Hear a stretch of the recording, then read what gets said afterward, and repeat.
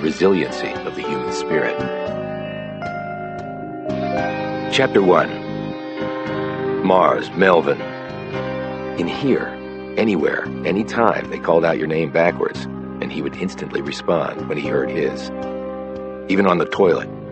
Like being in the military, only he'd never joined. He'd been brought here very much against his will. Mars, Melvin? Yes, sir. Here, sir. Taking a crap, sir. Because where else would I be except here, sir? He didn't know why they did it this way, and had never bothered to ask. The answer would not have mattered to him in the least, and it might have led to a guard baton slamming against the side of his head. He had other things to concern him here at the Texas State Penitentiary at Huntsville. It was called the Walls Unit because of the prison's red brick walls. Opened in 1849, it was the oldest prison in the Lone Star State, and it also housed the execution chamber. Mars was officially prisoner 747, like the plane. The guards at the death row prison from which he'd been brought called him Jumbo because of it. And while he wasn't huge, he wasn't small either. Most folks would look up to him, if only because they had to.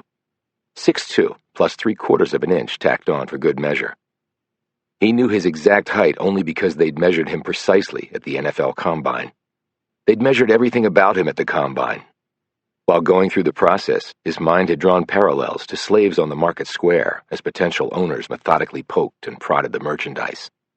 Well, unlike his slave ancestors, at least he would have had lots of money to deal with the wreckage of his body after his playing days were over. He was also still 230 pounds. No fat, just rock. No mean feat with the crap they served for food in here, processed in huge factories, loaded with fat and sodium, as well as chemicals they probably used to make everything from concrete to carpets. Killing me softly with your crappy food. He'd been in this place almost as long as he'd not been in this place.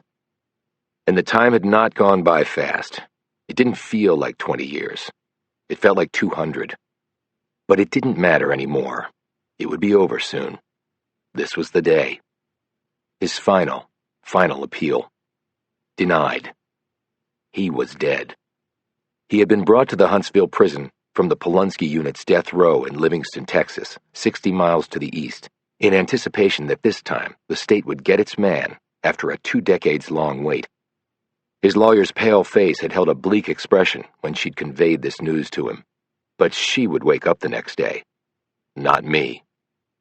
Soon he would be listening for the tap-tap of heels heading his way, the puffing of the burly guards holding the shiny shackles, the solemn warden who would forget his name the next day, the pious man of God clutching his Bible and reading aloud his verses because you were supposed to have something spiritual to cling to on your way out of here.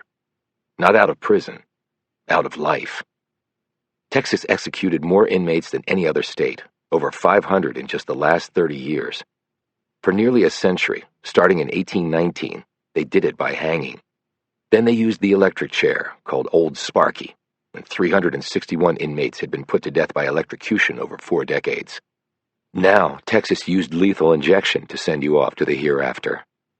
Either way, you were still dead. By law, executions could not begin before 6 p.m. Mars had been told they would come for him at midnight.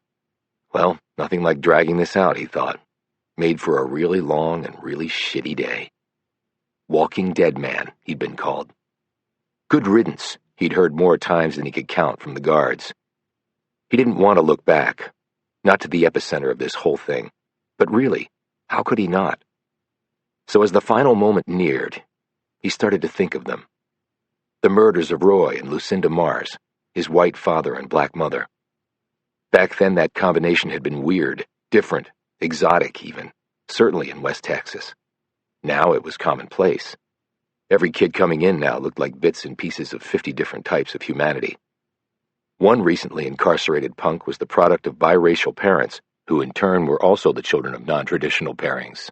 So the new kid, an idiot who'd blown away a store clerk over a shoplifted bag of Twizzlers, was a mishmash of black, brown, and white, with a dash of Chinese thrown in.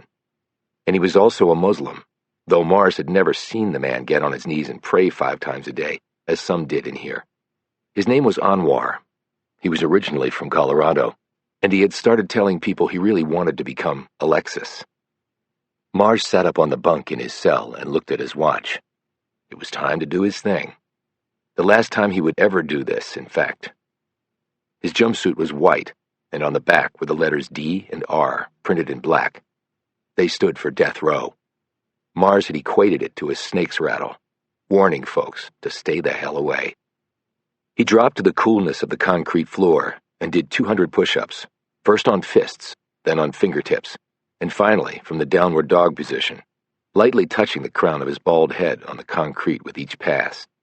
Next, he performed 300 deep squats in sets of 6, exploding up with every rep. Depth charges, he called them. Then followed yoga and Pilates for strength, balance, range of motion, and most important, flexibility. He could touch his toes to his forehead with his legs ramrod straight, no small feat for a big, ropey-muscled man. Then came the 1,000 stomach and core reps that seared his abs like acid. It was the reason he had rock-hard obliques and an 8-pack. His belly button stretched so tight it looked more like a mole than where his umbilical cord had once attached. Next came flat-out plyomania, where he pushed off all 4 walls and the floor in a series of maneuvers, many of his own devising. He was like Spider-Man or Fred Astaire dancing on ceilings. He had a lot of hours to plan such things in prison. His life was very structured, but it also offered up a load of free time. Most inmates just sat around doing nothing. There were no classes, no rehabilitation of any kind. The unofficial prison motto was straightforward. Rehab is for pussies. Finally, Mars ran in place for so long that he lost track of time, high-kneeing it the whole way. It was crazy that he was doing this today of all days. But he had done it pretty much every day since he'd been in here, and part of him felt this was his last act of defiance. They would not rob him of it. At least he didn't have to refuse the traditional final meal, because Texas no longer offered one. He didn't want their crap inside him at the end. He preferred to die on an empty stomach. No one had visited him, because he had no one who wanted to visit him. He was alone, as he had been the last 20 years. He wondered what the papers would say the next day. It would be a small story, probably. There was nothing new about another black man getting the Lone Star State's lethal spa treatment. Hell, it was hardly worth a photo. But they would recount the crimes of which he'd been convicted. Surely they would. And that would be the only memory of him for many. Melvin Mars, the murderer. He cooled down, the sweat pooling off him and staining the concrete that was already badly scarred with far worse things than perspiration. Condemned men had been known to defecate on the floor before they walked to their deaths. As his breathing normalized, he sat on his bunk and tipped his head back against the wall. In his old cell, he had named the walls Reed, Sue, Johnny, and Ben after the superhero fighting team, the Fantastic Four. It was just something to do in a place where he had nothing to do. Each day filled with whatever he could think of to fill it. Mars often fantasized about sexy Sue Storm, but he more closely related to Ben Grimm, the Thing, the Freak. As an athlete, Mars had been a freak, in a good way. Yet he could be thoughtful, like the brainy Reed. He also related to the flameball Johnny Storm, Sue's kid brother, because he felt like he was on fire every second of every day. Principally because every day was like every other day in here. A living hell, actually, hence the flames. This was day 7,342 for him. The last day for him. He looked at his watch again. 5 ticks till doomsday. He had spent a year in solitary shortly after going to prison. The reason was simple. His life was over, his dreams shattered, his hard work for naught, and he was pissed beyond all reckoning. His punishment for beating the crap out of 3 prisoners and then taking on a half a dozen guards, and more than holding his own until they tased and nearly clubbed him to death? 24 hours in a 60-square-foot cell with a slit for a window for a year. No words spoken to him. Never saw another face. Never felt the touch of someone else's skin. The food was shoved through the door slot along with toilet paper and occasionally washcloths and soap, and even less occasionally clean prison garb. He showered in a corner where the water was either ice or scalding. He slept on the floor and mumbled, screamed, cursed, and finally sobbed. That's when he'd realized that human beings, for better or worse, were undeniably social creatures. Without interaction, they went mad. And Mars had nearly gone mad inside that cell. It had been day 169. He remembered it clearly, had even scratched the numbers out on the wall with bloody fingernails. His mind had nearly gone. There was but one shred left, and he had used that shred like a life vest in a tsunami, his port in the storm. He had focused on an imaginary old girlfriend, Tatiana. In his mind, she was married now, with 6 kids, big-hipped and bloated, surly and unhappy, and so missing him. But back then, this imagined person had been perfect. Her face, her body, her limitless love for him allowed him to survive day 169, and then make it through 196 more. When the door opened, the first face he saw was Tatiana's, superimposed over the body of a 300-pound racist nightmare of a young guard, named aptly Big Dick, who told Mars to get his mulatto butt up or else he'd be eating through a straw for the rest of his life. And when it was over, Melvin Mars was a changed man. He had never done anything that would ever put him back in there. If he did, he knew that he would have killed himself. He wouldn't have waited for the death chamber. Death chamber. It was right down the hall. The last mile, they called it. Yet it wasn't a mile. It was actually only 30 feet, which was good because most guys collapsed before they got there. But they had big guards who picked you up and carried you the rest of the way. Texas killed you dead, whether you took it brave or not. The Supreme Court had debated the cruel and unusual aspects of death by lethal injection because of quite a few instances where the inmate had been in terrible agony before he died. The court had come down on the side of letting it continue. Appalling agony be damned. It wasn't like the condemned's victims hadn't suffered horrific pain and fear, so who could say they were wrong? Mars couldn't. He just hoped they got it right with him. The death chamber was not large, 9 by 12 feet, with cheery turquoise-painted brick walls and metal door, which seemed out of place with the room's purpose. You were being executed, not vacationing in the Caribbean. The gurney, which came with a comfy pillow and sturdy leather straps, was set near the center of the room. There were 2 adjacent rooms with glass windows looking into the chamber. One was for families of the victim. The other was for family of the person being executed. Mars knew that in his case, the groups were one and the same. And he also knew that both rooms would be empty. He sat back on his bunk, soaking in the stink of his own sweat, his mind drifting back to the only good memories he had left. He was hardly a jumbo in the world of college football, but he'd been big for a running back. Most important, he'd been long on talent. The NFL was considered a lock for someone like him. He had been a Heisman Trophy finalist his senior year, the only tailback in the group. The others had all been quarterbacks. He could run over, around, or simply through anyone. He could block, and his soft hands could catch the ball coming out of the backfield. And he nearly always made the first guy miss with an instinctive lateral move, a rare talent the NFL gurus lapped up. And when he needed the turbos, they flared to life, and he was gone. The only thing left to do was hand the ball to the ref after scoring and go let coach pat his butt on the sidelines. His official time in the 40-yard dash at the combine was 4.31 seconds. 20 years ago, that was serious speed, even for a corner or a receiver, much less a monster running back with shoulders as wide as the sky who made his living smashing between the tackles. And it would still be considered exceptional wheels even today. God-given it was. He was the total package, a freak of nature, they called him. He felt a smile spread across his sweaty face. Yes, a lock with a big paycheck. This was long before the salary constraints for rookies had been implemented. He could have scored big bucks from day one, millions and millions of them, a mansion, cars, women, respect. He was a guaranteed first-rounder, everyone said, probably top 5. He would probably go ahead of several of the quarterbacks he had competed against for the Heisman. It was rumored that the New York Giants, coming off a couple crappy years, and the Tampa Bay Bucks, coming off many crappy years, and both armed with a high draft pick, would love to take him and open the bank of their wealthy owners in doing so. Hell, he might even hoist some Super Bowl hardware one day. It was all looking good. He'd worked his ass off for all of it. No one had given him anything. The hurdles had been immense. He had leapt them all.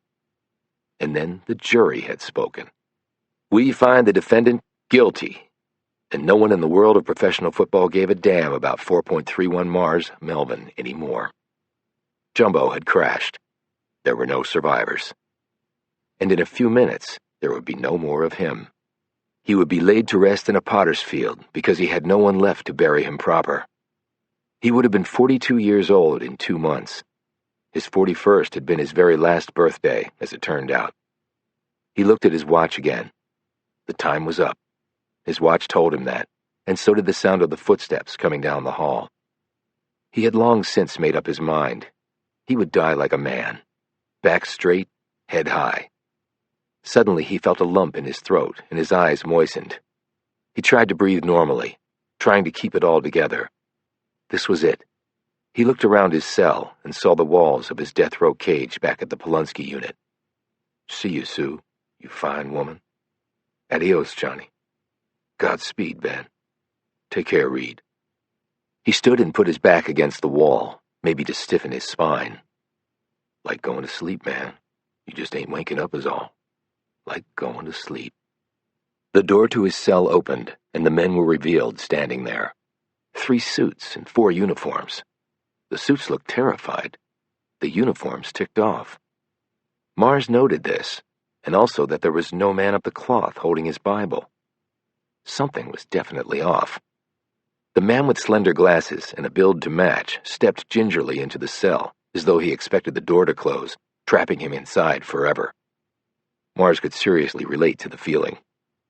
The other suits' expressions were now wary, like they knew there was a bomb in here somewhere, but they had no idea when it might go off. Skinny Glasses cleared his throat. He looked at the floor, the wall, the ceiling, the one light high up on the ceiling, everywhere, except at Mars. It was as though the big, sweaty, biracial dude 5 feet from him was invisible. He cleared his throat again. To Mars, it sounded like all the muck jostling around in the world's largest sewer.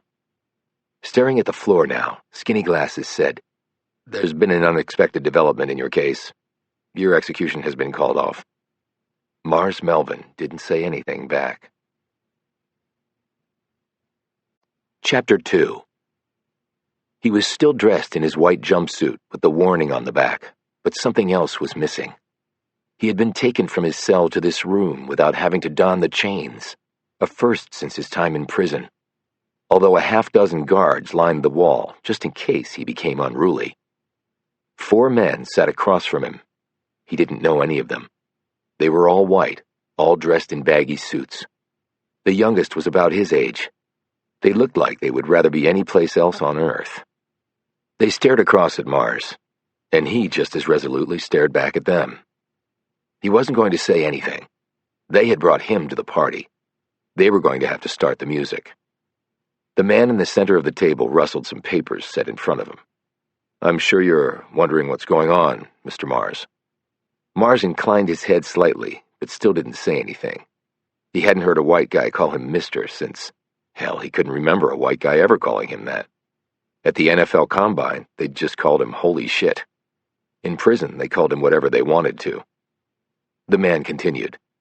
"The fact is that someone else has confessed to committing the murders that you were convicted of." Mars blinked a few times and sat up straighter. He put his huge hands that had made soft targets for many a quarterback on the table. "Who?" His voice felt strangely unfamiliar, as though someone else was speaking on his behalf. The man glanced down the table at one of his colleagues, who was older and looked more in control than the rest. This man nodded at the younger gent. The first man said, "His name is Charles Montgomery." "Where is he?" "In a state prison in Alabama. He's actually also awaiting execution for unrelated crimes." "Do you believe he did it?" asked Mars.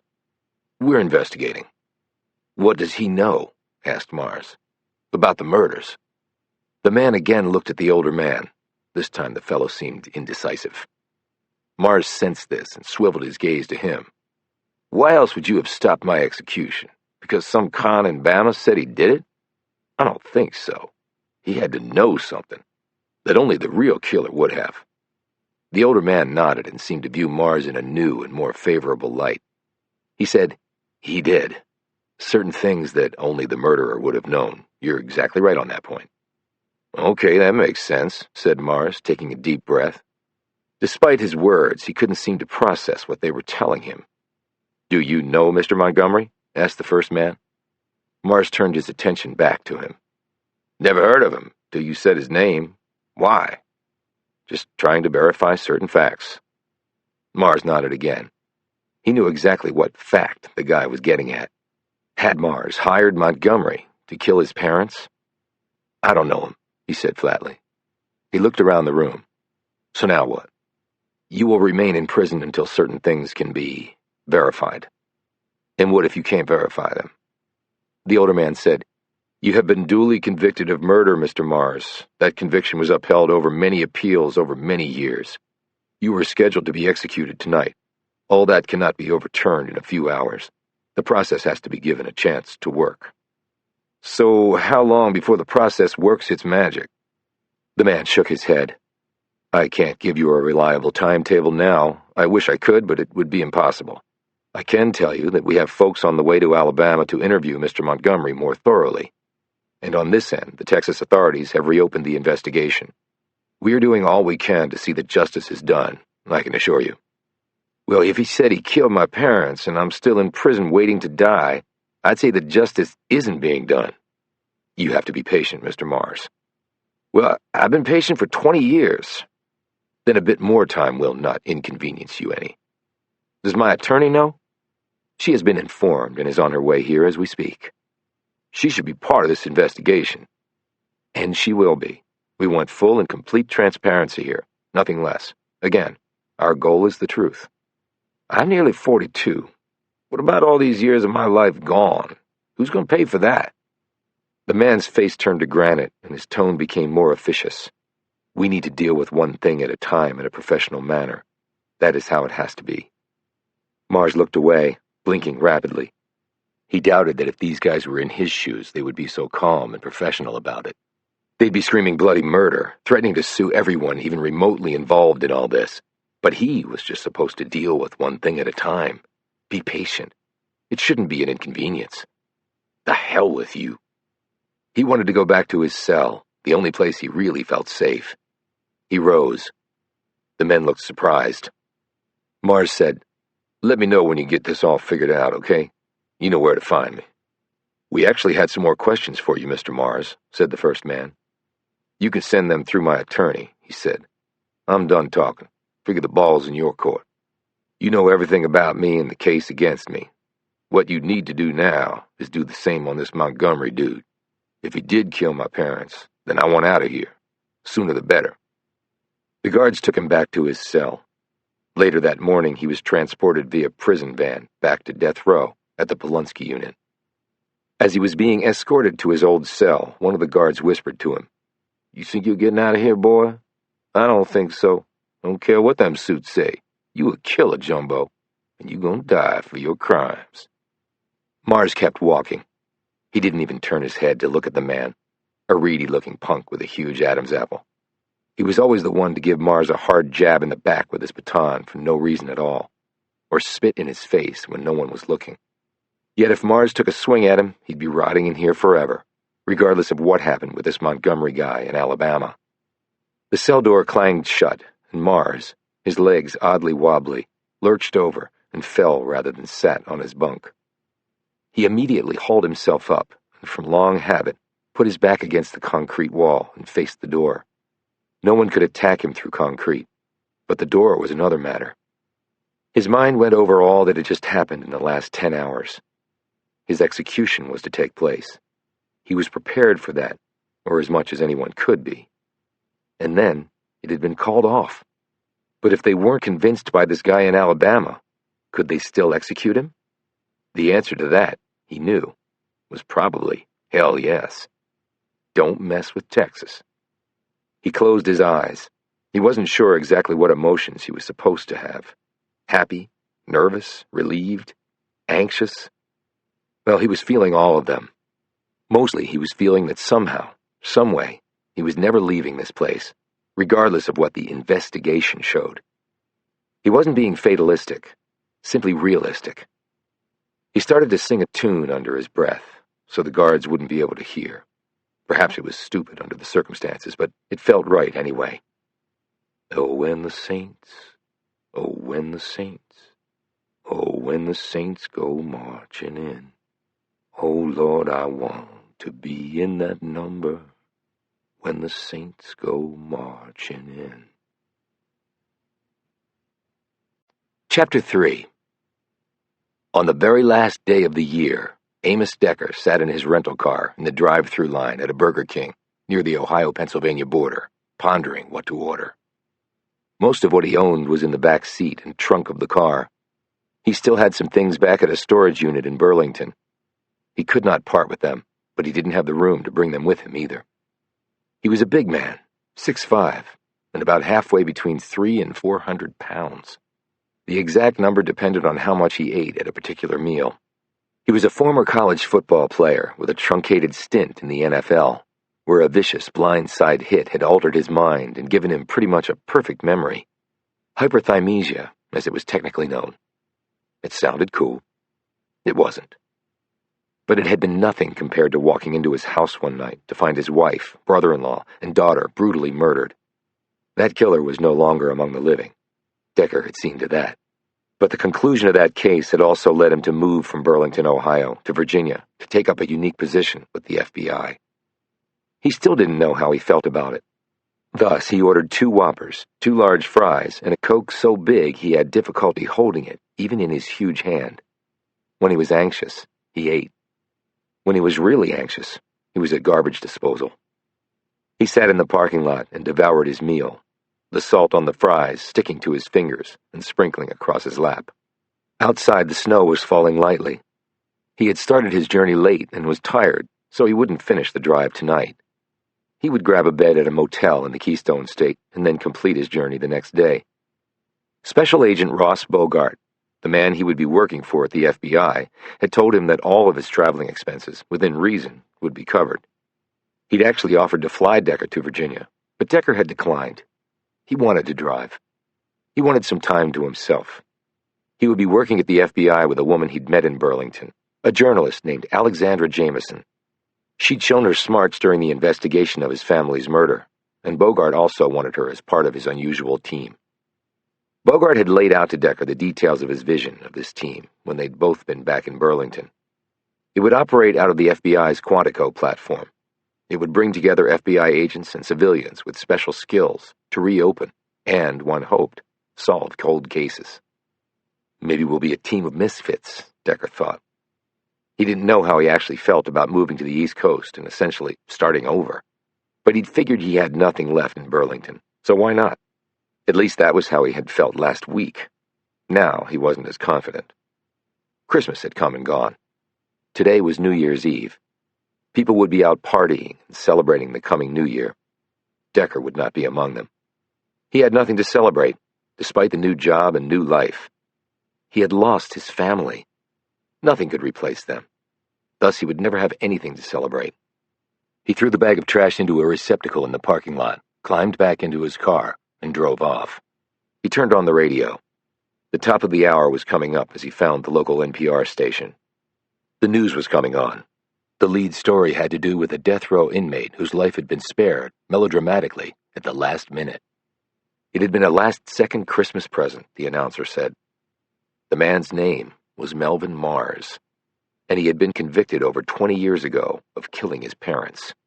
Now, all of his appeals had been denied, and the state of Texas was ready to take the man's life as punishment for his crimes. But startling new evidence had emerged, the announcer said. A prisoner in Alabama had confessed to the crime and had allegedly offered up details that only the real killer could have known. Mars, a former college All-American Heisman Trophy finalist and top NFL prospect, was currently still behind bars as he awaited the results of the ensuing investigation. But if that investigation verified the confession, reported the announcer, then Melvin Mars could go free, after 2 decades behind bars. His NFL dream was over, of course, but perhaps justice would finally be served, if a bit late. Damn, thought Decker, as he turned off the radio. Some justice for Melvin Mars. Then his mind started worrying, his memories flashing past in neat, chronological order, though Decker did not really need his hyperthymesia to remember this one. Melvin Mars was a star running back at the University of Texas. the Longhorns had played Decker's team, the Buckeyes of Ohio State, on the last week of the regular season in a nationally televised game. Decker had played linebacker on his squad. He was tall for a linebacker and was a good player, but not great. He had the size, strength, and toughness, but didn't have the wheels and pure athleticism of the truly outstanding players. Mars had made life miserable that afternoon for Decker and the Buckeyes. Texas had ended up winning by a whopping 5 touchdowns and ruining any chance Ohio State had for a national championship. Mars himself had scored 4 times, 3 by running and once with a nifty catch and run, starting at the Buckeyes' 35-yard line. Decker remembered that one well. He had been covering Mars on the play as he came out of the backfield. He had hit Mars with everything he had as soon as he caught the ball, but Mars had somehow managed to keep on his feet, juke the corner and then the safety, and then run over another safety coming in near the goal line as Decker lay on the field 30 yards back. It had seemed like the 5th time Mars had gotten the better of him that day. As his coaches later pointed out on film day, it was actually the 10th. Decker had gone to the bench after that hit and miss. The Longhorns were up by 28 points with less than 6 minutes remaining. They would tack on one more score when they got the ball back after an interception. It was Mars again who hit the Buckeyes' starting middle linebacker, a wall of granite named Eddie Keyes, who would go on to play 12 years with the 49ers, so hard that the man had been blown backward into the end zone as Mars made his last score of the day. Melvin Mars. Decker had thought the guy would be a shoo-in for the NFL, too. It was a big story back then about Mars being arrested, but Decker had been working hard for his own shot at the big leagues, and the arrest and conviction of Melvin Mars finally had faded into the past. 2 decades in prison for a crime he maybe didn't commit. Another man had confessed, had details only the real killer would know. It was so close to the murders of Decker's family that not even his unique mind could grapple with the possible odds of it. He drove right through Pennsylvania, and then south into Maryland, and farther south into Virginia. He didn't stop to sleep. His mind was alert and awake and thinking. He was thinking about Melvin Mars, a name from the past. Decker did not believe in fate, or even its little cousin, serendipity. Yet something had made him turn on the radio right at that very moment. If he had taken a couple minutes longer to eat his meal or stop to take a leak, he might never have heard the story. But he had heard the story. So what did that mean? He wasn't sure, and he also wasn't sure that the name Melvin Mars would ever leave him again. Hours later, he reached the address he'd been given. It was at the Marine Corps Base Quantico, one of the largest U.S. Marine bases in the world, and also home to a basket full of federal law enforcement platforms. The facility was behind high fences with a guard gate where serious men in uniform stood, holding automatic weapons. Amos Decker drove up to the gate, rolled down his window, drew a long breath, and prepared to start his brand new life. Chapter 4. 3 rooms. A bedroom about the size of a prison cell, a bathroom about a quarter the size of that, and a 3rd room for everything else, including the kitchen. It was far more space than Amos Decker had been accustomed to over the last year and a half. He set his bags down and looked around his new home. He should grab some sleep, but he wasn't tired. He could sleep all day sometimes, but other times, like now, his mind would not allow him to rest. His brain was on fire. There was a small table across from the kitchen area. On the table was a laptop computer with a note stuck to it. The note was from Agent Bogart. The laptop was his to use. There was secure Wi-Fi here. Bogart would be by later. Decker checked his watch. It was 5 in the morning. Bogart had expected him to stop on his drive and probably anticipated his arriving here later this afternoon or evening. Decker made a cup of coffee, black, with a heap of sugar, and carried it over to the table. He sat down and opened up the laptop. He went online and searched for the name Melvin Mars. There had been quite a few stories written in the last few days on Mars. Decker read all of them, his perfect memory imprinting each indelibly onto his brain. But he also wanted to know more about the man's past, and a few minutes later, he found it. Melvin Mars had been on the cusp of the NFL draft held in April of each year. It was projected he would go top 5 until he'd been arrested and charged in the murders of his parents, Roy and Lucinda Mars. Decker looked at the grainy pictures of the pair on the screen. Roy was white, with strong features, and even in the blurry photo, his penetrating eyes were readily apparent. Lucinda was black and remarkably beautiful, with bountiful hair that fell to her shoulders. Her face was crinkled into an infectious smile. Clear opposites, at least on the surface. Interesting. Decker sipped his coffee and kept scrolling. The murders had taken place on April 2nd. The bodies were found in an upstairs bedroom. Both had been shotgunned, their faces obliterated, and then their bodies set on fire. The house stood by itself, well off the road. They lived in rural Texas. There had been no one around to hear them die. The bodies were found by firemen responding to a 911 call. The fire was put out, and the house became a crime scene. Folks around there knew the Marses. Well, they knew Melvin because of his talents on the gridiron. He had been a high school football legend in Texas, and had continued that fame in college as a Longhorn. So where was Melvin when his parents died? He had graduated from college the previous semester, having gone to summer school each of the last 3 years in order to graduate early. He had plans for his life, it had been reported then. And with the draft coming up, he wanted to be free from academic obligations. He was a man who thought ahead, it was said. He was not some people's image of a football player who could run over people but didn't have the means to carry on a conversation. It was said that he didn't have an agent because he was going to negotiate his own contract with an NFL team. He had done research, talked to current and former players. So again, where was Melvin? The police found him sleeping alone at a motel. He had paid by credit card. That was how they located him. His story had been relatively simple. He had been visiting a friend. He had left the friend's place with the intention of driving home.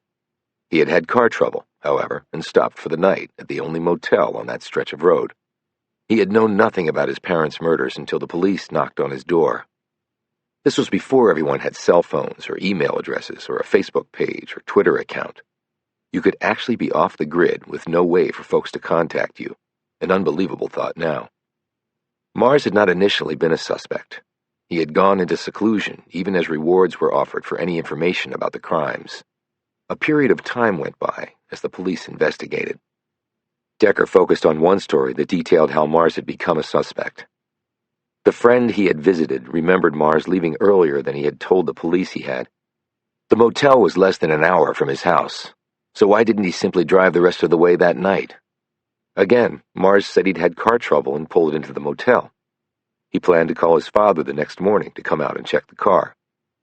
The only problem with that was, when the police asked him to try to start the car, it roared to life immediately. He had no explanation for that other than to say the engine had sputtered and then died right as he reached the motel. He said he'd actually pushed it into the parking lot. The other troublesome fact was that a car resembling his had been seen later that night in the vicinity of his parents' house.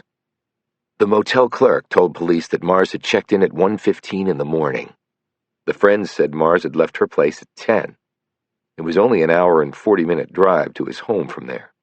That left time for him to drive home, kill his parents, and then drive back and check into the motel.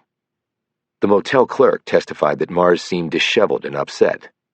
He also testified that the clothes Mars had on appeared stained with something. The clothes he described Mars as wearing were not the ones he had on when the police showed up. It was conjectured that Mars had dumped the bloody clothes somewhere and then changed into a fresh set at the motel. The other troublesome fact was that the shotgun belonged to Mars. He used it for hunting and had indeed hunted game birds and turkeys with it. Thus, his prints were on the weapon. And the gasoline used to ignite the Marses' bodies had come from their garage. It was fortunate that the house had not burned down. The only damage was in the bedroom, where they'd been found. Lastly, blood matching Lucinda Mars's had been found in the car. It was pretty damning forensically. Decker rose to pour another cup of coffee. It was growing lighter outside. He was oblivious to this. He sat back down and kept reading. But what would be the motive for Mars to kill his parents? After he was arrested and charged with the murders, the police announced their theory. With the NFL draft coming up and Mars expected to sign a huge contract, it had come down to money. His parents wanted more of it than Mars was willing to share. There had been arguments. Mars had felt jammed. He didn't want negative publicity. He had carefully groomed his image in the hope of getting lucrative endorsement deals in addition to his football contract. He had his whole life mapped out. His parents potentially stood in the way of that, at least according to the prosecution. So, to get rid of this problem, Mars had planned and then executed their murders. He had visited the friend to establish an alibi, gone home, killed them, and then driven to the motel. However, like many killers, he had tripped over the small details. But it was really the timeline that had crashed everything for him. No matter how much you planned things out, if you were indeed in one place killing someone while you said you were in another place sleeping, the timeline can never be made foolproof. There will always be cracks, even if only small ones. But if the police focus on them and start digging, those cracks can grow large and bring the whole lie down. And that apparently was what happened to Melvin Mars. So the prosecution could show motive and they could show opportunity. And it was Mars's own gun, constituting the necessary means, that had done the deed. Thus they had all three essential elements to prove guilt. And they set about to convincingly prove it all beyond a reasonable doubt. Witness after witness was paraded before the jury and gave their testimony. The mosaic began to form. The prosecutor, a Tennessee grad and thus no fan of Texas football players, it seemed, did a bang-up job stitching the evidence together. The defense tried to poke holes but didn't do enough damage, and when Mars did not take the stand, the defense rested. The jury was out barely enough time for the jurors to use the bathroom before they came back with their guilty verdict. Mars had been given a fair trial. The evidence met the burden of proof. Roy and Lucinda Mars had been killed by their only child, Melvin. The punishment of death had been imposed. Mars's NFL career was over before it even started, and so was the rest of his life. End of story. He had been scheduled to be executed when another man had come forward and confessed to the crime. Charles Montgomery. Decker studied the photo of the man on the computer screen. White guy, in his 70s. Muscled, tough and mean-looking. Army vet with a lengthy criminal record. He'd gone from petty crap to serious stuff to very serious stuff. He was in a prison in Alabama, awaiting his own execution on several other murders committed years ago. So, if Montgomery was telling the truth, how had the case against Melvin Mars gone so badly sideways? Reports said he had details of the crime that the police had withheld all these years, just as a matter of standard procedure. Montgomery apparently knew some of them. But why come forward at all? Because he was already in prison? Because he felt remorse? Because he was going to die anyway? To Decker, who had lots of experience with hardened criminals, Montgomery simply didn't look like the remorseful type. He just looked like the killer that he was. Decker finished his coffee and sat back. Someone knocked on his door. He looked at his watch. 7:30. He answered the door. Special Agent Bogart looked back at him. He was carrying a large briefcase. He was well into his 40s, tall and fit, with dark hair attractively mingled with silver. He possessed the air of quiet authority that one acquired by commanding people in difficult assignments. Childless, he was also separated from his wife and in the process of divorcing. Behind him was Alex Jamison. She was tall and pretty, with brown hair, and her expressive eyes lit up when she saw Decker. She was holding a bag of food. A jubilant Jamison said, "Surprise! Happy New Year." A beaming Bogart said, "I got word you had arrived early. Welcome to the FBI." Amos Decker said, "I have a case I want to investigate." Chapter 5. Decker munched on his bacon, egg, and cheese biscuit. Meanwhile, Jamison and Bogart were reading the articles on the laptop about Melvin Mars. Bogart finally looked up and said, "Fascinating stuff, but that's not really in our jurisdiction, Amos." Decker finished eating, took a final swallow of coffee, rolled up the wrapper, and made a three-pointer into the trash can next to the kitchen counter. What exactly is our jurisdiction, then? In answer, Bogart opened up the briefcase and pulled out a large binder. He handed this to Decker. "I've already given Alex hers. These are the cases we're considering. Read up on them. We'll discuss them later at our meeting." "We're here now. We're meeting now." Bogart said, "There are 2 other members of the team." Jamison said, I've met one of them, Amos. You're going to like her. Decker kept his gaze on Bogart, who said, "So you knew this, Melvin Mars?" I played against him in college. The only words I can remember saying to him were, "Son of a bitch, how'd you do that?" He was that good. He was the best I'd ever seen. Jamison said, Well, he might be getting out of prison. That's a good thing. "If he's innocent," amended Decker. Well, yes, of course. "I doubt they'll release him unless they're absolutely sure," pointed out Bogart. Decker gestured to the laptop. "Did you know that there are hundreds of people released each year from prison because they've been found to be innocent?" "A small percentage considering the number of people incarcerated," replied Bogart, who was looking a bit impatient. Decker said, "It's estimated that 2.5% to 5% of all prisoners in the U.S. are innocent. That's about 20,000 people.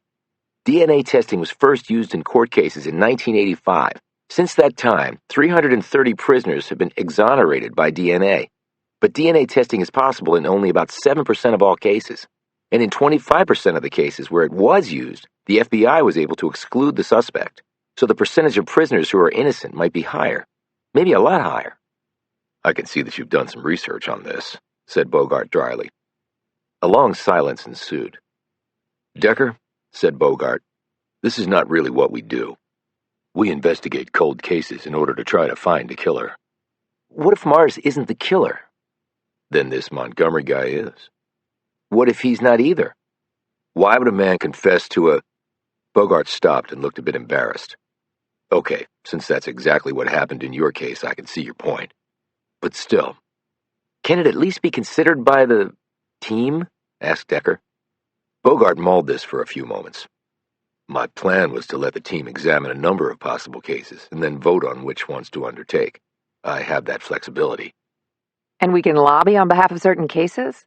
asked Jamison. "I don't see why not," said Bogart. "I like democracy as much as the next person," he added with a smile. "I think we should take this case on," said Decker stubbornly. And we can lobby the others to do that, Amos, said Jamison quickly. like Agent Bogart said. Decker stared down at the laptop. Both Bogart and Jamison watched him. They knew that Decker was stubborn and inflexible when he had made up his mind. They also knew he couldn't help it. It was just who he was. Bogart said, "Since you arrived early, I've changed the meeting time to 2 this afternoon instead of tomorrow." He looked over Decker's rumpled clothes and unkempt hair. "We'll give you time to clean up, and then we'll pick you up about 1:45 and drive you over. It's not that far." Decker looked down at his wrinkled clothes. He was about to say something, but then he nodded dumbly and stared back down at his laptop. Bogart rose, but Jamison remained seated. When he looked at her inquiringly, she said, "I'll meet you back here." He glanced at Decker and nodded curtly. "Amos, it's good to have you on board." Decker continued to stare at his laptop. Bogart turned and left. Jamison glanced at Decker. "Lots of changes," she said. "in a short period of time." He shrugged. "What is really fascinating you about the Mars case?" she asked. "Because you played football against him?" "I don't like people just showing up out of the blue and confessing to a crime." "Like what happened in your family's case?" Decker closed the laptop and leaned back in his chair. "Tell me about the other team members." "I've only met one of them, Lisa Davenport. She's a clinical psychologist from Chicago. She's in her late 30s and very nice, very professional." "How is all this going to work?" asked Decker. "Like Bogart said, we vote on the cases to take." "But someone has to put the cases we're going to vote on together, so there's a pre-selection by someone." "Well, that's true." She pointed to his binder. "In there. Fascinating stuff. But you can add this Mars case. Bogart said so." "He didn't actually say that. He said the case was out of his jurisdiction. He said we could lobby the others to take it. But if I get voted out, we don't take it." He looked at her. "Do I have your vote?" "Of course you do, Amos." He looked away. "I appreciate that." Jamison looked surprised. Decker didn't usually acknowledge things like that. "Do you want to get cleaned up?" She added diplomatically. "I know it was a long drive, and you apparently drove straight through." "I did, and yeah, I should clean up some, but I don't have many clothes." "We can go shopping if you want, before the meeting." "Maybe after." "Any time, Amos. I'm ready to help." "You don't have to be this nice to me." Jamison knew that, unlike other people, Decker was being quite literal. "I figure we both had big changes in our lives, and we need to stick together. There might be a case down the road I want to take, and then I'd need your support, right?" Decker looked at her thoughtfully and nodded. You're more complicated than you make yourself out to be. One can only hope, she said, smiling weakly. Chapter 6. How do I get 20 years of my life back? You want to tell me that? How? Melvin Mars sat across from his attorney in the visitor's room at the prison. Mary Oliver was in her mid-30s, with auburn hair cut short and square glasses over her sparkling green eyes. Her angular, pretty face was sprinkled with freckles. You don't, Melvin, she said. Nothing can do that, but they haven't confirmed Montgomery's story yet, so let's not get ahead of ourselves. I don't know this dude. I never met this dude. I never knew he even existed until they came and told me. So they can't say I paid him to kill my parents. And if they can't show that, I'm out of here, right? Oliver rustled some papers in front of her. Look, it's not that simple. We have to let the process work, okay? Mars rose and smacked the wall behind him, drawing a stare from the burly guard stationed in the center of the room. He was far enough away that he could not hear their privileged conversation, at least spoken at normal levels, but close enough to step in, if need be. Process. I let the process work before, and you see what it got me. They took my damn life, Mary. It's natural to feel betrayed and taken advantage of, Melvin. Everything you're feeling, it's natural. Mars looked like he wanted to slug something, anything, as hard as he could, but then he saw the guard's hand move to the head of his baton. He also saw the guard's mouth twitch in anticipation of kicking some prisoner ass. Just give me a reason, asshole, please. Mars calmed and sat down. So how much longer does this process have to work? He said in a normal voice. There isn't a set timetable for this because of its unusual nature, explained Oliver, looking relieved that he was being more reasonable. But I will keep on top of it every second, Melvin. I promise. I will push them. And if I even see them starting to drag their feet, I will call them on it, I swear. I'll file motions. He nodded. I know you will, she said. This must be so hard for you. When I first heard of it, I was flummoxed. I still don't know the connection between your parents and this Charles Montgomery. Well, if there is a connection, they didn't tell me. Maybe it was a stranger thing. He breaks into the house and kills them. But there was no evidence of a break-in, and nothing was stolen. That was why the police started to look at you. But you believe me, right? He said quickly. Yes, of course I do. Melvin stared at her. Running through his mind was the thought, sure you do. Where we lived, nobody locked their doors, and it wasn't like my parents had much someone would want to steal. You know how we lived. My father worked in a pawn shop. My mom made money on the side sewing clothes and teaching Spanish and cleaning up other people's messes. He shook his head. I was going to change all that when I got to the NFL. I was going to buy them a house, put money aside. They could quit their jobs. I had plans. He slapped the palm of his hand against the table. I had plans. I know you did, Melvin, she said soothingly. I always thought this was a big mistake somebody was going to finally figure out. Then I'd be out of prison in a few months and be playing ball. Then a year went by, and then another, and then 5, and then a decade, and then... shit. He grew silent, started shaking his head from side to side, his face pointed downward. A tear smacked against the laminate. Mars swiped it away with his hand. If I get out of here, what then? I got no family. I got no job. I got no nothing. The state of Texas can compensate you. How much? It's capped at $25,000. Mars looked up at her, incredulous. 25 grand? For 20 years of my life? I know it's grossly unfair, but that's what the current law is. Do you know how much I could have made in the NFL? A lot more, I know. So I walk out of here with maybe 25 grand, or maybe less, since that's a cap, and then what? We'll help you with that. We'll help find you housing and a job. Doing what? Pushing brooms? Maybe I can get my father's old job in that pawn shop. That part of Texas, man, pawn shops do big business because nobody has shit. Let's just take it one step at a time, Oliver said, trying to keep her voice level and calm. Even if they let me go, they might not pardon me, which means I got 2 felony murder convictions on my record. Who's going to hire my ass? Tell me that. Tell me. Mars could see that she was growing more nervous by the second. Petite white woman, big angry black man. That's what she sees. That's all she sees. And she's on my side. He looked away and his tone changed again. Hell, I don't know why we're even talking about this. They're never going to let me out of here, Mary. Melvin, they have to if you're innocent.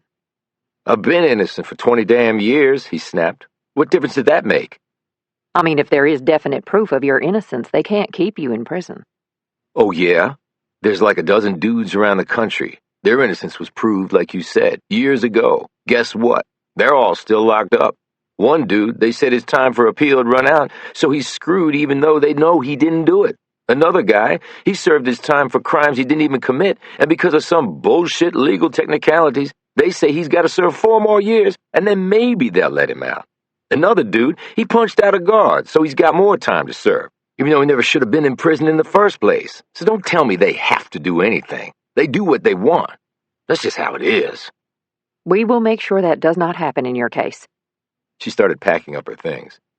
Now I have to go, but I'll be in contact with you as soon as I know anything. As she rose, he looked up at her. I'm not mad at you, Mary.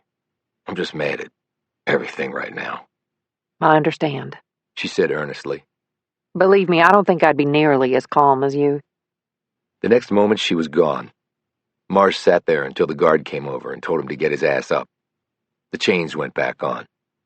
Reedy guard showed up and cattle prodded him in the back with his baton so hard he winced with pain. "What'd your lawyer say, Jumbo?" asked Reedy. Mars, from long habit, said nothing. "Oh, it's privilege, that's right. Just between you and her. You want to do her, Jumbo? Get you some white woman ass? Jump her bones? Used to be against the law, a black man doing that to a white woman. Still should be. White girl don't want no animal jumping her bones, right?" He jabbed Mars again in the small of the back. Mars turned to look at him. "When I'm out of here, let's have a drink, okay? I'll look you up. We'll hang out. Together." Reedy snorted and then stopped as the full import of Mars's words hit him like a semi. There were no more baton jabs on the way back to the cell. Chapter 7. When Bogart and Jamison returned at 1:30 that afternoon, Decker had showered, shaved, and put on his other set of clothes. Jeans, a flannel shirt under his sweater, and mud-stained boots on his feet. He had some dress clothes that he had purchased back in Burlington when he was pretending to be a lawyer, but they were dirty and at the bottom of his duffel. Bogart was in a crisp suit, starched dress shirt with a collar tab, and paisley tie. Jamison was in slacks and jacket and a cream-colored shirt with what looked to be brand-new stylish strappy heels on her feet. Compared to Decker's casual appearance, both looked ready to attend a wedding. But this was the best he could do, and they both seemed to appreciate that he'd made the effort. "Ready?" said a smiling Bogart. Decker nodded. He was holding the binder, which he'd read and memorized. As they walked to Bogart's car, he felt his stomach start to squirm a bit, not from lack of food, but from nerves. The hitch with this whole arrangement was that Decker was not really comfortable dealing with other people. His hyperthymesia caused him to be aloof, awkward, and out of sorts in the company of others. He had no control over this. His mind had bent his personality to its will. It seemed strange to think about your brain as being separate from the rest of you, but with a mind like Decker's, it just seemed like the logical thing to do. He had known that joining a team would require him to work with others, but now that the time was upon them, he was starting to question his decision to come here. Have I just royally screwed myself? He got in the front seat of Bogart's sedan and had to put it all the way back to accommodate his long legs. He used the full length of the seatbelt to stretch across his gut. Jamison sat in the back behind Bogart to give Decker as much room as possible. "Can you tell me about the other team members?" asked Decker. "Alex told me a little about Davenport. Lisa was brought on board because of her expertise dealing with psycho and sociopaths. She's very well known in her field and has written several books on the topic. She'll be able to analyze for us the personalities and tendencies of people at the center of our investigations, telling us what makes them tick. We have folks in the FBI who already do that, of course, but I think it's a good idea to get fresh eyes on a case, outside the perspective of federal law enforcement." Sounds like a workable theory, noted Jamison. "Then there's another FBI agent, Todd Milligan. Todd's in his mid-30s. He's a good field agent who competed for a slot on this team. He's excited to get started." "And how does he feel about working with non-FBI agents?" asked Decker. "There are no problems there," replied Bogart. "Otherwise, he would have been vetted out." Decker caught Jamison's attention in the rear view. His expression indicated that he did not necessarily share Bogart's confidence on that point. 20 minutes later, they pulled up in front of a brick building on the grounds of the Marine Corps Base Quantico, which also housed, among other things, the FBI Academy and Lab and VICAP. As they climbed out of the car, Bogart buttoned his jacket and said, "VICAP gave us space in their facility to use. We'll also be operationally supported by them." VICAP, Violent Criminal Apprehension Program, said Jamison. Bogart nodded as he held the door open for them. Formed in 1985, they're a unit dealing with serial murders and other violent crimes, usually of a sexual nature. They're part of the Critical Incident Response Group, which is in turn part of the National Center for the Analysis of Violent Crime, noted Decker. Bogart nodded again. We have lots of organizational layers. Maybe too many, assessed Decker. Maybe, said Bogart curtly. They walked down a well-lighted corridor. So how does what we're going to do differ from what VICAP already does? Asked Jamison. VICAP is really a central database that other law enforcement agencies, both state and federal, use to investigate cases in their jurisdictions. There are teams of FBI agents that also investigate cases on the ground, of course, but ours will be one of the first to utilize folks from outside the FBI to be part of such an operational team. It took some finagling and negotiation. I have to say there are some in the Bureau who are not supportive of what we're doing and think bringing in outsiders is a mistake. I hope to prove them wrong. Decker said, Playing devil's advocate, what if we prove them right? Bogart shrugged. Then our funding is cut and we go off and do something else, and my career slams right into the ceiling. Jamison said firmly, Then let's make sure that doesn't happen. They passed through a security checkpoint, and then Bogart used his ID badge to open a door. Here we are, he said, gesturing them inside. Before Decker passed through the doorway, he felt the butterflies in his belly that he often had before stepping onto the gridiron. It was an unwieldy combination of nerves, adrenaline, and anticipation. He had thought those days were long since over. Obviously not. Here we go. He stepped into the room. Chapter 8. Decker's gaze swept the space and took everything in like radar bouncing off hard objects. 2 people were there. Lisa Davenport was to his right. She was in her late 30s, with light blonde hair cut short, a lean, attractive face, full lips, and sparkling blue eyes. Her body was long and athletic, the hips narrow, the shoulders symmetrically broad. She smiled at Decker as his gaze passed over her. Todd Milligan sat across the table from her. He was about 6 feet tall and $180. Like Bogart, he was very fit and looked like he could run forever without getting winded. His dark hair was cut military short, his brow naturally furrowed, his light brown eyes intense, his spine assuredly as straight as his striped tie. There was nothing inviting or welcoming about the man. He just looked permanently serious. In front of each was a thick binder. Decker noted the myriad post-it notes sticking out from the binder's sides. Both Davenport and Milligan had evidently come prepared. Bogart made the introductions, and they all sat. On the wall was a large screen TV that neatly filled the space. Bogart fired up a laptop that sat in front of him and manipulated some keys.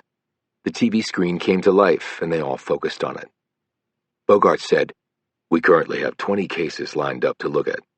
Of those, we will be able to realistically focus on only one at a time. I'm going for quality, not quantity. The 20 cases you've been given have been whittled down from a far larger number using various internal filters. Milligan said in a firm, clear voice, It seems to me that the Murillo case has a lot of potential. I have some angles for approaching it that I think are rock solid. Good to hear, said Bogart. But I wanted to go through a brief overview of each of the cases so we're all starting from the same page. Milligan's features tightened just a bit.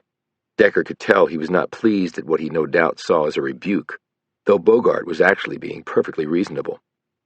Bogart methodically ran through each case, the highlights of which were shown on the screen. Decker noted that each of the others followed along in their binders.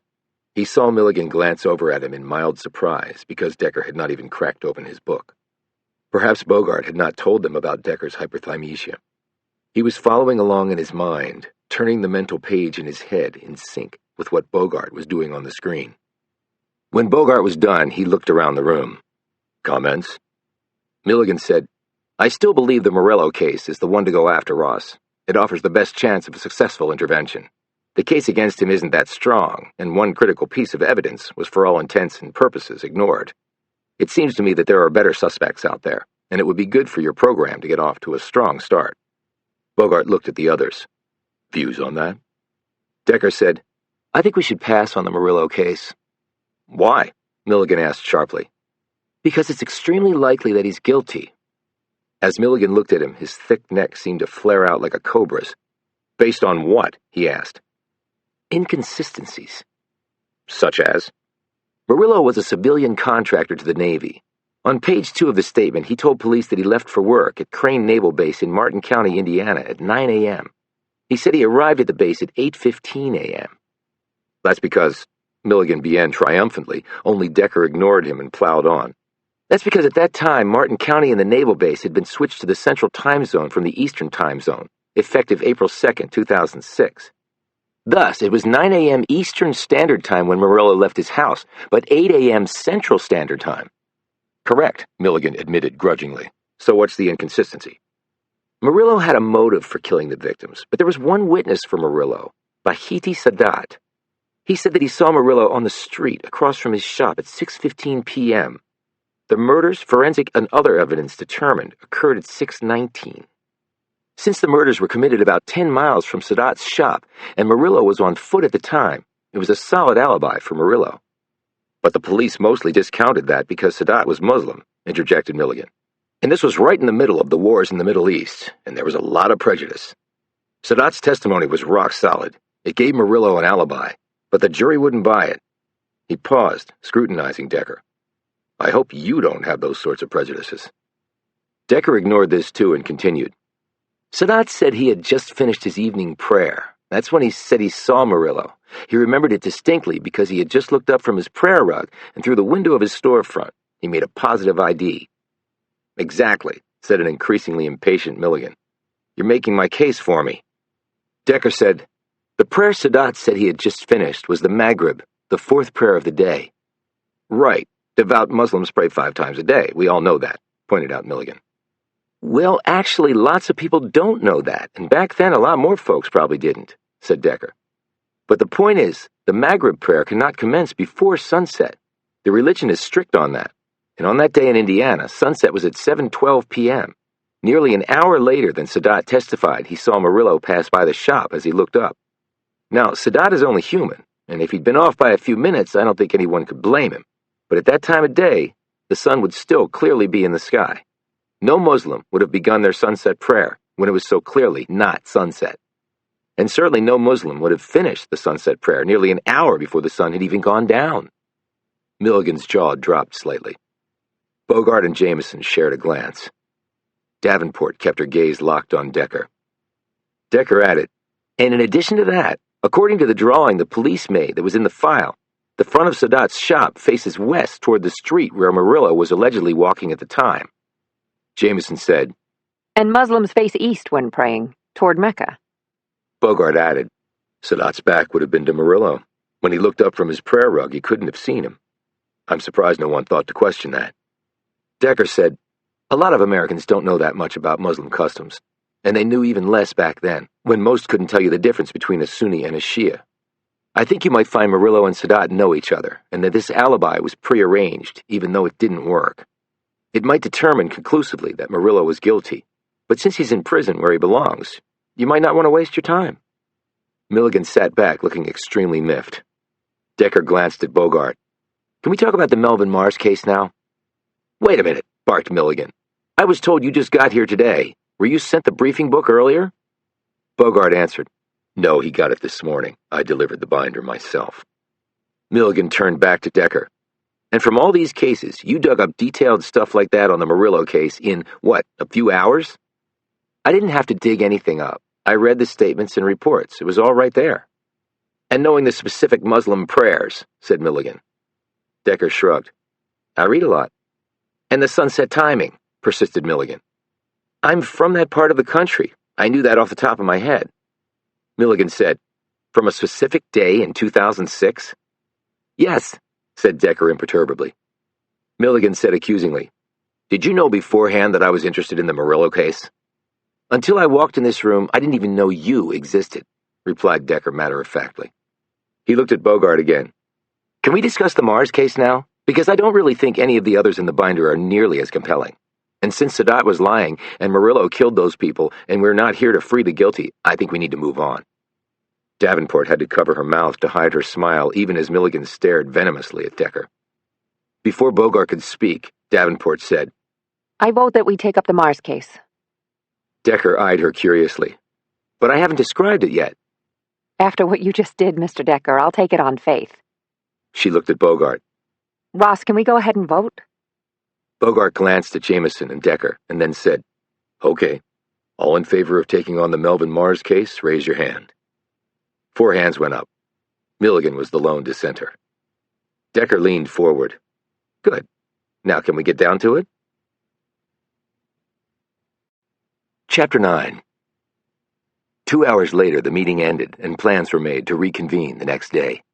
As they left the building, Davenport caught up to Decker and Jamison. Bogart had stayed behind for a few minutes to talk to Milligan.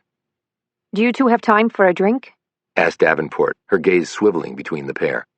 There's a place about a 5-minute drive from the base. Jamison looked uncertain. We drove over with Agent Bogart. He can meet us there. I can text him. I just wanted to talk about the case some more before tomorrow.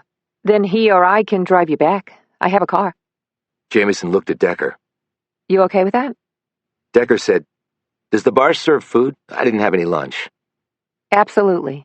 Davenport said, running her gaze over Decker's large physique. Let's go then, he said. It was called, aptly, the Dive, a hangout for soldiers and cops and rednecks in the occasional suit.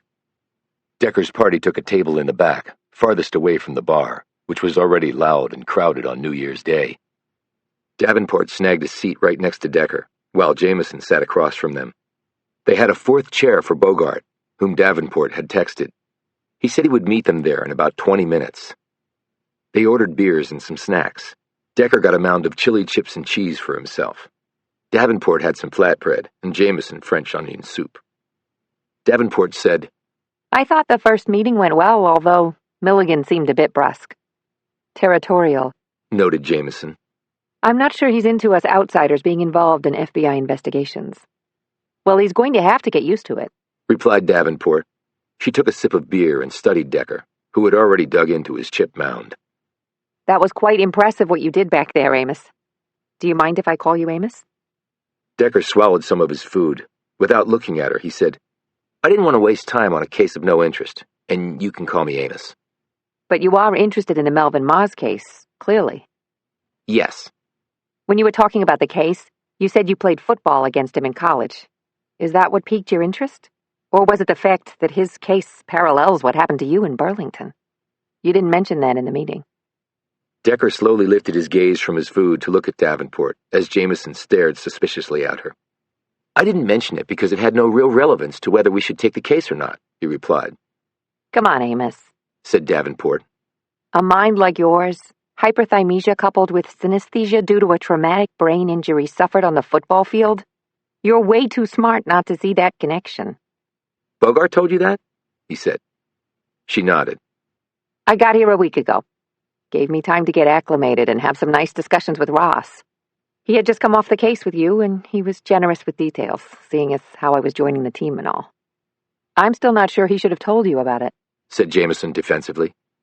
Davenport held up her hands in mock surrender. Please don't get the wrong idea. Ross didn't tell me everything, but enough so that I know there are parallels between the murders of Amos's family and Melvin Mars's parents. I think it could be a fascinating case study. But he told you about my condition? Said Decker.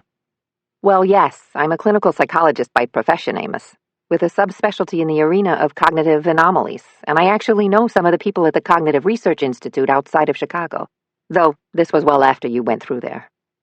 Decker wiped his mouth with a napkin. But the goal would be to determine guilt or innocence in the Mars case, nothing more. Nothing to do with my cognitive anomalies, because I have no interest in being a case study. Davenport fingered her beer.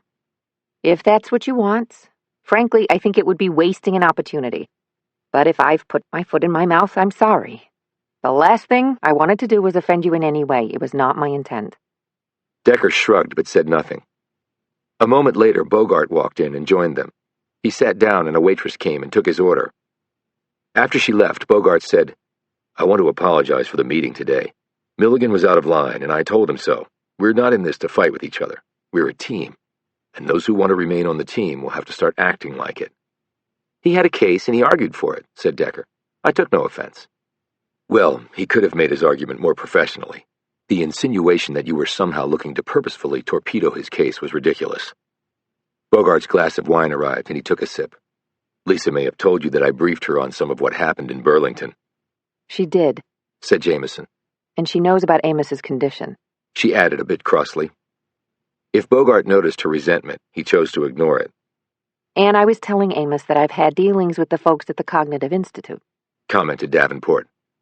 "But Ms. Davenport has assured me that my anomalies will have nothing to do with investigating the Melvin Mars case," added Decker. Davenport raised her beer. "Touché, and please, call me Lisa." Bogart said, "Mars is still in prison in Texas. It seems the first thing to do would be to go there. The place where his parents were killed is hundreds of miles west of the prison." "And then we have Charles Montgomery in Alabama," said Decker. "Exactly." Davenport said, "Can we learn anything about this guy before we go to see him? Is there any possible connection between Mars and this Montgomery person?"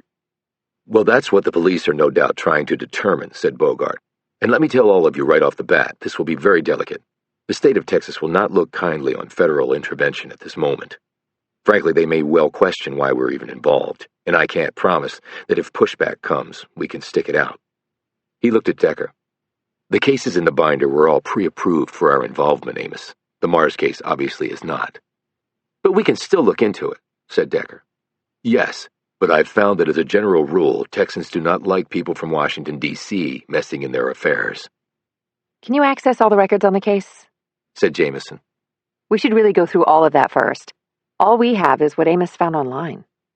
"I can definitely make calls and see what I can do," replied Bogart. "Then we need to get in to see Mars," added Davenport.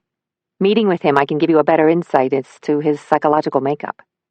"Agreed," said Bogart. He glanced at Decker. "That was a good job back there on the Murillo case, Amos. You picked up on stuff again that everyone else missed." Decker had been staring off and not really following the conversation. He came out of his musings and said, "We need to find out if Charles Montgomery has any family." "What? Why?" asked Davenport. Decker didn't answer her. He just stared off again, thinking. After they finished at the bar, Jamison and Decker were dropped off at his place, where Jamison had left her car. "So that went reasonably well," she said. "although Milligan is a bit of a jerk." She glanced at him. "What did you think?" "I get where he's coming from." "And Davenport?" "I'm sure she's competent." But she has her own agenda." "Meaning you?" "Maybe." She looked him over. "There's a men's shop about a mile from here. It's open until 10. I checked." Decker shot her a glance. "Do I really look that bad?" "Clothes make the man." I'm pretty sure whoever said that did not have me in mind. "Shopping always makes me think better," she said hopefully. "And how exactly do I pay for new clothes?" She held up a credit card. "Bogart gave me this, for essentials, which I confirmed includes clothes for you." She added quickly. "And you'll have your salary." Decker looked over at her. "Salary?" "I don't know about you, but I can't do this for free. Didn't you discuss money with Bogart?" Decker let out a sigh. "I'll take that as a no. But I can tell you that it's a lot more than either of us were making back in Burlington." "Really?" said Decker. "Really. And if this thing works out, we'll have to get our own housing. Can't stay on the base permanently. And you'll need a car to replace the rental." I hadn't given any of that much thought. "Trust me, I could tell." 3 hours later, they walked out of the men's clothing store with numerous outfits for Decker. Nothing had to be altered. They had mainly just bought the biggest sizes the store had. Pants, shirts, shoes, socks, underwear, and a couple of jackets that were large enough to use as sails if need be. Jamison had helped coordinate the colors and accessories and commented on all the pieces that Decker tried on. As he stood in front of the tri-mirror, he had said, "I look like a whale in a two-piece suit." "It's nothing you can't work on. There's a gym a 2-minute walk from where you're staying and a track right next to it." When he came out of the dressing room in his old duds, she held up a stack of workout clothes she had gathered for him, along with size 14 tennis shoes. Does quadruple X work for you? She asked. If they stretch enough, yeah. She drove Decker back to his place and helped him carry in the packages. I appreciate the help, he said. I appreciate you giving me the opportunity. What, to be my personal shopper? No, to have this shot with the FBI. Bogart never would have extended the invitation just to me. He let me tag along so you'd come too. Give yourself some credit. Oh, I plan to work my ass off proving myself. But you got me in the door. You really think this will work out? Who knows? That's part of the excitement. I'm not sure I need any more excitement in my life. Then I think you came to the wrong place. Chapter 10. 6 a.m. Decker blinked awake and sat up in his bed. He looked around for a few moments, unsure of where he was. Virginia. Quantico. The FBI gig. Right. He got up and padded to the bathroom. After that, he walked into the kitchen and looked out the window. It was still well dark. He slid out the coffee pot with the intent to make and drink a pot while he went over case notes. Then he looked down at his massive gut and the slight wheezing apparently caused by merely getting out of bed and taking a leak, and sighed. Shit, he muttered. He went back into his bedroom and pulled out the exercise clothes Jamison had bought for him. He put them on, thankful they had some give, and then bent down and tugged on his tennis shoes, which were each about the size of a newborn. He walked outside and down the steps of the apartment complex where he was staying. He looked left and saw the gym that Jamison was referring to. The lights were on, and he could hear sounds coming from within. Of course. Type A's are already at it, and this place is full of Type A's. He trudged slowly to the building and went in. He'd remembered to bring his ID. The young attendant at the front desk gave him a towel and a locker key. He returned the latter, but kept the towel.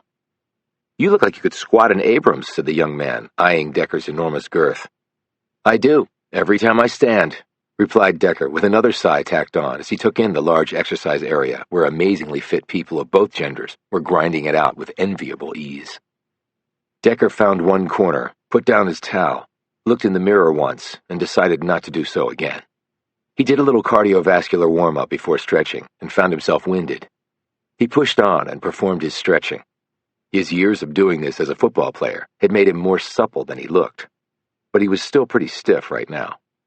Places in his spine he hadn't felt in a long time started talking to him, but he was beginning to warm up. A young woman walked by.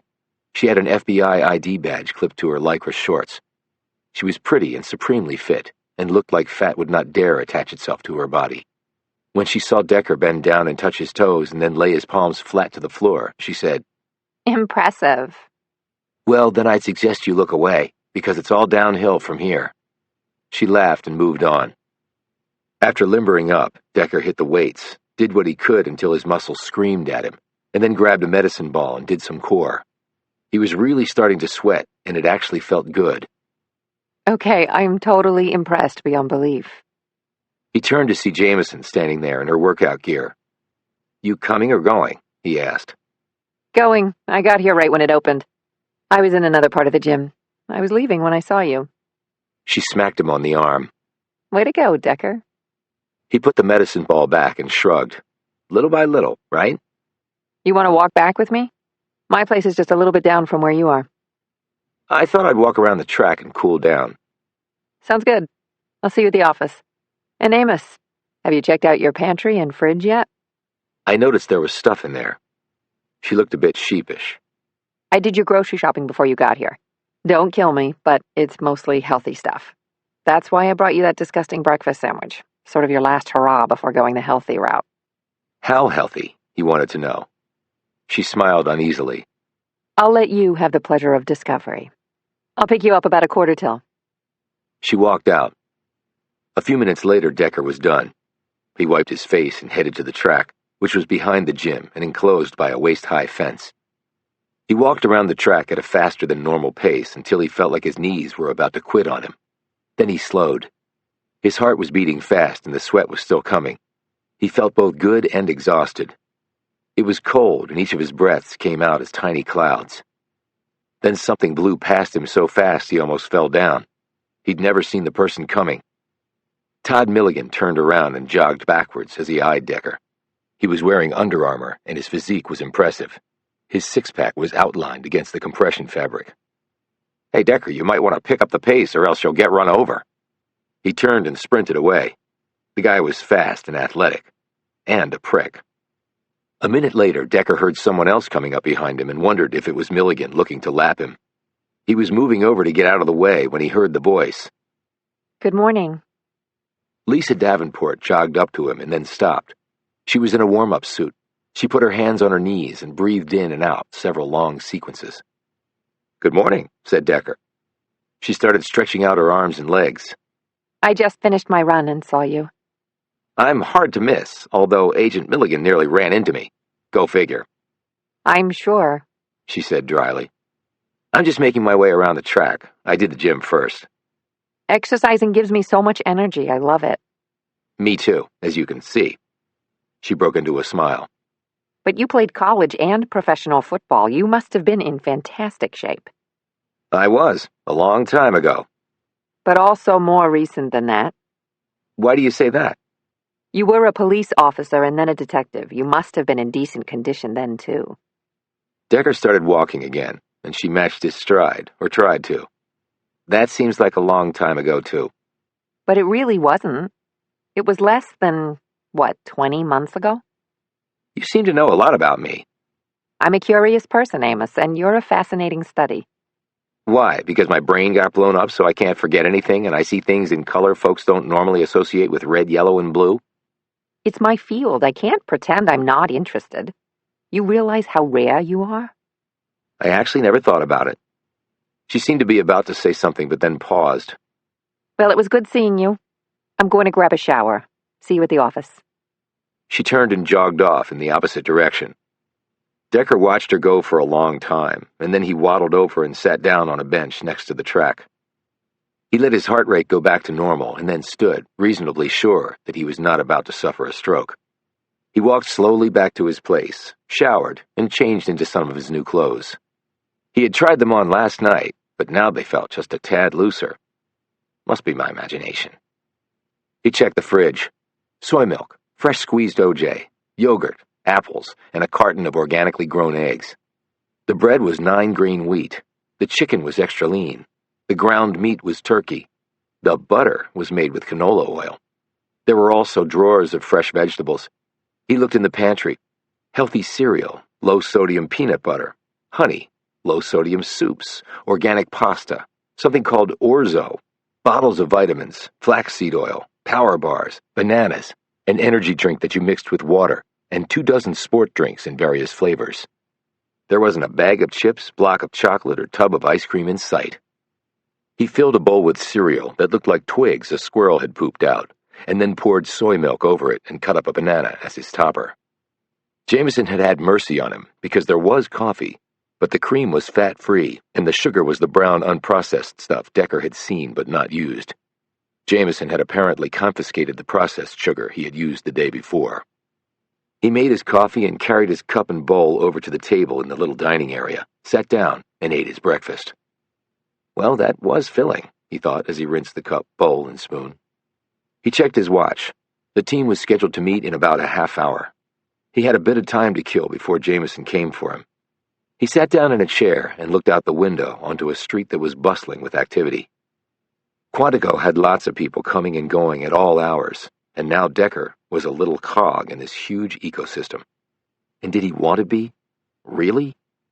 He closed his eyes, and though he didn't want to, his infallible memory whirred back to the deaths of his family in their house, to the months of agony he suffered afterward, and to the eventual tracking down and punishment of their killers. And then to the realization that even with that conclusion, he had never felt even a bit of closure. When he opened his eyes, they were moist, and he felt himself trembling. Time did not heal wounds for him, not for someone who could never forget. Their murders were as fresh now as when they occurred. Not just the visuals, but also the emotional hatchet attached to the mental images. They would be until the day he died. He glanced out the window in time to see Jamison's tiny car pull up out front. He wiped his eyes, rose, and slapped himself a couple of times in the face. He could either live in the past, or he could venture out and see if he was capable of having a future. And some days, the decision would be easier than others. He headed to the door. Chapter 11. The rap on the door startled Mars. Then the door slot opened at the bottom. "Get your ass over here," said the voice. Mars obediently rose from his bunk, turned his back to the door, placed his hands behind his back, and slid down on his haunches until his hands were level with the slot. Handcuffs were attached to his wrists. Then he rose and stepped away from the door as it opened. It was Big Dick. He'd been here as long as Mars had, and the years had just made him meaner. Big Dick was so wide, his bulk filled nearly the entire opening of the cell door. A scowl and a smile fought for supremacy on his features. "What's going on?" Mars asked. "Shut up. I tell you to talk, boy." Two other guards emerged from behind Big Dick and shackled Mars's feet. He was hustled down the corridor, his chains clanking like Marley's ghost. He passed walls of cells with faces looking out the square, chicken-wired windows. Then he felt on his face the rush of Big Dick's foul breath, smokes mixed with whiskey. "You a lucky man," said Big Dick, his thick neck flexing rhapsodically with each syllable. "You off death row for now. You heading to Gen Pop. Folks will be glad to see your chocolate ass, Jumbo." Mars did not consider himself a lucky man. Going back to general population meant only one thing. He was heading to an unofficial execution. His own. If you wanted to survive in prison, there were strategies and tactics. If you wanted to kill someone, there were also strategies and tactics. His leaving his cell and the security of death row was the strategy. The tactics of his planned murder were about to be revealed. He was led into another building. When the second door slammed shut with the shriek of automatic hydraulic rams doing their job, he was brought to a halt by the meaty hand of Big Dick on his shoulder. "Last stop, Jumbo." His handcuffs were removed, but not the leg shackles. Then the guards turned and left him. Mars looked around. Death row was housed in Building 12, but he was now in the prison's open area with all the other inmates. The place was filled with convicts, some in pants, some shirtless, some in shorts cut from their prison pants. Though it was technically winter, it was stifling hot in here. Overhead fans spun away, but barely moved the thickened, humid, malodorous air that hung over them all, like a marine layer of toxic gas. A group of prisoners sat at tables bolted to the floor. Some stood conversing. Still others were doing push-ups, or else pull-ups on bars built into the walls. The stench of sweat, cigarette smoke, and the fuzzy must of prison alchemy drugs hit him like a wave. Guards hovered, their batons smacking lightly against calloused palms. Their eyes spun around the space, looking for signs of trouble, but they kept coming back to Mars. He was obviously the special guest today. The show was about to start. Everyone had good seats. The only thing missing was the popcorn. The prisoners had also turned to look at Mars. Those doing push-ups and pull-ups stopped. They wiped off their hands and moved back against the wall. And waited. Their expressions were clear. "Thank God it's not me." The news had spread fast. Mars might be getting out after nearly being put to death. Getting out. Wasn't to be. At least not standing up. Mars rubbed his wrists where the shackles had cut into him. The pain was actually welcome right now. If you could feel pain, you were alive. That status could change, surely, but right now he was breathing. He looked up one story to the catwalk that ran around the perimeter of the open area. Big Dick was up there staring down at him. The smile on his face was something to behold. Next to him was the runty Reedy, looking just as gleeful, the royals above, the gladiators below. Mars looked back at the group of prisoners watching him. Two in particular seemed to be paying him a good deal of attention. They were both white, bigger than he was, prison barbell muscled, tatted, bearded, crazy-eyed, with rotted teeth, strung out on the shit they smuggled in or made right here. Tweedledee and Tweedledum. Mars didn't know them or what crimes they'd committed to be sent here, but he could easily see that they were exactly where they belonged. They weren't humans. They were animals in a cage. But they weren't in a cage right now. They were right out in the open. With me, thought Mars, and my legs are chained. He stretched out his neck and felt a gratifying pop as a kink was relieved. Next, he eyed the field in front of him like he had as a running back, earning his future between the tackles in the old Southwest Conference, smashing into men bigger than he was, and yet almost always somehow winning the battle. He'd always divided the field into grids, planes of existence through which he had to navigate. He was blessed to have vision that saw everything all at once. That attribute was perhaps the rarest gift in sports, and he still had it even all these years later. His breathing slowed, his nerves calmed, his muscles relaxed. He felt good, actually. 20 years of my life. 20 damn years. The anger in him was suddenly immense, the frustration just as potent. Somebody had to pay, and somebody was about to. Jumbo was about to come down for an extremely hard landing. He shuffled forward with what seemed to be the intention of joining a couple of inmates. Mars knew the lay of the land, and the pair did what he expected them to do. They turned and walked off. Nobody mixed with the leper. The infection might rub off on you. He looked back up at the catwalk, at Big Dick and Reedy. He knew what they expected to see on his features. Fear. But instead, he smiled. And on their faces, he saw what he wanted to see. Surprise. He turned back to face Dee and Dum, who had separated from the pack and were now circling him, wild dogs on the prowl. There were lots of wild dogs in Texas, and they always hunted in packs. They went after wounded animals, running them out of air, and then ganging up on them for the kill. Well, Mars was not wounded, and he had plenty of air. He wondered what their reward would be. Drugs, smokes, maybe a local skirt snuck in for an hour. Well, he would make them earn it. Dee and Dum were both in their 30s, years younger than he was. They were tough, scarred, hardened. To a degree. It was always about degrees. He was about to find out where this pair stood on the prison hardiness spectrum. Mars shuffled toward Dee while keeping Dum in his periphery. Dee was the linebacker, looking to take him head on because he was big and strong and that was his job. Yet he looked a little surprised that Mars was coming right for him. Then his expression told Mars that he thought this a positive, that Mars was actually making his job easier. Maybe instead of Dee, he was actually Dum.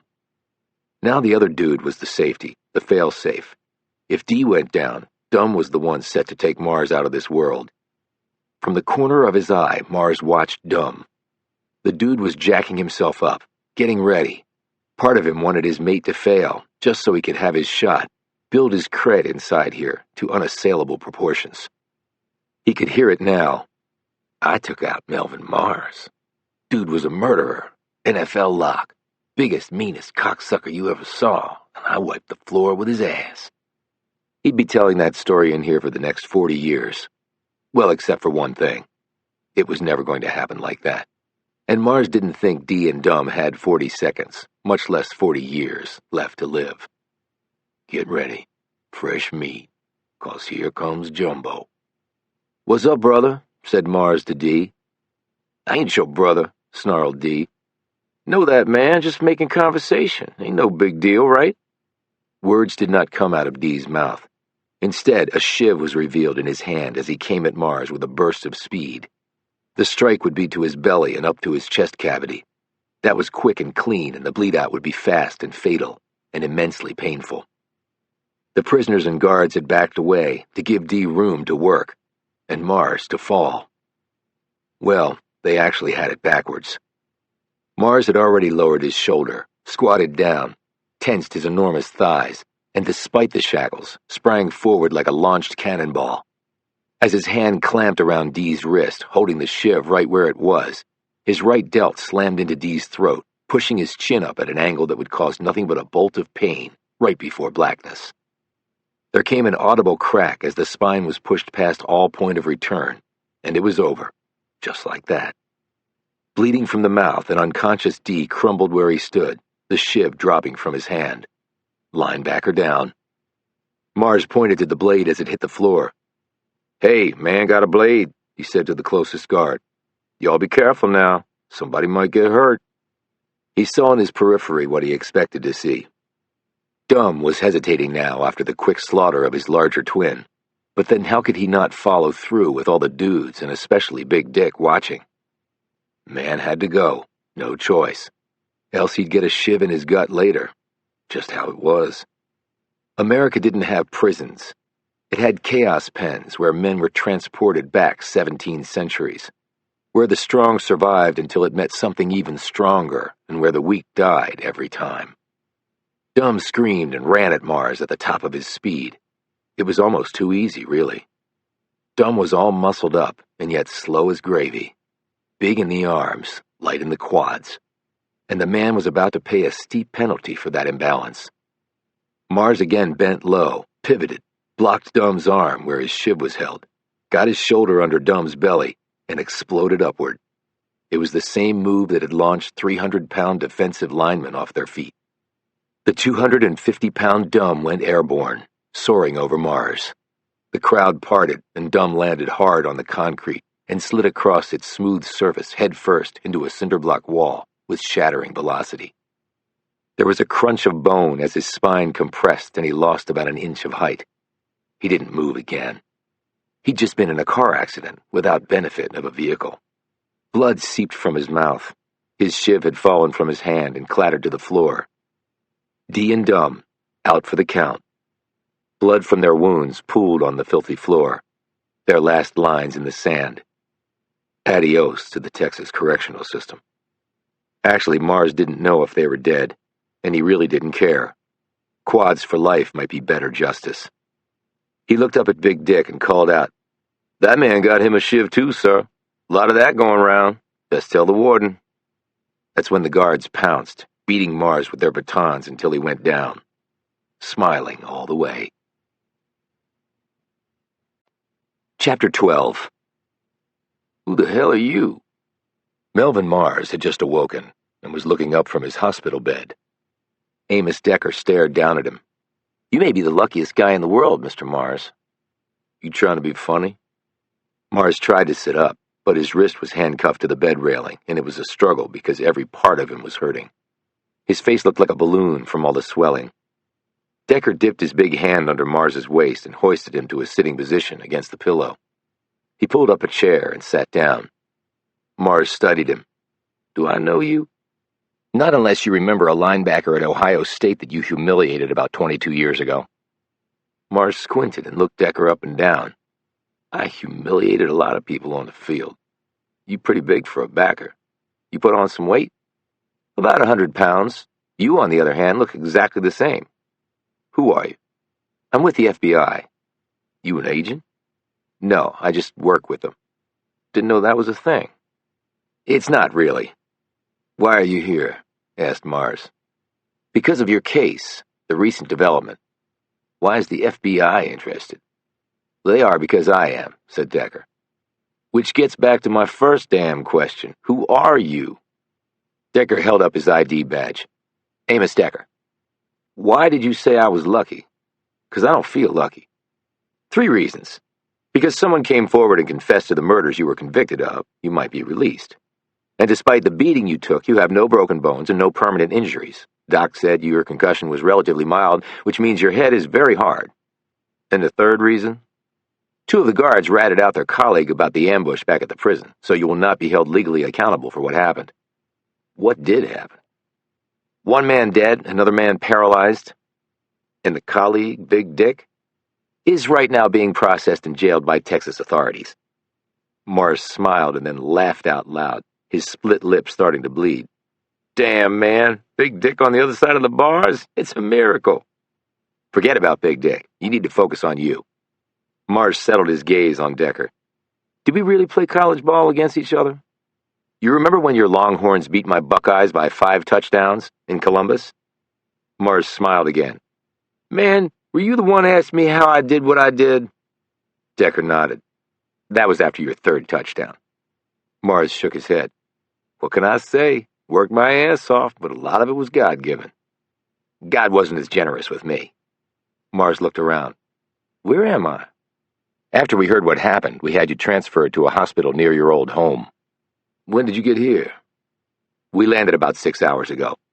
You keep saying we. I came with a team. A team of FBI agents is interested in my case. Why? Just because some dude confessed? Is it that unique? Unique enough, but it also had some parallels to another case. And what case was that? Decker said, one to do with my family. You don't have to know the details, only that the similarities are striking. So that's why you're here? Decker studied him. He was good at sizing people up, but Mars was proving a tough one to crack. Tell me about your parents. Where's the rest of your team? You don't believe what I'm telling you? I don't believe nobody about nothing. Believe him, Melvin, said a voice. Mars looked toward the doorway where his attorney, Mary Oliver, stood. She walked over to the bed and took his free hand as he sat up more.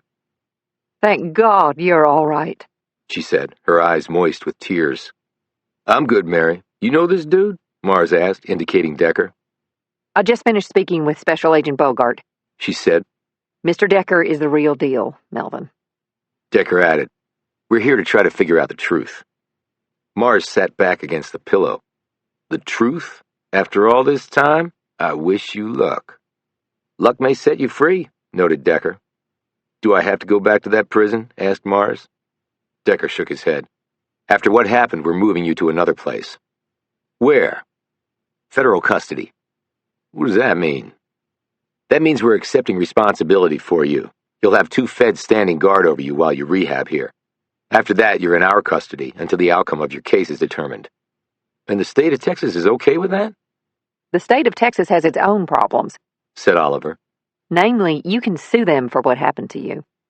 Are you serious? A conspiracy headed up by one of their guards nearly resulted in your murder. And then they almost beat you to death, so you have a plausible civil claim against them, and a criminal one against the guard and anyone else from the prison involved. Decker said, I wish you luck with that, but that's not why I'm here. He looked at Mars. I'm here about the murders of your parents. Mars swiveled his head to stare at Decker. What do you want to know? Everything.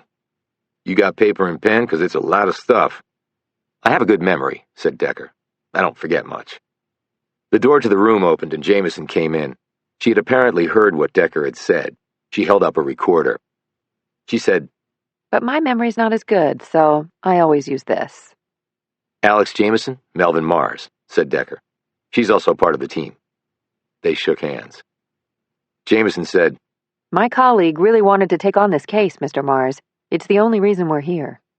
Yeah, that's what he told me, said Mars, staring dead at Decker. Tell me about the night your parents were killed, said Decker, as Jamison turned on her recorder. If you're up to it, said Oliver quickly, placing a protective hand on Mars's shoulder. You took a real beating. Mars said, I'm good. You want me to start at the beginning? Yes. And Mars did. He talked for well over an hour. Decker frequently interrupted to ask a question or to clarify a point. When Mars was done, Decker said nothing for a few moments. You were visiting a friend that night? Yeah, like I said, Ellen Tanner. Where and when did you meet Ellen Tanner? Asked Decker. Mars frowned. What does that have to do with anything? Right now, everything has to do with everything else, said Decker matter-of-factly. Mars drew a long breath, licked his swollen lips, and said, I met Ellen at a university alumni event the team attended. This was like a few weeks before. She was a big football fan, good-looking woman, fun, smart. We hit it off. We saw each other a lot, actually, and we made plans to see each other that night. And you drove there? Yes. And what did you do while you were there? We had a couple of beers. She had some pot, but I said no. That could blow my chance to play in the NFL. Did you two sleep together? She testified that we did. What do you remember? Asked Jamison. We had sex, so what? And then you left? Yeah, I had a practice session with my trainer the next morning and wanted to get home and hit the sack. Then my car conked out, so I pulled into the motel and spent the night there. Decker said, The thing is, the timeline provided by Tanner and the motel clerk does not coincide with your story. Mars rubbed his eyes. I know. I heard them testify. All I can tell you is what I know. And I know when I left Ellen's place, and I know when I checked into the motel. Decker sat back. Your credit card was used at a time that backs up the motel clerk's account, not yours. You don't think I know that? Barked Mars. I'm just trying to make sense of what, on the surface, does not make sense, and the last thing we need is for you to lie to us." Mars suddenly jerked against the handcuff trapping him to the bed, but it did not give. Jamison and Oliver had jumped back, but Decker hadn't moved a muscle. Mars sat back against the pillow, breathing hard. "I'm not lying." "Okay," replied Decker calmly. "And maybe you're not here to help me. Maybe you're here to make sure I stay in prison the rest of my life, or get the needle. You might be working with the state of Texas for all I know." Why would he be doing that? asked Jamison. "How the hell am I supposed to know that?" snapped Mars. "Maybe they brought you in when this Montgomery dude said he killed my parents. Maybe your job is to mess all this up so I don't get out of prison." Everyone was silent for a few moments until Decker said, "But can you explain the time discrepancies?" "If I could, I would have 20 damn years ago, so no, I can't." "Okay," said Decker. "So you have no explanation. Nothing else for us to look at on that point." Mars shot him an angry glance. "Look, if you don't believe me, then just leave, because I got no time for bullshit if you don't want to get me out of prison." Decker rose. "Maybe you misunderstood me, Mr. Mars. I didn't say I believed you were innocent or that I wanted to get you out of prison. I told you I wanted to find the truth. If it turns out the truth means you are guilty, then they can inject you and you can die because you'll have deserved it. But in the meantime, we will continue to investigate this case and let it take us where it does. Is that clear enough for you?" Jamison and Oliver exchanged a nervous glance. Mars and Decker stared at each other. The former seemed to be trying to figure out the latter, and the latter seemed to have already turned his mind to other matters. "I think we understand each other, yeah," said Mars. But Decker was already walking toward the door. After he left, Mars turned to Jamison. "Damn, is the dude always like that?" Pretty much, replied Jamison. Chapter 13. Decker walked down the hall, gathering momentum like a wave about to crash onto the beach as he went. He heard Jamison scurrying behind him. Up ahead, standing in the hallway, were Bogart and Davenport. Milligan was at rented office space about 20 minutes south, setting up shop. They were all staying at a local motel, which represented the best lodgings in the area. Jamison caught up to him. She said, clearly irritated, "I wish you'd stop doing that." Decker looked down at her. "Doing what?" Just walking out of a room like that. "I was finished, so I left." He paused. "And you bought me quinoa? Seriously? Is that even a food?" She smirked. You're getting so skinny. I'm having trouble seeing you sideways. "Yeah, like a Mack truck coming right at you." They reached the pair, and Bogart said, "What's your take so far?" Decker shrugged. "Early to say. There are problems with his statement. We need to see if there are alternative explanations." "Well, after 2 decades, the trail is definitely cold." Davenport said, I'm going to be speaking with him later, then I can report on his psychological status. Bogart focused on Decker and Jamison and said, "Not holding you to anything, but do you think he's lying?" Jamison looked troubled by the question. We only just met him, but if you want an answer, then no. I don't think he's lying. "Any particular reason?" He told Decker if he didn't believe him to pack up and leave. Not what you'd expect from a guy who could still be executed. A guilty guy would grasp at anything. Bogart looked at Decker. "Anything to add?" "No." He turned and walked off down the hall. Jamison let out a long breath. Bogart looked amused. Davenport looked curious. Where is he going? "To dig. He's going to dig," answered Bogart. "And if we're going to keep up, we'll need to hustle." They had been settled around the rented office space and staring at paper and laptop screens for some time now. It was just the men. Jamison and Davenport had stayed behind at the hospital to further interview Mars. Decker was wearing some of his new clothes. For the last week back at Quantico, he had gotten up early and gone to the gym and then the track. He had even jogged a bit and ventured onto the elliptical. And he had eaten only the food Jamison had bought for him. Small meals, she had suggested. 4 or 5 per day. He was so overweight that even that little stretch of exercise and better eating had resulted in his dropping 20 pounds, mostly liquid. He was on the 3rd belt notch after starting on the 1st. His pants were very loose on him, and he was still morbidly obese. Milligan eyed him and said grudgingly, "You're looking better, Decker." "Yeah, but don't run into me on the track. I don't want to hurt you because I'm still a blob." The comment drew a rare smile from the FBI agent. Hey, you're making an effort. Good for you. Okay, let's talk about preliminary investigative possibilities, said Bogart. Milligan said, Ellen Tanner is no longer in the area. No record of where she went. Nobody who knew her. We checked at UT. She didn't go there.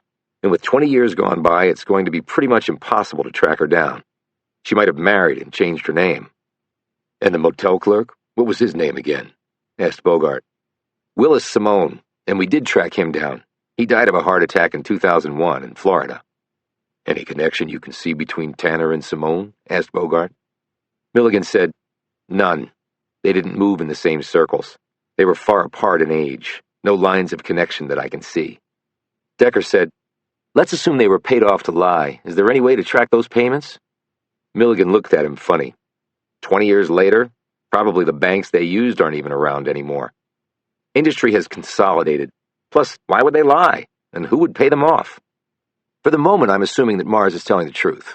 If so, we have to account for the discrepancy in the timelines offered up by Mars on one side and then Tanner and Simone on the other.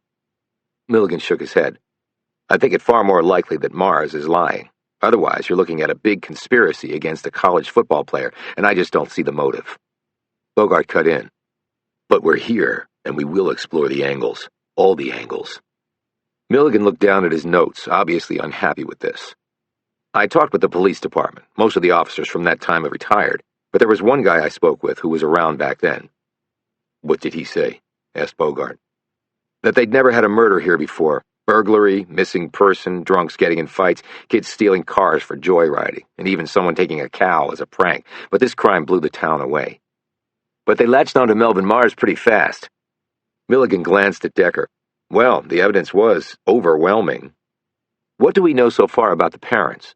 Where was Lucinda from? Decker asked. Milligan rustled through some pages. I couldn't find out. Like her husband, there's not a lot on her.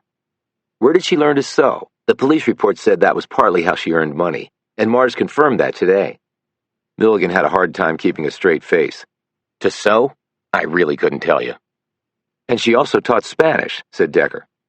Bogart said, There are a lot of Spanish-speaking people in Texas. But we don't know if she was from Texas, pointed out Decker. Now, if she were Hispanic, I could understand the language thing, but she was black. Well, last time I checked, black people can learn to speak Spanish, Decker, said Milligan. And so. Decker didn't ignore this one. Right now we're speculating, so to compensate for that, we have to deal in probabilities. Lucinda certainly could have learned to sew and speak Spanish. I would just like to know where and how. Okay, if you really think it's important, said Milligan. Feel free to check it out for yourself. I plan to, said Decker. She also worked at a janitorial service? Yes, they cleaned places around town. Busy woman. Any other family? Not that I could find. Same for her husband. Doesn't that strike you as odd? Asked Decker. One of them not having any family around, okay, but both? Milligan shook his head. It was a long time ago. Maybe they moved around. Not everybody comes from huge families. People get lost in the shuffle. It seemed the only remarkable thing about either of them was their son. There were lots of stories about him, even before the murders. Guy was a hell of an athlete. What a waste. Bogart said, Keep digging on the Marses. Milligan nodded, but didn't look terribly enthusiastic. They were shotgunned and then burned, said Decker. Why both? Milligan said, If you think it was done to obscure identification, it wasn't. They were positively identified by their dental records. Then why? Persisted Decker. Symbolic, suggested Bogart. If Mars did do it, he might have wanted to obliterate them from his life. Burning might accomplish that, in his eyes at least. But then we have Charles Montgomery saying he did it, pointed out Decker. I need to talk to him. That is being arranged, said Bogart. The Mars's house isn't far from here, noted Decker. That's right, it's abandoned. I guess no one wanted to live in it after what happened. And the motel where Mars said he stayed? Asked Decker. Milligan said, Knocked down. It's now a shopping mall. And Ellen Tanner's place? Still there, but she's long since gone, so I'm not sure what you'll find there. Well, that's why people look, replied Decker. Let's go. After he left the room, Milligan put an arm on Bogart's sleeve. Sir, maybe the Murillo case wasn't the best one, but we have a binder full of others a lot more promising than this one. Bogart said, Actually, we're just getting started here. Milligan removed his hand and said, You're putting a lot of faith in this guy. Yes, I am. because he's earned that faith. Bogart walked out to follow Decker. Milligan reluctantly did the same. Chapter 14. The house looked lost among a wasteland of overgrown bushes and fat canopied trees. One might need a machete to hack through the tangles. Decker just used his hands and his bulk to navigate it. Bogart and Milligan were right behind him. They reached the fallen-in front porch and stared up at the facade. They could still see the char marks on the outside of one of the upper-story windows, which was boarded up with plywood. Where the bodies were found, noted Decker, and Bogart nodded in agreement. "We'll need to step carefully," said Milligan. "I don't know how structurally sound this place is." Decker gingerly stepped up on the front porch, avoiding the obvious areas of weakness. He reached the front door and pushed against it. The door didn't budge. Decker put his big shoulder to it, and finally the wood cracked and the door swung inward. There was no electricity on, of course, which was why the men had brought powerful flashlights. They moved inside to find the interior remarkably free of debris, although the smell of mold and rot was everywhere. Bogart put a hand over his nose. "Damn, I'm not sure we should be breathing this." Decker looked up. "The roof and windows held. That's why it's not more trashed inside." He swung his light around the room, taking in the space bit by bit as he moved forward. The house was small, and it didn't take them long to finish with the ground floor and the attached garage. There was no basement level. That left the upstairs. As soon as Decker hit the first step, his brain popped with the color blue. It was so sudden that he misjudged the riser and stumbled a bit. Milligan caught him by the arm. "You okay?" Decker nodded, though he wasn't feeling okay. He had only experienced blue like that when he had seen his family's bodies in his old house, and every time he had visited it since. Electric blue. It seemed to overwhelm every sense that he had. It was unnerving, uncomfortable. "And I just need to get over it." He blinked rapidly, only to find the blue reemerge each time his eyes opened. Synesthesia is not all it's cracked up to be. He picked his way carefully up the rickety stairs and hit the landing. There were only 2 bedrooms up here, Mars's and his parents'. They had shared a bathroom. Decker stepped into the first bedroom. He assumed it was Mars's. The bed was still there, and so were crumbling posters of R&B singers Luther Vandross and Keith Sweat. On another wall was the confirmation that this was not the parents' room. Tattered posters of supermodels Naomi Campbell and Claudia Schiffer. "Red-blooded American male," commented Milligan. "Geez, it's like we opened a time capsule or something." "Where was the shotgun rack?" asked Decker. Milligan pointed to the far wall. "Over there. Single rack with a small drawer underneath to hold the ammo boxes." They next went into the parents' bedroom. Decker stood against one wall and thought back to the diagrams in the old police reports. Bodies were right under the front window, side by side. Roy was closest to the window, Lucinda on the side nearest the bed. The glass had blackened and shattered from the heat. The plywood had been nailed to the exterior of the house, closing this gap. Unlike their son's room, this space had been emptied. "What happened to the furniture?" asked Decker. "I imagine it was all taken as evidence," said Bogart, "and the firefighters might have had to carry some of the combustibles out while they were dealing with the blaze." Decker nodded. "Maybe we can find out for sure. And those square marks on the wall, pictures hung there. I wonder what happened to them." Milligan said, "I can make some calls." Decker opened the closet door and shone his light around the interior. He was about to close the door when he stopped and leaned farther into the closet. "Check this out." Bogart and Milligan joined him and stared at where Decker was pointing his light. "AC and RB?" said Bogart, reading off the faded letters someone had written on the side wall of the closet. "What does that mean?" Decker took a picture of the writing with his phone. "I don't know. They could have been there before the Marses even bought the place." "Maybe. Or maybe the Marses wrote them, which means it could be important." Decker gazed around. "Who made the 911 call about the fire?" Milligan said, "I don't think they ever determined that. People really didn't use cell phones back then, and I doubt reception was great back then in this area, so it probably wasn't a car driving past." "Well, it could have been, and then the people went to their house and called." Bogart said, "But if they'd done that, they'd know where the call came from. They could trace it." Milligan was already nodding. "That's true. I'll have to check." They went back downstairs. Here Decker saw what he had seen before, A faded picture of a young Melvin Mars in his high school football uniform. It was hanging on the wall. On a small shelf were more old photos of Mars at various ages. "Surprised they're still here," said Bogart. "Like you said, no one wants to come into a house where people were killed. And not too many people live out this way, and strangers passing by wouldn't even be able to see the house from the road, particularly now with everything overgrown." Decker looked around some more. "But it's interesting what we're not seeing." "What's that?" asked Milligan. "Pictures of Roy and Lucinda Mars." He turned to Milligan. "It's like they never even existed." Chapter 15. Decker looked at his watch. They had driven to the house where Ellen Tanner had hooked up with Melvin Mars that night. It was small, old, and set off by itself. There wasn't another home within 20 miles of it, and back then it was probably even more isolated. "Why is a young woman living all the way out here by herself?" Decker had asked. Neither Bogart nor Milligan had an answer. Then they had driven back to the site of the old motel, which was now a strip mall. They had next driven to the Mars' home. All three locations were off the same main road, a fairly straight shot. Decker said, "It's 1 hour in between Ellen Tanner's old house and the motel, and about 40 minutes from the motel to the Mars' house." Milligan, at the wheel of the car, nodded. "He left Tanner's at 10 p.m.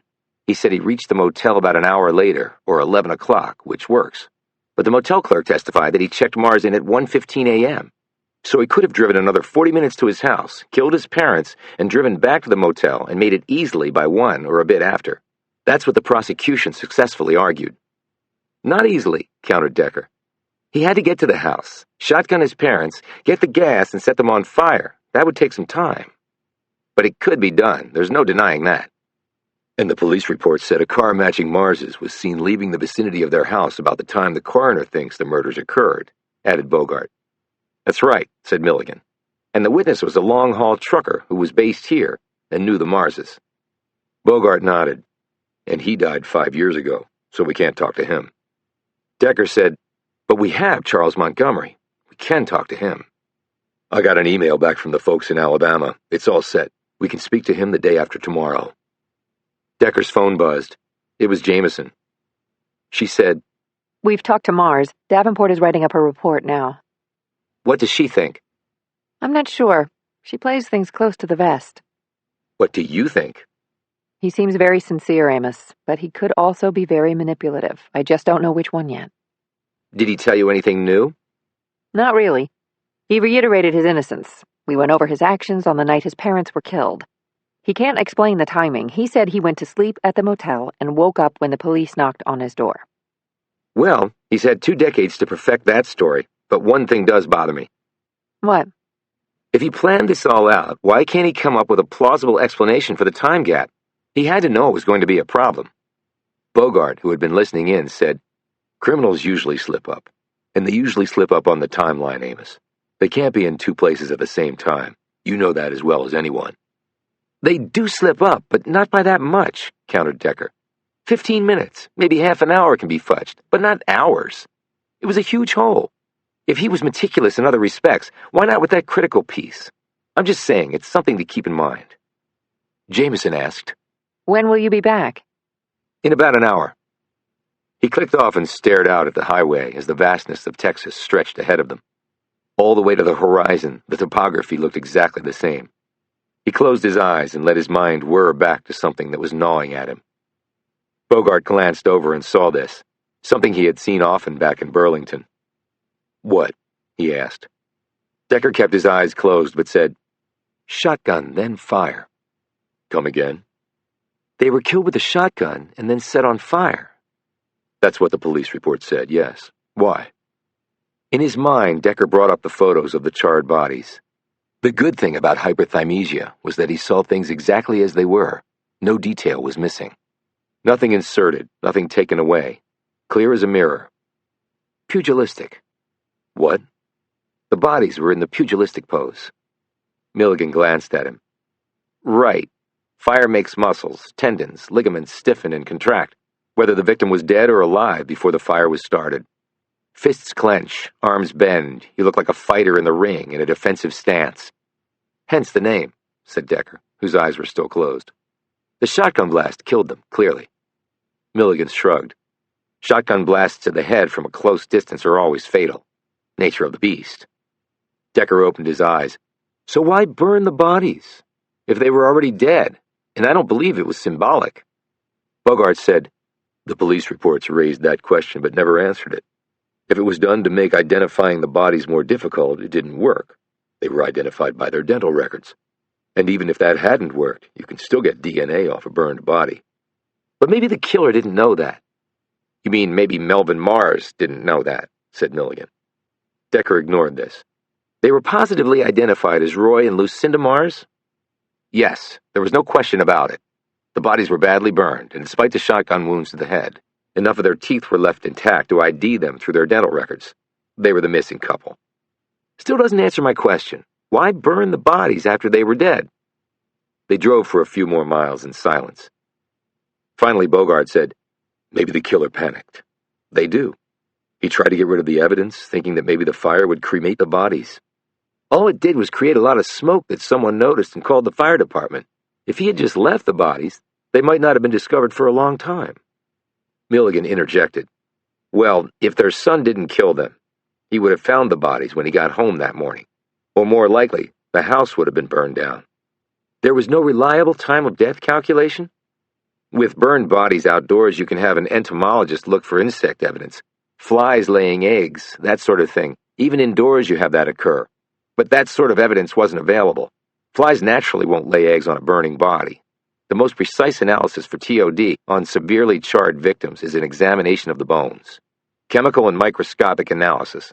But then you're talking microradiography and electron microscopy. Decker nodded. But I doubt in a rural Texas county 20 years ago they were able to do any of that. I doubt they have the equipment to do it today, pointed out Bogart. So the TOD was determined largely by the call to the fire department at 10 minutes past midnight. The firemen showed up 11 minutes later. 5 minutes after that, they discovered the bodies. So 26 past 12. Correct. Let's say the bodies were set on fire around midnight. Milligan said, Mars would have had time to do it then. Straight from Tanner's apartment to the house. Do the deed, get back in his car, and head out to the motel. Bogart said, now we can assume if the bodies had been burning for long that the house would have been more damaged by the spreading flames. He kills them, sets the fire, and is gone by midnight or shortly thereafter. That way the fire has only been burning for maybe less than a half hour or a bit more when the fire department shows up. Decker shook his head. But it's 40 minutes to the motel from here. The motel clerk said he checked in at 1:15. That leaves a gap of about 35 minutes. Bogart said, maybe he drove around. Maybe he sat out in the parking lot trying to calm down. I mean, he would have just killed his parents, Amos. He had the 40-minute drive over to do that. He waits in the parking lot. He's screwing up his supposed rock-solid alibi, which was really no alibi based on the timing that Tanner and the motel clerk testified to. It doesn't make any sense. But it's the best scenario we have. But it's got a big problem. How do you mean? Asked Milligan. Over 20 years ago, a credit card would probably have been manually run through the system, especially at a motel in rural Texas. There would be no electronic timestamp, so it was the motel clerk's word against Melvin's. Milligan shook his head. No, I checked that. The motel owner called the card in at 16 minutes past 1 to verify the account. That came out at trial. Still doesn't prove anything. I don't see why not, said an exasperated Milligan. And don't forget, his mother's blood was found in his car. How is that possible, unless he killed them? I need to talk to Mars again. What about? Asked Bogart. Among other things, credit versus cash. Chapter 16.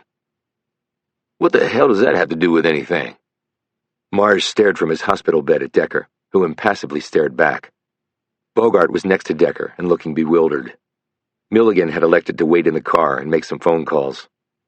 Decker cleared his throat and said, I told you before that nothing is too important to overlook.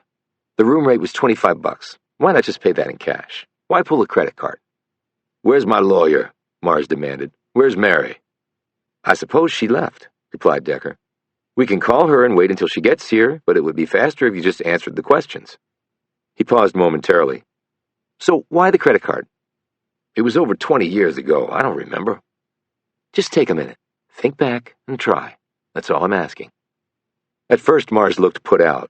but the genuine look of curiosity on Decker's face made him lean back against his pillow and do just that. After about a minute, he said, "Okay, my first inclination would have been to pay cash. I didn't like using the card, only I didn't have enough cash. In fact, I don't think I had any." "You went on a date with a woman with no cash? Did you go out to eat, take in a movie, order takeout? Did you spend it that way?" "We didn't go out. We stayed at her place. She made some food, we had some beer." "And no drugs? You said she had some pot." "Well, Ellen smoked a joint, but not me." "Did you ever ask why she lived in the middle of nowhere?" "No, I just assumed she had a good reason. It was probably cheap." "Was she in college? Did she have a job?" "I think she had something to do with PR. I think she mentioned that at some of the alumni events. She seemed the type, really pretty, very outgoing." "So you discovered you had no cash when you went to pay the motel guy?" "I think so, yeah." "Did you remember having any cash on you before you went to Ellen Tanner's?" "Well, since I didn't have any cash after I left her place, and I hadn't spent any while I was there, I guess the answer to that would be no." "No, that really doesn't answer my question. Did you look in your wallet before you went to Tanner's? And if you did you have cash in your wallet?" Mars looked at Bogart. "Do you have any idea what he's getting at?" When Bogart said nothing, Mars glanced back at Decker. "I don't remember, okay? I just don't." "Where did you get the credit card?" "It wasn't from any alumni booster or anything. It was all on the up and up." "I don't care about that. I just want to know where you got it." "My parents got it for me. I'd graduated from college, made the dean's list the last 2 semesters. It was a reward. It had a low limit on it, but it was cool to have. Never had a credit card before." He added dryly, "Haven't had one since." "And you used that to pay the motel room bill?" "Yeah, lucky too, since I had no cash." "Did he run the card with a manual machine?" "Yeah, when you use your hand to push back and forth." "The motel clerk testified he phoned in the charge to confirm it was okay. Did you see him do that?" "Yeah, I wasn't surprised. I was a young black dude showing up at night. Probably thought I'd stolen the card. Guess he wasn't no college football fan." "So he made the call while you were standing there?" "Yeah." "What did he say on the phone?" "I don't remember, okay? Whatever you say when you're trying to make sure a charge is okay, I guess. I really wasn't paying attention." Decker nodded slowly.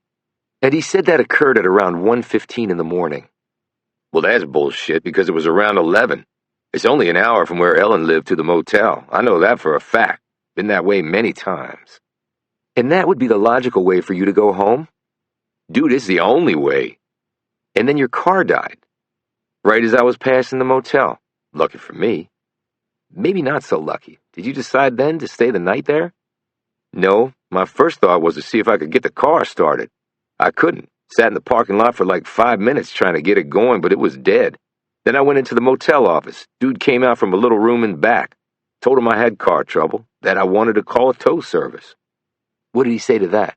Decker asked quickly. "He told me the only one around was like 2 hours away and they were closed." "And you accepted that?" asked Decker. "Well, yeah, I'd never broken down before.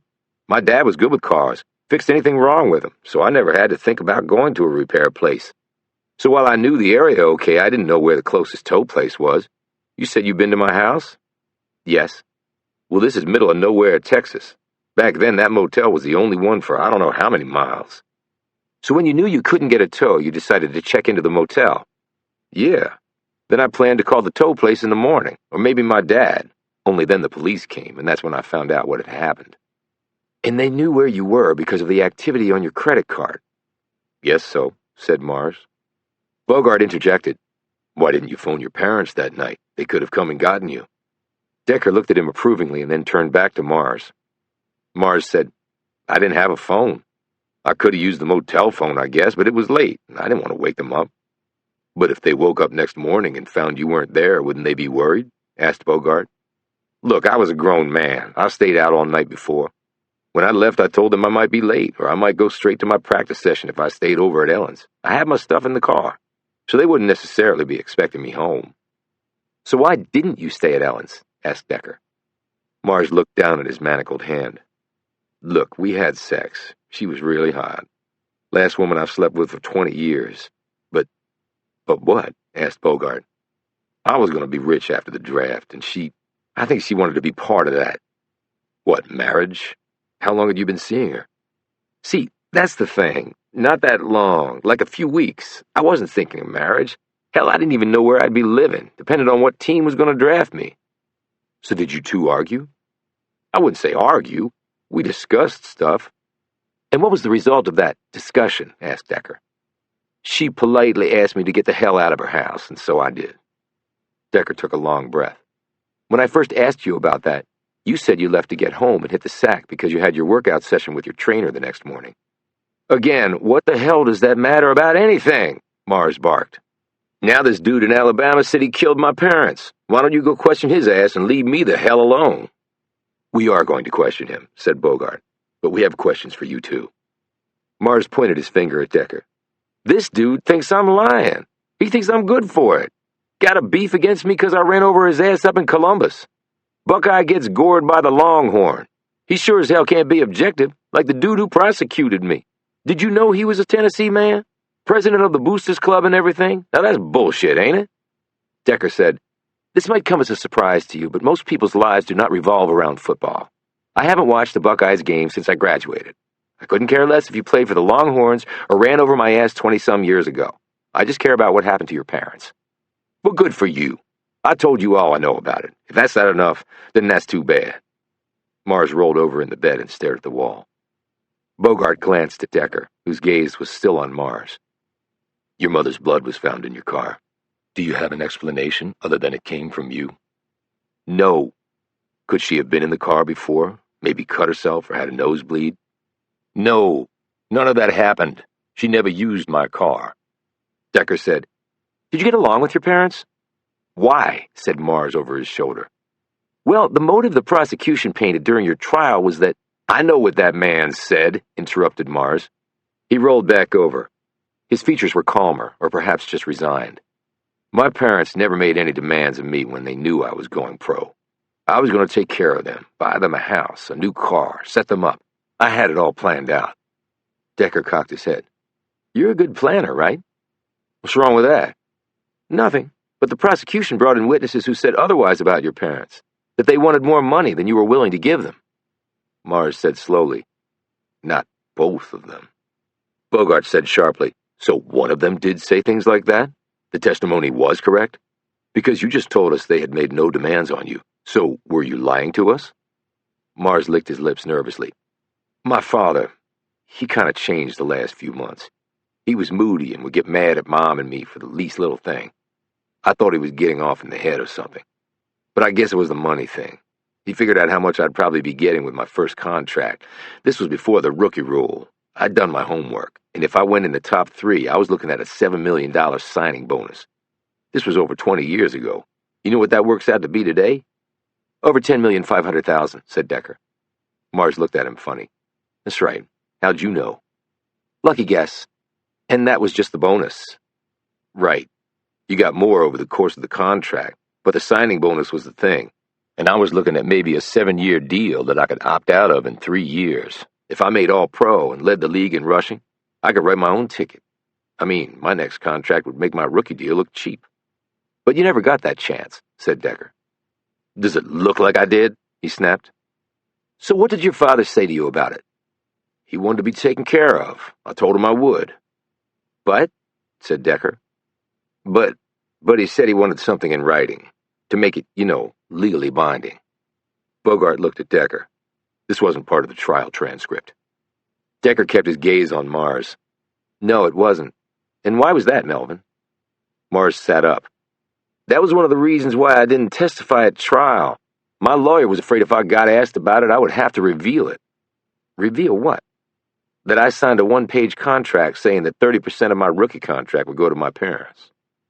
And what happened to this contract? Asked Bogart. I guess it don't matter now. He let out a long breath. I got rid of it. How? In a fire, maybe? Bogart said sharply.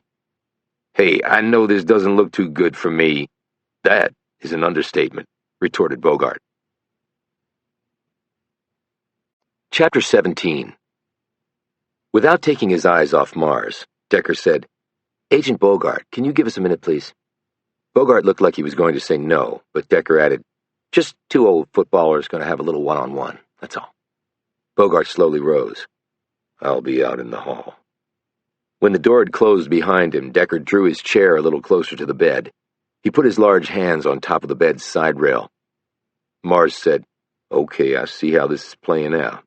You're here just to trick me and make sure I go back to prison. Well, I ain't talking to you anymore without my lawyer being here."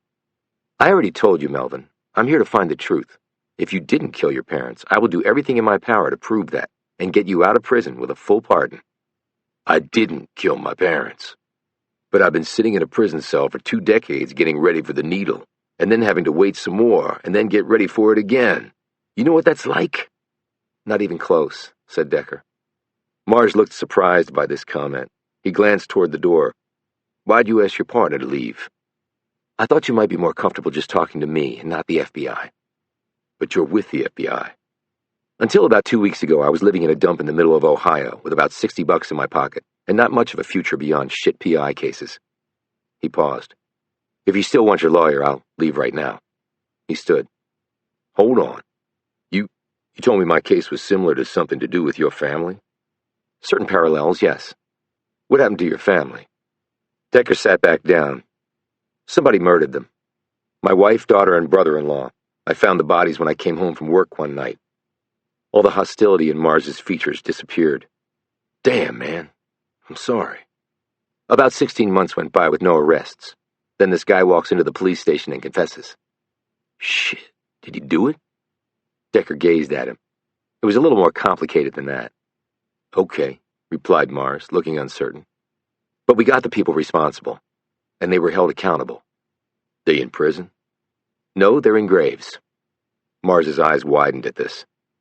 Decker said, "But that's history and it's over. Let's talk about the present. Your present." Mars shrugged. "What do you want me to say, Decker? I was a black man accused of killing his parents, and one of them was white. Now, this is the South. This is Texas. Everybody loved me when I was a football star. But when I was charged, I had no friends left. I was just a black dude fighting for my life. Hell, Texas executes more people than anybody else, and a whole lot of them are black." "The contract with your parents?" "I knew I was innocent, but I listened to my lawyer. I can carry a football and score touchdowns, man, but I didn't know anything about laws and courts back then." "So your lawyer knew about the contract?" "Yeah, I told him. But he said we didn't have to tell the prosecution nothing. It was their job to find out about it." "I guess technically that's true. But morally, I know, it sucks. I wanted to get on the stand and tell my story. I wanted folks to hear it from my point of view, but he convinced me not to, so I didn't. Then we lost, and I was screwed anyway." "What'd you do with the contract?" "I flushed it down the toilet. But let me tell you, I had no problem with giving my parents that money. I was going to make a lot more. I was working on endorsement deals that would have paid me more than my football money." "And then it all went away." Mars shook his head wearily. "Faster than I could run the 40. "Tell me about your parents." "What do you want to know?" "I want to know about their pasts. Where they came from. Were they born in Texas? Did they come from someplace else?" Mars looked perplexed by this. "I'm not sure what I can tell you. They didn't talk about any of that with me." "How about relatives? That you visited or visited you?" "That never happened." "No relatives?" "No. We never went anywhere. And nobody came to see us." "It's pretty unusual." "I guess, looking back on it, but it was just the way it was, and my parents, I guess you'd call it, doted on me. So that was cool. I liked that." "Tell me about your father." "Big man. Where I got my size and height. Strong as an ox. My mom was tall for a woman, about 5'9" or so. And man, she could run, let me tell you. We'd go out on runs together when I was a kid.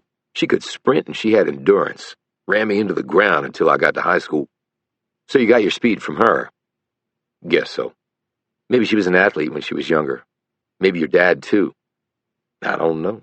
They never said." "There were no photos of them at your house. Were there ever any?" Mars leaned back against his pillow. "They didn't much like getting their picture taken. I remember there was one of them on a shelf in the living room that was taken when I was in high school, and that was about it." Decker scrutinized him. Mars said, "Hey, I know it sounds kind of crazy now, but back then it was just the way it was, okay? I didn't think nothing of it. I've seen an old grainy picture of your parents. But tell me what your mother looked like to you." Mars's face spread into a smile. "She was so beautiful. Everybody said so. She could have been a model or something. My dad said he married way over his pay grade." Decker held up his phone. I took a picture of this in your parents' closet. Any idea what it means? Mars read the screen. AC and RB? I have no idea what that means. That was in their closet? Yeah. I don't know. I never looked in their closet. Okay, your dad worked in a pawn shop and your mom taught Spanish and did some sewing. Yeah. Who'd she sew for? Some local company needed some piecework done, didn't pay much, but she could work at home. And the Spanish, did she go to a school to teach? No, she didn't teach kids. She taught adults. White dudes mostly. You had a lot of folks coming over the border to work and such. People who hired them had to learn the language so they could tell them what to do. So my mom taught them. And where did she learn Spanish? Was it her native language? No. I don't think so. She wasn't Hispanic, if that's what you mean. She was black. A lot darker than me. I'm pretty sure she was an American. Based on what? She spoke like one, and she didn't have any foreign accent. Did you learn Spanish from her? Bits and pieces, but we mostly spoke English. My dad was a stickler on that. We weren't Spanish. We were Americans, he would say. He didn't like it when she spoke Spanish at home. And she worked another job. Yeah. The sewing and the Spanish lessons didn't pay much. She worked for a company that cleaned places around the area, and she'd press clothes. The woman could iron like a pro, I tell you that. Hell, she'd iron my jeans I wore to school. Did you ever ask them about their pasts? I remember once wanting to know about my grandparents. It was Grandparents' Day at school when I was in the 3rd grade. Just about everybody else had grandparents who came in. I asked Dad about it. He said they were dead. And then he didn't say anything more. Did he say how they died? Mars slapped the bed rail with his free hand. Shit, what does that matter? You think my dad killed his parents? And you think I killed mine? No, I don't think you killed your parents. I don't know if your father killed his. He might have. Mars had been about to say something else, but then stopped. He looked right at Decker. What the hell is that supposed to mean? You know nothing about your parents, Melvin. You know nothing about any of your relatives. There was one picture of your parents in their house. They never told you anything about themselves. Why do you think that is? You mean you think they were hiding something? Mars said slowly. At least it's worth exploring, because if they were hiding something, it might give someone else a really good reason to kill them. Chapter 18. Okay, what else have we found out about Roy and Lucinda Mars? Asked Bogart. The entire team was assembled around a conference table in the rental space. Milligan glanced at Decker and said, Okay, I have to admit, it's a little funny. There's just really nothing on them that we can find. There were Social Security numbers issued to them, but when I dug into them, nothing else came up. Nothing, said Bogart. You think they stole the numbers? It's possible. And they did have driver's licenses on file 20 years ago, but I couldn't find anything else about them. Roy Mars had a job, said Jamison. And so did Lucinda. They had to have FICA taken out of their paychecks, and they had to file tax returns and such. Not that we could find, said Milligan. The pawn shop where he worked is long since gone, but they could have paid him in cash or barter, and maybe the same for his wife. And lots of people don't file tax returns because they don't make enough money and don't owe anything. But you still have to file, pointed out Jamison. It's a federal crime not to. And lots of people ignore that, countered Milligan. And apparently the Marses were those kind of people, because the IRS has no record of them. And Texas doesn't have a personal income tax. How about the house? Asked Bogart. Was there a mortgage on it? Again, not that I could find, said Milligan. But in the real estate records, Roy and Lucinda Mars were listed as the owners. Okay, said Bogart. That doesn't leave much to go on. Milligan glanced at Decker. I made some inquiries. The cops can't tell me who made the 911 call about the fire. If they ever knew, those records are long gone. I also asked about the interior of the house, the missing pictures on the wall and all. Apparently they didn't take crime scene photos of any of that, just the bodies. Well, that was careless, opined Bogart. Do you think he's innocent? Asked Milligan. Leaning that way, said Decker. Why? Asked Bogart. The blood in the car?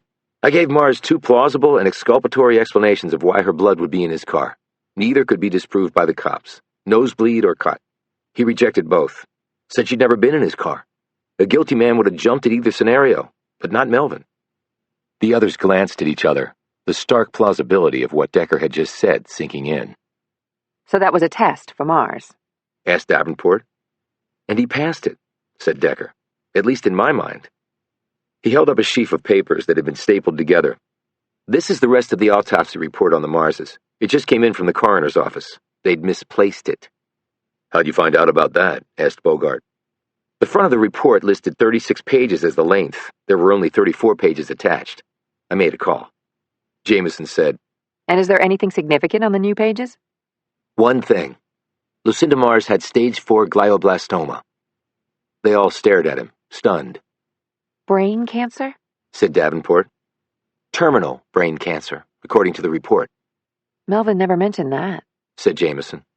"Maybe he didn't know," replied Decker. Milligan said, "But how does that bear on the case?" "I don't know if it does or not," said Decker. "She was dying, but then someone killed her." He glanced at Davenport. "Let's set that aside for a minute and focus on the son. What's your conclusion about his psychological makeup?" Davenport pulled out some written notes. "He's well above average in intelligence with a combination of book and street smarts.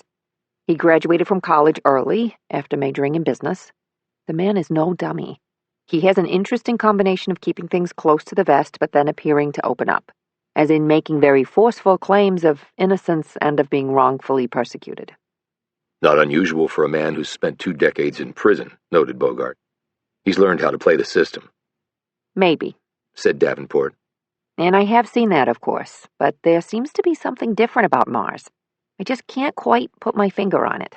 He desperately wants to know more about this Charles Montgomery. He wants to know the details that Montgomery allegedly knows that would tie him to the murders. And he is wary that the authorities will try to tie him to Montgomery in some sort of murder-for-hire scenario. He's convinced that even if he is innocent, he won't get out of prison. In fact, he's borderline paranoid on that." "Well, considering how he was almost killed in prison, I don't think I would call his paranoia unjustified," said Decker, drawing a sharp glance from Davenport. If Mars had hired him to murder his parents 20 years ago, why would Montgomery come forward now? asked Jamison. Right before Mars was to be executed. The timing is a little... began Davenport. "Convenient," Decker finished for her. Bogart said, "So you think this was all planned out? By Montgomery?" Decker shook his head. "He's on death row in an Alabama prison. How would he have even known Mars was going to be executed?" The others just looked at him blankly. Decker said, "So we need to hear that right from Montgomery himself." You think he'll tell you the truth? asked Davenport as she watched Decker closely. The last words of a doomed man? "Not even close," replied Decker. Holman Correctional Facility had been opened in 1969 and was filled to the brim with far more inmates than it was designed to hold. Located in southern Alabama, where summer temperatures could soar to over 100 degrees, the facility had no air conditioning and relied on industrial fans to move hot air around. Nicknamed Slaughter Pen of the South because of its reputation for violence inside the walls, and the Pit because of its geographical location at the bottom of Alabama, Holman housed Alabama's death row. Decker and the rest of the team had made the trip on a commercial jet. They all wore FBI windbreakers, creds clipped to their jackets. Bogart's briefcase smacked against his thigh as they walked toward the prison's front entrance. They were cleared through prison security after Bogart, Decker, and Milligan surrendered their weapons and were escorted to a visitor's room by one of the prison guards. "Tell us about Montgomery," Decker said to the guard as they walked along. "He's a loner, no trouble. He bothers nobody and nobody bothers him. It's odd, though." "What is?" asked Bogart. "Well, in Alabama, you get a choice on how you're executed, and Montgomery's the only one I've ever known to choose the electric chair over lethal injection. Why would you want to fry versus go to sleep?" Bogart and Decker looked at each other.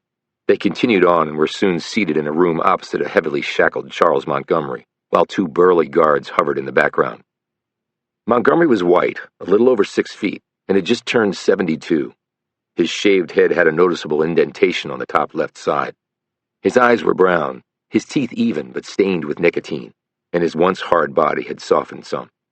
His forearms were muscled and heavily tatted, and his ears were pierced for earrings, but no such hardware was allowed in here. He raised his eyes to theirs, and starting with Bogart, went from left to right, and then back right to left. Then his gaze dropped to his manacled hands. Bogart said, "Mr. Montgomery, I'm Special Agent Bogart with the FBI. These are my colleagues. We're here to talk to you about your recent confession regarding the murders of Roy and Lucinda Mars in Texas." Montgomery still did not look up. Bogart glanced at Decker before continuing. Mr. Montgomery, we would like to hear from you the details of the night you allegedly murdered the Marses. Montgomery said curtly, nothing alleged about it, and I already told him. The tone was not hostile, simply matter of fact. I appreciate that, but we need to hear it from you too. Why is that? Asked Montgomery, still looking down. Decker had been running his gaze over the man, taking in small details of his appearance and demeanor. Was it a beating in here, he asked, or was it Vietnam? Now Montgomery looked up. In that emotionless gaze, it was readily apparent that the condemned man was one very dangerous person. What? He asked quietly. In response, Decker touched the left top of his head. Your skull's been partially cut away, leaving that indentation. Was it a beating? Some kind of combat injury? You served in Vietnam. Mortar round exploded 20 feet from me. My buddy died. I got a hole in the head. Your file says you were in the Army, noted Bogart. 18th Infantry, 1st Battalion, out of Fort Riley. Montgomery recited automatically. When did you come back stateside after the war? 1967, mustered out a month later. Didn't want to be career military? Asked Decker. Montgomery gave him a surly glance. Yeah, it was so much fun and all. Bogart pulled out a file from his briefcase. So you were in Texas then when the Marses were murdered? Had to be, since I killed him. Run us through that. How did it happen? Montgomery glanced over at him, impatience on his features. It's all in your file. So why do I have to do that? We're just trying to confirm everything, and we would like to hear it from you. That's why we came here. And if I don't want to say? We can't force you, said Decker. But we were wondering why you came forward in the first place. You know my sentence. Yes? So what does it matter? Get it off my chest. Maybe help with the big man in the hereafter. I can understand that. But to get Mr. Mars off, your story needs to be confirmed. The FBI can do that faster than the state folks can. So if we both want the same thing, why not cooperate? You look way too fat to be with the FBI. They made an exception for me. Why's that? Because I like to get to the truth. Can you help me do that? Montgomery gave a long, resigned sigh. What the hell does it matter? Okay. He rubbed his face with his chained hands and settled back in his seat. You heard of PTSD? He asked Decker. Decker nodded. Yes. Well, they never tested me for it, but I got it. And all that crap that was burning over there? Munitions, chemical weapons, Agent R and shit they dropped on our fucking heads. And who the hell knew what the Viet Cong were chucking at us? Breathing all that in, day after day. It messed me up. Surprised it didn't give me cancer. Then that mortar round blew up next to me. He pointed to his head, his shackles clanging as he did so. And they had to cut out a part of my skull. Hell, maybe part of my brain. VA never said. And then the headaches started.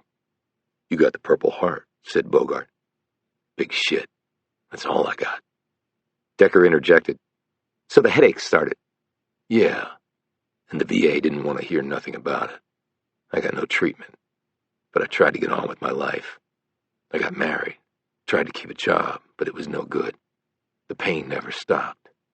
And when the docs wouldn't write no more prescriptions, I took matters into my own hands. To get drugs, you mean?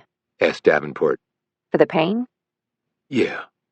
It was just little stuff at first. To get money to get the drugs. Then I started taking the drugs from people I knew had them. Cut out the middleman and go right to the source. He smiled darkly. The Army taught me to be efficient. Davenport said, The drugs you were probably taking are heavily addictive. So you got hooked and couldn't stop? Yeah.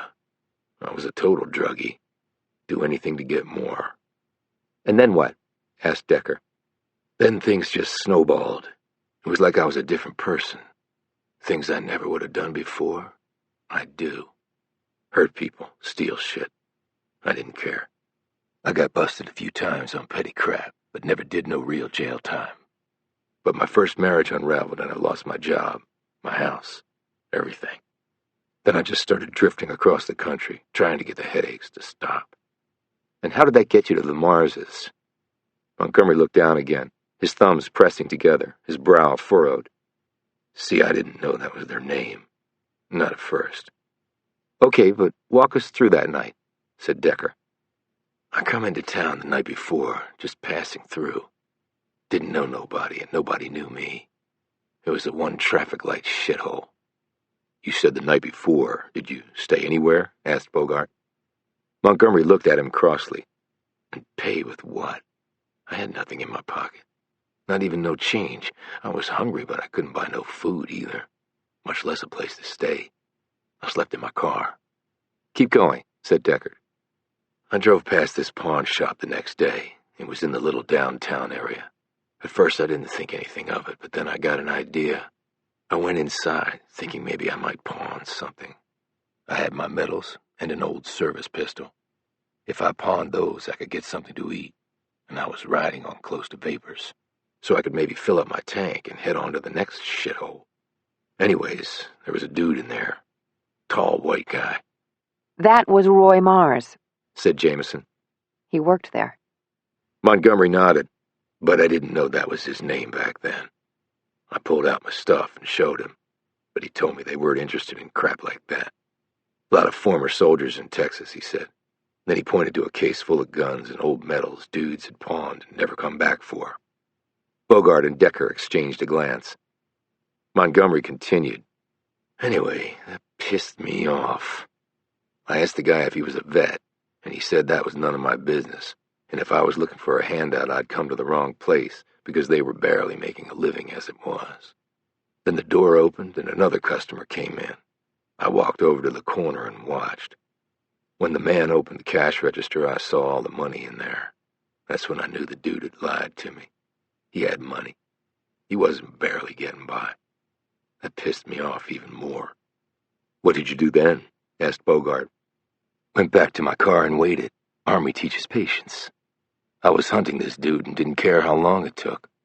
He closed the shop up at 9, got in his car and drove off. I followed him. He got to his place, which was in the middle of nowhere. No other homes around. That was fine with me. He went inside. I parked my car and got out. What kind of car were you driving? Asked Decker. Montgomery didn't hesitate. Rusted out piece of shit, 77 V8 Pontiac Grand Prix. Dark blue, big as a house. You could land a chopper on the sucker's hood. Surprised you remember that in such detail. I lived in that car for about a year. Did you own it? Asked Decker. Montgomery lifted his gaze to him. I stole it from somewhere and got plates off a ride in an impoundment lot in Tennessee. Don't remember where. So you were waiting outside the house, prompted Decker. Right. I pulled surveillance on the place. Again, what the Army taught me. I was able to see in a couple of windows without being seen. It was just the two of them. Him and, I supposed, his wife. I remember she was black, which surprised me, him being white. Okay, said Decker. What then? I waited until maybe 11:30 or a little later. You're sure about that? Asked Decker. Montgomery flashed him a surprised look. Yeah, why? Just trying to confirm. Keep going. So as I got in through the back door, it wasn't locked. I had my gun out.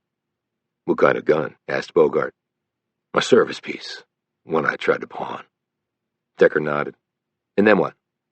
They weren't downstairs. I had seen the lights go out and then the lights go on upstairs. Figured they were going to bed. I snuck up the stairs, but I got messed up on the room they were in. I went into one bedroom, but it was empty. Girly posters on the wall, athletic gear everywhere. So I was guessing it was their kid's room. I was worried maybe their kid was sleeping in the bed, but it was empty. And that's when you saw it? Asked Decker, which drew a sharp glance from Jamison and Davenport. Montgomery licked his lips and nodded. Yeah, the shotgun was in a rack on the wall. I thought if I was going to do this, I couldn't use my service piece. They might be able to trace it to me, through ballistics.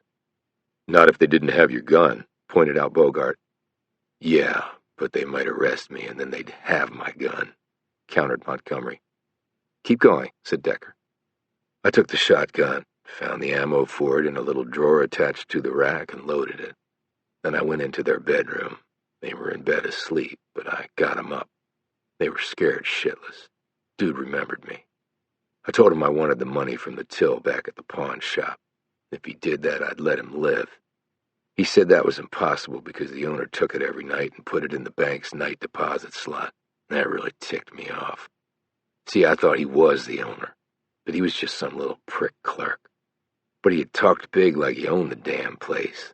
I don't like people lying to me. Don't sit well. Bet the son of a bitch never wore the uniform. And he's looking down on me, telling me he's not giving me a handout? Montgomery shook his head with finality. Who the hell does he think he is? No way I'm letting that pass. So I blew him away. His wife was screaming. I couldn't let her live, right? So I shot her too. Montgomery stopped abruptly and looked around at Jamison and Davenport. What's wrong? Asked Decker. I felt bad about popping the woman, but there was nothing else I could do. He shrugged. I've killed people, on the battlefield and off, but I never killed no woman before. It was his fault, not hers. And then what did you do? Asked Decker, hiding his disgust at the man's apportioning of blame for Lucinda Mars's murder onto her husband. Milligan was busy writing all this down in his tablet, but he too looked upset at what he was hearing. I panicked. I mean, you get the adrenaline rush when you're doing it, but when it's done, it's like you're coming off a crack high. You crash. My first thought was just to run for it, but then I looked down at the bodies and thought of something else. When I had been scoping out the place, I peeked in the garage, saw the gas can. I ran down and got it and poured the gas over them and then set them on fire. But why? Asked Bogart. I thought, he faltered. I thought maybe if they and the house burned down, they might just think it was a fire that killed him, and not that nobody had shot him. What'd you do with the shotgun? Asked Decker. Put it back on the rack. Then you left? Yeah. I jumped in my car and hightailed it out of there. Did you see another vehicle while you were driving away? Asked Decker. Montgomery shook his head. I was so screwed up in the head right then I could have passed a convoy of army tanks and never even noticed it. Were you wearing gloves? Asked Decker. Gloves? When you picked up the shotgun. Oh, yeah, I had on gloves. Didn't want to leave no prints behind. I was in the army. They were on file. He paused and looked at Decker. And that's it. Not quite. How did you find out about Melvin Mars? Oh, that, said Montgomery offhandedly. This was just within the last year. I was here in prison. Dude told me about Mars. He said he heard it from a guy over in Texas. Dude have a name? Asked Bogart. Donnie Crockett, said Montgomery promptly. And where is he now? In a coffin. He was on death row, too. They executed him 4 months ago. Bogart and Decker looked at each other while Davenport kept her gaze squarely on Montgomery. She said, Why would he mention Melvin Mars to you? Didn't you know? Said Montgomery with a brief grin. I played some ball at Ole Miss. I was a fullback. That meant I slammed my body against other bodies all game long so the tailback could look good. Now, I never played against Mars because I was a lot older, but I heard of him later on. Didn't connect it to what I'd done in Texas. But then when my buddy told me the details, I had my wife Google it for me. When I saw the pictures of the parents, I knew they were the ones I'd killed. And you decided to come forward why? Asked Decker. Because God might go easier on you? Montgomery shrugged. Look, I'm gonna die anyway. Screwed up my whole life. This dude Mars lost out on a lot because of me. Guess I'm just trying to make amends. Do one good thing before I kick off. He stopped and gave Decker a searching look. They are going to let him go, right? He didn't kill his parents. I did. We'll see, said Decker. It's the reason we're here. I told the local cops stuff that I knew about the house and all. Details they didn't let out to the public. It was me. What else can I say? I think you've said a lot, answered Decker. Bogart said, And you never met Melvin Mars? Montgomery shook his head. No, sir, I never met the man. If he'd been home that night, I would have killed him too. They all fell silent for a few moments. Decker was studying Montgomery closely while Bogart looked down at some notes. Jamison and Davenport were watching Decker. Decker finally said, So you eventually remarried? Montgomery nodded. A couple years later, I was already in my 50s, but Regina was 20 years younger, so we had a kid. I tried to settle down and get cleaned up, but it was no good. He motioned to his head again. Pains came back. Had 'em all the time at that point. I just went nuts. Did shit. Regina took our son and ran for it. I started robbing banks and selling drugs. Murdered a couple dudes I was doing business with. And then I killed a state trooper. That's why I'm here. Where does your current wife live? Asked Decker. Montgomery's eyebrows flicked up at this. Why? We'll need to talk to her. Why? He asked again. She's part of this chain. We have to look at every link. Montgomery considered this for a long moment. She lives about 20 miles from here. Prison has the address. Moved there when I got transferred here. And you've been married how long? About 18 years, though I've been in prison the last 9. Like I said, she left me when I went out of control. Hell, Tommy was just a little boy then. But when I got the death sentence, she came to the prison to see me. We never officially got divorced. I guess she felt sorry for me. How many kids do you have? Asked Decker. Just Tommy. He lives with his mom, but he never comes here. Don't blame him. Wasn't there for him, so why should he be there for me? He's a really good football player from what she tells me. Does she visit you often? Asked Davenport. Montgomery leveled his gaze on her. Every week, like clockwork. That's nice, said Davenport, drawing a wary look from Montgomery. Anyone else ever visit you? Asked Decker. I don't have anybody else. No lawyers or anything? They tried and failed and left. Decker said, When is your execution date? 3 weeks from yesterday. Davenport asked, Why did you choose the electric chair over lethal injection? Everyone looked at her. Montgomery grinned. Figure where I'm going, I better get used to being hot. Why not go out with a bang? What are your wife's plans after you're gone? Decker asked. Start over somewhere else. Right, said Decker. We'll tell her you said hello when we see her. I'm doing the right thing, right? Said Montgomery nervously. That's not for me to answer, replied Decker. One more thing. Did you steal any money or property from the Marses? Montgomery stared up at him, a wary expression on his features. No. Did the cops say I did? Did you commit any other crimes while you were in town? Asked Decker. No. I told you. I killed them and tore out of there. So you didn't stay around and do a day's worth of labor or anything? Montgomery looked at him like Decker had lost his mind. After murdering 2 people? So, no? Hell no. And how far did you drive after you left town? I don't know. You remember a city? Montgomery thought for a moment. Maybe Abilene. Yeah, that's right. I jumped on Interstate 20 and just headed east. Ran smack into Abilene. And that was about, 180 miles, maybe a 3-hour drive? About that, I guess, yeah. Okay, thanks. As they started to leave, Montgomery called after them. Can you tell Mr. Mars that I'm sorry? Decker looked back at him. I don't really think that's a good idea. Chapter 19. They drove directly to Regina Montgomery's house, which, as Montgomery had said, was only about 20 minutes from the prison. The skies were threatening rain, and, as the temperature dipped, perhaps even some snow, though it rarely fell in this part of Alabama. Bogart drove, and Decker rode next to him. Davenport was in the back seat, writing up some notes on her electronic tablet. Milligan was next to her, doing the same thing on his. Jamison was to Milligan's left. She said, That was one scary man. Well, at least the public won't have to worry about him anymore, said Bogart. Do you think his head injury made him do all those things? Asked Jamison. I don't know, replied Bogart. In the eyes of the law, it apparently didn't matter if it did or not. I guess not, she said doubtfully. Lisa, what was your opinion of him? Asked Bogart as he glanced at her in the car's rear view. She looked up from her tablet. My down and dirty is the guy is being truthful.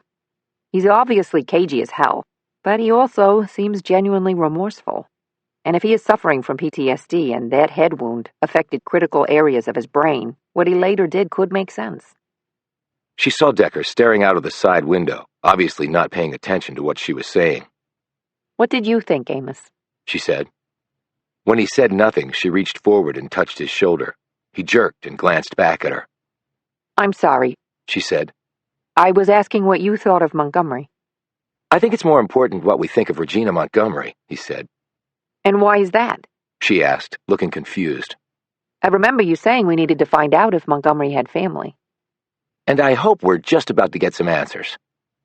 Regina Montgomery lived in one of a line of old duplexes that looked about a few rusted nails and a few more termite bites from falling down. They parked out front. There was an old cream-colored Buick with a tattered faux leather top sitting out in a front yard that held not a single blade of grass. The entire area looked blighted. In the distance, they could hear a freight train's whistle. A light rain started to fall as they walked up to the front door. It had a pyramid-shaped glass with a crack in it at about eye level. Bogart knocked on the door. Davenport said, The place next door looks abandoned. Half the places here look abandoned, noted Bogart. They heard approaching footsteps and the door was opened. Regina Montgomery was of medium height, thin, and her hair was more white than brown. She was dressed in faded jeans, flats, and a sweater with some smears of dirt near the waist. They identified themselves and were invited in. The front room was small, with a few pieces of cheap and battered furniture. She led them into the kitchen, moved some boxes and stacks of paper off chairs, and motioned for them to sit down around the small table in the middle of the space. There were only 4 chairs, so Milligan and Davenport stood. Regina looked nervously at each of them before settling her gaze on Bogart, who had produced his FBI shield at the front door. What do you want with me? She asked bluntly. Just to ask some questions. We've spoken with your husband. Just so you know, while it's true we never got divorced, we haven't lived together for a long time. He's been in prison for years. But legally, he's still your husband. Yes. When did you learn about his maybe having murdered Roy and Lucinda Mars? She leaned back in the chair and assumed a focused expression. When I went to the prison to visit Chuck. Do you remember the date? No, not exactly. I go every week, though. Let me think. She picked up a pack of cigarettes off the table, lit one, blew smoke out her nostrils, and was silent for a few moments, then said, Maybe a couple of months or so. Maybe. I'm not really sure. Were you surprised? Asked Bogart.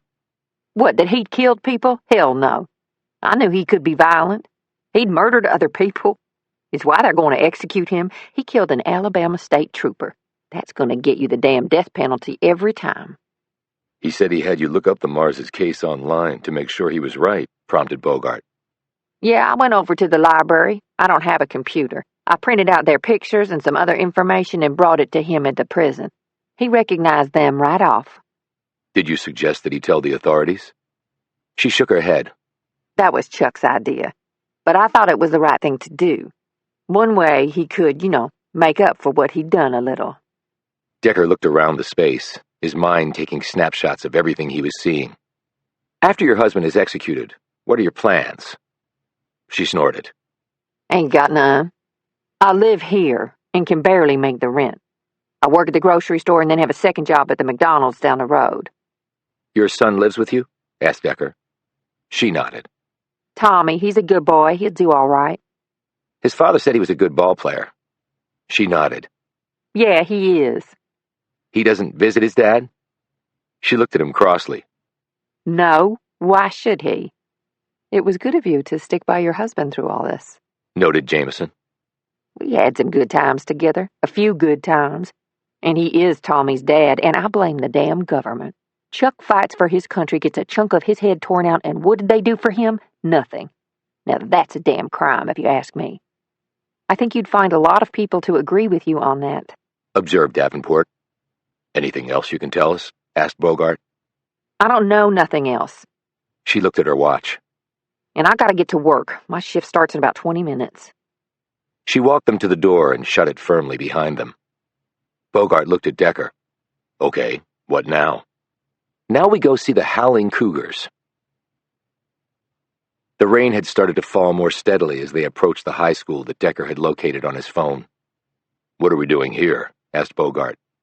You mentioned the Howling Cougars, Said Davenport. Decker nodded. The picture's at Regina Montgomery's. Her son was in his Howling Cougars football jersey. Okay, so you want to talk to him, but he's never visited his father, Pointed out Jamison. I don't want to ask him about his father.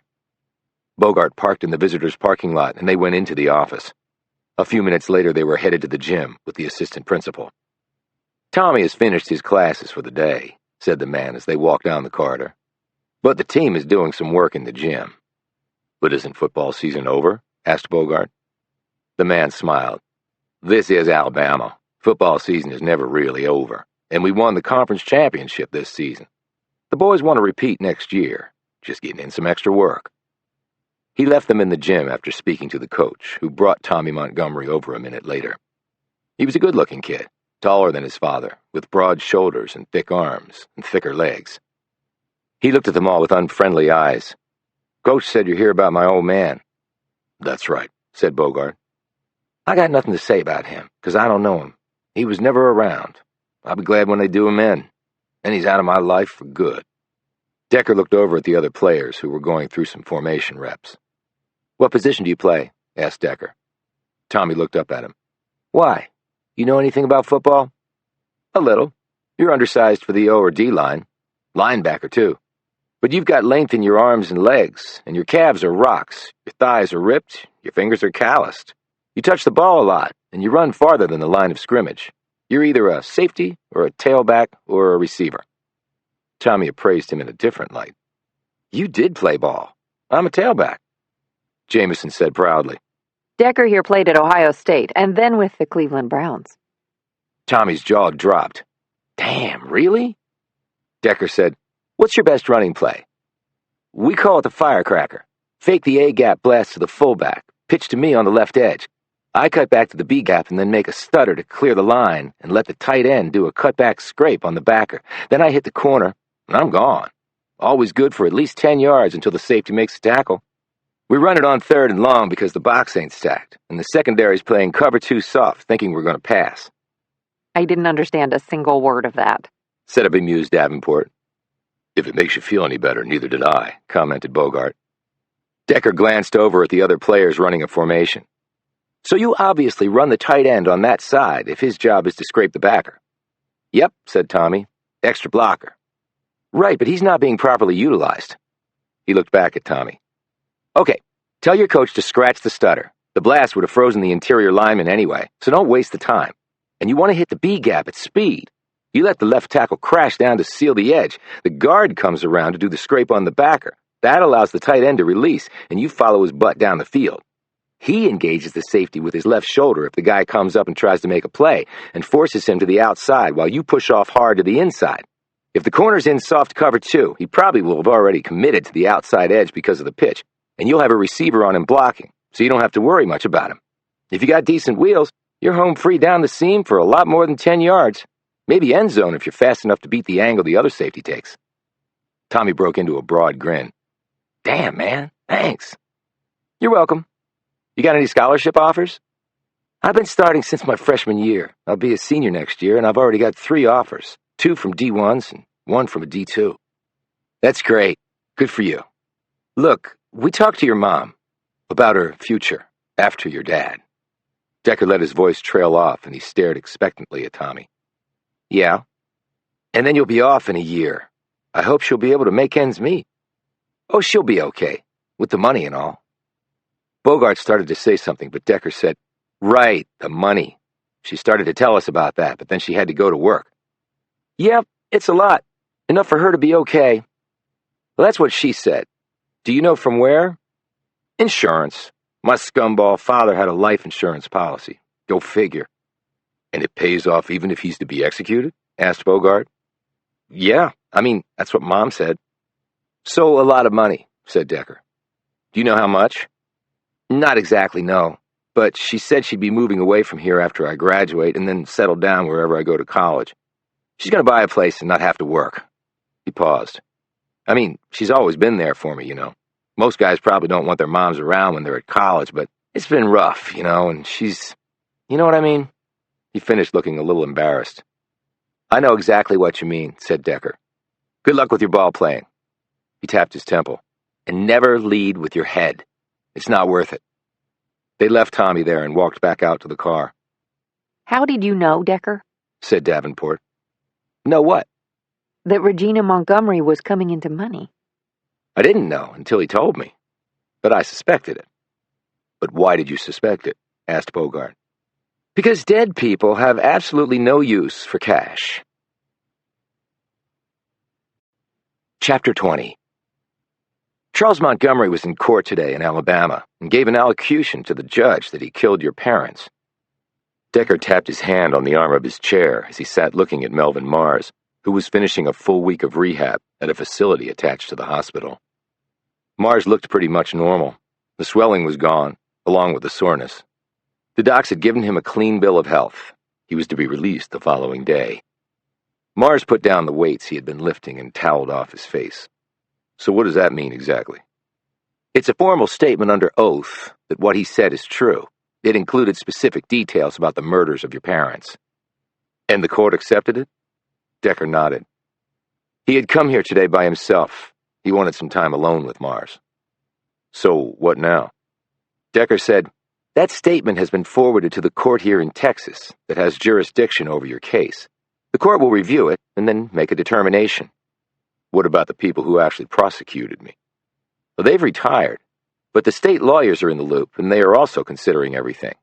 If they come down on the side of believing Montgomery and throw their support to you, then I don't think the court has any choice but to set you free, pretty much immediately. Mars wrapped the towel around his neck, his muscles straining against the tight t-shirt, and sat down opposite Decker. How long you reckon all that will take? I can't imagine that long. What was he like? Mars asked quietly. Who, Montgomery? Mars nodded, his gaze on the floor. Probably like a lot of guys you've known in prison. So just a screwed-up asshole looking to hurt people? He was a Vietnam vet. Said stuff over there gave him headaches. Couldn't take the pain. Turned to crime to pay for the drugs because the VA wouldn't help him. But why'd he kill my parents? You really want to hear this? It can't change anything. Mars glanced up at him. Tell me. Wrong place, wrong time. Montgomery tried to pawn stuff at your dad's shop. He said your dad wasn't buying, maybe dissed him. He got pissed, followed him home, wanted money, but your dad told him he was only the clerk there, that the owner put the money in the bank every night. So, he did what he did, using your shotgun he found in your room and that gas can in the garage. Mars studied the floor. Then you believe him? He had details only the person there would have known. Mars looked up again. But do you believe he did it? Decker said nothing. So you don't believe him then? Doesn't matter what I believe. It matters what the truth is. And that doesn't come close to answering my question, Mars said irritably. Why do you have to make everything so damn hard, Decker? My job is to find the truth, Melvin. I told you that the first time I met you. Right now, I don't believe anybody. Including me? With you, I'm getting there. Faster than I normally do. He added, It's probably because you're so lovable. Mars laughed. Didn't think you had a sense of humor. I don't. You must be rubbing off on me. So where do I go while all this stuff is being decided? A safe house maintained by the FBI. It's in Austin. Haven't been back to Austin since I played at UT. I figured. Decker paused. Got a question for you. Okay, shoot. I read your mother's full autopsy report. Mars stiffened as he looked warily at Decker. And what? Did you see something off?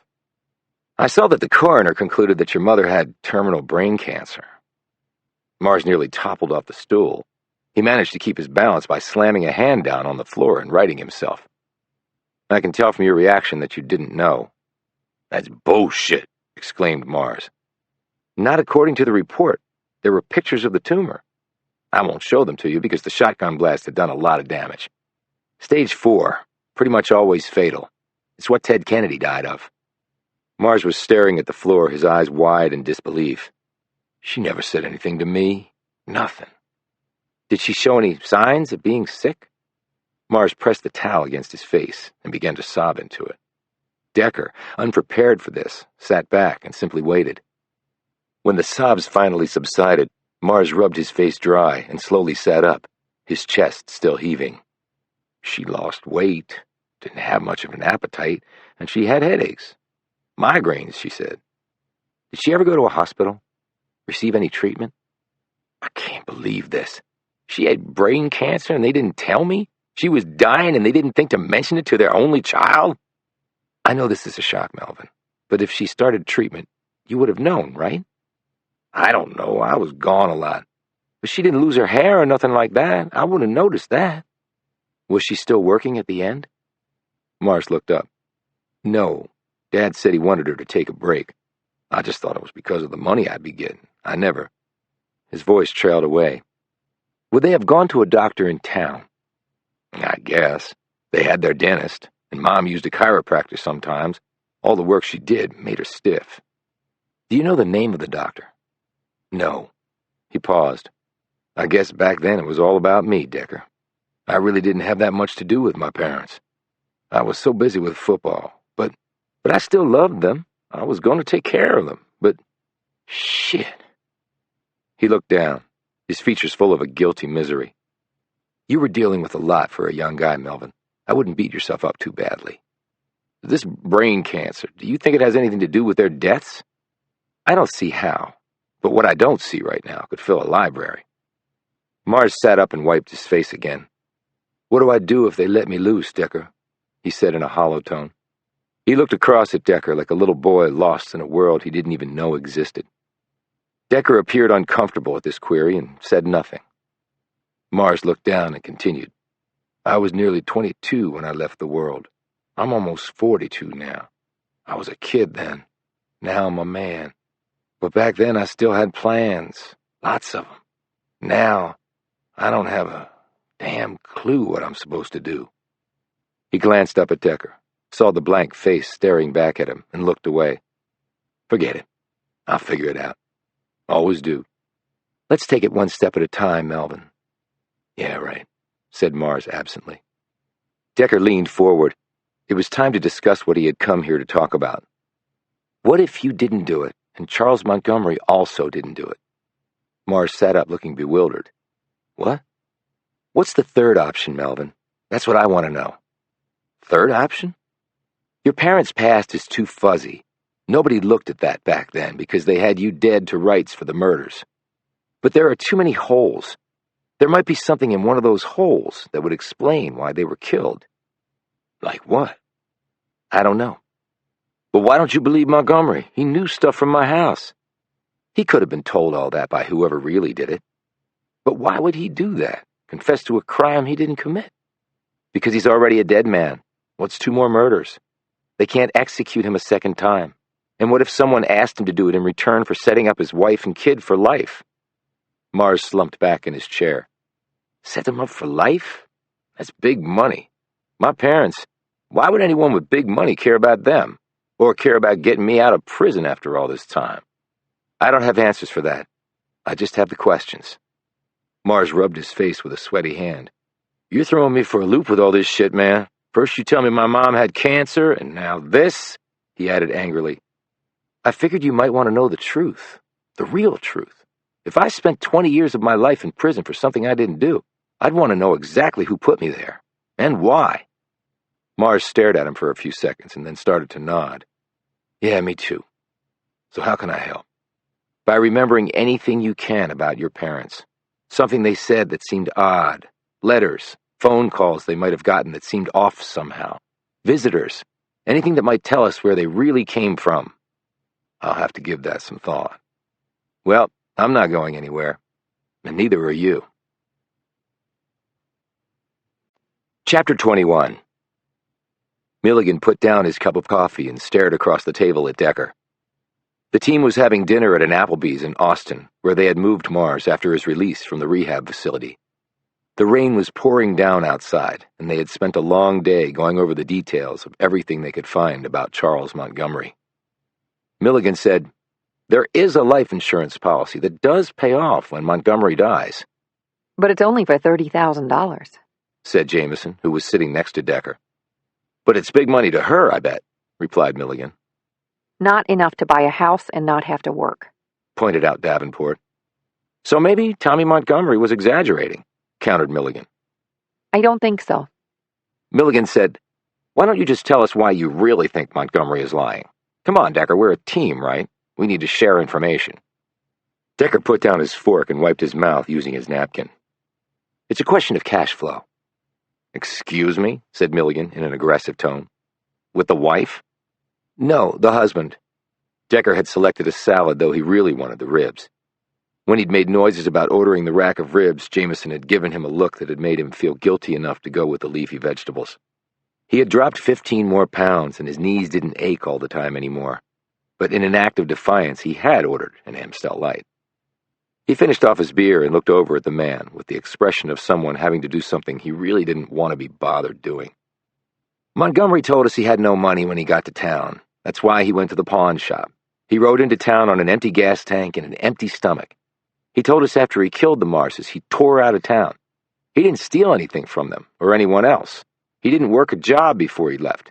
He said he drove all the way to Abilene, which is about a 3-hour trip, without stopping. Okay, so? He was driving a 77 Impala with a V8. I looked it up. Brand new, that car got about 18 miles to the gallon highway.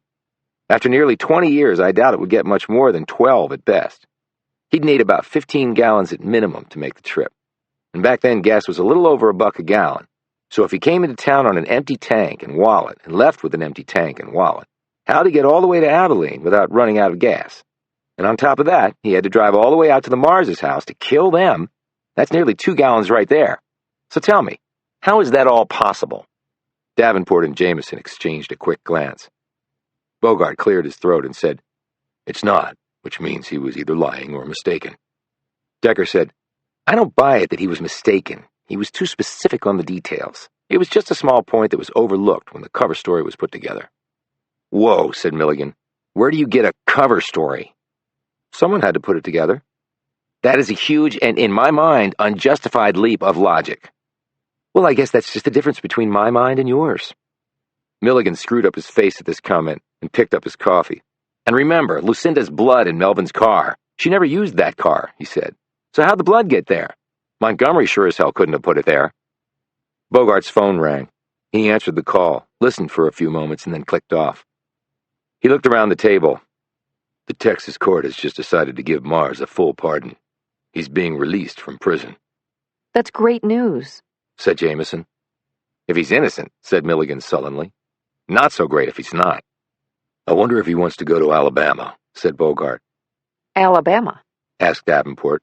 Why?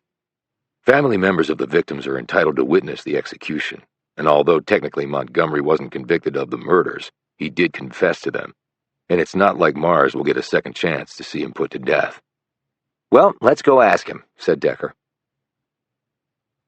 Mars was sitting in a room in a rental house guarded by 3 FBI agents out of Austin. His lawyer, Mary Oliver, had obviously just arrived because she was hugging Mars as Decker, Bogart, and the rest of the team showed up. "I knew it might be coming," said Mars, "but it's still hard to believe." Oliver said, There will be a formal court proceeding where your record will be expunged, and I've already filed for compensation from the state. I don't think you'll have any problem getting the max payout. After they all had finished congratulating him, Bogart told him about Montgomery's execution coming up. "I've made calls. They'll let you attend if you want to." Mars looked over at Decker. "What do you think? Should I go?" Decker thought about this for a few moments. "If you think it might give you some closure, yes. But you don't think he really did it. And I could be wrong." Decker paused. "Besides, there's another reason for us to go to Alabama." "What's that?" "Mrs. Montgomery." The court proceeding was held the next day.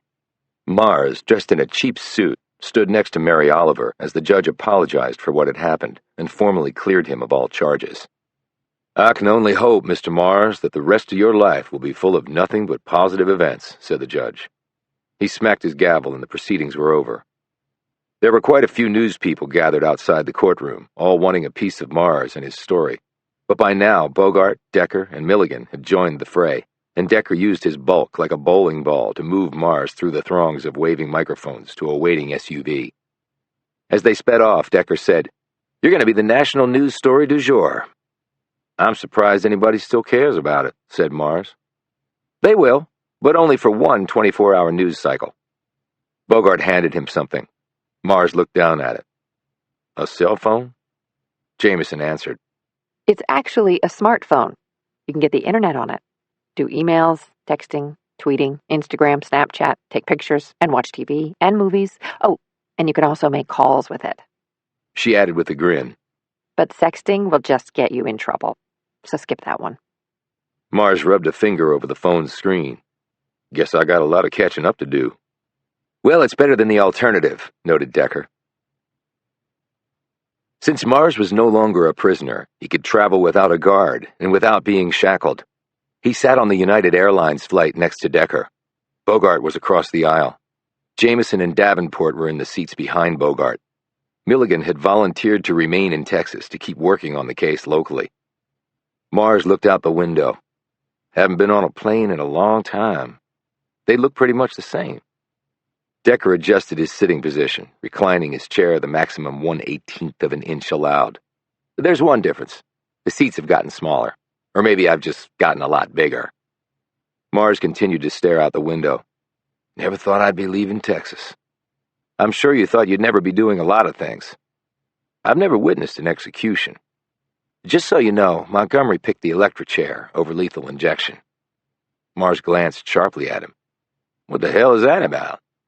Couldn't tell you. Alabama gives you a choice, and that was his.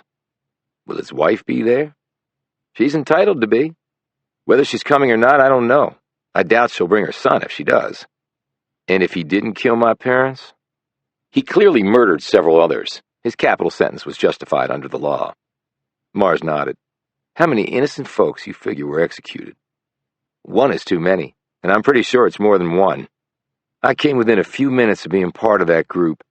Like I said when I met you, you're one lucky guy after being one really unlucky guy. Yeah, well, let's hope my luck holds. Mars looked to the front of the plane and watched as the flight attendant positioned the beverage cart as a roadblock in front of the cockpit as one of the pilots came out to use the restroom. When did they start doing that? He asked. After 9/11, replied Decker. Oh, right. Mars pulled his gaze away from the front of the plane and said to Decker, You said we were coming here for Mrs. Montgomery, too. That's right. Why? She was the only one to visit her husband the last few years. Okay, why does that matter? Asked Mars. If this was all set up, you're not going to do it over the phone. It's going to be face-to-face. She was the only face. She went to the prison and told her husband what he had to do, including all the details, so he could get his story straight. She probably did this over and over to make sure it all sunk in. So she had to have contact with whoever really killed my parents? She initiated this, not her husband. That's the way I see it, yes. But she's not just going to tell us who contacted her. No, I don't think she will, replied Decker. So what do we do then? We find out as much as we can on our own, and then we confront her with it. And hope she rolls over? Yes. You ever remember anything about the stuff I asked you about? Mars looked back out the window as the plane descended into Alabama. I gave it a lot of thought. Only thing I really thought about, to tell the truth. And? Mars pointed to the back of his right ear. My dad had a scar right here. I saw it when I was a kid and we were horsing around on the floor. Just roughhousing, you know. I touched it and asked him about it. He flew into a rage. I thought he was going to beat the shit out of me. Then my mom came in the room, saw what was happening, and calmed him down. After that, he was never really the same around me, and he started wearing his hair a lot longer. To cover the scar? That's right. At least I think so. Did you ever ask your mother about it? No, I was too scared.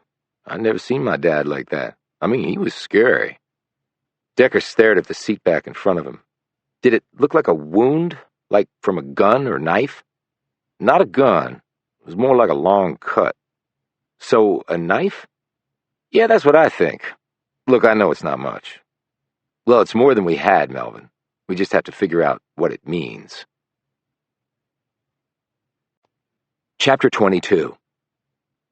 Thursday at 5:30 p.m. Charles Montgomery had a half hour left to live.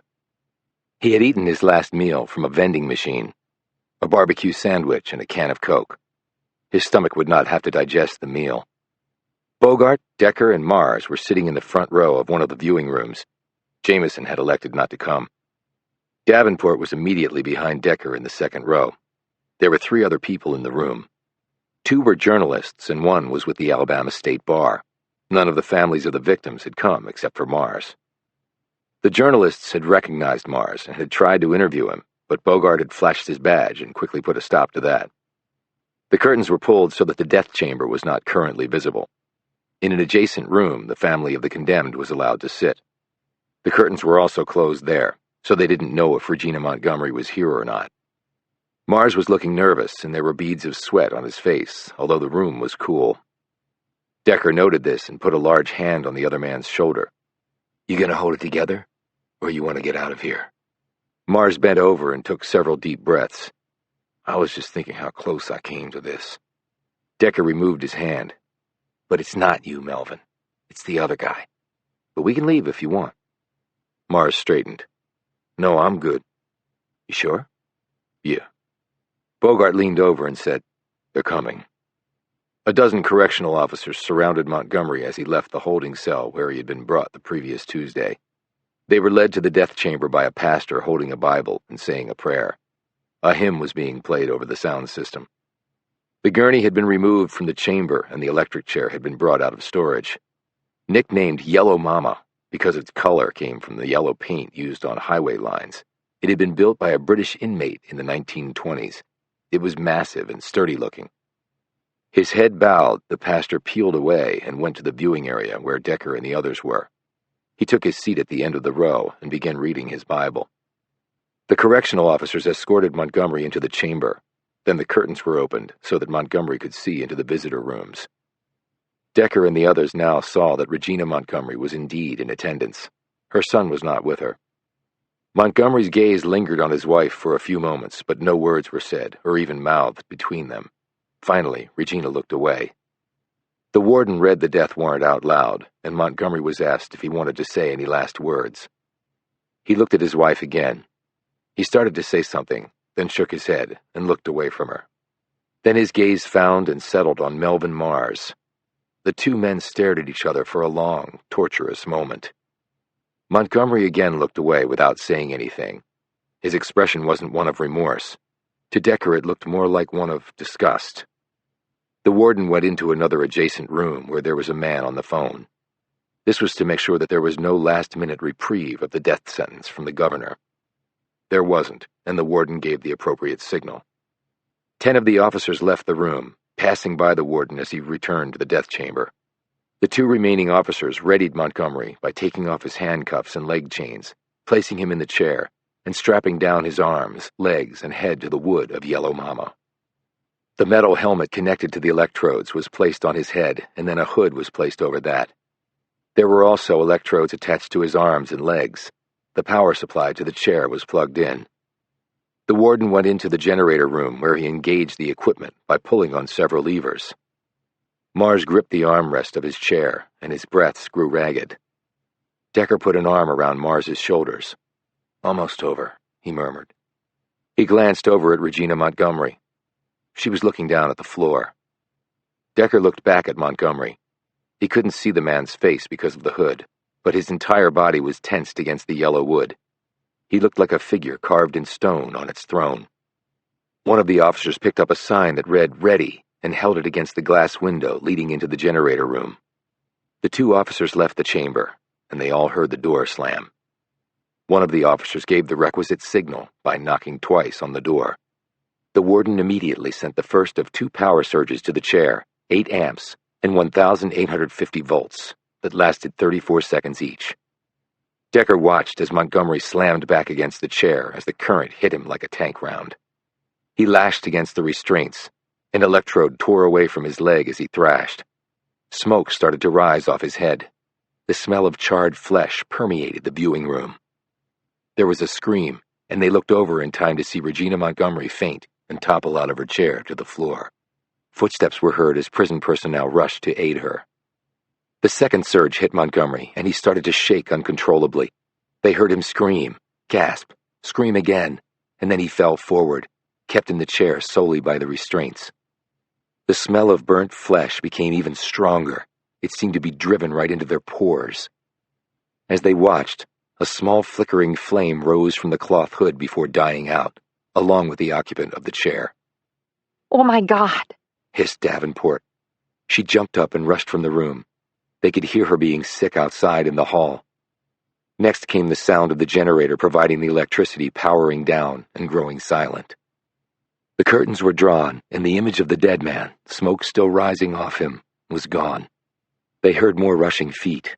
and then the sounds of a fire extinguisher being deployed. It was over. Chapter 23. That was the longest few minutes of my life, said Davenport, who still looked gray and nauseous. They were sitting around a table in the lobby of the hotel where they were staying near the prison. Decker shot her a glance. Imagine how it was for Montgomery. She looked at him and turned a bit pink in the face. I know. I didn't mean it that way. It was just horrible. Although Jamison hadn't attended, she seemed as distraught and subdued as the others. Did they confirm he was actually dead? Bogart nodded wearily. By law, they have to. The doctor came in and did his tests. Montgomery was pronounced dead at 5 minutes past the hour. Regina Montgomery was revived and checked out by a doctor at the prison. Then a state trooper drove her home. Decker turned to Mars, who hadn't said a word since they had left the prison. He looked like he had no idea where he was. You okay? Decker asked. Mars shook his head. Dude was on fire, he said dully. That's why they don't use the chair anymore, said Decker. Too many things can go wrong. I think the state of Alabama should stop giving the condemned a choice. Davenport said fiercely. Well, better yet, just abolish capital punishment. She looked at Mars. They came close to executing you, an innocent man. That's reason enough just to do away with it. There are no second chances. Mars nodded curtly and looked away. Bogart said, Well, that's way above my pay grade, and not an argument we're going to settle tonight. I think we all need to get some sleep and then regroup tomorrow. He looked at Decker. What else did you want to do while we're here? Talk to Regina Montgomery again. We need to find out where the money came from. She's not going to willingly tell us anything, pointed out Jamison. She almost kicked us out last time. But she might slip up, or by not telling us something, she might just answer our questions. Bogart rose. Well, again, nothing else is going to happen tonight, so let's just call it an early evening. I don't think I'm good for anything else. Witnessing an execution leaves you utterly drained. At least it does me. Bogart headed off, and a still shaky Davenport followed. As Jamison was about to leave, Decker snagged her by the arm. Hold up, Alex. What is it? Decker looked first at her and then at Mars. You two up to going somewhere? Right now? Because I don't think that we should wait. They knocked for a long time, and only when it was clear that they weren't going to leave did Regina Montgomery answer the door. She stood there defiantly in the doorway, still dressed in the clothes she had worn to the execution. What do you want? She snapped. Decker said, We just had some questions for you. My husband was executed tonight. Can't you leave me in peace? She added shrilly. I can understand how you feel, Mrs. Montgomery, but I wouldn't be here unless I thought it really important. Can we come in? It won't take more than a few minutes. She looked at Jamison, and then her gaze fell on Mars, and her face twisted in disgust. What, you mean him too? Him especially, said Decker. He's... I know who the hell he is. I don't have... Decker said, It'll only be a few minutes, and since this pertains to Mr. Mars, he needs to be included. Please, Mrs. Montgomery. Jamison stepped forward and took the woman by the hand. Let's just go in and sit. Have you had anything to eat? Maybe a cup of tea to help settle your nerves? I can only imagine what you've had to deal with today. I'm so sorry. That would be... I can't eat anything but some hot tea, yes. Just show me where, and I'll fix it right up. Jamison smoothly steered Montgomery inside while Decker and Mars followed. When Jamison turned around, Decker shot her an appreciative look. After Regina Montgomery showed Jamison where things were in the kitchen, she and Mars settled around a coffee table in the small, cluttered living room. Back in the kitchen, Jamison put a kettle on the cooktop to heat up the water. Then she found a cup and a box of tea bags. While the water was heating, she rejoined them. When she sat down across from Montgomery, Jamison's gaze flitted over Montgomery and held briefly on her wrist. She looked surprised. Montgomery was staring at Decker. Well, she said crossly. Is your son here? Asked Decker. No, she said sharply. He's staying at a friend's. I thought it best. No reason for him to have to deal with this. That was a good idea. She glanced at Mars sitting next to Decker, and her mouth curved into a frown. Mars stared right back at her. He seemed about to say something when Decker spoke. Tommy told us about the insurance money. She was startled by this. What? How did you know where he was? Howling cougars, said Decker, pointing to the photo on the table across from them. Well, so what? Chuck had life insurance. I'm the beneficiary, nothing wrong with that. For $30,000? She jerked again. Who told you that? She demanded. We're the FBI, Mrs. Montgomery. We can find out things. The tea kettle whistle blew. Jamison rose and went into the kitchen to prepare the tea. She poured it into a cup, and then looking around for some crackers, pulled aside a curtain covering a small niche in the kitchen. What she saw inside made her start. She snagged a box of crackers and some peanut butter off a shelf and walked back over to the sink. Hey, Decker, She called out. can you give me a hand? I know Mrs. Montgomery doesn't need us to be here any longer than necessary. A bit put out by her request, Decker rose and went into the kitchen. While Jamison was spreading peanut butter over the crackers, she jerked her head toward the open curtain. Check that out, She said quietly. Decker turned, saw what was there, and glanced quickly at Jamison, who hiked her eyebrows. And there's something else I saw, She said. A minute later they came back into the room, Jamison with the tea and Decker with the plate of peanut butter crackers. They placed them in front of Montgomery, who was staring stonily at Mars. Thank you, She said. She took a sip of the tea and nibbled at a cracker, her gaze now downcast. While Montgomery was doing that, Jamison glanced around the room and her gaze fixed on a coat tree by the front door. This time she didn't look surprised. Montgomery put her teacup down. Why do you care about the insurance money? Decker said, Tommy also said that you were planning to move from here to wherever he ended up going to college, that you were going to buy a place and not have to work. Montgomery didn't say anything for a long moment. Then she waved her hand dismissively. He's just a kid. He doesn't know what he's saying. I am planning to move to where he goes to college, but I'll have to work. And I sure as hell won't be buying a house. $30,000 isn't enough for me to stay home and twiddle my thumbs. So you will have to work. Didn't you hear me? Yes, I'll have to work. Do I look rich to you? I've been working my ass off all my life. Work till I drop. Unless Tommy makes it to the NFL, and then he can take care of me. Mars said, I wouldn't bank on that. It's like a 1 in a million chance. She eyed him. You played football, so I heard. It's a rough sport. Tell Tommy to be a doctor or a lawyer instead. He'll have a much healthier retirement. I'm sure you're mad at my husband, but he did come forward. Only reason you're out of jail. He was the reason I was in jail, countered Mars. He murdered my parents, so excuse me for not feeling grateful. She shook her head and mumbled something like, You people. Decker placed a restraining hand on Mars's shoulder, since it looked like the man was about to jump to his feet. When do you get the insurance money? He asked. Why do you care? I told you I just had a few questions, Mrs. Montgomery. The sooner you answer them, the sooner we're out of here. The reverse is also true. She picked up her tea, took a sip, ate a cracker, and then said, I have to file the claim. It might take a few days or maybe a week. It's not like they won't have proof he's dead. Right. Decker looked at Jamison and nodded. Jamison pointed to Montgomery's wrist. That's a beautiful watch. Cartier, isn't it? Montgomery immediately covered it with her other hand. No, it's not. It says Cartier on the watch face. Pointed out Jamison. She looked down at her hand. I got it for like $10. Where? I forgot.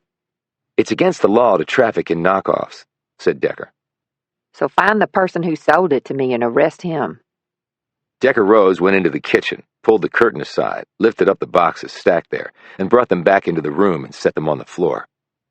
Montgomery jumped to her feet. What the hell are you doing? You can't do that. Those are mine. Chanel, Neiman Marcus, Saks, Bergdorf Goodman, Jimmy Choo. They all make very nice stuff, and very expensive. Jamison pointed to a bag hanging on the coat tree by the front door. And that's an Hermes bag. I wish I could afford one. Montgomery turned pale. They're all fakes. I can't afford none of that. Decker said, I wasn't aware that fraudsters ship their goods in boxes with the names of the brands on the side. They usually just sell them on the street. Montgomery said nothing to this. She took another sip of tea and ate another cracker. Can I look inside the boxes? Asked Decker. No. Why not?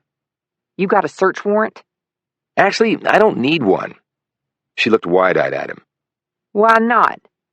I used to be a police officer, but I turned in my badge. But you're with the FBI. As a civilian, not an agent, never badged or sworn in. Despite Montgomery's protests, Decker opened the boxes and snapped photos of the contents with his phone camera. Then he leaned down so his face was only a few inches away from Montgomery's. We can easily trace all of these purchases. And since you already told us you haven't received the insurance money yet, that can't be the source of the funds. So why don't you tell us the truth, Mrs. Montgomery? How did you come by the money? I don't know what the hell you're talking about. Do you really want to play it that way? Get out of my house. Mars said, Somebody paid you off to have your husband lie and say he killed my parents. Who was it? She looked at him and said fiercely, Who the hell do you think you are talking to me like that? You are nothing but... But what? Interrupted Mars. A colored boy who should keep his mouth shut round good white folks like you? Get out of my house! She screamed. I lost 20 years of my life, Mars screamed right back. Montgomery looked at Decker. Get out of my house before I call the cops. Decker said, You can call the cops, and then we'll tell them what we know, and we'll find out about the money you've come by and why. And then you're going to be in a world of trouble. In fact, you're going to go to prison. She looked stunned by this. I ain't done nothing wrong. Try obstruction of justice, conspiracy, aiding and abetting a murderer. I did not. By helping those who really did kill the Marses, you did. And the cumulative penalties for all those crimes means you won't have to worry about following your son to college. Your housing will be provided by the government. He paused momentarily. For the rest of your life. Regina Montgomery looked like she might faint again. She took several deep breaths and said, Get out of my house. Decker said, Have it your way. We'll be back tomorrow. With the police. He pulled out his phone. Say cheese. He took a photo of the Cartier watch. Get out! She screamed. She started to throw the cup of tea at Decker, but Jamison caught her by the arm and the cup fell out of her hand and hit the floor, shattering. As they walked out, Decker took a photo of the Hermes bag. Outside, Jamison looked at Decker. She's guilty as hell. Yes, she is. By the way, that was really good work in there, Alex, said Decker. She smiled. I have my moments, especially when it has to do with high fashion. Mars added, You were right, Decker. Somebody did pay her off. Now we just have to find out who. Chapter 24. Decker was dreaming in color. It was a combination of rooms, numbers, and days of the week, all outlined in different brilliant hues. This was a relatively new phenomenon for him, but as one of the doctors at the Cognitive Institute had told him, the brain was ever evolving, and Decker would find new experiences awaiting him from time to time. But the noise kept interrupting. He had nearly gotten clear of the room and was moving on to something new, dark and mysterious, and a puzzle to figure out. But the noise came again, tickling around his ears, like a gnat buzzing him. It was disrupting all that he was trying to do. Finally, like a swimmer clearing the depths and reaching the surface, Decker retreated from the colors and began breathing air again. He opened his eyes and saw another color. A bright white light was emanating from his phone, which rested on the nightstand, and the phone was buzzing. He heaved up, snagged the phone, saw that it was 3 a.m, and also that the call was from Bogart. Hello? Decker, can you meet me in the lobby in about 10 minutes? What's up? It's Regina Montgomery. What about her? She's dead. Decker was in the lobby in 5 minutes and watched as first Davenport and then Jamison came down. A moment later, Bogart strode into the lobby. I've got the car outside. Where's Melvin? Asked Decker. I thought it best not to involve him in this. You said she's dead. How? Asked Decker. Let's get in the car. What about her son, Tommy? Is he okay? Yes.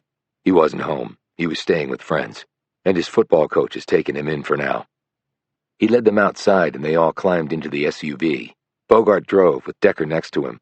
The women were in the back seat. As soon as they pulled out of the hotel and onto the road, Decker said, How did she die? They're not sure. How can they not be sure? Because the entire duplex blew up. They're still searching the rubble. Oh my God, said Davenport. But they found Regina? Said Decker. Yes. It was a positive ID. I mean, she was somewhat disfigured from what they said, but it's not like the Marses' bodies. They made a positive ID on the spot. Okay, an explosion? Gas? The property used a buried propane tank, so yes, it could be that. Or it could be something else? Bogart shot him a glance. How so? Decker glanced back at Jamison and then turned to look at Bogart. We visited Regina earlier tonight. What? Exclaimed Bogart. You and who else? Jamison, Melvin, and me. It was my idea. Why? I had a theory. And you didn't want to inform me? You said you'd had enough for the day, and I didn't want to wait.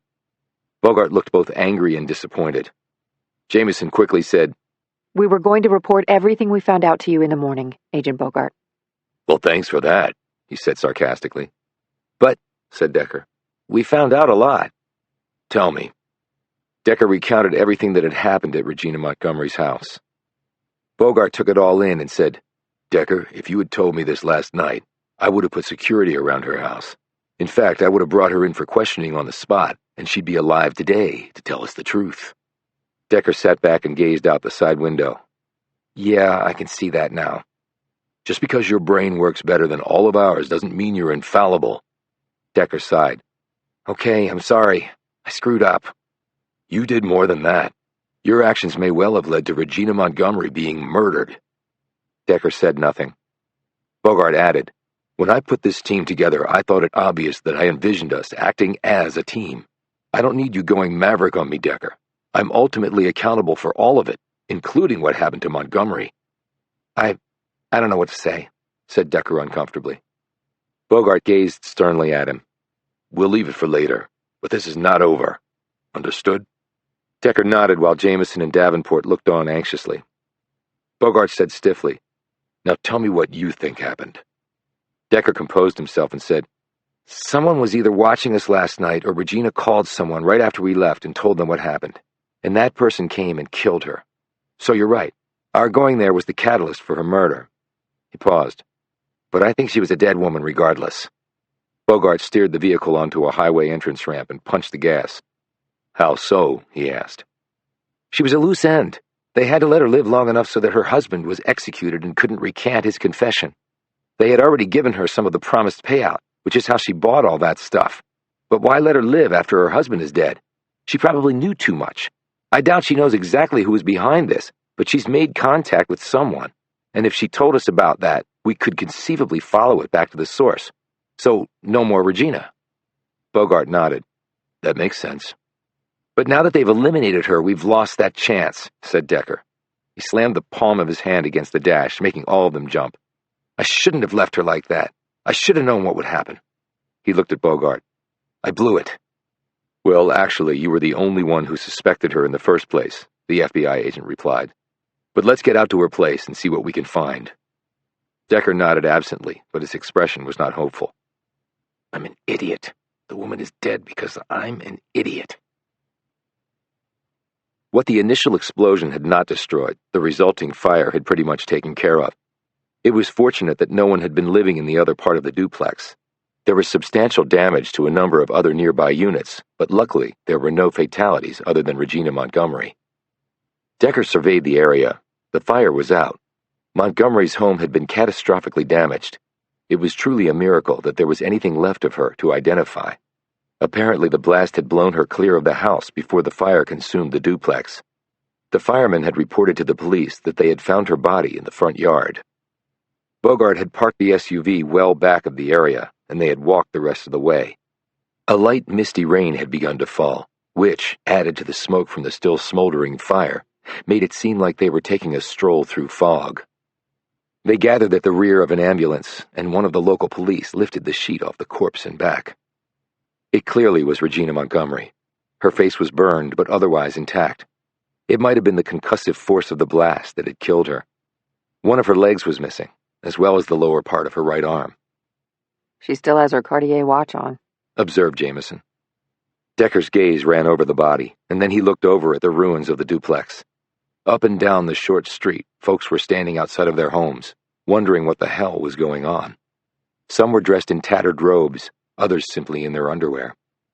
Since the duplexes here each had their own propane tank, the authorities had seen no need to evacuate the area, as they probably would have had it been a natural gas explosion running off a main pipe. Bogart took a few minutes to explain to the local police their theory on what might have happened. One of them said, "Well, we'll get the arson boys in here. They'll be able to tell if someone deliberately started this thing. Always leaves signs behind." He left to report in, leaving the four of them there to look dismally around. Even if they can trace the point of origin of the blast, it might not provide any clues to who did it, said Davenport. Bogart and Jamison nodded at this obvious point. However, Decker was staring over at where the duplex had once stood, his attention evidently elsewhere. "What is it?" asked Bogart when he noticed the distracted Decker. "There's only one road in or out of here. There's absolutely no cover for anyone to do a stakeout. It's far enough off the main road so that whoever came and did this would have to risk leaving their car back there and make their way on foot. Otherwise, someone would have heard something, or seen something." He turned and looked at Bogart. "Did anyone see or hear anything?" "I can sure find out." Bogart fast-walked over to a group of police officers who were huddled together near the destroyed duplex, watching the firefighters pour more water on the remaining embers. He spoke with them for a few minutes, and then came back over to Decker. "They went house by house soon after they got here and took statements from everyone. No one saw or heard anything until the explosion occurred." Decker looked up and down the row of duplexes and the folks standing in front of each. "The duplex attached to Montgomery's was vacant?" Bogart nodded. Decker looked up and down the duplex row again. "Any others vacant?" "I don't know." "Well, there are people standing in front of all these places except for that one." He indicated the fourth duplex down on the left. The lights were out, and as Decker had said, no one was standing outside it. "There's no car there, but that doesn't mean anything. Not everyone who lives here has a car," noted Bogart. "And the place might be vacant." Decker's mind revolved back to both times they had been to visit Regina Montgomery. He had seen nothing when he had been here with Bogart, but last night he had seen a light on in that house, and a car had been parked out front. He told Bogart this and said, "The vehicle was a four-door tan Toyota Avalon. The license plates were not visible from where I was standing, but you could see ruts in the front of the house caused by the car's wheels. They're fresh." Bogart said, "Okay, that puts things in a different light. There might be someone there." "Let's go see for ourselves," said Decker. "And it would make sense to get some backup." He pulled his gun while Bogart motioned to one of the officers, who hurried over. After some whispered instructions, the officer and his colleagues pulled their weapons and headed over to the darkened house. When they got there, they surrounded it. With Decker and Bogart behind the three officers in front, the lead cop pounded on the door, identified himself, and asked to be let in. No response came. He called out one more time and then kicked the door in. The flimsy wood gave in on the first try. At the same instant, the rear door was broken down and the two sets of cops flooded the small space. A minute later, the all-clear was given. Decker and the others were allowed into the duplex. There wasn't much to see. It was empty. Not a stick of furniture or anything else. Doesn't look like anyone was ever here, said Davenport. But someone was, said Decker. Chapter 25.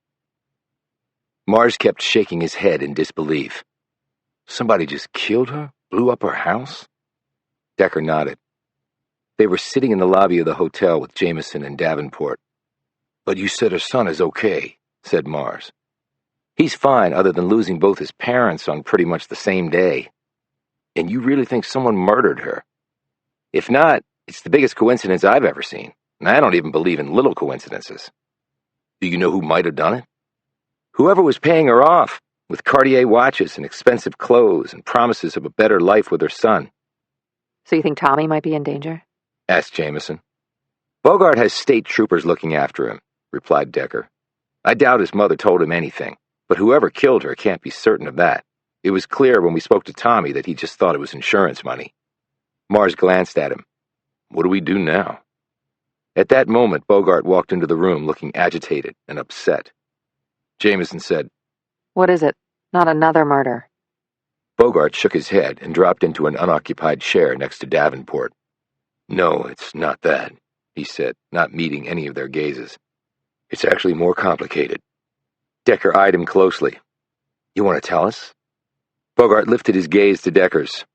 I just got a call from D.C. We have been officially pulled from this case. What? Exclaimed Jamison and Davenport simultaneously. Let me rephrase that. HQ does not see this as a case. Not an open one. Mr. Mars has been cleared. The real killer has confessed and paid the ultimate price. That's it. They want us back home. But what about Regina Montgomery's death? Said Decker, still watching Bogart. Irrelevant, at least to them. An accident, nothing more. And certainly not the jurisdiction of the FBI. Mars looked around at each of them before his gaze settled on Bogart. So what exactly does that mean, Agent Bogart?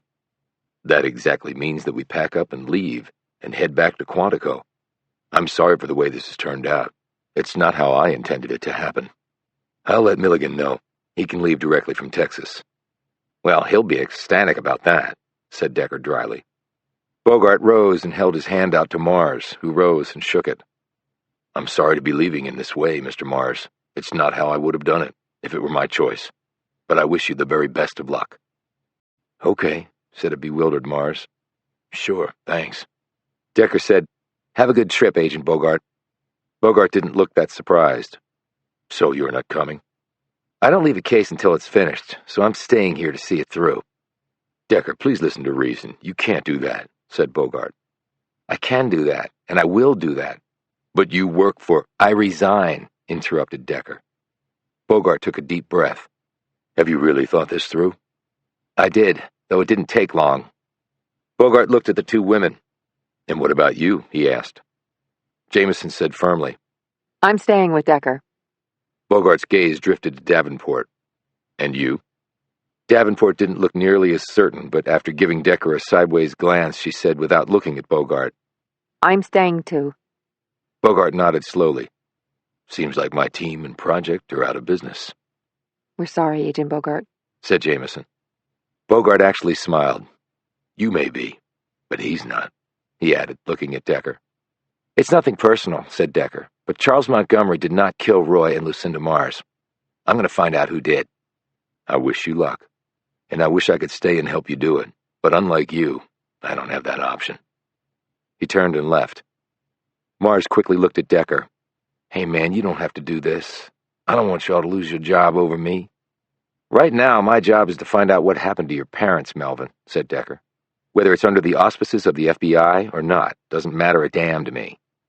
But the dude is your friend. And Agent Bogart is still my friend, and he'll be perfectly fine. He's obeying orders. But they may not let you back in working with him after this is over. Decker glanced at Jamison before turning to Mars. That's our problem, Melvin, not yours. Davenport said, What do we do now? Decker answered, Since we're no longer with the FBI, the police don't have to cooperate with us. That will make it a lot harder, pointed out Davenport. Which is why we won't tell the police that that's the case, continued Decker.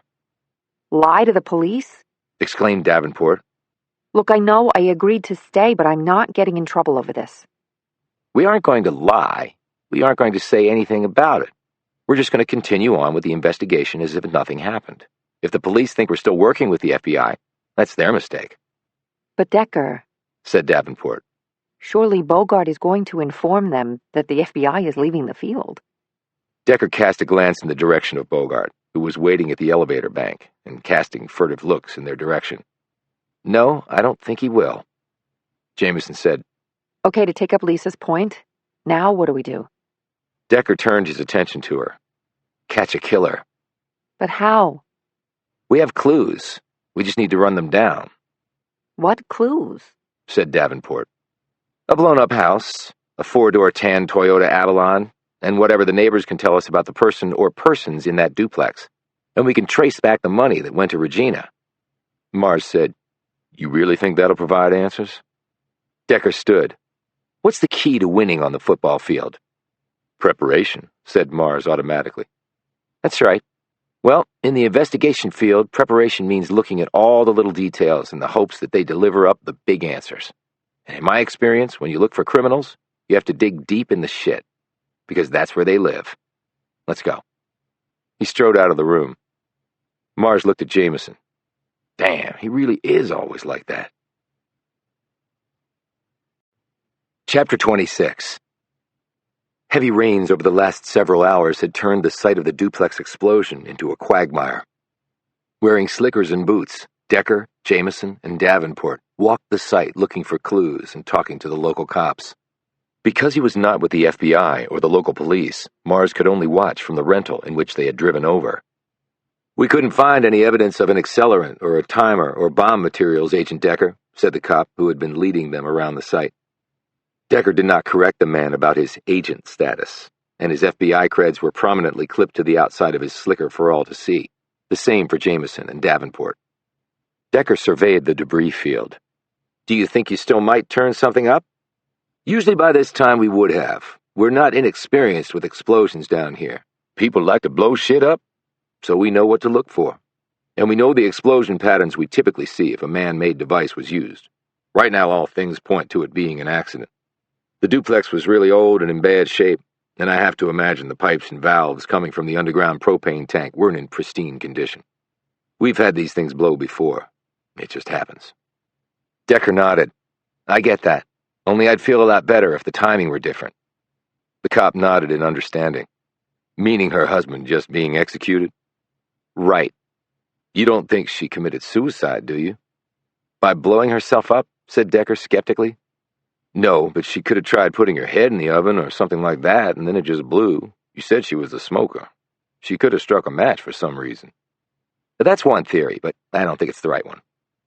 Decker left the officer and joined Davenport and Jamison. What now? Asked a soaked and visibly irritated Davenport. "Well, since they're not finding what caused the explosion, now we talk to the neighbors." Can we at least wait until it stops raining? Asked Davenport. "You can," said Decker.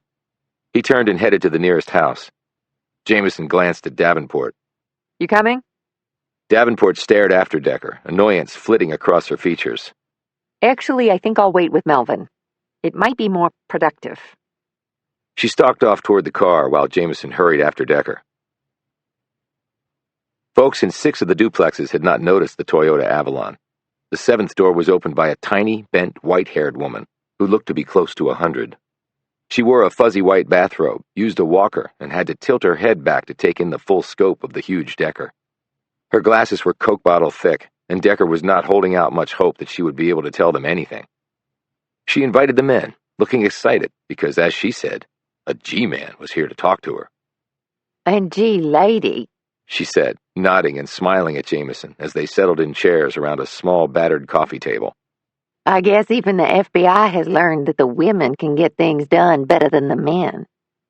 Guess so, said Jamison with an impish look at Decker. My name is Patricia Bray, but you can call me Patty. All my family and friends do. Well, they did when they were alive. I'm really the only one left now, the last of 9 siblings. I'm sorry to hear that, Patty, said Jamison. A fat tabby jumped up into Bray's lap, and the old woman stroked it. But I'm not alone. This here is Teddy. He's 16, and it's anyone's guess who'll outlive the other. Decker said, You heard what happened to your neighbor. Bray nodded, her lips curling into a frown. I knew Regina. What a life that woman had. But I heard Tommy is okay, thank the Lord. He's a nice young man. He's helped me around the house lots of times. I watched him grow up. They moved here when that husband of hers was transferred to the prison down the road. We know. They just electrocuted him, added Bray. And now this. She started. My goodness, that means Tommy's an orphan. Who's going to look after him? He's still in high school. They're working on that right now, said Decker. He's staying with his football coach for the time being. Oh, that's very nice. He's a good football player. Regina would go on and on about him. Very proud, Mama. So you two spoke a lot? Asked Decker. Oh, yes. I used to bake, and I'd bring things around. Now I'm too old for that, so Regina would do shopping for me, help around the house some. She'd send Tommy over to do things too. Nicest woman in the world. Decker glanced a bit guiltily at Jamison. I didn't know that about her. Oh, yes. She's had a hard life, like I said. But lately she seemed happier. I mean, it might have been because she could see the light at the end of the tunnel. Well, with her husband and all. And then she had Tommy in her life. I think that's what she was clinging to. Seeing him get into a good college, being there for him. Did she tell you about her plans for the future? Asked Jamison. Oh, sure. She was going to be moving from here, which made me sad in one respect. But she has her life to lead, and I don't have all that much life left. She was going to follow Tommy to college. I mean, she wasn't going to attend college, but live nearby, look after him, you know. He was all she had. Did she say how she was going to manage that financially? Asked Decker. She said there was some insurance money, so I guess that husband of hers was good for something. Did you see anything last night that looked suspicious? Asked Decker. Suspicious? I thought it was a gas explosion. The police are still investigating. At this stage, they have to explore every possibility. Oh, sure, I see. Well, I went to bed early. Something didn't agree with me that I ate, apparently. Next thing I know, I hear what I thought was a bomb going off. I pulled on my robe and got to the front door and... Her voice trailed off, and the hand she was stroking Teddy with began to shake. Jamison swiftly put her hand on top of Bray's. It's okay. You don't have to go into that. We know what happened. Decker said, So you saw nothing out of the ordinary? No, not that I can recall. She suddenly looked around. Where are my manners? Would you all like something to drink? Coffee? It's raw outside. No thanks, said Decker. We're good. He paused, formulating his next question. Okay, now, Jamison said, Would you like me to make you some coffee? Like you said, it's raw out. While Decker looked perturbed at the interruption, Bray smiled warmly at her. Why, honey, that would be so nice. I just put a fresh pot on when y'all knocked. Do you take anything in it? Yes, black coffee. Bray tittered and Jamison chuckled, while Decker sat there looking impatient. Jamison fetched the coffee and delivered it to the old woman, who took a sip and placed the cup next to her on a side table. She refocused on Decker. Now, what were you about to ask, young man? Did you ever see a Toyota Avalon parked in front of the duplex 2 doors down from you? Avalon? Yes. You mean the tan four-door? Decker sat up a bit straighter. Yes. Didn't know it was an Avalon. It was here yesterday. What time was that? Bray took off her glasses and rubbed a smudge off the lens using her sleeve. Oh, I'd say about 6 o'clock.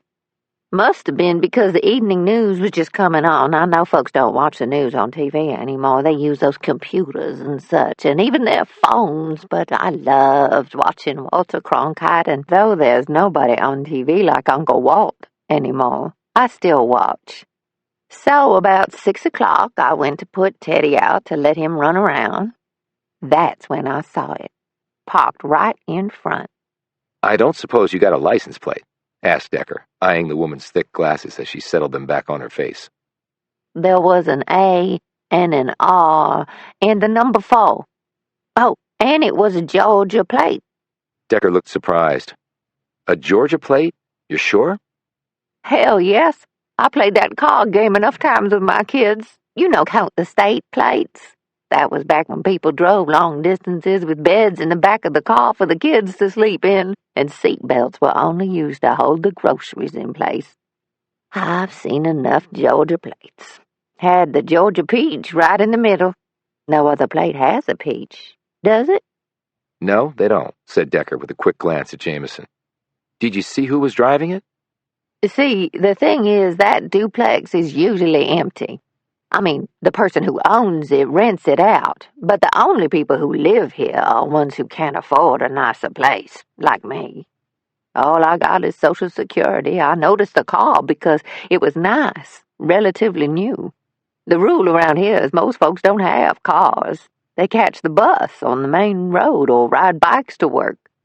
Now, Regina had a car, but it was about 25 years old and on its last legs. You said it was an Avalon parked out front? Decker nodded. Well, it looked pretty new. And the person driving it? Prompted Decker again. Oh, right. Well, I saw him, too. So it was a man. She looked up at him. Well, didn't I just say it was? Jamison, trying hard not to smile, said, Can you tell us what he looked like? He was big, but not so big as you. She added, looking Decker up and down. But close, height-wise, leastways. Age? Asked Decker. Not as young as you, not as old as me, maybe 70. He was bald, or nearly so, fringe of white hair, No beard or nothing on his face. A hard face. Fat? Thin? Neither. He looked fit enough. Sturdy, no big gut or nothing. She slapped her knee with the palm of her hand. You see an old person in this country who's not fat, what's the first thing you think, huh?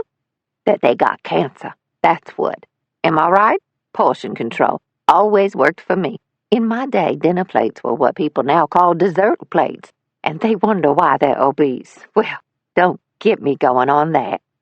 She again looked at Decker, who, though he'd lost over 30 pounds, was still considerably overweight. Oh, excuse me, son. I didn't mean nothing by that. I'm sure you're very nice, but you might want to cut back on the carbs. Decker ignored this and said, "You said he had a hard face. How close were you when you saw him? You said it was around 6 in the evening, so it must have been fairly dark by then." In answer, she pointed to her glasses. These give me 20/20, so the doctor tells me, if you're thinking that I'm blind as a bat and can't see in the day, much less at night. And I never had me no cataracts. And he was standing on the front porch, and the outside light was on, so I got a good look at him. Oh, and he walked with a little limp. She thought for a moment. Seems his right leg was bad. "Did you ever see anyone visit him?" She shook her head. To tell the truth, I thought he might just be squatting there for a spell. That's happened before here. People see places like this and just drop anchor and move in. No damn respect for property rights. Jamison said anxiously. Patty, did he see you watching him? Because that could be a real concern. In response, Bray pulled from her robe pocket a sleek, compact 9mm Beretta pistol. I might look frail and blind, honey, but fact is, I can hit anything within 10 feet with this baby. Good stopping power. Drops you on the spot, especially if you shoot him in the nuts. "I bet," said Decker. Chapter 27. "We'll get a bolo out on the Avalon and this guy," said the Alabama police officer guarding the crime scene after Decker had informed him of their conversation with Bray. "It's a little sketchy, but it's worth a shot. It's not like we have a whole lot else to go on." Decker wasn't holding out much hope that the guy was even still in the state of Alabama. Even if he had been around when Regina Montgomery's duplex had blown up, he had a big head start.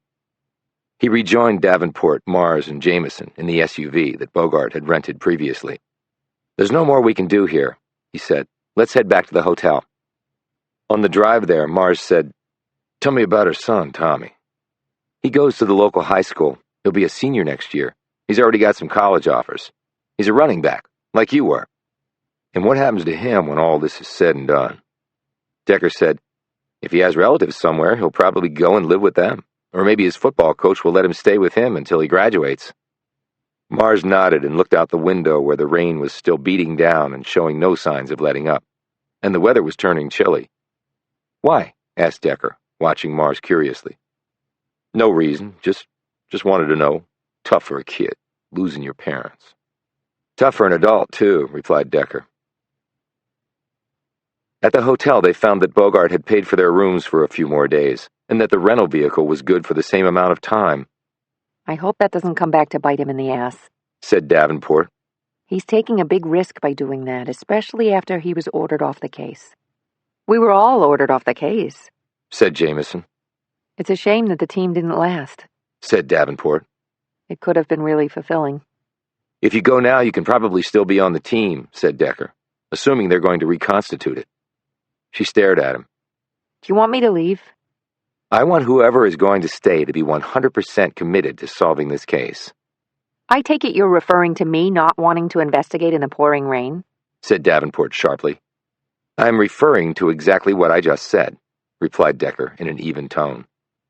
Davenport looked ready to fire a response back, but then her expression changed. You're right. I'm sorry. She looked nervously down at her hands. I just can't get that execution out of my head. It changed a lot for me. Made me unsure if I really wanted to do this. Jamison put a hand on her shoulder. I can understand that, Lisa. I chickened out and didn't even go. Davenport gave a hollow laugh. I wish I had been as smart as you and done the same. She looked over at Decker. I guess you think I'm kind of a wimp. Decker shook his head. I know a lot of so-called tough guys who would never have gone to see it in the first place. But I lost my nerve. I wouldn't beat yourself up over it. We need your talents to solve this thing. Davenport glanced at Jamison, who gave her a supportive smile, and then looked back at Decker. I appreciate that, and I will give you everything I have. So what's our next step? We need to get some traction on at least one lead, either here or in Texas. The fact that Regina was killed shows that we're on the right track. She was paid off to have her husband lie and say he killed Melvin's parents. That tells us that 20 years later there are people out there connected in some way to the original crime, including, perhaps, the real killer. Mars stirred. But I can't wrap my head around why someone would go to all this trouble to save me all these years later. That might speak to the motivation, said Decker. Davenport nodded in agreement. That's actually an important point. She looked at Mars. You might have an ally out there that you don't know about. But how is that possible? Mars asked. And why now? Decker said, we have to figure out the timing. It was past dinner time and they were all hungry. They had a quick meal at a restaurant a block over from the hotel. Back at the hotel, they said their goodnights after Decker admonished each of them to think about the case and come ready the next morning with ideas to pursue. Decker took the elevator to his room, washed up, and was just about to undress and climb into bed when someone knocked on his door. He rose and said, Yeah? You have a few minutes, Amos? I'd like to talk. It was Davenport. He debated silently for a few moments. Obviously sensing his hesitation, she said, It really won't take long. He opened the door. She stood there with a bottle of beer in each hand. He eyed them and then looked down at her. I'm on a diet. Which is why I got light beer, only 90 calories. After today, you probably need the carbs. They sat and sipped their beers. Well? Asked Decker. We got off to a bad start. He shrugged. It's good. I think being open and honest is the best policy. Okay. So here's my open and honest statement. I made my decision to join the team only after Bogart told me about you. Decker took another drink of his beer, sat back in his chair, and listened to the rain falling outside. And why was Bogart telling you about me a deciding factor? Don't get me wrong. I sincerely was interested in the offer from Ross. It sounded fascinating, and I had pretty much done everything I could in my field. And I like to seize opportunities. I'm a classic type A overachiever. Only child, 2 academic, doting parents. Excelled at every level. I was also a distance runner in college at Stanford before I went on to Columbia. Impressive, but it didn't answer my question. I wasn't meaning to brag about myself. The fact was, it was you that led me to join the team when Ross called. You mentioned something like that when we first met. I know I did. And the parallels in my case and Melvin's. You thought it might make a fascinating case study. Exactly. And I told you it would have nothing to do with my cognitive anomalies, that the focus would be on Melvin's guilt or innocence. Davenport sipped her beer. And I told you that would be a wasted opportunity. I know, but how exactly? I wanted to see if you would allow me to include you in a professional study. The fact that you have turned your unique mental abilities to fighting crime only heightened the uniqueness. I thought it would make a wonderfully compelling paper or even a book. It might even be a bestseller. She added enticingly. Decker finished his beer. I have no interest in that whatsoever. She looked at him resignedly.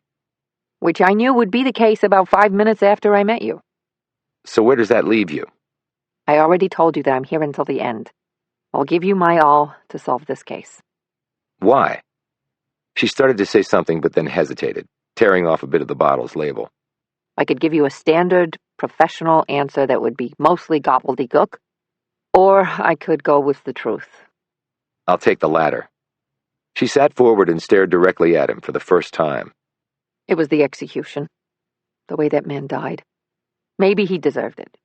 I'm not going to get into a debate on the pros and cons of capital punishment. But Melvin Mars is innocent and was very nearly executed. How many other innocent men have been put to death? As I said before, one is too many, replied Decker. So why did you show up here tonight? Like I said, we got off on the wrong foot. Don't get me wrong. It was all my fault. I just wanted to square things before we moved forward to tackle this case to the end. Okay, consider us square. She smiled weakly. Just like that? Just like that. But tomorrow is a new day. Davenport nodded as she got his meaning. I guess we all have to prove ourselves every day. That's the way I've always seen it. He held up his bottle. Thanks for the light beer. She rose. Thanks for listening. She turned to leave, but then looked back at him. Ross told me about your family. I'm so very sorry, Amos. So very sorry. He stared back at her, but said nothing. How hard is it not to ever forget? She said, her expression matching the sad tone of her words. Harder than you might think. She left. Decker put the bottle down and went over to the window where outside the rain was now bucketing down. He let the frames of his perfect memory whir back to their encounter with Regina Montgomery. Cartier watch. 3 boxes from Neiman Marcus. 2 boxes from Chanel. 2 from Saks. 1 from Bergdorf Goodman. 1 from Jimmy Choo. Then there was the Hermes purse. He pulled out his computer, went online to each of those retailers, found the items he had seen, and priced them out. He totaled them in his head. $54,000 and change. The Hermes bag had cost over $19,000 alone. The watch was another $14,000. The Jimmy Choo's another $1,000. Decker shook his head. To carry stuff, tell time, and encase your feet, only $34,000. But that told him that whoever was behind this had deep pockets. Regina Montgomery had evidently expected a lot more money to be coming through. The big payoff for a life of misery with Charles Montgomery. Only she never really got to enjoy it, did she? Once Charles was dead, Regina was expendable. It was cruel. It was heartless. Decker would have expected nothing less from people who had let an innocent man rot in prison for 20 years. He got undressed and climbed into bed. They had worked this case for a while now, and he was desperately fearful that the minimal progress they had made would be all there ever was. Chapter 28. The gym was small, with only 1 treadmill, a rack of dusty dumbbells, an ancient stationary bike, and a solitary medicine ball. Decker walked on the treadmill, slightly increasing the pace every few minutes. As he walked, he watched the TV bolted to the wall. The news was on, and the top story was the execution of Charles Montgomery, followed by the death of his wife when her home had exploded. "What are the odds?" asked one of the newscasters, "both dying on the same day like that?" They didn't die on the same day, Decker thought. Regina had actually died after midnight, meaning she had perished on the following day. But still, he couldn't dispute the man's overarching point. What were the odds? Well, Decker knew they were actually really good if someone had murdered Regina as soon as her husband was safely dead. The door to the gym opened, and in walked Melvin Mars, dressed in workout clothes. He nodded at Decker and started doing some stretching. Then he began his workout, and Decker forgot all about what he was doing and simply watched. He couldn't believe the intensity, even the insanity of the routine. Once he nearly fell off the treadmill because he was so enthralled by what the nearly 42-year-old Mars was capable of doing. Finally, Decker just turned off the treadmill and watched. When Mars was finally done, he picked up a fresh towel off a table and wiped down. "How often do you do that?" asked Decker. "Every day, for the last 20 years. "Impressive. I felt like I was having a heart attack just watching you." Mars shrugged. "Kept me going. Kept me sane, you know." Decker nodded. "I can understand that." Mars sat on a stool and looked up at Decker, his expression wary. "What do you think is going on? Really?" "Someone hated you, and then someone felt sorry for you." Mars looked surprised. "What?" "They framed you, put you in prison, and nearly let you be executed. Then they paid off the Montgomerys and a false confession got you out of prison." "You think it's the same folks?" "It's been 20 years, but it's certainly possible." "Why the change of heart? They kill my parents, see me go to prison, and then get me out? Doesn't make a lick of sense." "I agree. They pinned the crime on you because you were the most likely suspect." "So why kill my parents?" "Because of something they knew, saw, heard, did. They were just ordinary folks in a little town in West Texas, Decker. They were that when you knew them. But they might have had a whole other life before you came along, Melvin. And maybe they came to West Texas to get away from it." Mars nodded. "I guess that makes more sense than anything else. You think they were involved in something bad?" "The probabilities lie there. People involved in something good do not often get murdered. It's hard to see my parents in that light." "The scar on your father's face?" "Yeah, I know. Been thinking about that. He got so mad. Never seen my old man like that before. Maybe he was like that a lot when he was younger. You think somebody cut him? Bad dudes that later found him and killed him? Not necessarily. What then? It could have come from a bad plastic surgery. Mars nearly fell off his stool. Whoa, what? If your dad was on the run from people, he might very well have wanted to change his appearance. Plastic surgery is a way to do that. But he might have not had the money or maybe the opportunity to go to a legitimate surgeon. So he opts for someone in the back alley trade. Hence, the scar. But what about my mom? She didn't have any scars. He might have met her after he was on the run. She might not have been involved in the bad world he was in. Yeah, okay, I can't see my mom being a criminal. She was really a sweet lady. Never raised her voice to me. Always calm. The question is, how do we trace them? Mars rubbed some more sweat off his face. Do we have to? Decker looked at him with a puzzled expression. Have to what? Push this any farther. I mean, my parents are dead. I'm out of prison. So you don't want to find out the truth? I don't want to find out if your dad was actually a bad guy. Would you want to find that out about your old man? Said Mars defensively. They put you away for 20 years, Melvin. They killed your parents. You don't want them to be held accountable for that? You don't want to see your parents' killers brought to justice? I know, said Mars miserably. Look, I don't want nobody getting away with any of that. It's just that... What? Said Decker sternly. That you have something else going on in your life that takes priority over this? Why do you care so much? Barked Mars. It's not your damn family. But it was my damn family, rejoined Decker. Somebody killed them. I could have walked away from it and gone on with my life. But I can tell you this, Melvin. You can try to walk away, but the life you'll have if you do, it's not worth living. Decker grabbed his towel, stepped off the treadmill, and started to leave the gym. He stopped at the door and turned back to Mars. For what it's worth, you should have won the Heisman that year. The guy who got it lasted only a few years in the pros and never really did much. You would have been Offensive Rookie of the Year, too. Hands down. Just because you never got the chance doesn't mean you weren't a superstar.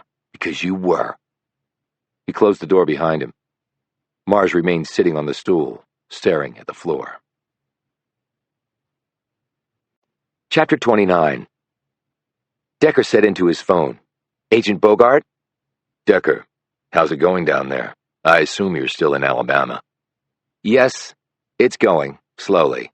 We might have got a lead on the guy who killed Regina Montgomery. He might have been seen. The cops down here are following up. I'm glad for you. I appreciate you paying for some more nights at the hotel, and the rental car, too. You're welcome. It was not my intent to leave you high and dry. Are you back at Quantico? Yes. What do they have you doing? Right now, not much. Why is that? I can't really get into that. Does it have to do with most of your team opting to continue the investigation? Would it matter to you if it did? I don't want this to hurt your career. I think that ship has sailed. I'm sorry to hear that. Way it goes sometimes. Maybe my big idea to have this team of folks from different walks of life was stupid anyway. I don't think it was stupid, said Decker bluntly. Face it, Decker, you don't need anyone working with you. You can figure pretty much anything out by yourself. I needed help in Burlington to find my family's killers. You would have gotten there without us. Maybe, maybe not. Is everything else going okay? What, you mean my marriage? I got served with divorce papers this morning, as a matter of fact. Funny, after all this, I thought we might make it work. So it was a surprise. Yes, it was a surprise. And my soon-to-be ex apparently has a new boyfriend who's a struggling artist, so she's coming after me for substantial alimony. You need a good lawyer. I have a good lawyer. Problem is, so does she. Look, what can I do for you? I know you better than to think you called to chit-chat. I know this might sound crazy, but can you run something down for me? He heard Bogart sigh, but he also heard the clicking of a pen. Like what? Like whether Roy and Lucinda Mars were in the witness protection program. What? Bogart exclaimed. They have no past that anyone can find. I think they might have been relocated. But why witness protection? It would be a great motive for someone other than their son to kill them. And Charles Montgomery? His wife was bribed to make him confess. The stuff I saw in her little duplex totaled over $50,000, a down payment only. But they killed her so they wouldn't have to pay anything else. And also, we were putting pressure on her. She might have cracked and let something slip. She had to die. Bogart was silent for a few moments.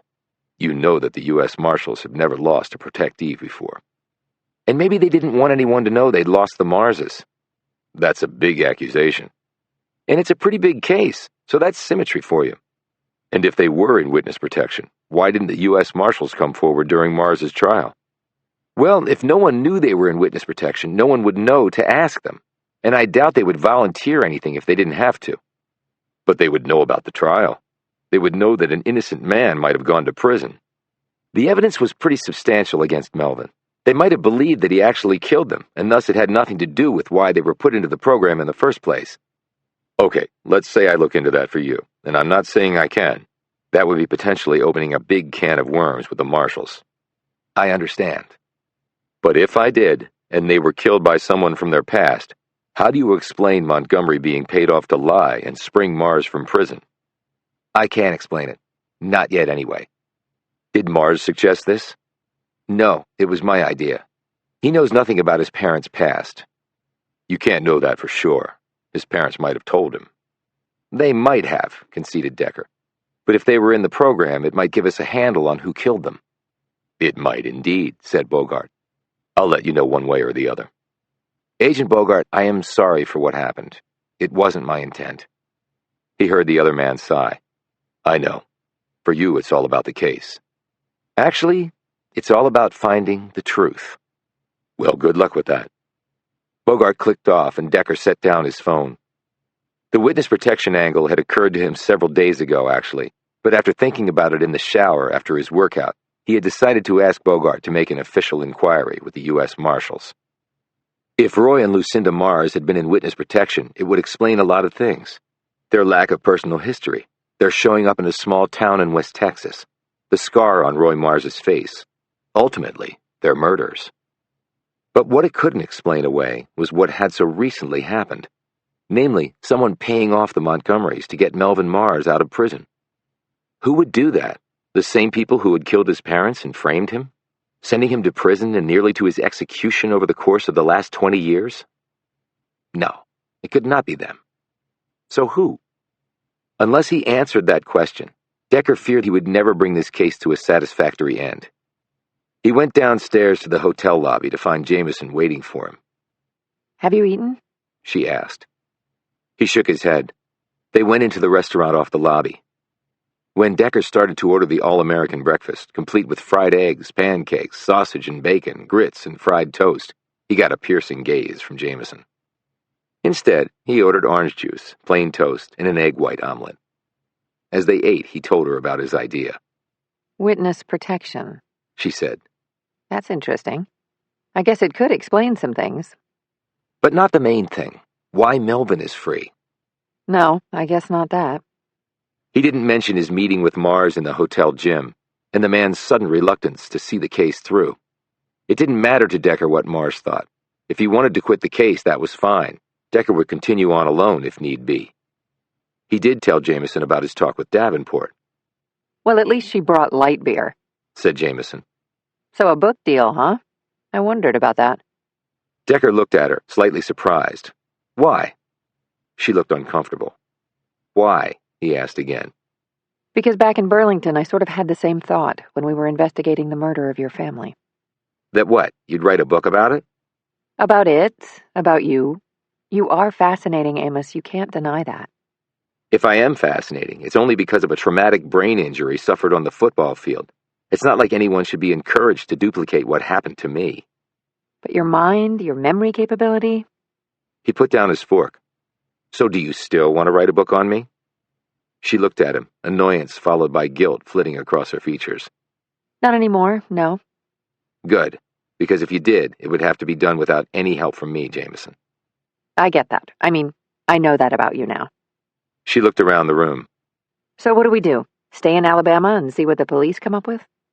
Decker shook his head. The events in Alabama are just part of the effects. Charles Montgomery being executed, Regina Montgomery being killed. The cause of it all is back in Texas. That's where we need to go. But didn't this really start before Texas? I mean, if the Marses were in witness protection. Absolutely, Jamison. But to get to there, we have to go through Texas first. Because for Melvin, that's where all this started.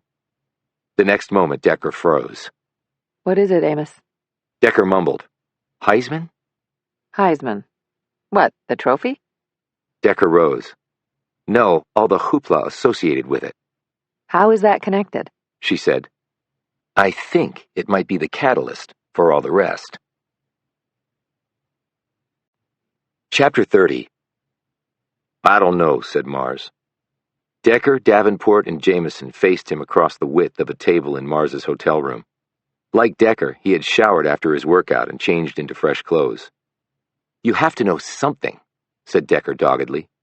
You were a Heisman Trophy finalist. You went to New York for the awards ceremony. Did they go with you? No, said Mars immediately. I asked, but they both said no. Dad had to work, and Mom didn't like to travel without him. Your father couldn't get time off from his pawn shop job to go see whether his son won the Heisman? Davenport said skeptically. Mars looked at her. I know it sounds weird now, but it didn't back then. I was going to the ceremony. Sure, I wanted them to come, but man, it was just cameras and microphones in my face all the time. I wouldn't have had much time to spend with them anyway. Decker sat back. Did anyone try to interview them about you in the lead-up? I know that it's typical to do stories about the backgrounds and families of the finalists. Mars nodded. Yeah, we got requests. They came through UT, ESPN, and some others wanted to do a story on my parents. The newspaper in Austin, even the New York Times came calling. And? Asked Decker. My parents turned all that down. They didn't want to talk to nobody. Didn't you find that strange? Well, looking back, yeah, but you gotta understand, man, everything was going a million miles an hour for me right then. I barely had time to breathe. It was like every week somebody was honoring me with something. Hell, even my old elementary school had a Melvin Mars Day that I went to speak at, so I didn't have a lot of time to dwell on my parents. I knew they were proud of me. That was all cool. Jamison said, I'm sure they were, but their reluctance to be in the public eye may mean something. She glanced at Decker. He nodded. She said in a low voice, Decker thinks your parents might have been in witness protection. Mars's eyes widened and he gaped at Decker. Davenport said, That would make sense, actually, and explain a lot. She looked at Decker. Can we verify it? Working on it, said Decker, as he continued to study Mars. Mars said, Why would my parents be in witness protection? Isn't that for, criminals who ratted people out? Not always, no. Innocent people have gone into witness protection because they helped bring down bad elements, and because of that their lives were in jeopardy. Mars mulled over this. I guess that might make sense, but they never said anything to me about it. I would imagine not, said Davenport. Telling you might lead to bad things. You might slip up and mention something. I'm sure the protocols for the U.S. Marshals are to have as few people as possible. No. Mars nodded but still looked stunned by this possibility. Decker stirred. Did your parents go to the elementary school event? Mars composed himself and said, Yeah, it was the only thing I remember them going to, actually. It was just a little ceremony in the auditorium. I spoke to the kids and teachers. Then some little kids brought up this plaque and presented it to me. I got my pictures taken with the principal and some of the teachers I had when I was there. And your parents? Well, they were in the audience. They didn't come up on stage? No way. They would never have done that. They hated stuff like that. Wanted to keep in the background. And did you leave together? Mars knitted his brows, obviously thinking back. Yeah, we did, actually. He flinched a bit and then eyed Decker. When we were coming out of the school, there was a local TV film crew there. We didn't know they would be there. Sort of a surprise, but they talked to me. I did a little interview right there. Talked about my time at the school, the award I'd been given. All feel-good stuff. And your parents? They were behind me. And in the camera's eye. Well, yeah, I guess. The dude was doing sweeps of the crowd. And did you mention your parents? Yeah, I turned and pointed them out. Mars stopped. And did the footage play on TV? Mars dumbly nodded. Then he said, and ESPN picked it up and played parts of it over the next couple days.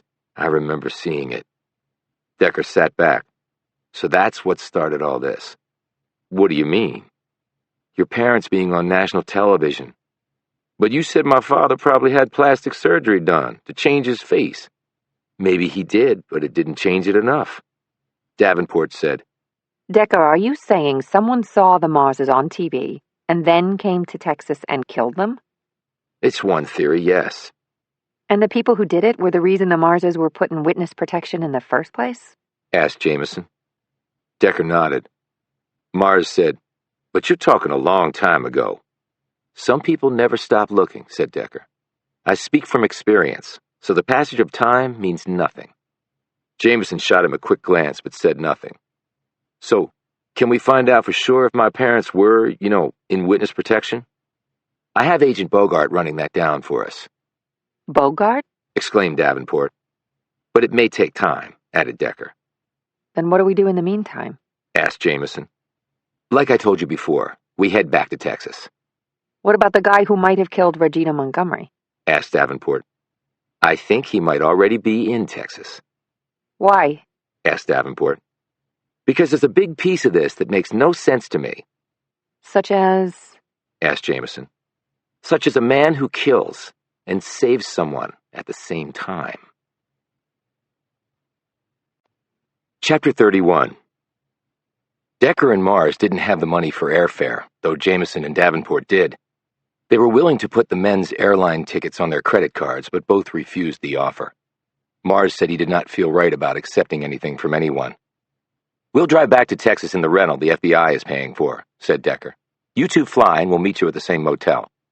Are you sure? Asked Davenport. We can drive back with you. "Melvin and I can talk, and you two do not want to spend all that time in a car with us. When you land, you can get rooms there. Bogart emailed me and told me he had authorized government vouchers for 5 more days each for all of us. I'll forward you the info and you can use them.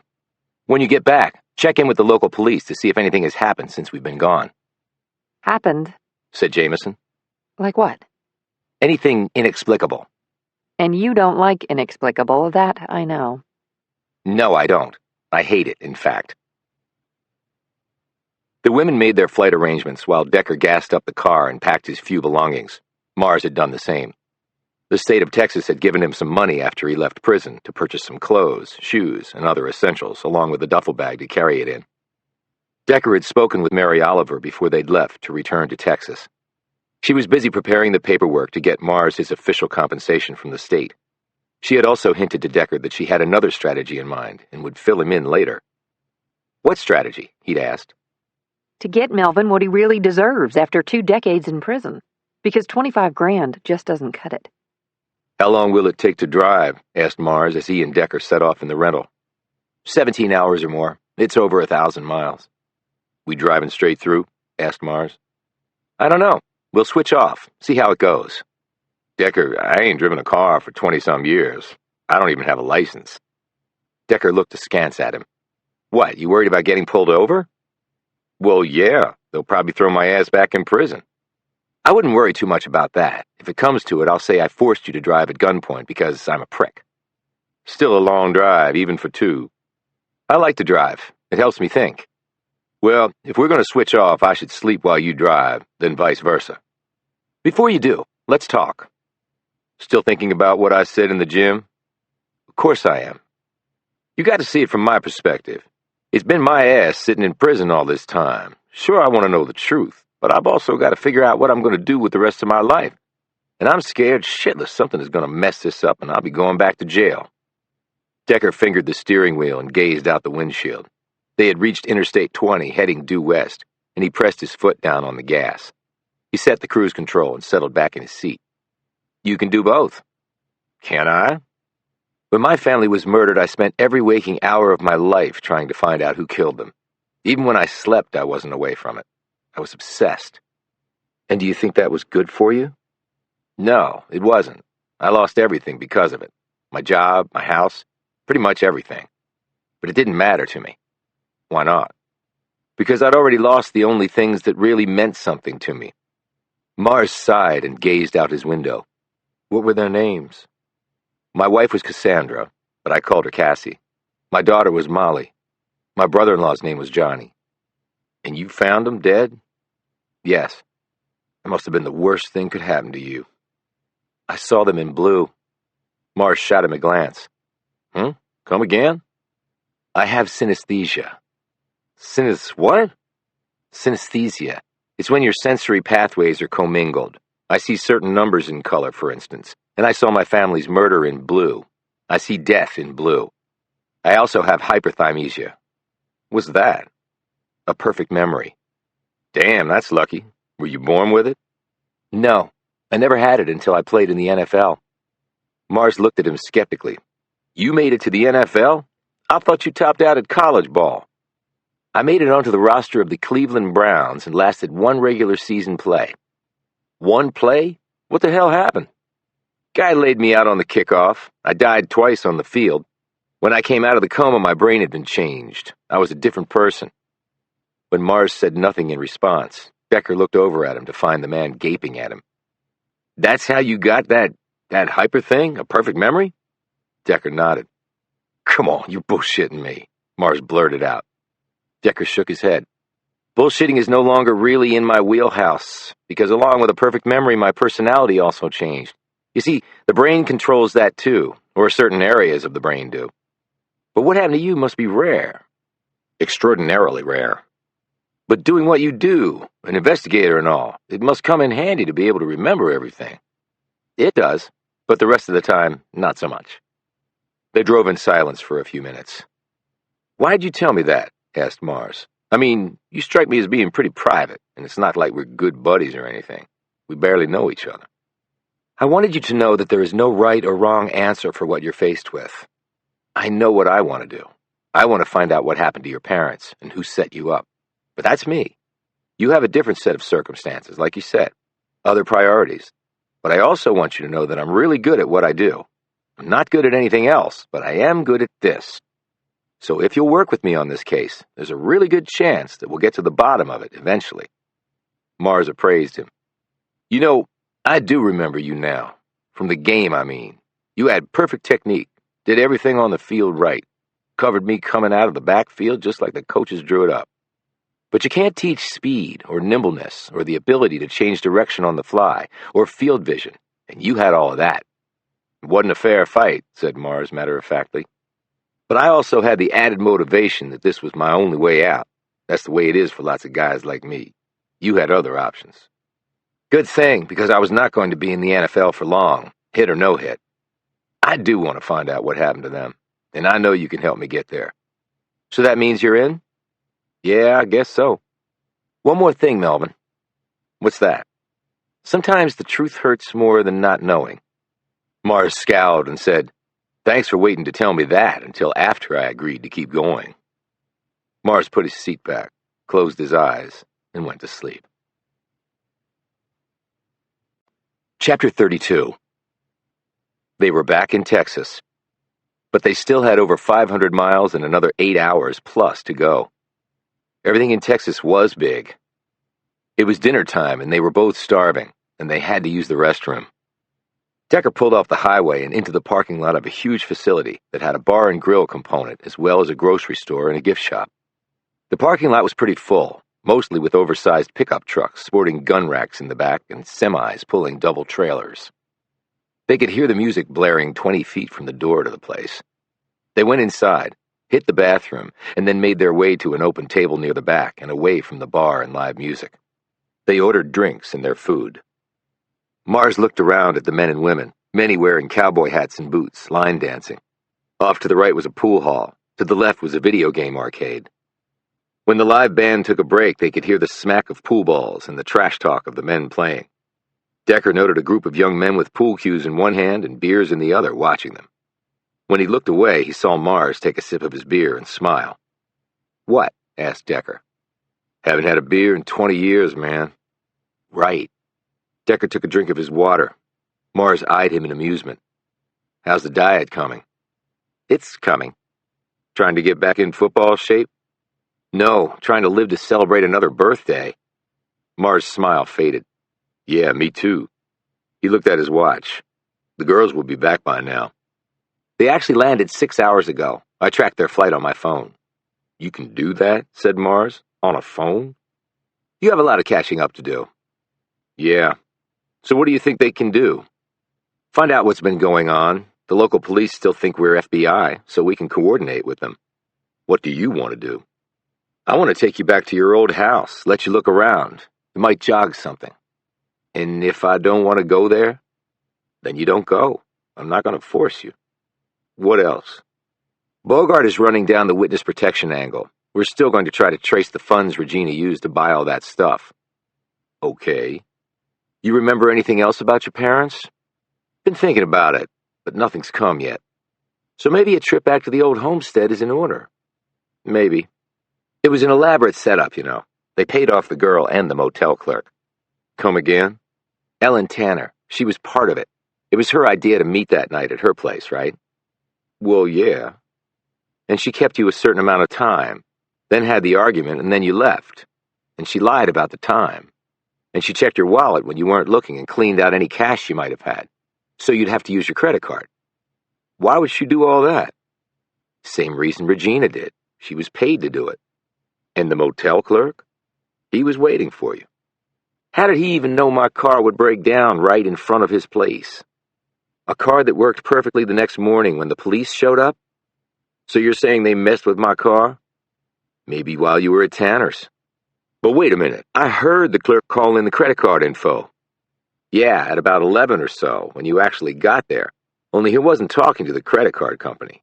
He might have been talking to a dial tone, for all I know. Doesn't matter. He probably wrote down the credit card info and then made another call later, at about 1:15, to the credit card company, so that the official record reflected that as your check-in time. The manual machine he ran it through doesn't have a timestamp, of course. He just wrote in the date, not the hour or minute. But he had to call the card company, so they have a time record of the call. And voila, your alibi goes out the window. Mars put down his beer. Son of a bitch. Yeah, I was thinking that too. Son of a bitch. That's a lot of work, a lot of planning. And that means there had to be a really good reason. Decker bit into some of his salad with no dressing. How is it? Asked Mars, eyeing the lettuce, cucumbers, and carrot strips. Actually, I'd rather be eating a turd. Mars snorted and waited for him to finish the bite. Decker said, They framed you in an elaborate conspiracy, and then they got you out of prison. Why? If it's the same people. I'm pretty sure it is. Then like you said, why? That's the million-dollar question, Melvin. Why? They finished eating, paid the bill, and left. On their way to the car, Decker said, Shit. Mars shot him a glance. What is it? Before Decker could answer, the same men who had been watching them inside appeared from in between two parked cars. They quickly surrounded the pair. It was 5 versus 2, and the other men were in their 20s, tall, muscular, and tough-looking. Decker eyed the guy who seemed to be in the lead. Can I help you? The biggest of them pointed at Mars. You that dude got off death row, ain't you? Saw you on the TV. Mars didn't answer him. Hey, I'm talking to you, boy, said the man. Decker did not really want to deal with these punks, but he also didn't want Mars to get really ticked and kill the guy, so he said, Why don't you go back to playing pool, okay? The man ignored him and kept staring at Mars. You killed your parents and you're out of prison? Tell me how that makes sense, asshole. Decker could see the expression on Mars's face and didn't like what he was seeing. The lead guy continued. They said you played football? Shit, I bet my little brother could run right over your ass, boy. Decker said to the man, Just move on. Now. The man looked at him. Who the hell are you telling me what to do? Decker held out his FBI cred. This is who I am. He opened his coat to show he had a gun. And this gives me the right to tell you to back the hell off. The man looked at the FBI ID and then at the gun, and his look became even more disgusted. Hey, boy, is he your babysitter or what? Decker saw Mars tense, and he put a hand on his shoulder, though his gaze remained on the man. Move on. The man looked back at his buddies. You think that pussy is wetting his pants yet? They all laughed. I said move on. Decker looked at Mars. Just head to the car. I'll deal with these guys. Mars looked at Decker as though he had lost his mind. Just go, Melvin. Mars reluctantly turned to walk off. The man stepped forward and slapped the back of Mars's head. Mars slowly turned back around as Decker looked at the man and said, Do you have a death wish? The man said, I think he's got the death wish, man. Or he'll wish he was dead once we're done with him. Decker took a deep breath and glanced at Mars, who looked like a massive bull straining against the gate. Decker swore again and turned to the man. What's your name? The man gave Decker a patronizing look. Why? You gonna write me up? No, I just like to know who I'm dealing with. My name's Kyle, asshole. And by the way, we don't give a shit if you're a Fed. That don't mean nothing down here. He opened his jacket to show a gun. And just so you know, we all got guns too. Okay, Kyle, you want to fight this guy? Let's set some ground rules. Kyle snorted. Ground rules? What the— Shut the fuck up, roared Decker, who had just reached his limit with these guys. Kyle froze. Decker drew a calming breath and tried to pretend he was alone rather than in front of all these people. He drew his weapon. Rule number 1, anybody pulls a gun, I will shoot you right in the nuts. Rule number 2, you have to orally agree to what I'm about to recite. He took out his phone and activated the video recorder function. Holding it up to capture his image, he said, regardless of the outcome of the fight, none of you will attempt to press charges against Mr. Mars for any reason, ever. If one or more of you dies, none of your survivors may make any legal claim, civil or criminal, against Mr. Mars. Are you shitting me? Said Kyle. You can't have a problem with any of that. Why not? Like you said, because he's a pussy. Decker pointed his phone at Kyle. You have to say, I agree. The 4 other men looked at Kyle. He snapped, I agree. The other men looked at each other, and one by one, they too said the same thing, but not with the same level of enthusiasm. Good, said Decker. He eyed Kyle. Now, give me a phone number of your next of kin. Kyle said warily, What? Why? Decker looked at Mars and then back at Kyle. Because he's going to kill you, dumbass. Decker stepped back and nodded at Mars, who stepped right up to Kyle and said, Throw the first punch. Why? Barked Kyle. Because I don't want nobody saying I started this. Kyle turned to look at his buddies, quietly mouthing instructions. Then, without warning, he whirled around and landed a haymaker right on Mars's chin. Or he would have, if Mars hadn't easily blocked the blow with his arm. Kyle screamed and fell back a step. You broke my damn arm! He didn't finish the sentence because Mars slammed his fist into Kyle's face with such force that the man was lifted off his feet and landed unconscious on the pavement. Kyle's buddies had all jumped back and now looked down at him. Blood was coming out of his mouth, his nose was broken, and 3 of his teeth lay on the asphalt next to him. Next, said Decker, looking expectantly at the other men. The other guys hauled Kyle up and ran for it. Decker holstered his gun and walked over to Mars. Let's go, he said quietly. They strode to their car, climbed in, and drove off. Mars rubbed his knuckles and looked out the window. Decker eyed him and said, Didn't make up for it, did it? Mars shook his head. Never does. Chapter 33. Mars just stood there for a few moments, staring up at it. The day was dry, the sky clear, and the heat building, though it was January. He glanced over at Decker. Next to him stood Jamison and Davenport. Decker said, You good? Mars nodded slightly, his gaze fixed tightly on his old home. They were a foot from the front porch. You said you been in it? Said Mars. Decker nodded. What's in there? Not much, but that's not the important thing. The important thing is you being here and something occurring to you. They had arrived back in town and immediately met with Jamison and Davenport at the motel they had checked them all into. The women had spoken with the local police to find that not a lot of progress had been made.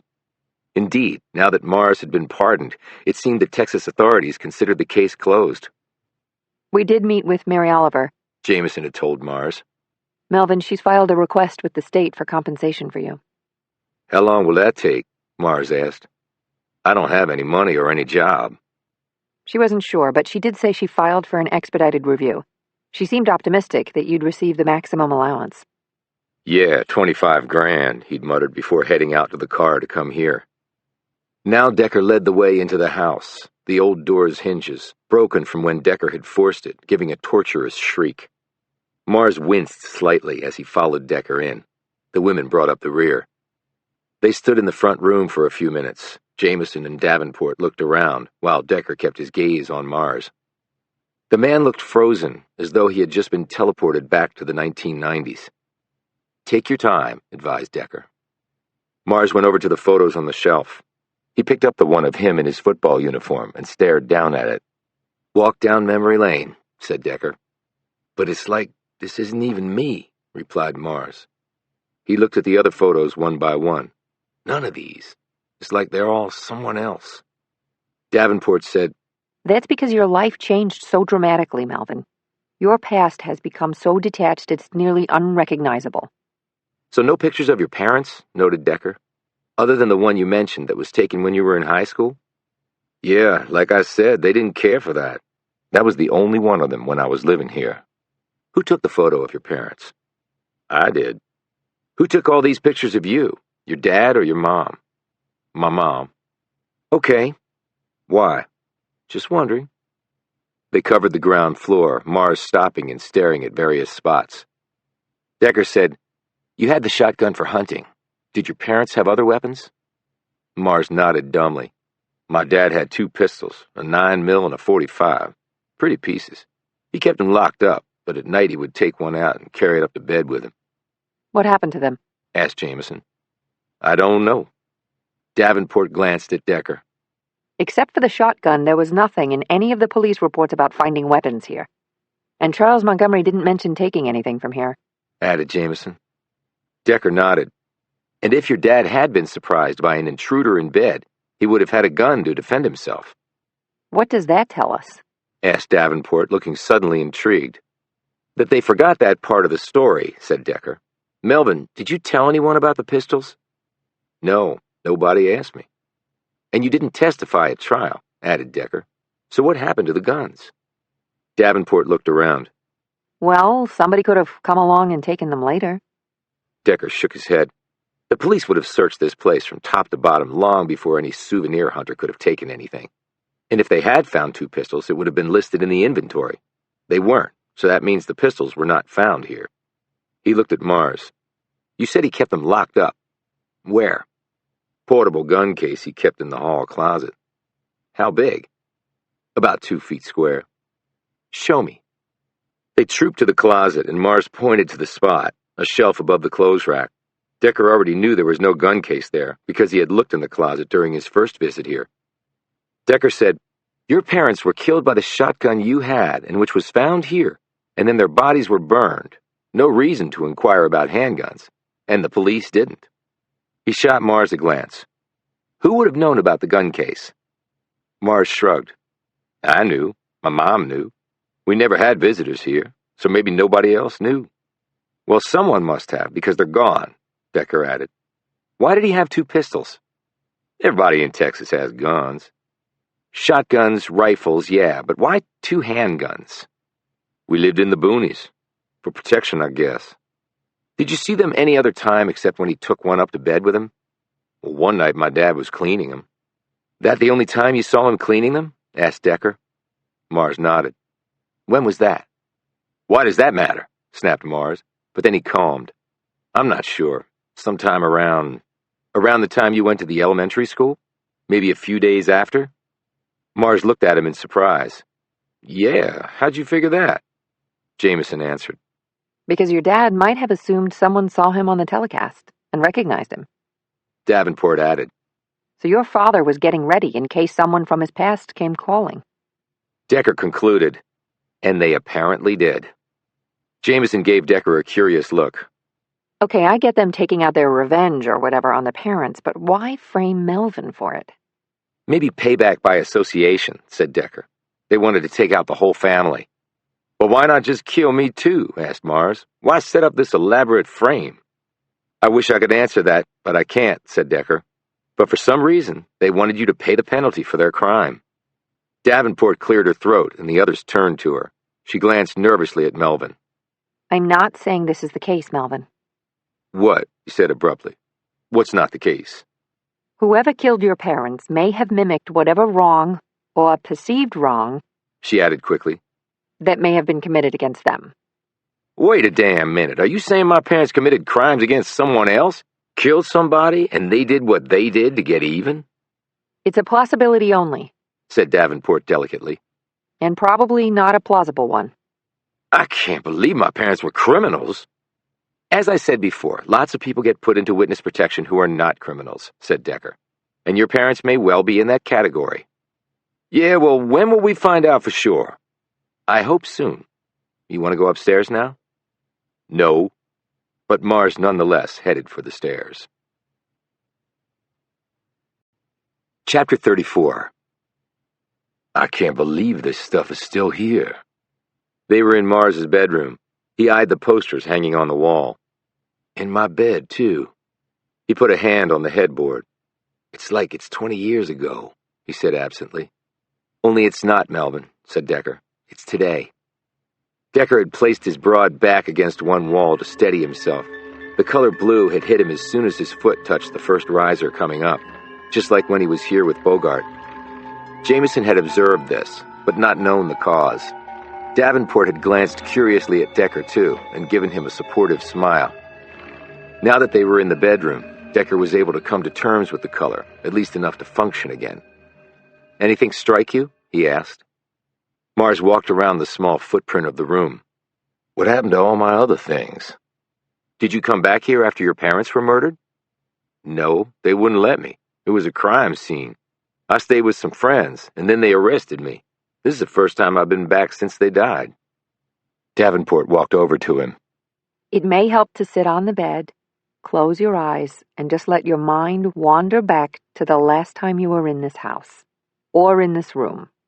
Then you may remember something that will help us. You really think that'll work? Or I can hypnotize you. Mars scoffed. You can't hypnotize me. Really? She said, smiling. Would you like to bet? His skeptical look faded. How would you do it? Sit on the bed. He looked at Decker and then Jamison, as though wondering when they were going to put a stop to this nonsense. Neither said anything. Mars looked back at Davenport. Sit on the bed, she said. This won't hurt, I promise. He sat. She stood in front of him and took a pen out of her pocket. She held it up in front of him at an angle that made him lift his gaze a bit. Can you keep your eyes on this pen? This is silly. Decker said, Melvin, just do it, okay? It's worth a shot. Mars sighed and focused on the pen. Okay, now what? Just follow the pen. Davenport started to move the pen slowly up and down and then from side to side. She spoke in a low, conversational voice the entire time. Mars did as she asked, and his gaze went wherever the pen did. The movements were slow, rhythmic, and her voice began to modulate, matching the movements of the pen. Then Mars shook his head. This is stupid. Davenport kept the pen raised and said, I know many athletes get into a zone before they play a game. Did you? Well, yeah. Pretend you're getting ready to play a football game. Get your head right. Relax, but focus. She glanced sideways at Decker. You're about to play Ohio State and run over Decker again. She then pointed to the pen. This is the zone, Melvin. You can get there. The big game. For all the marbles. Just concentrate. This pen is the goal line. Go get it. Mars settled back and stared at the pen, his gaze still slightly elevated due to the angle at which Davenport was holding it. In a whisper to Decker, she said, Give him some football direction. Low, even tones. Decker looked wildly uncertain about this. Davenport said in a soothing voice, You can do it, Amos. Just like when you were talking to Tommy Montgomery. Decker nodded and began speaking in a halting, low voice as he gave Mars the scenario on the field. The ball was snapped. Mars took the handoff. The A gap was clogged, the B gap a possibility. Mars had to read the linebacker's eyes, strong safety coming up on the left. Right guard just had to maintain his block for another second, a glimpse of daylight. Davenport motioned for Decker to stop talking. As Decker had been speaking, Davenport had slowed the movements of the pen, and Mars had matched this with his gaze. Finally, she held the pen steady in the air, and Mars stared at it, his eyes glassy and fixed, his features relaxed. Melvin, can you hear me? She asked. Yes, he answered, his voice unlike his usual one. Davenport slowly lowered the pen, but Mars's gaze remained fixed on the same spot. She said, You're in college at the University of Texas. Do you remember that? He nodded. You're home now with your parents, though, okay? Yes. This is after ESPN showed your parents on TV. They found out, right? Yes. How? Somebody at the pawn shop told my dad. He was pissed. They're acting strange now, aren't they? Yes. Can you tell us how? Nervous. and angry. My dad was really upset. Because it showed him on TV? Yes. Did he say why that had upset him? No. What about your mother? Did she talk about it? She said to just leave Dad alone and he'd be okay. She didn't want to talk about it. Did you see your father doing anything unusual during that time? He worked late a lot, and he didn't eat, and he drank a lot. Did he and your mother argue? I could hear them yelling, but I couldn't really hear what they said. Could you hear anything? Mars's brow furrowed. Some Spanish word. Funny one. My mom said it. What was it? The brow furrowed more deeply. Chocha. Chocha? You're sure? Mars nodded. Chocha. I looked it up. It actually has a couple of meanings in Spanish. It could refer to a prostitute, or, here he squirmed a bit, or the private parts of the female anatomy. I didn't know what they were talking about. It made no sense. Can you remember anything else about that time? Mars was silent for a few moments, and Davenport waited patiently. I came home one night, and he was sitting in his chair. Mom wasn't there. Okay, go on. I asked him how he was doing, and he looked at me in a way. Yes. Tears had appeared in Mars's eyes, in a way that scared me, like he hated me. Okay, did you talk to him? Mars shook his head. I was scared. I was going to go up to my room, but then he said something. What did he say? He said he was sorry. Davenport glanced at Decker and Jamison. By her expression, she had evidently not been expecting this answer, but Decker didn't look surprised. She turned back to Mars. Did he say what he was sorry about? Mars shook his head. Then he just got up and walked out. Do you have any idea what he was referring to? Mars shook his head again. I asked my mother about it the next day. And what did she say? She just started to cry, and then she ran out of the room. Did you tell the police about this? No, I didn't think to. I mean, I didn't know what was wrong. I never thought that was connected to whoever killed them. Davenport looked at Decker. Anything else? She whispered.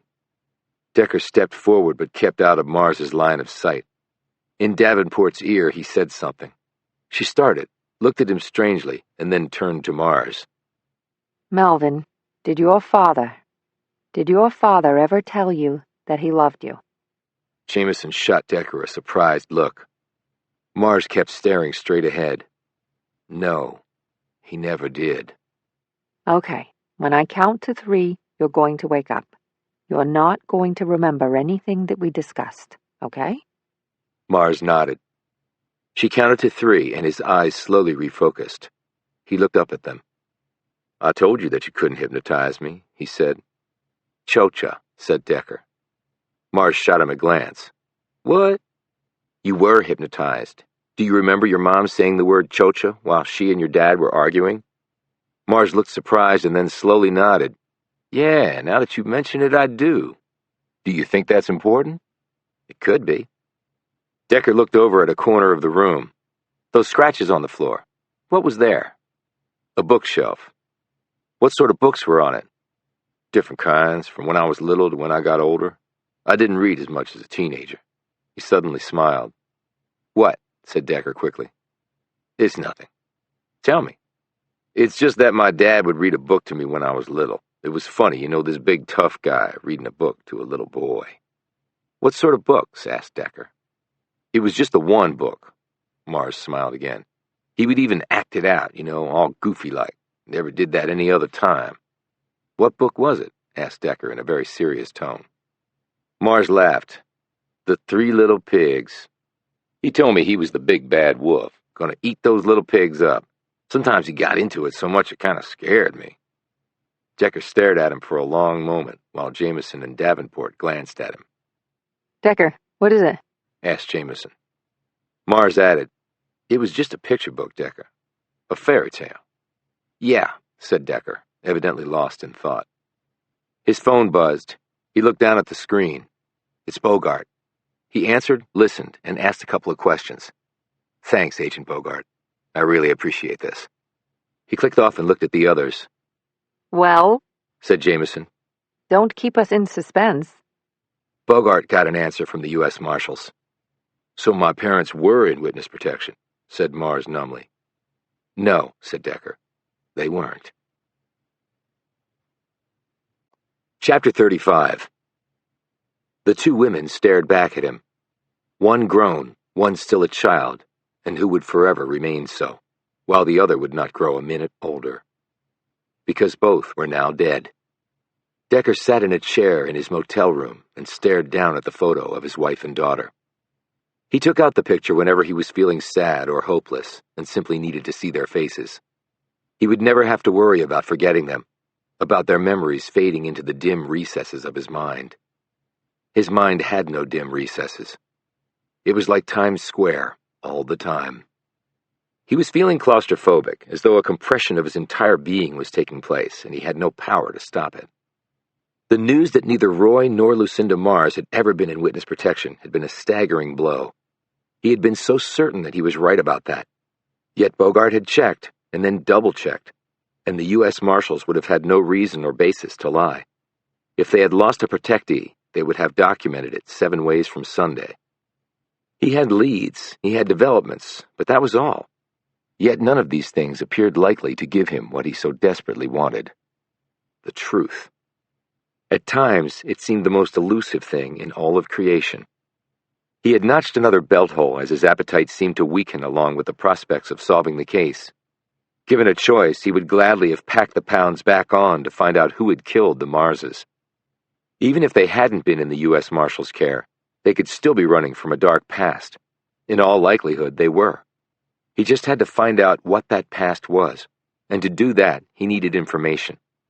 That was the first part. The second part was figuring out who had paid off the Montgomerys and why. He rose and went to the window. The rain had started again, pushing the heat away. The day was overcast, chilly, and miserable, matching his feelings perfectly. It wasn't supposed to rain much in this part of Texas, but the current weather was certainly bucking that trend. Because of his perfect memory, it seemed that some people regarded him as a machine. And while his social skills were not close to what they had once been, and in some ways he did appear to be unfeeling, even robotic, Decker did still feel things. He grew sad and depressed, and there was nothing his perfect memory could do about that. If anything, it made it worse. He was surprised by the knock on the door. Yeah? It's me. He slipped the photo into his pocket and opened the door to see Mars standing there. Got a minute? Yeah. Mars came in and they sat a foot apart from each other. Before Decker could ask him what he wanted, Mars took out something and handed it across. Decker looked down at the photo. The man was very tall. His hair was brown with a bit of white and curled around his head. The face was rugged but good-looking. The nose had been broken and not reset very well. The eyes were flat, appeared lifeless.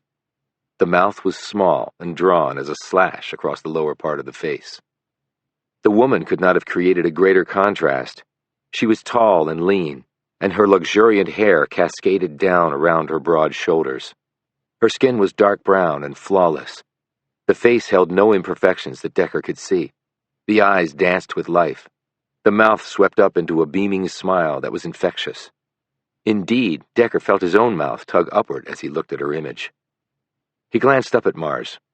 Your parents, obviously. This was the picture you mentioned before, the one you had taken. Mars nodded. Where'd you get it? Always had it. Took it to prison with me. You could have shown it to me before. Mars wiped at his eyes. Yeah, I could have. So why now? Because I wanted you to see them as real people, not just little puzzle pieces, Decker. And I wanted you to see my mom's smile and my dad's eyes. I just wanted you to know that they existed. Decker looked back down at the photo, his features a bit strained by the other man's frank admission. And maybe my frank omission. I can understand that, Melvin. When was it taken? When I graduated from high school. They were real proud. I'd already committed to UT. I was going away. My mom cried a lot. And your dad? Mars hesitated. Not so much. Sometimes it's that way with fathers. Yeah. Your mom was beautiful. Truly stunning. Yeah, she was. A long moment passed as the two men stared at each other. Got something else on your mind? Decker asked. It's like I don't exist, Decker. Why do you say that? Mars glanced at him. I don't know anything about the two people in the photo. Where they came from, who they really were, why they were killed. Nothing. And since I came from them, meaning nothing, what can that make me? He put up his hands. Nothing. A minute of silence passed as the rain started to pick up outside. The drumming of the drops seemed to march in parallel with the heartbeats of each of the men. Decker took out the picture of his wife and daughter and handed it across to Mars. Mars looked at it. Your family? Decker nodded. Your little girl is super cute. Was super cute. Mars looked uncomfortable. I know you must miss them. Decker leaned forward. The point, Melvin, is that I knew everything about them. Everything. There was no mystery at all. Okay, said Mars slowly, evidently unsure of where this was going. And they're gone, and I'm nothing too. Same as you. Mars looked like he wanted to hit something. So is that it? There's nothing else? Then what the hell are we doing this for? We're doing it because there can be something else. It's up to us. But you just said, I said I am nothing. Today. Tomorrow I may be something. That's the only guarantee any of us have. It's a big free country. There are opportunities for all to do something. It's different for me. Why? Damn, why do you think? I'm black. You're white. Biggest difference there is. You think? And you don't? You got a bigger one? I was thinking more along the lines of Longhorns and Buckeyes. Race doesn't matter there, just winning. Mars gave him a smirk. Nice one, but it don't change reality. I'm a black ex-con, pardon or not. Remember them assholes from the truck diner? Forget them. They're a shrinking segment of society. But finding out who really did this can change things, Melvin. Mars shook his head, but Decker continued. Half the people still think you killed your parents. I don't give a shit what they think. Hear me out. Mars was about to say something else, but he stopped and nodded curtly. Decker continued. There are a few things more powerful than the truth. Once you get truth on your side, good things tend to happen, black, white, or anything in between. But you thought they were in this witness protection thing. They weren't. So we're right back where we started. In a game, when the play broke down and the first hole was plugged, what did you do? Fall on the turf and give up? Hell, what do you think? So what did you do? I found me another hole to run through. Well, that's what we're going to do, Melvin. We're going to find another hole to run through. How? Did your dad keep a safe at the house? A safe? No. Would he have used one at work that only he would have access to? They had a safe there, but my dad told me the owner was a real prick. Hovered over him all day, afraid he was stealing, even after working there for years, so there's no way that my dad would have been the only one to have access to that safe. Then that really leaves only one alternative. Chapter 36. Decker and Mars faced the stone building as fresh storm clouds built overhead. Darkness had arrived early thanks to this new weather system. Texas First National Bank? Said Decker. You're sure this is it? I had an account here when I was in high school and later in college. My parents brought me here. It's where they kept their money, what little they had. They might have had more than you think. If they'd had money, why didn't they spend some of it? I wasn't necessarily talking about cash, replied Decker as he began to mount the broad steps leading to the bank's front doors. Inside, he made his request to a teller, and they were quickly shuttled off to the assistant branch manager. The man was short, in his early 40s, bespectacled, with a paunch that protruded from between the flaps of his suit jacket. As he put out his hand, he glanced at Mars, and his jaw dropped. Melvin Mars? Mars nodded. Do we know each other? I'm Jerry Bivens. We went to high school together. Mars eyed him more closely. Bivens said apologetically, I didn't play football, not really built for it. Mars shook the man's hand and forced a smile at Decker's slight elbow nudge. Yeah, Jerry, I remember you. How you doing? All right, married, 4 kids, working my way up the corporate ladder. In 5 or 6 years, I'll probably be the branch manager. Good for you, man. The two men stared awkwardly at each other. I heard you, got out of prison, said Bivens nervously. Yeah, another dude confessed. What an injustice, said Bivens. He looked over Mars's impressive physique. You look like you could still suit up. Yeah, if only, said Mars. Decker cleared his throat and Bivens focused on him. Decker flashed his FBI credentials, which did not include a badge, but nevertheless seemed to impress Bivens, who immediately stood straighter and buttoned his jacket. Yes, Agent, Decker, what can I do for you? We need some information. Bivens glanced around to find both tellers and 3 customers in line staring at them. You want to step into my office? Said Bivens hastily. Bivens's office was a cubicle partially enclosed by glass. He indicated chairs for them to use and then seated himself behind his desk. What sort of information? He asked. I understand that Roy and Lucinda Mars had an account here. Bivens said nothing but clasped his hands together and placed them on his desktop. Is that a yes? Asked Decker. I'd have to look that up. Decker glanced at the computer sitting on the desk. Okay. I meant I would with the proper authorization. We respect a customer's privacy. I appreciate that, but the Marses are both dead. Bivens changed color, glanced quickly at Mars, then lifted his hands off the desk and placed them on the arms of his chair. Well, yes, of course I know that, but then their legal representative. They don't have one, interjected Decker. Or their next of kin. Decker tapped Mars on the shoulder. Sitting right here. Bivens again stared at Mars. Right. Mars said, You have my permission to look it up and tell him, Jerry. Bivens began tapping keys on his computer. He read through a couple screens. They had an account, but it was closed 20-some years ago. Can you give us the exact date? Asked Decker. Bivens told him. Mars said, That was 2 days before they died. Decker nodded. Can you tell us how much was in the account before it was closed? Bivens tapped some more keys and pulled up the transaction history. About $5,500. Decker and Mars both looked disappointed. Bivens said, I'm sorry if you were looking for any funds, Melvin. He paused. I know you were in prison a long time. Decker said, No other accounts? Bivens glanced at the screen. No, just the checking account. Mars looked crushed, but Decker appeared to be just getting started. How about a safe deposit box? He said. Mars jerked and glanced at him. Bivens hit some more keys. Right, they had a box. How did you know? Decker said, Just a lucky guess on my part. What can you tell us about it? Well, it was closed out at the same time as the account. We have all records on computer now. Your father closed it and signed all the necessary documents. And there's no way to tell what was in the box? Bivens shook his head. No inventories are kept as safe deposit boxes, unless a client specifically requests that it be done. Otherwise, it's strictly private. But he closed it and took everything? Said Decker. Yes. How large was the box? Bivens hit some more keys. Our largest, a double. It could hold a lot. Is there anyone here who worked at the bank back then that we could talk to? Asked Decker. Oh, no, I've been here the longest, 14 years. The branch manager was transferred in from El Paso 3 years ago.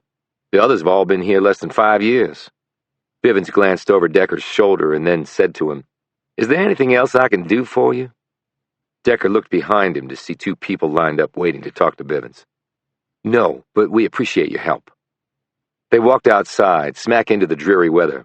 Mars barked, I can't believe this shit. My mom was dying from cancer and no one told me.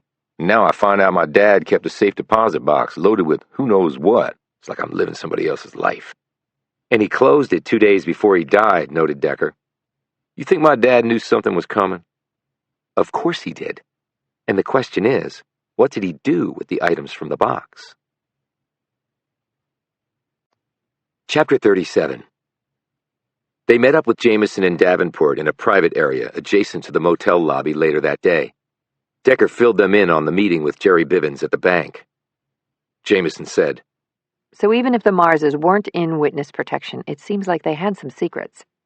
Davenport added, The history that no one can uncover, not even the FBI. She glanced at Mars. Roy and Lucinda Mars are probably not even their real names. Decker said, AC and RB. We found those initials written on the wall of their closet. Those might be their real initials. Shit, said Mars, shaking his head and looking away from them. He seemed like a man stumbling through a dream he'd had no hand in creating. Decker said, so they weren't in witness protection, but they may have been on the run from someone. Or some group, Amended Jamison. like the mob. The mob, barked Mars.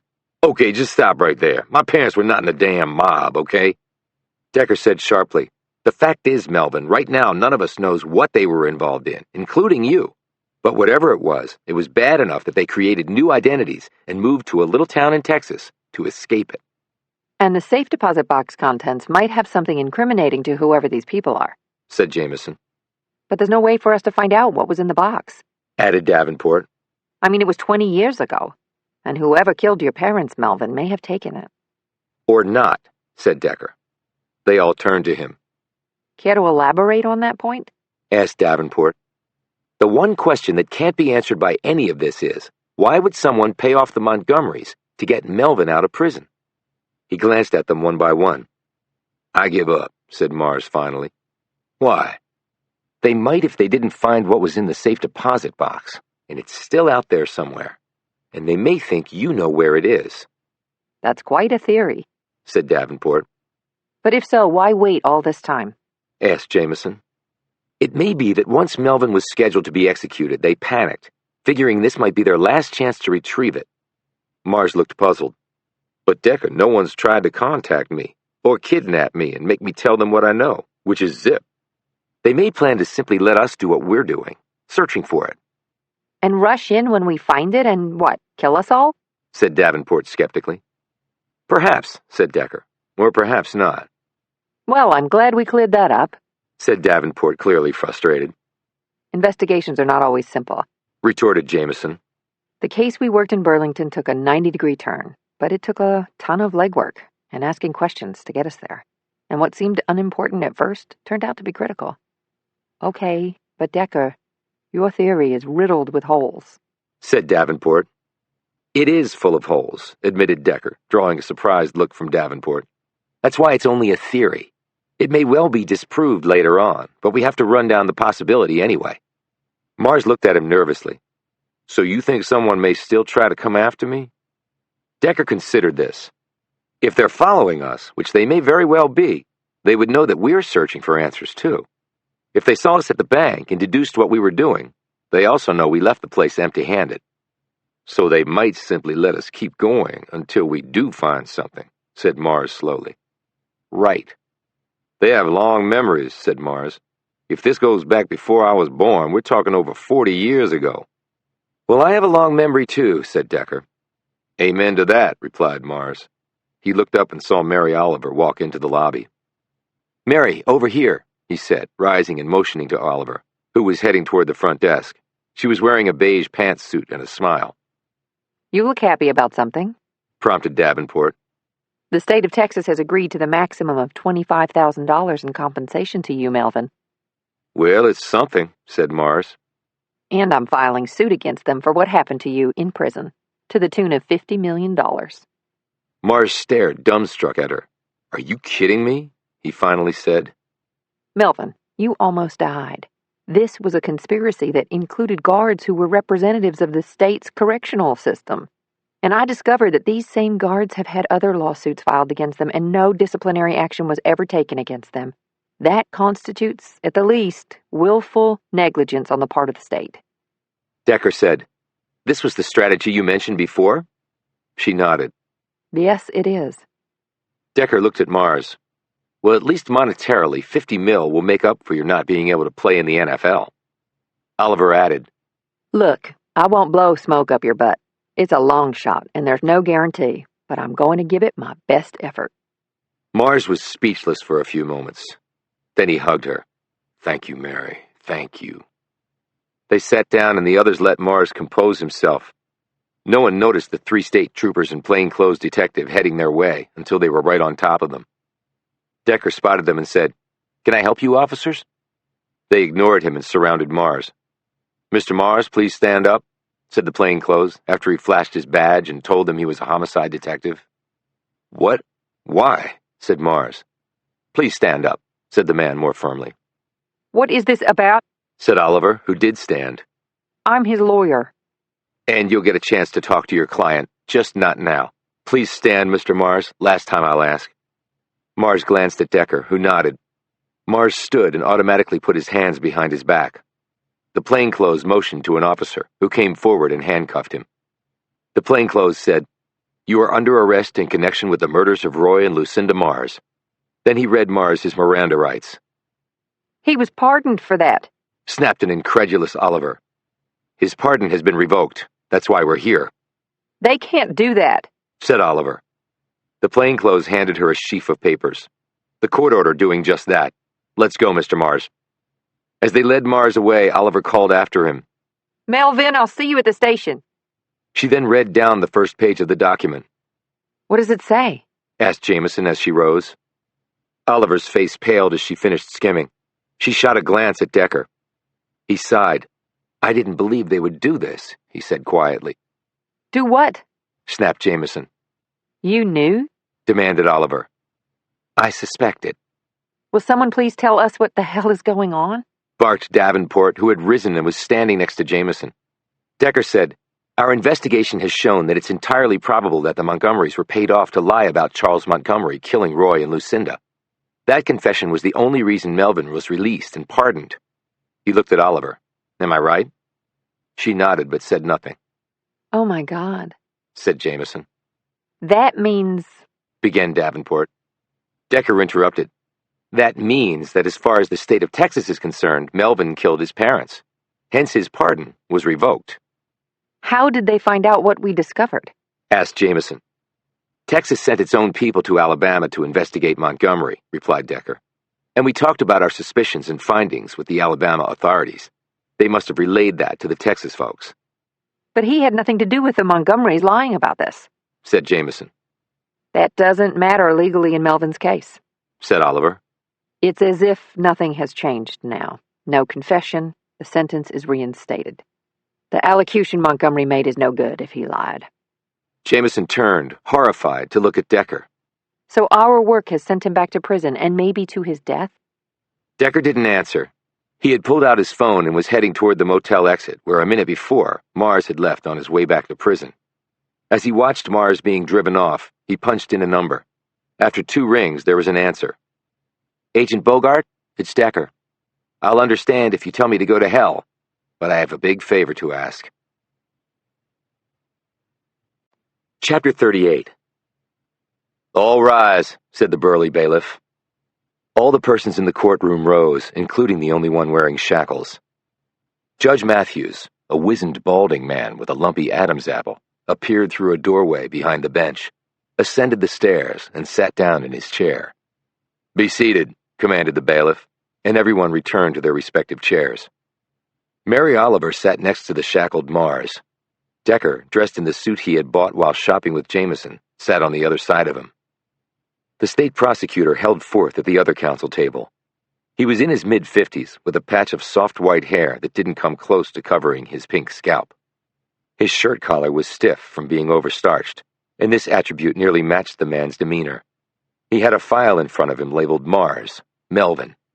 He was silently moving his lips, as though rehearsing what he was about to say. In the second row of the courtroom sat Davenport and Jamison. There was a goodly number of reporters present, because word had gotten round that Mars had been arrested. There were also a few dozen gawking local citizens to round out the audience. The judge eyed both counsel tables and their respective occupants, cleared his throat, and said, "The defendant filed the motion, so let's hear from him first." Oliver rose and straightened the jacket of her 2-piece suit and adjusted her shirt cuffs. Your Honor, the state's actions in this matter can be summed up as follows. It wrongly convicted my client, Mr. Mars, locked him up for over 20 years, and very nearly executed him until it saw the error of its ways when presented with evidence of his innocence. It then granted him his liberty, and with it a full pardon, and also ordered that he be paid the maximum compensation for his erroneous incarceration. Not that $25,000 can make up for over 2 decades in prison. She took a breath and seemed to swell with righteous indignation, And now, shortly after granting him his freedom, it has unilaterally revoked his pardon and his liberty, placed him under arrest, and he now sits shackled before us. All of this was accomplished without benefit of a trial or representation by counsel, thus denying him due process. That is why I filed the habeas corpus petition, because it is clear, beyond doubt, that the state is illegally detaining my client. I therefore ask that he be released forthwith, and that both the terms of his pardon and compensation be fully honored and enforced by this court.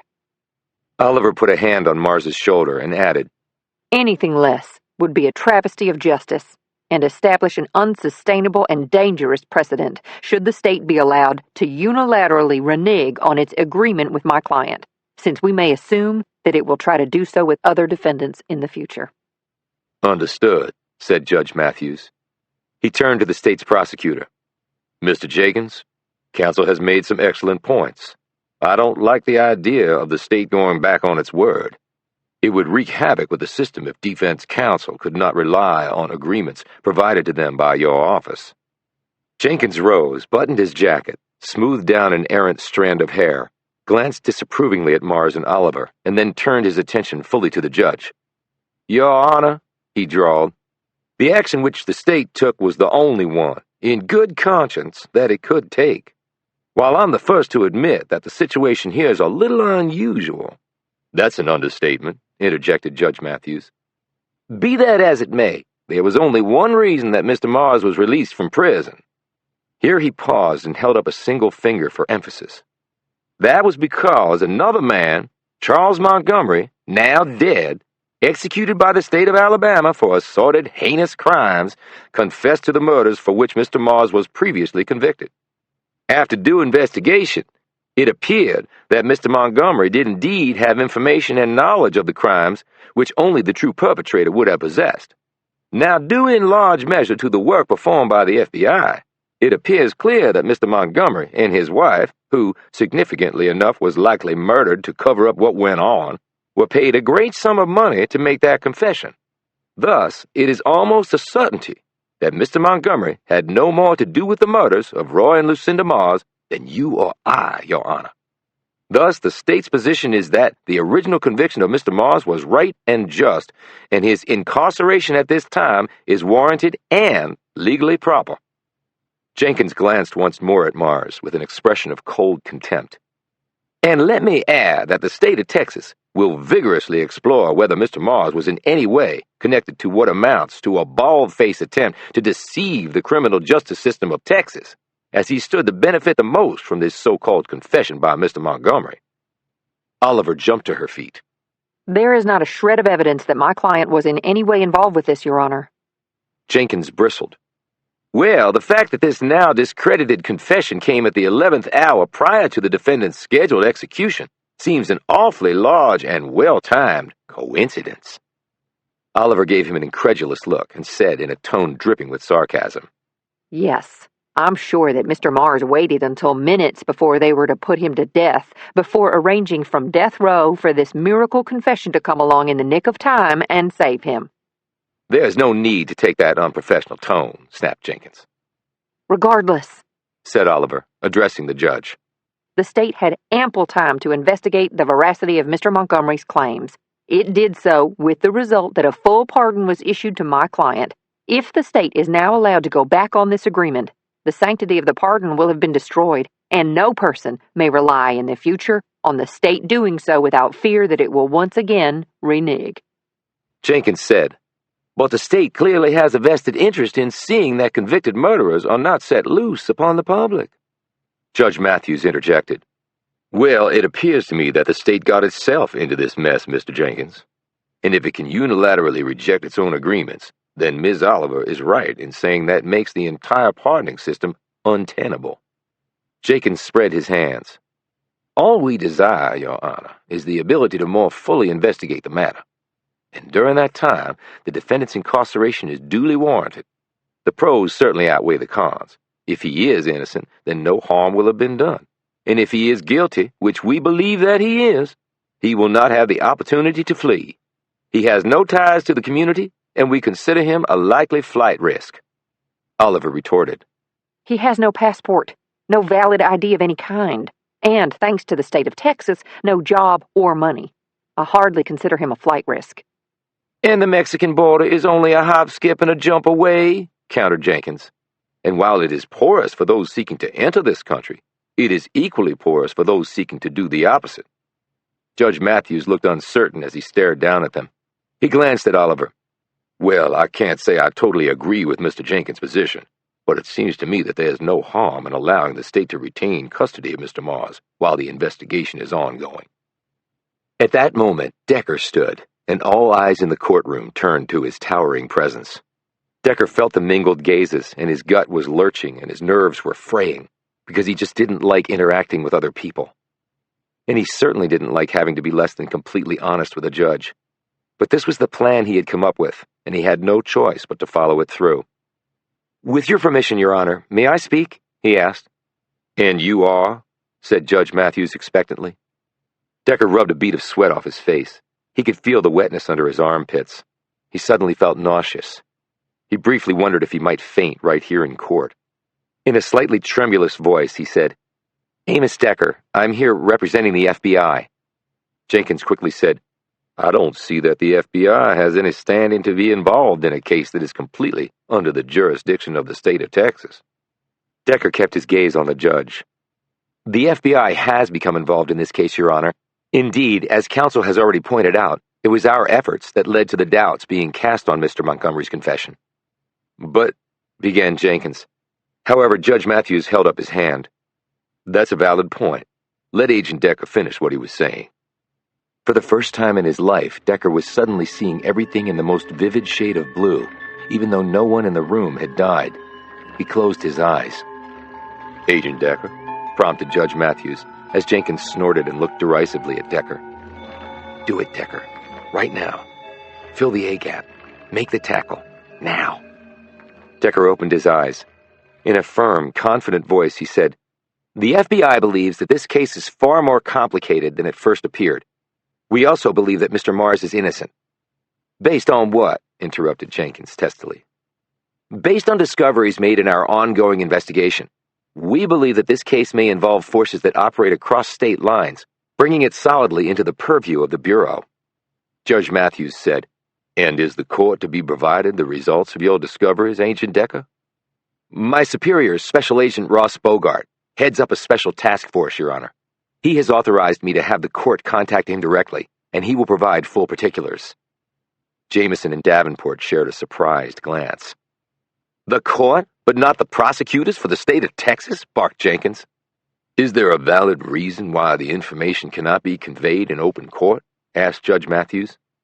Agent Bogart will explain everything, Your Honor. It is truly a sensitive matter, and we believe public disclosure at this time may have an adverse impact on our investigation and allow the guilty parties to escape arrest and prosecution for their crimes. Nothing you've said explains why Mr. Mars cannot remain in custody until the issue is resolved, pointed out Jenkins. Before the judge could speak, Decker said, I'm sorry, I would have thought that the fact that Mr. Mars was nearly beaten to death by prison guards after two prisoners, paid off by another guard, tried to kill Mr. Mars, would have made that point rather obvious. Along with the fact that Mr. Mars has filed a multi-million-dollar lawsuit against the Texas correctional system for this heinous and illegal act. I would imagine that Mr. Mars is very much persona non grata for those folks, including any friends or co-conspirators of the guard in question, who remain unknown and still on duty. Thus, returning him to prison here should in no way be considered to be a safe haven for Mr. Mars. On the contrary, it would be most likely signing his death warrant. Judge Matthews shot a glare at Jenkins. Is this true? Jenkins turned a bit paler under the judge's wrathful look. Your Honor, while that unfortunate act did occur, we believe that Mr. Mars is in no further danger while in the state's custody. To err on the side of caution, said Decker, we should avoid any possibility that Mr. Jenkins is incorrect. If Mr. Mars is found to be innocent but ends up dead in his prison cell, I fail to see how that benefits him. Perhaps the state of Texas has a different opinion. The judge snorted at that comment. Jenkins simply glared at Decker, who continued. The FBI, with the state's approval, took custody of Mr. Mars after he was beaten, and we stand ready to do so again. Judge Matthews refocused on Decker. And this has been approved by the FBI? Again, Agent Bogart will provide all necessary assurances and details. The judge turned back to Jenkins.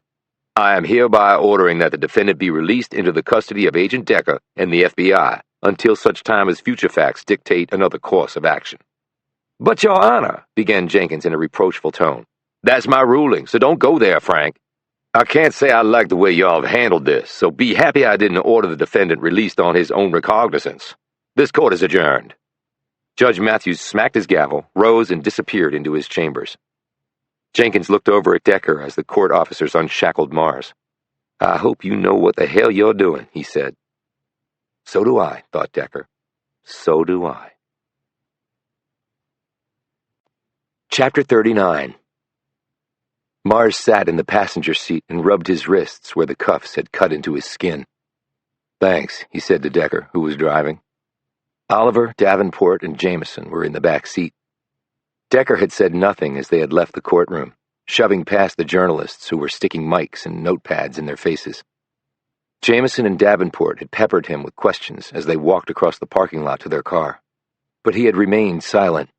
Now Jamison reached over the front seat and tapped him hard on the shoulder. Are you going to explain what just happened, or am I going to have to get physical with you? Decker shot her a glance in the rear view and noted her irresolute demeanor. I asked Agent Bogart for a favor, and he provided it. So this is all on the up and up? Asked Jamison, drawing a startled look from Oliver. She said, Decker, please don't tell me I was an unwitting participant in perpetrating a fraud on the court. There was no fraud. Melvin is in our custody, and everything I said to the judge was true. He thought you were an agent, pointed out Davenport. He said that. I never did, countered Decker. But you didn't correct him either, she retorted. That wasn't my job, but it doesn't matter either. Bogart is an agent, and he will back me up on this. He eyed Oliver. And you did file the lawsuit? Yes. Then we're good. Mars said, Well, I'm not good if they come and arrest my ass again. You heard what the judge said. If future facts come out, then he could let them do that. Another course of action, he called it. And that Jenkins dude was pissed. I bet he's right now working on something to get my butt back in a Texas prison. I'd be stunned if he wasn't, conceded Decker. We just have to make sure that that doesn't happen. How? Asked Davenport. Jamison answered. By solving the case. Decker's phone buzzed, and he answered it, cupping the phone against his ear with his shoulder as he drove toward a sky that was growing dark and promised still more rain. The inclemency of the weather didn't faze Decker. He had other things on his mind as he listened to the other person on the call. He thanked the person and put his phone away. That was the Alabama police. They ran down the rental car, the beige Toyota Avalon with the Georgia plate with the partial number Patricia Bray gave us. It was leased by a man named Arthur Crandall. He looked at Mars. Ring any bells? No. Didn't think so, since it was a false name. The credit card he used was a forgery. The license was probably a phony, too. Are we sure it's the same guy? Asked Jamison. They're trying to verify that right now. What the hell is going on? Wondered Mars. Loose ends, said Decker. Just loose ends. So the guy we think killed Regina Montgomery after paying them off to have her husband confess is this Arthur Crandall? Said Mars. That's not his real name. Yeah, that I get. But by doing what he's doing, he helped me get out of prison. And as we discussed, that could be because he thinks you have something that can hurt him, or whoever he's working for. But that makes no sense, Decker. Even if I knew something, which I don't, why not just let them execute me and I take it to my grave? Davenport said, Maybe they need to really get whatever it is they think you have. So they spring you from prison hoping you'll go and get it. But then why frame me for murder in the first place? Asked Mars. Maybe back then they thought that was the best course, Suggested Jamison. Kill your parents, frame you, and you get sent away for life. That's really the only explanation that works. No, it's not, disagreed Decker. What then? Asked Jamison curiously.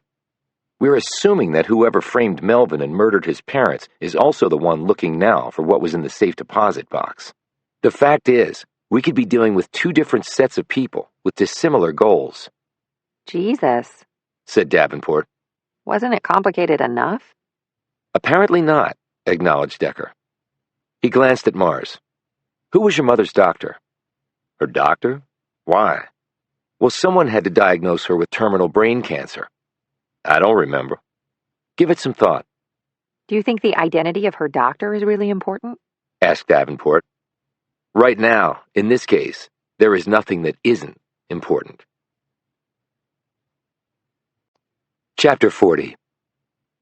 Decker slept soundly until 5 in the morning. The rain was beating down outside, and he rose and stumbled over to the window to look out. Rain, wind, the occasional flare of lightning, and the tag-along boom of thunder. The weather was as miserable as this case, he thought.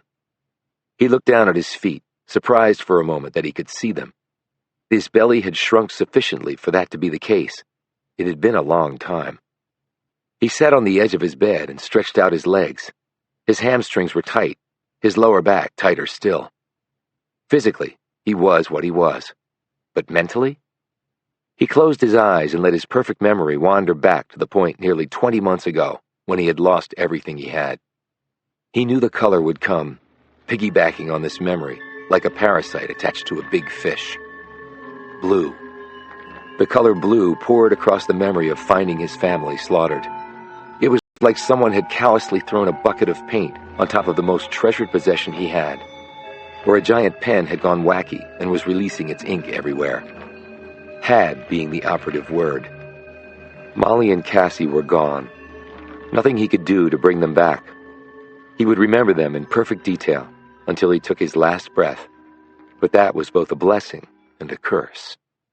He showered, changed into clean clothes, and opened the door to his motel room, which led directly to the outside. He was on the first floor, which had a covered porch running the length of the building. They were all on the first floor, with him at one end, Mars and Jamison in the middle, and Davenport at the far end. The rain continued to bucket down as Decker leaned against a support post and gazed out into the darkness. Decker didn't like deceit. He didn't like lies. He didn't like bad acts with no consequences. People did wrong, that was a given, and that was their choice, and they needed to suffer the repercussions of those bad choices. He checked his watch. It was a little after 6. The sun was still making its way from the other side of the world, and even when it did rise, it would be hidden behind the thick curtain of storm clouds. There was a coffee shop attached to the motel. He could reach it under cover of the roof overhang. It took him 2 minutes. 3 people were already there having breakfast. A tired-looking waitress was pouring out coffee. She swept her arm around the small dining room when she saw Decker come in. He apparently had his pick of unoccupied tables. He chose one as far away from the other people as possible. He sat, picked up a menu, and ran his gaze down it. Heart Attack City, all of it. Cholesterol mania with every bite. When she came around, he ordered coffee, a glass of orange juice, and toast. "Do you have egg whites?" he asked. When she stared back at him blankly, he said, "Maybe a fruit cup?" She eyed his ample form, and a sympathetic smile appeared on her face. Show, hun. Coming up. All healthy stuff. I'll see to it. She walked off. A minute later, she brought the coffee. He took a sip. Nice and hot, and it warmed his bones as the rain lashed the windows outside. He settled back in his chair, half-closed his eyes, and focused. Point 1. Roy and Lucinda Mars had a secret life dating from before their son was born. They had changed their names and moved here to get away from whatever that life had been. The scar on Roy Mars's face might be from plastic surgery. Point 2. They were seen on a national sports program sometime before they were killed. Point 3. Roy Mars had emptied a safe deposit box right before his death. The contents of that box and its current whereabouts were unknown. Point 4. Lucinda Mars had terminal cancer. Point 5. They were murdered and their son framed for the crimes. Point 6. Mars had been scheduled to be executed, but was saved by the confession of Charles Montgomery. Point 7. Mars was released from prison. Point 8. Charles Montgomery was executed. Point 9. Charles Montgomery had almost certainly lied. Point 10. Regina Montgomery had received the monetary fruits of her husband's confession. Point 11. Regina Montgomery had been murdered, possibly by the man in the Toyota Avalon. Point 12. Someone wanted what was in that safe deposit box. Point 13. And that someone might be different from whoever had framed Mars. Now the questions poured forth, principally among them. Who had paid off Montgomery? If Avalon Man, why? To set Mars free so he could be followed and they could use him to locate the safe deposit box contents? If so, it was a very clumsy way of doing it. How could they know that Mars even knew about the contents, much less its whereabouts now? And why now, 20 years later? Why not back then? For that matter, why not torture the Marses before you killed them and make them tell you where the contents were? Maybe they were tortured, but took the secret to their graves. Decker could think of no plausible theory that would reconcile all of those questions. And this was clearly frustrating the hell out of him. His memory was perfect, but that did not mean that the answers were always there. If someone told him a lie, he would remember it clearly, not knowing that it was false until he could compare it with other facts that would, hopefully, demonstrate the inconsistency of the statement. But it wasn't inconsistency that was his chief enemy here. It was simply not knowing enough. You look like your brain is going to catch fire. He looked up to see Mars standing there. Decker motioned for him to sit. Mars did. Did you give the things I asked about some thought? Decker asked. Mars nodded. Thought about him all night, and I got nothing to give you, Decker. I feel like an idiot. I didn't even know my own parents. My whole life was wrapped around playing football. He clearly wanted to say something else, but apparently couldn't find the words with which to do so. He ended up by just shaking his head. Don't give up on yourself, advised Decker. Something still might occur to you. He glanced at the waitress, who was heading their way with his food. You want some coffee or food? She asked Mars. Just coffee. The waitress put the toast and a bowl of fruit down in front of Decker. There you go, hon. Bet you'll be wearing skinny jeans in no time. Mars gave Decker a curious look but made no comment. He ordered his coffee. After the waitress walked off, Decker took a forkful of the fruit and a bite of the toast. So did you think of anything? Mars asked him. I thought of lots of things, mostly questions to which I have no answers.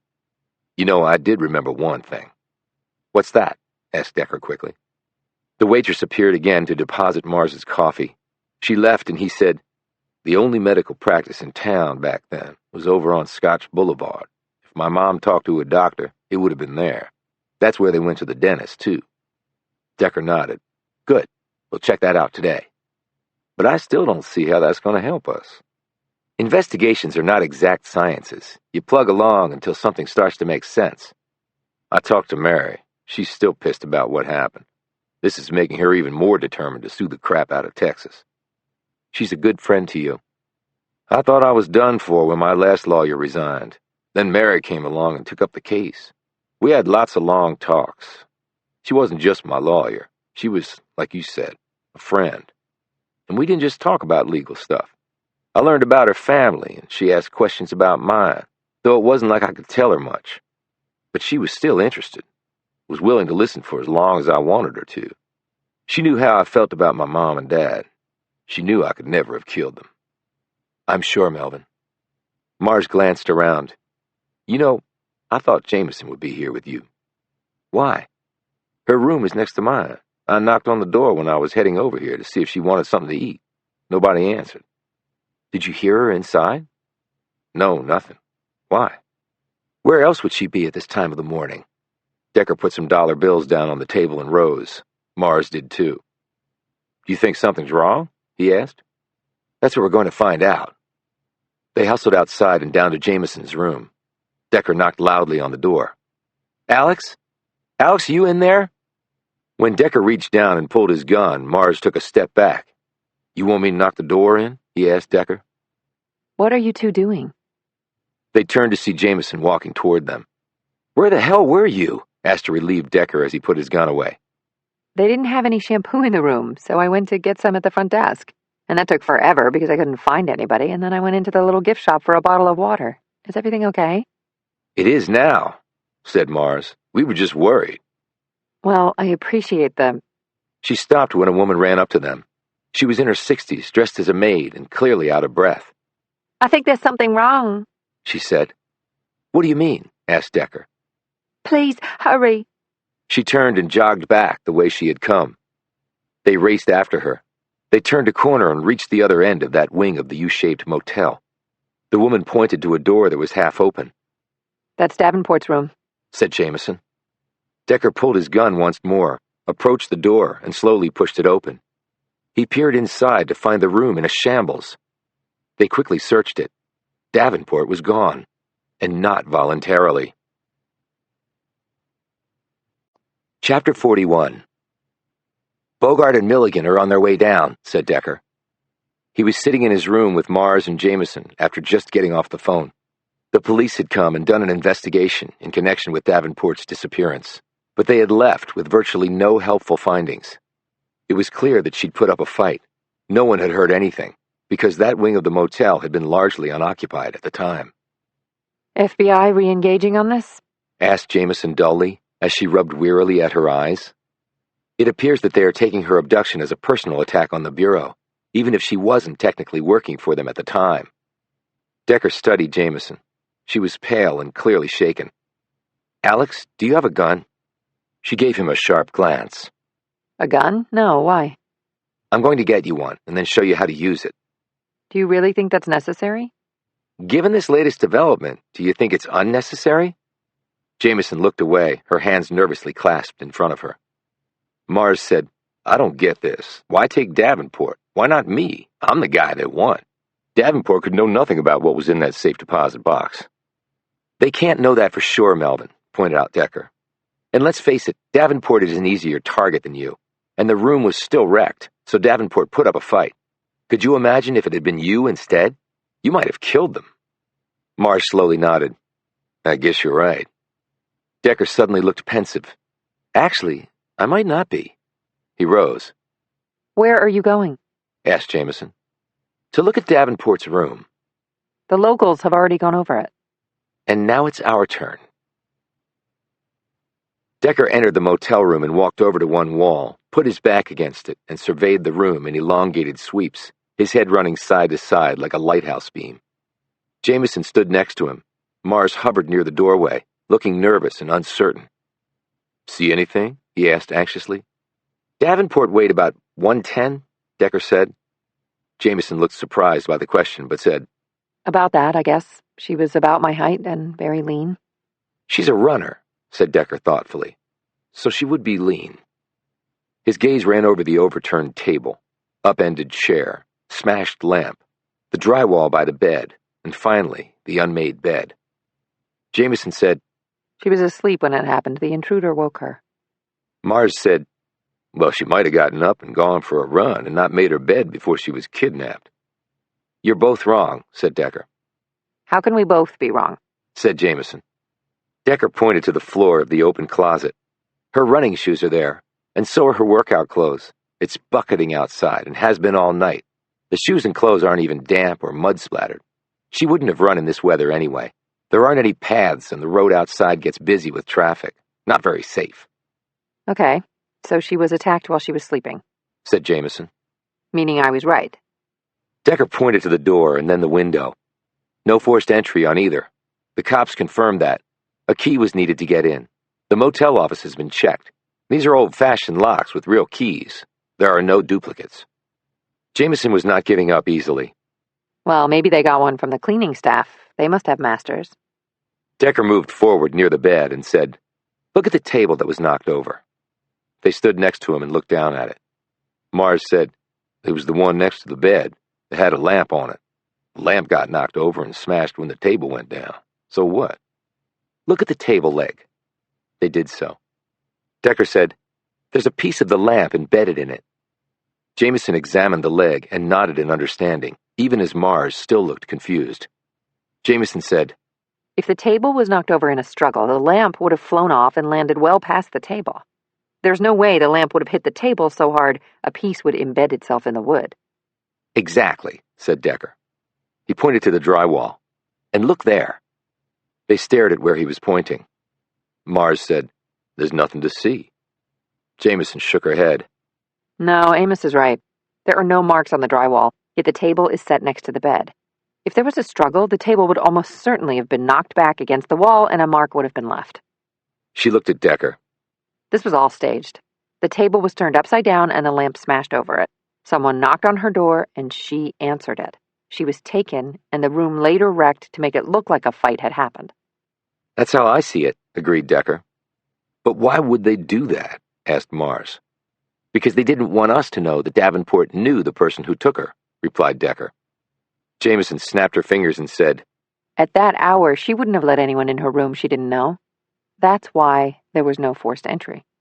Right, said Decker, his gaze still swiveling around the room. Mars said admiringly, Damn, you figure all that out because you got a perfect memory? No, I figured all that out because I was a cop for 20 years and know what to look for. Mars looked at Jamison. And you're good at this too. She smiled. Amos has rubbed off on me. No, said Decker. You see things, Alex. Sometimes you see more than me. But Decker Davenport didn't know anybody in this town, noted Jamison. Well, obviously she did, and it was someone she trusted. Mars said, So it comes back to why I take her. Jamison leaned back against the wall and said, Do you think they'll try to find out what we've learned by... Decker stared at her. Beating her? Torturing her? Jamison paled but nodded. I think it far more likely that they'll use her as a bargaining chip, observed Decker. Mars looked puzzled. Bargaining chip? For what? For you. Chapter 42. I should never have left. Bogart stared across the table at Decker. The men were sitting inside an office of a small building the FBI had turned into a makeshift command center. Bogart and Milligan had flown in with a half-dozen other agents. They were in the other part of the building, working away on trying to locate Lisa Davenport. You had no choice, said Decker. Everybody has a choice, retorted Bogart, who was looking distraught. His tie was unknotted, his shirt wrinkled, and his hair mussed. Realistic choice, then, countered Decker. And even if you had been here, the same thing probably would have happened. We can't find anyone here that she would have known well enough to let her into her room at that hour. Any ideas on that? It's possible that she knew someone that we didn't know she knew. If they are using her as leverage, we can expect communication. Decker nodded. The problem will be the exchange. That's always the problem with scenarios like this. Bogart said, You don't think we'll get her back alive? She saw who took her. She knew the person. Bogart sighed and slumped back in his chair. And she can't be allowed to tell us who that is. The odds are certainly against it. Who do you think is behind this? There's more than one. Meaning what exactly? Motivations and actions tell us a lot. We have irreconcilable motivations and actions. That means there's more than one player out there. Something changed, said Bogart. Mars was in prison for 20 years and nothing happened. What changed was he was going to be executed. He had never gotten that close to the death chamber before.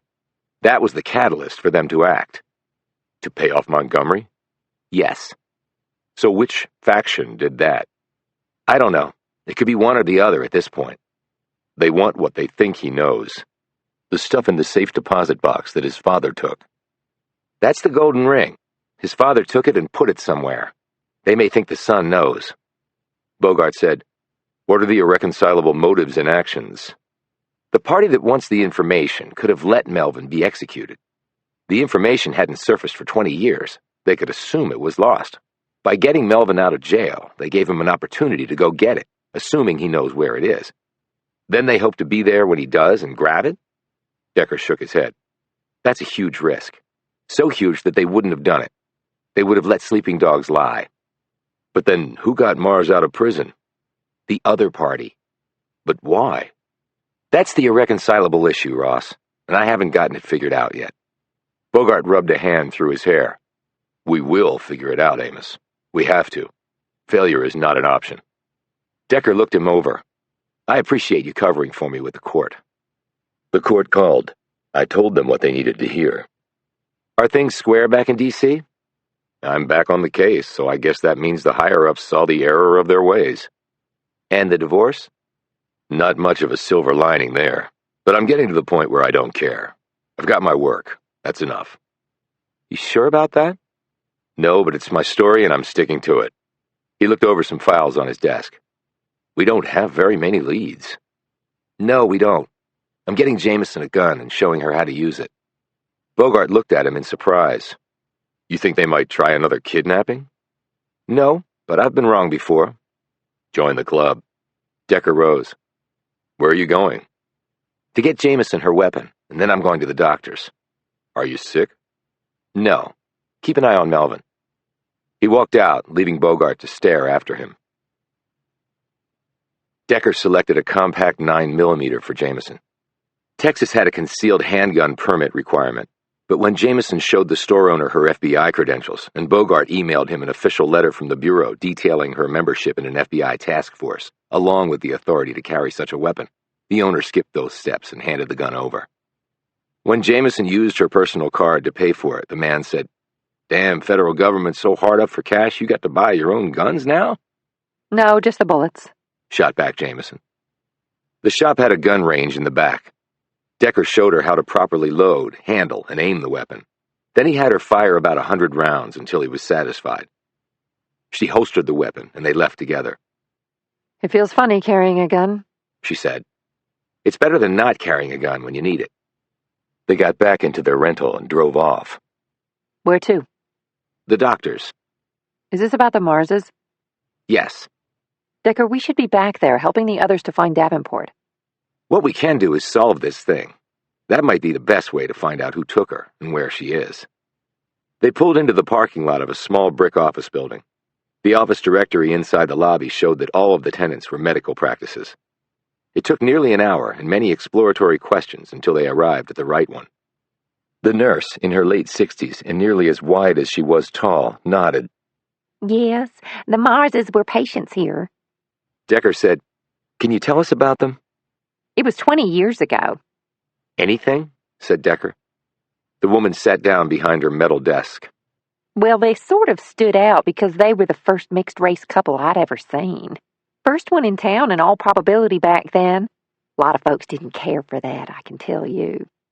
Did a doctor from this practice deliver Melvin Mars? Yes, Doc Turner. He's been dead, about 7 years now. Was he delivered at the local hospital? Asked Jamison. That's right. I actually assisted. We're a small town. Doc Turner was a general practitioner, but here you do what needs doing. There aren't enough people living here to justify a practice devoted only to OBGYN. She looked wistful. I remember that Lucinda Mars was probably the most beautiful woman I'd ever seen.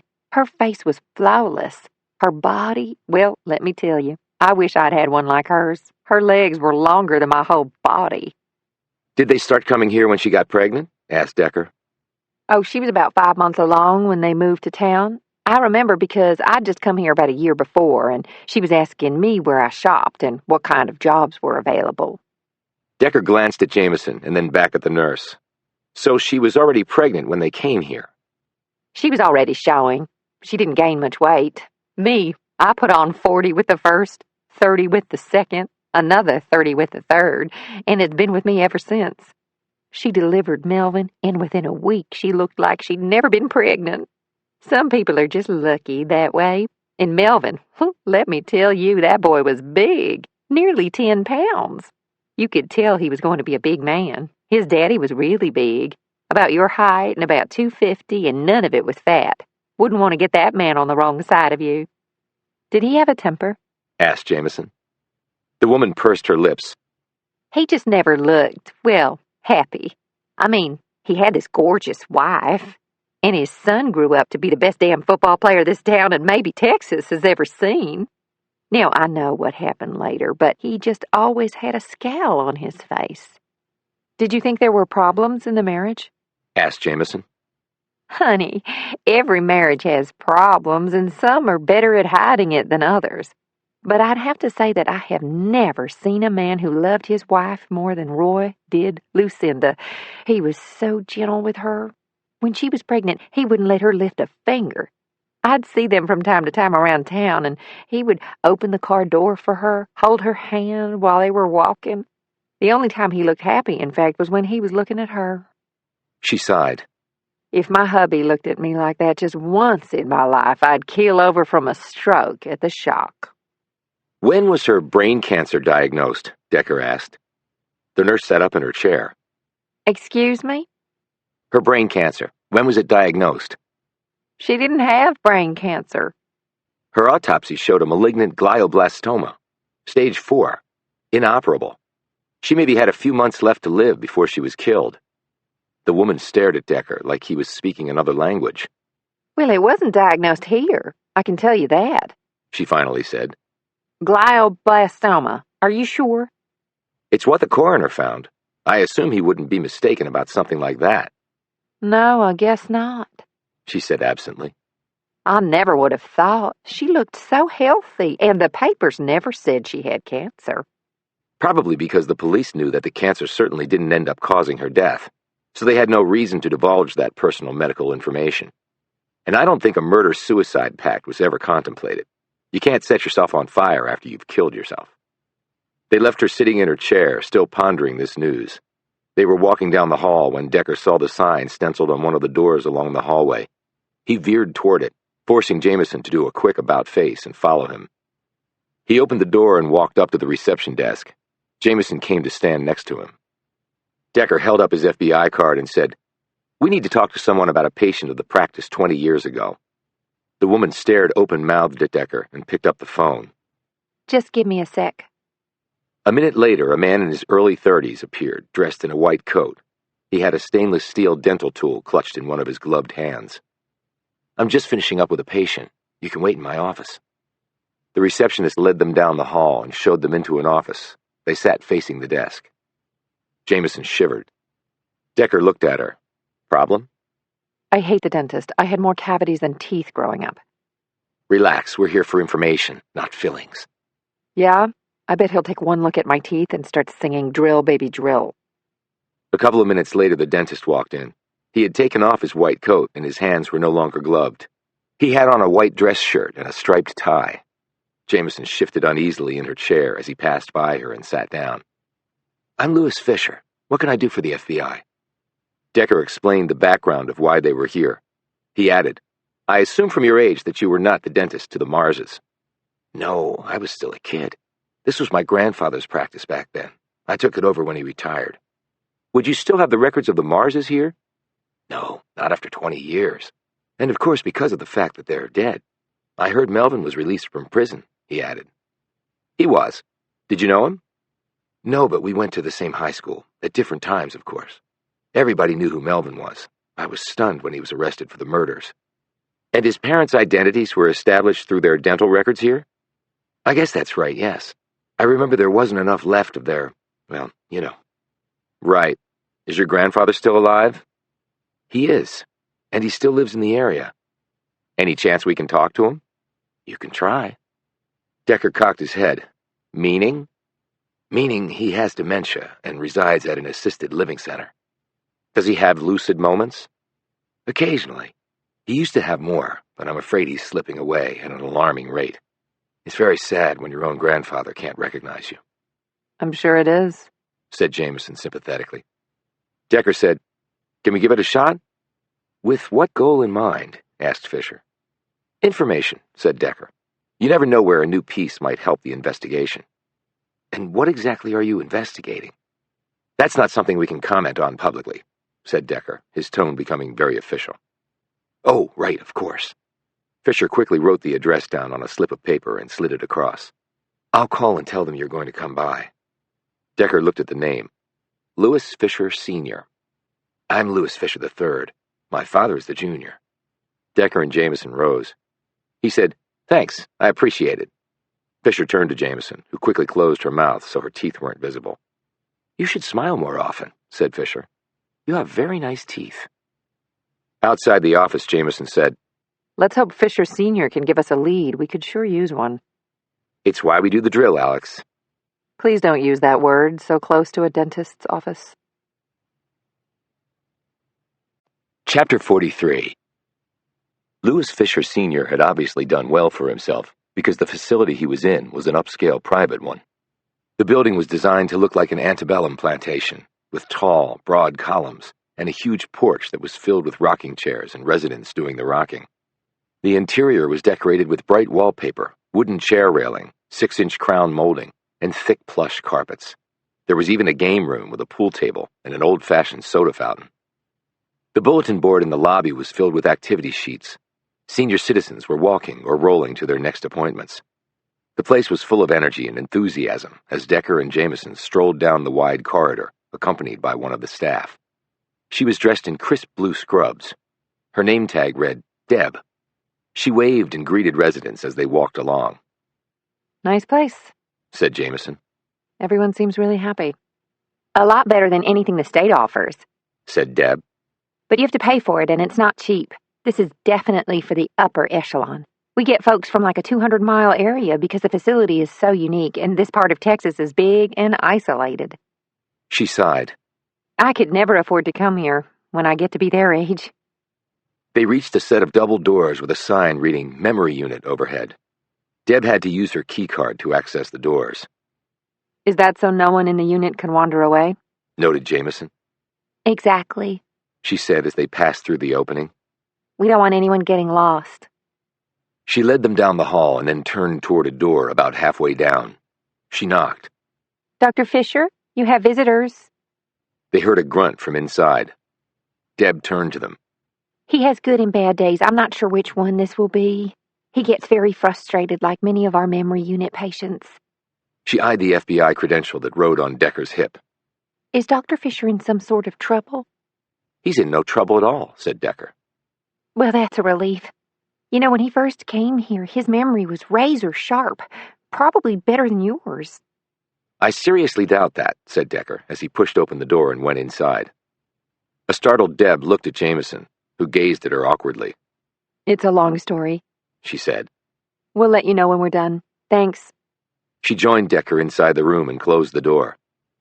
Fisher was sitting up in the chair next to his bed. He had on a hospital gown, and his feet were resting in white slippers. He looked to be in his late 80s, bent and frail.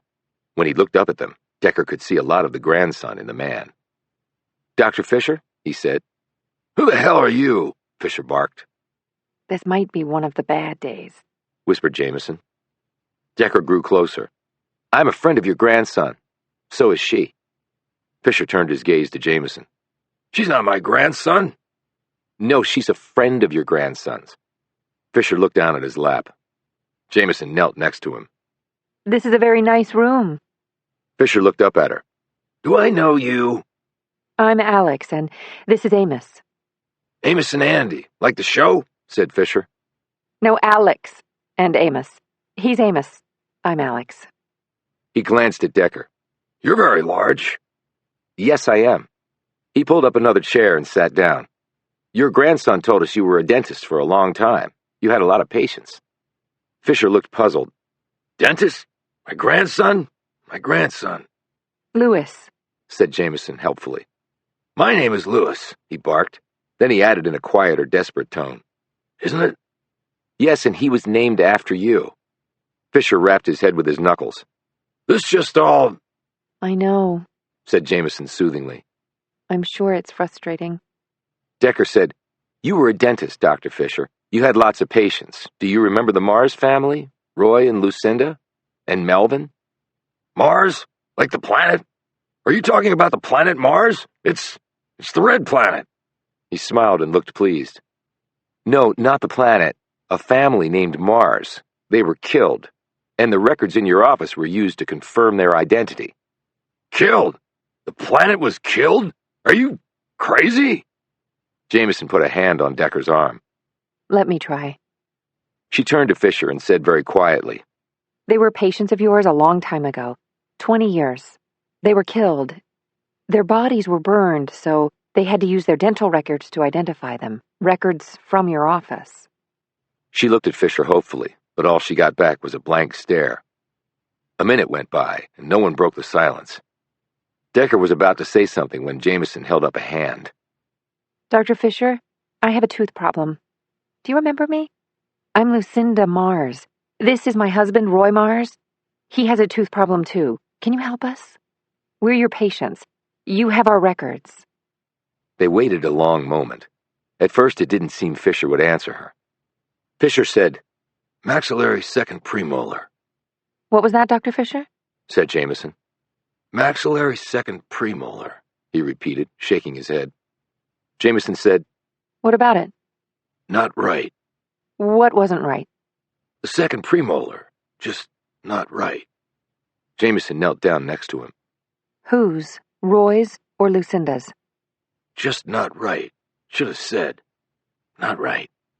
He looked up at Decker. Who the hell are you? A very grateful man. Decker rose and said to Jamison, Can you stay here and see if you can get anything more out of him? I'll come back and get you. Where are you going? To find a maxillary second premolar. Chapter 44. A premolar? Said Bogart. Seriously? He and Decker were standing in the musty warehouse where old police records were kept. That's what he said. The maxillary second premolar. Something was not right with it. They stared at the shelves full of haphazardly stacked boxes. Bogart said, The sergeant I talked to said the records were a little unorganized, finished Decker. I'd say he was seeing the glass half full. He took off his coat and rolled up his sleeves. Well, let's get to it. The files were indeed in a shambles. The years were sometimes mixed up, and the boxes themselves were not well inventoried.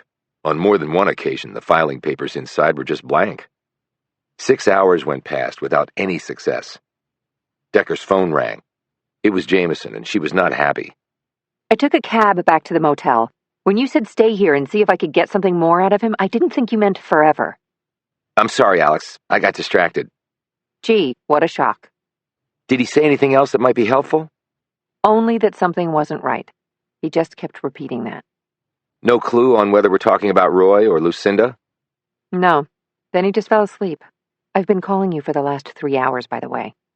I took my coat off. I heard this call because I had picked up my coat when you phoned. Where are you? He told her. But we're not having much success. Until now, called out Bogart. He had lifted a box off the shelf and opened it. I gotta go, said Decker, and he clicked off. They pulled all the items out of the box and laid them on a table. Decker found it first. He pulled up the x-ray sheets for the 2 Marses that were labeled with their respective names. I Googled premolar before I got here, Decker said. He pulled out his phone and brought up an image of a mouth full of teeth. These are second premolars. He pointed at spots on the x-rays. They help with mastication, or chewing. The one on the right is the 4, and the left is the 13, in dentist numbering vernacular. All fascinating, said Bogart sarcastically. But what was wrong, according to Fisher? The dental records for the Marses from Fisher's office matched the dental records taken from the bodies at the crime scene. Alex couldn't find out. The guy has dementia, but he just blurted out, maxillary second premolar. He stopped, pulled out his phone, and punched in a number. Alex, did Fisher mention any numbers? Numbers? Yeah. No. Okay, said Decker, obviously disappointed. But it was weird. He held up 4 fingers a couple of times. 4? You sure? Yes. And he kept looking at them like they meant something. Thanks. Decker clicked off and turned to Bogart. Okay, it was the right premolar. They studied the x-rays. I don't see anything on Lucinda's x-ray, said Bogart. But Roy's number 4 has a filling. Decker looked at it. You're right. So was Fisher saying that Roy Mars didn't have a filling in number 4? That's why something was wrong? But if so, why wouldn't he have pointed that out back then? Decker picked up his phone again, called Fisher's office, and a minute later was talking to the dentist. Your grandfather was very helpful, he said, but I have a question for you. Okay, shoot, said Fisher. Tell me the procedure for when the police want to get copies of your records. They send in a court order and we answer it. How so? Do you personally pull the records? Not always. But if not me, then someone on my staff does. Who checks for accuracy? Well, all of our files are carefully organized, cross-checked, and labeled 7 ways from Sunday. We also have electronic copies of everything. Nature of a medical practice these days. No room for error. But 20 years ago? Well, it was different. My grandfather still kept excellent records, but they were stored manually and labeled with the patient's information. Name, address, social security number, and individual patient file number. Do you have anyone on your staff who worked with your grandfather 20 years ago? Yes, Melissa Dowd. Can I speak to her? Where is all this going? Please, time is of the essence. Hold on while I get her. A minute later, a woman answered the phone. This is Melissa. Melissa, Amos Decker with the FBI. I was wondering about your filing system 20 years ago. Yes, Dr. Fisher told me. Well, lots of practices had transitioned to some sort of computer system by then, but Fisher Sr. was old school, so our operation was still manual. We used a typewriter. Labels were made up for all patient files.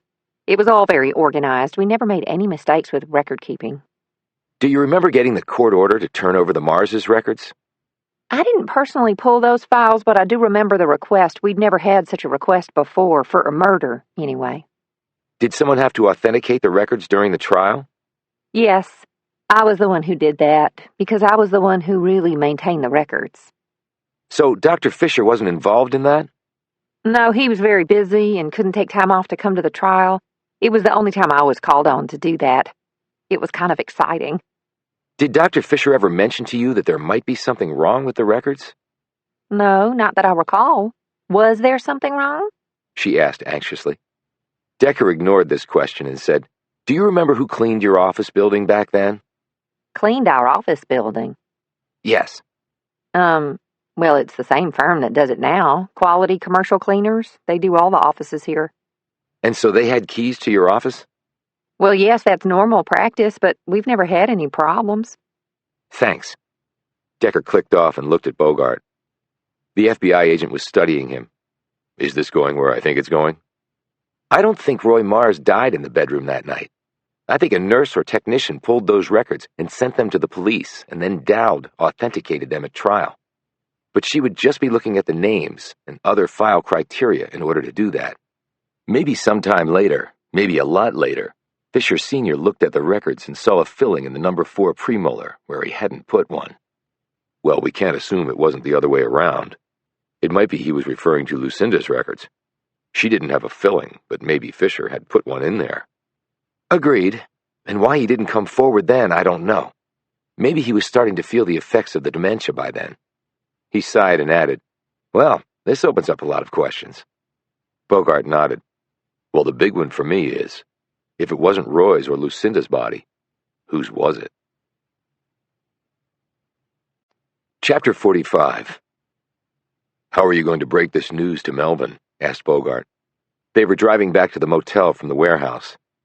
It's not a fact, it's a theory. I have no proof. But it's a pretty good theory based on some facts, replied Bogart. If we assume it was Roy Mars that faked his death, that would explain the shotgun to the face and the bodies being burned. Dental records would be the first way to ID the bodies. The teeth were relatively intact. But he would have had to get into the dentist office and swap out the records with those of the body that was discovered. Lucinda worked for a cleaning company in the area. I'm betting it was Quality Commercial Cleaners. That would have given her and Roy access to the dentist office after hours. Wait a minute, do you think the other body was Lucinda's? I don't know. Maybe not. If Roy is alive and he killed the 2 people that were found, I have a hard time believing he would have shotgunned his wife in the face and then set her on fire. And set up his son for the crime? Because that's a big part of this too. And maybe the most inexplicable. But I keep coming back to the 2 people. It's a small town. How could 2 people just disappear and no one know? Decker said, they could have been drifters, not from here. But he stopped and closed his eyes. The frames in his head whirred back and forth as he searched for the precise statements he'd been given by the police and Melissa Dowd. There were 2 of them. Burglary, missing person, drunks getting in fights was the first. We'd never had such a request before, for a murder anyway, was the second. He took out his phone and punched in a number. A minute later, he had Melissa Dowd on the line again. She sounded a little put out at being called away from her work again, but Decker brushed right past the annoyed tone in her voice. He had put the phone on speaker so that Bogart could hear. Decker said, when we last spoke, you said that you'd never had a court order for dental records for a murder investigation before. That's right. But the way you said it implied that you had received other court orders. Well, just the one time. It was right before the one for the Mars's murder, actually. Now that I think about it, sort of odd. Was it for a missing person? That's right. How did you know that? Educated guess. Can you tell us about it? Well, it was one of our patients, and the police thought they had found his body in the woods, but it had been disfigured by some wild animals. They had learned that we were the man's dentist and thus asked for the records, but it wasn't a match. It wasn't him. And this was before the Mars's murder. You're sure? Yes, just shortly before. Do you remember the man's name? I do. As a matter of fact, his name was Dan Reardon. To my knowledge, they never found him. Do you have any records for him? No, they would have been disposed of by now. Can you describe him? Race, height, weight, anything? Well, he was a big man. Tall, about 6'4" or so. Over 200 pounds. Dan was in his 50s back then, strongly built. White? Black? White. Did he have any family? No, his wife had died, and they had no children. He lived on the outskirts of town and kept to himself. What did he do for a living? Not much. Odd jobs here and there. Always in hock for something. He'd get some money, and then it would be gone. We often had to write off his charges because he just didn't have the money. Well, thanks, Melissa. This really helped a lot. Decker clicked off and looked at Bogart. Always in hock. Get some money and then it would be gone. What are the odds he visited the pawn shop where Roy worked, and then Roy found out they had the same dentist? Clearly the physical descriptions tallied, which would have been the reason Roy would have picked him. And with the bodies being burned and the faces obliterated, you would just have to be close enough to sell the deception. So Roy kidnapped Dan to later substitute his body in the house. Then he killed Dan and either killed another woman or his wife and set the bodies on fire. And set up his son for the murder. He must have paid off the motel clerk and Ellen Tanner to lie about the time. And messed with the car so it would break down right in front of the motel. Melvin told us his dad was good at working on cars. But why, Decker? Why go to all that trouble to implicate your own son and send him to prison? I don't know, admitted Decker. Could he have hated Melvin for some reason? Hating your son is one thing. Doing all of this to put him in prison is something else altogether. Unless Roy Mars is some sort of psychopath. He lived here for 20 years without harming anyone, pointed out Decker. This was an elaborate scheme, and it had to have sufficient motivation. Which brings me back to my earlier question. How are you going to tell Melvin? Decker looked out the car window, where yet another storm was descending upon them. Not a clue, he replied. Chapter 46. When they got back to the motel, Mary Oliver was in the small lobby with Jamison. Both women rose when they walked in. Any word on Davenport? Asked Oliver breathlessly. Bogart shook his head. We're doing everything we can, but so far, nothing. The locals are reporting in to me every hour. There have been no sightings. Oliver glanced down, obviously distraught. Are you okay? Asked Bogart. She balled her hands into fists. God, this is just so frustrating. First, this man Montgomery comes forward, and that gets Melvin out of prison. Well, you helped too, said Jamison. You kept him alive to get to that point. Surprisingly, Oliver shook her head in disagreement. I wish I could claim credit for all that, but I can't. I came on relatively recently. I filed a petition to stop the execution, but the court declined to act on it. Melvin's other lawyers had washed their hands of him. I think they thought he was guilty. I read about the case and contacted Melvin. I just had a feeling, that something wasn't right. And then Montgomery coming forward seemed to be a miracle. And now it turns out all of that may have been a lie.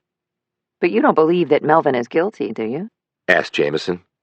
No, there's something else going on here, something far deeper. But now Davenport has been kidnapped and we may never see her again. Well, we do have some news, said Bogart.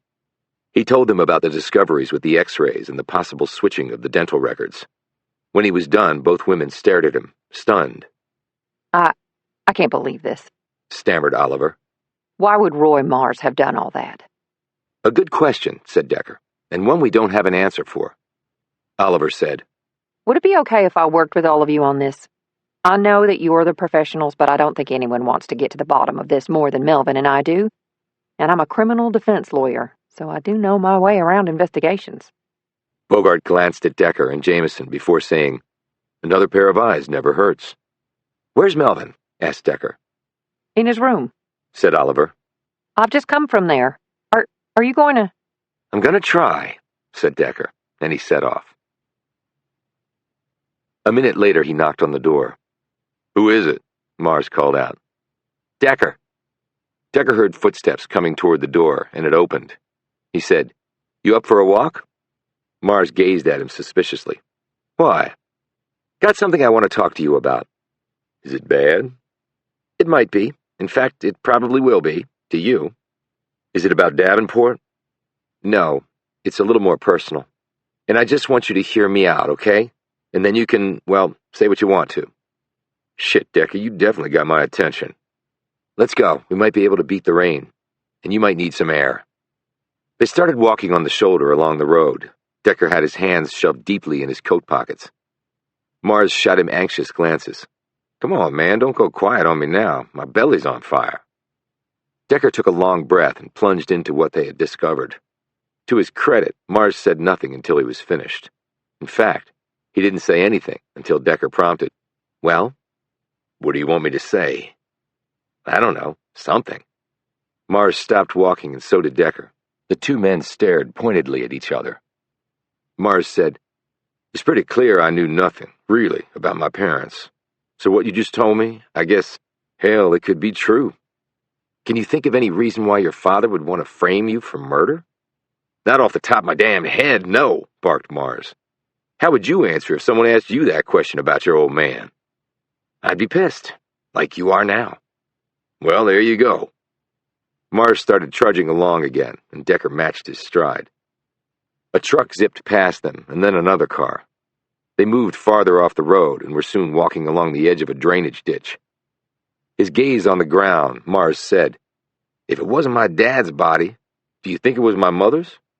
I have no facts to support it, but other things being equal, I do think it was your mother. One missing person in a small town was enough. 2 would have been a red flag to the police when it was followed by 2 burned-up bodies. So my father just killed her and then burned her up? How could he do that? I mean, I know he loved her.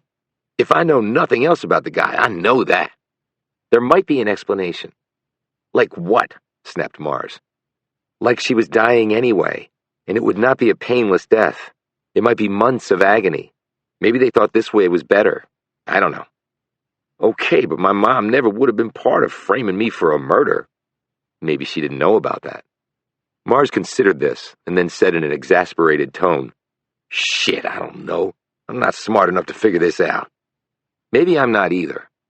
Hell, if you don't, who will? So the murders and the burning were done to allow your father to get away. Your mother's death is explained by her cancer. She wasn't going to go with him, so that was the only way. To get away from his past, you mean? Decker nodded. That also might be why he told you he was sorry that night. What? When you were hypnotized by Davenport, you told us you came home one night and your dad was there. He was looking sort of scary, but he told you he was sorry. That was it. No explanation. Then he left the room. Damn, I forgot about that. And it must be something really bad because he had to take such extraordinary steps. He killed this Dan Reardon, Melvin, and used his body as part of the deception. You need to come to grips with that. That my old man was a cold-blooded killer? Yeah, let me just come to grips with that. Probably only take a few seconds, he added sarcastically. Well, he might have been one in the past, but it looked like he reformed until something happened to throw everything out of whack. I think the sequence of events went something like this. Your mother was diagnosed with cancer. It wasn't here because the doctor's office knew nothing about it. So they went somewhere else to get that diagnosis. I don't know where. Okay, said Mars. Then what? They probably were going to tell you the bad news and deal with it like every other family does in such a situation. But then the ESPN piece aired. Someone recognized your dad and/or your mother, and everything changed. Do you think they threatened them? Maybe, or maybe they didn't wait for the threat to come. They just acted. They switched the dental records. Your father snatched Reardon. You said Ellen Tanner was a recent acquaintance. Your dad could have arranged all that. Same with the motel guy. They're paid off to lie. Then Tanner disappeared, and the motel guy retired to Florida. He probably used the money in his bank account to pay them. So you're telling me they lied and sent me to prison for what, less than $3,000 each? I've run into people who'd slit your throat for a cup of coffee, Decker replied bluntly. Damn. And you said your dad was good with cars. Yeah, he could fix anything.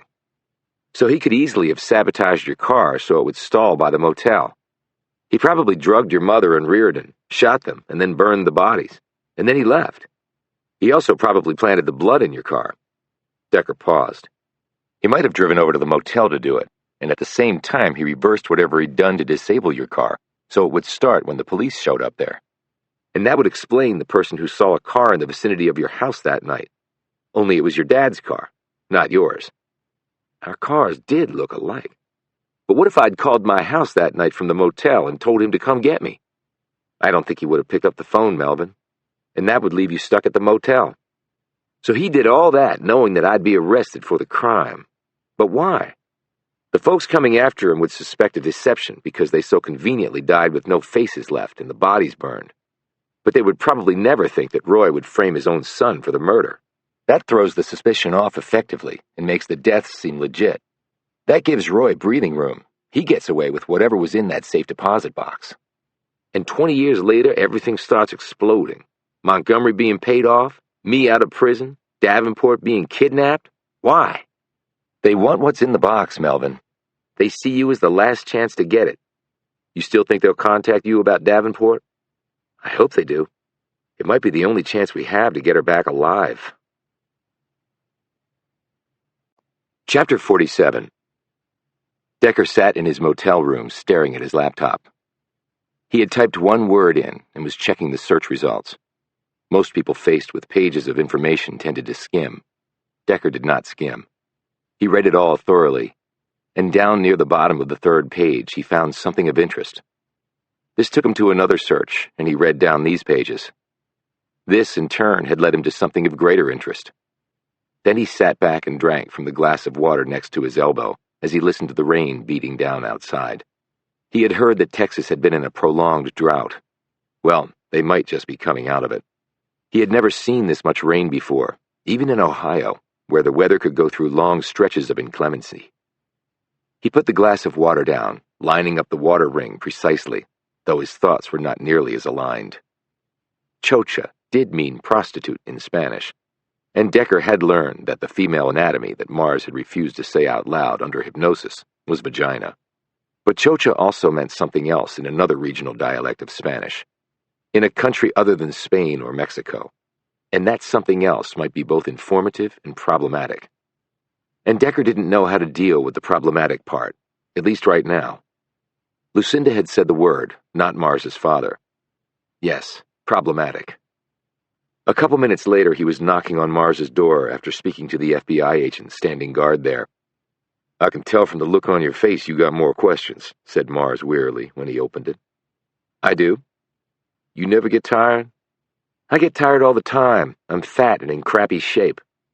You're not as fat as you were, Decker. You want to start working out with me? I'd be dead in 5 minutes. I'll start off slow. Maybe. Let me ask you something. Mars sighed and motioned him in. They sat in chairs next to the bed. Decker said, Did your mother have any family heirlooms? Mars laughed out loud. Heirlooms? Shit, Decker. What, you think she had a pot of gold or something? You think we'd have been living like we were if she had damn heirlooms?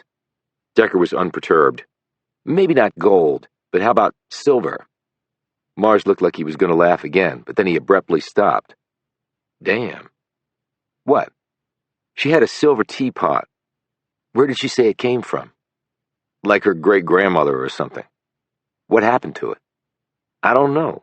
She kept it in the bedroom in her closet. Did she polish it? Yeah, sometimes. How did she polish it? What do you mean? With a cloth? Yeah. He paused and concentrated, evidently thinking back. But she would finish off the polishing with her fingers? Decker interjected. How'd you know that? You finish off polishing fine silver with your fingers. At least well-trained servants do. Or used to do.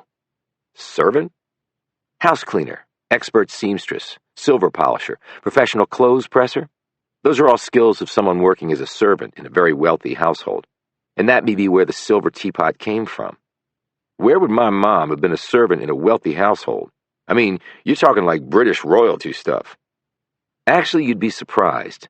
And maybe it was also the place where she learned Spanish. You think rich folks would have just given her a silver teapot? No. I think she probably stole it. Mars rose and looked down at Decker. My mother was no thief. I'm not saying she was. Then what the hell are you saying? She might have been a slave in that household.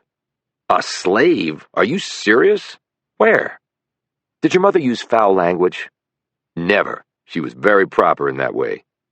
But she used the word chocha, which could translate to whore or vagina. That doesn't seem very proper. Mars sat back down, looking confused. Yeah, but she was upset. I told you that. But it doesn't fit the context of the argument she was having with your father. Where would a whore come in? Was she accusing your father of using a hooker, or of being some kind of pussy? No, my old man would never have cheated on her, and I don't think anyone would call my father a pussy. And it wasn't like she was angry at him. She was more scared than angry, really. Which reinforces my point that the word doesn't make sense. If you were using the typical Spanish translation, he added. Is there an atypical one? Asked Mars warily. Spanish is obviously spoken in many countries, and other countries and other regions of other countries sometimes have very different translations for the same word. And did you find one for chocha? I did. What country? Colombia. More specifically, the Cali region.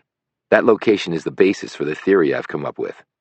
Wait, you're saying my mom was from Colombia? I'm not saying she was from there for certain, but at some point in her life I think she ended up there, maybe against her will, which is where the slave thing comes in. Who the hell in Colombia was in the slave trade? The drug cartels in Cali. I did some research. Back when the cocaine trafficking was centered in Colombia, drug czars would threaten the families of people and use that as leverage to keep them in harness. Or they would kidnap people, especially women, and use them as servants in their households. They took people from other countries, including the United States. I think your mom might have been one, but I think she escaped. And she took that silver teapot with her as partial repayment for what they did to her. It really was a shot in the dark on my part, and I could have been wrong, but I thought she might have taken something with her, just to get back at whoever was holding her. And you're sure it was Colombia? But how can you be? Because of the translation. Apparently it's particular only to the Cali area. But you haven't told me what the translation was. Chocha in the Voluno dialect means possum. Mars stared blankly at him. And why would a possum make any more sense than the other translations? Decker drew a long breath and then just said it. Principally, Melvin, because possums can play dead, which seems to be exactly what your father did. Chapter 48. So you think a cartel is behind all this? Asked Bogart. Decker sat across from him, Milligan, and Jamison in Bogart's room at the motel. Decker had filled the others in on his deductions and his conversation with Mars. I don't know for sure, but one certainly could be. If Lucinda escaped and also stole from them, they could have come after her. She might have married Roy then, and they fled to Texas together. Milligan shook his head. So 20 years later, they get seen on ESPN, and the cartel comes after them again? According to you, she was a house servant. Why would they care? And back then, the cartel wars were going hot and heavy. Drug bosses were getting killed left and right, or else put in prison. And now, 40 years after the fact, they're still coming after the Marses? Unless she had something else on them, Said Jamison. something really damaging or valuable that would still be important all these years later. And the leaders today want it back. That could be what was in the safe deposit box. Still a stretch, said Milligan. It is a stretch, conceded Decker. But it can't be discounted. Not yet. We have to follow it up. How? Asked Milligan. You're talking 40 years ago, Decker. The people involved are either dead or geriatric. And since we're talking cartels, most likely dead. There are all new players now, and Colombia has really cracked down on drug trafficking in the last 2 decades. Most of the business has moved to other places, like Mexico. All true, said Decker. But one way to follow it up is to find Roy Mars. Bogart said, We have people looking for him, but it's a long shot. He hasn't been seen in a long time. You're wrong there, said Decker. He was seen very recently. What are you talking about? Asked Milligan. Where? In Alabama. No one saw him in Alabama, countered Milligan. Patricia Bray did. She saw the guy in the Avalon. Wait a minute, interjected Bogart. Are you saying that the man who blew up Regina Montgomery was Roy Mars? Of course it was. Right age, right physical description. Jamison said, Have you told Melvin that you suspect that was his dad? No. Are you? I don't know, said Decker. What do you think? Jamison looked at the others and said, I think he has more than enough on his plate right now. Until we know for sure, I say we tell him nothing. Agreed, said Bogart, and Milligan nodded. But Decker, why would Roy Mars have killed Regina? Asked Jamison. She screwed up. She spent the money he paid her. We went back there a second time. That told Mars something was up. He was staying nearby for this very reason, to see how interested we were in her. Charles Montgomery was dead. The kid would have been told nothing. Regina was the loose end. Maybe Roy intended on killing her regardless. He had no trouble dispatching Reardon and burning up his body. The guy is a killer. Milligan said, "Do you think he might have worked for the cartel? Maybe as an enforcer for them? He could have met Lucinda that way." "It's possible, although the cartels didn't cast a wide net back then and kept their muscle pretty much homegrown. So bringing in a white guy from America was probably not in their protocols. But he could have been in South America and met Lucinda there. Maybe he helped her escape from the cartel." "But this is all still speculation," countered Bogart. "We have no proof that any of this is true." Jamison said, So Roy Mars paid off Montgomery to lie to get Melvin out of prison. But if Roy committed the murders for which Melvin was convicted, he framed Melvin. Why would he work so hard to get him out of prison now? Bogart said, "I was wondering the very same thing. That seems very inconsistent." Decker turned and gazed off. Decker, Said Jamison. can you explain that? He glanced back at her.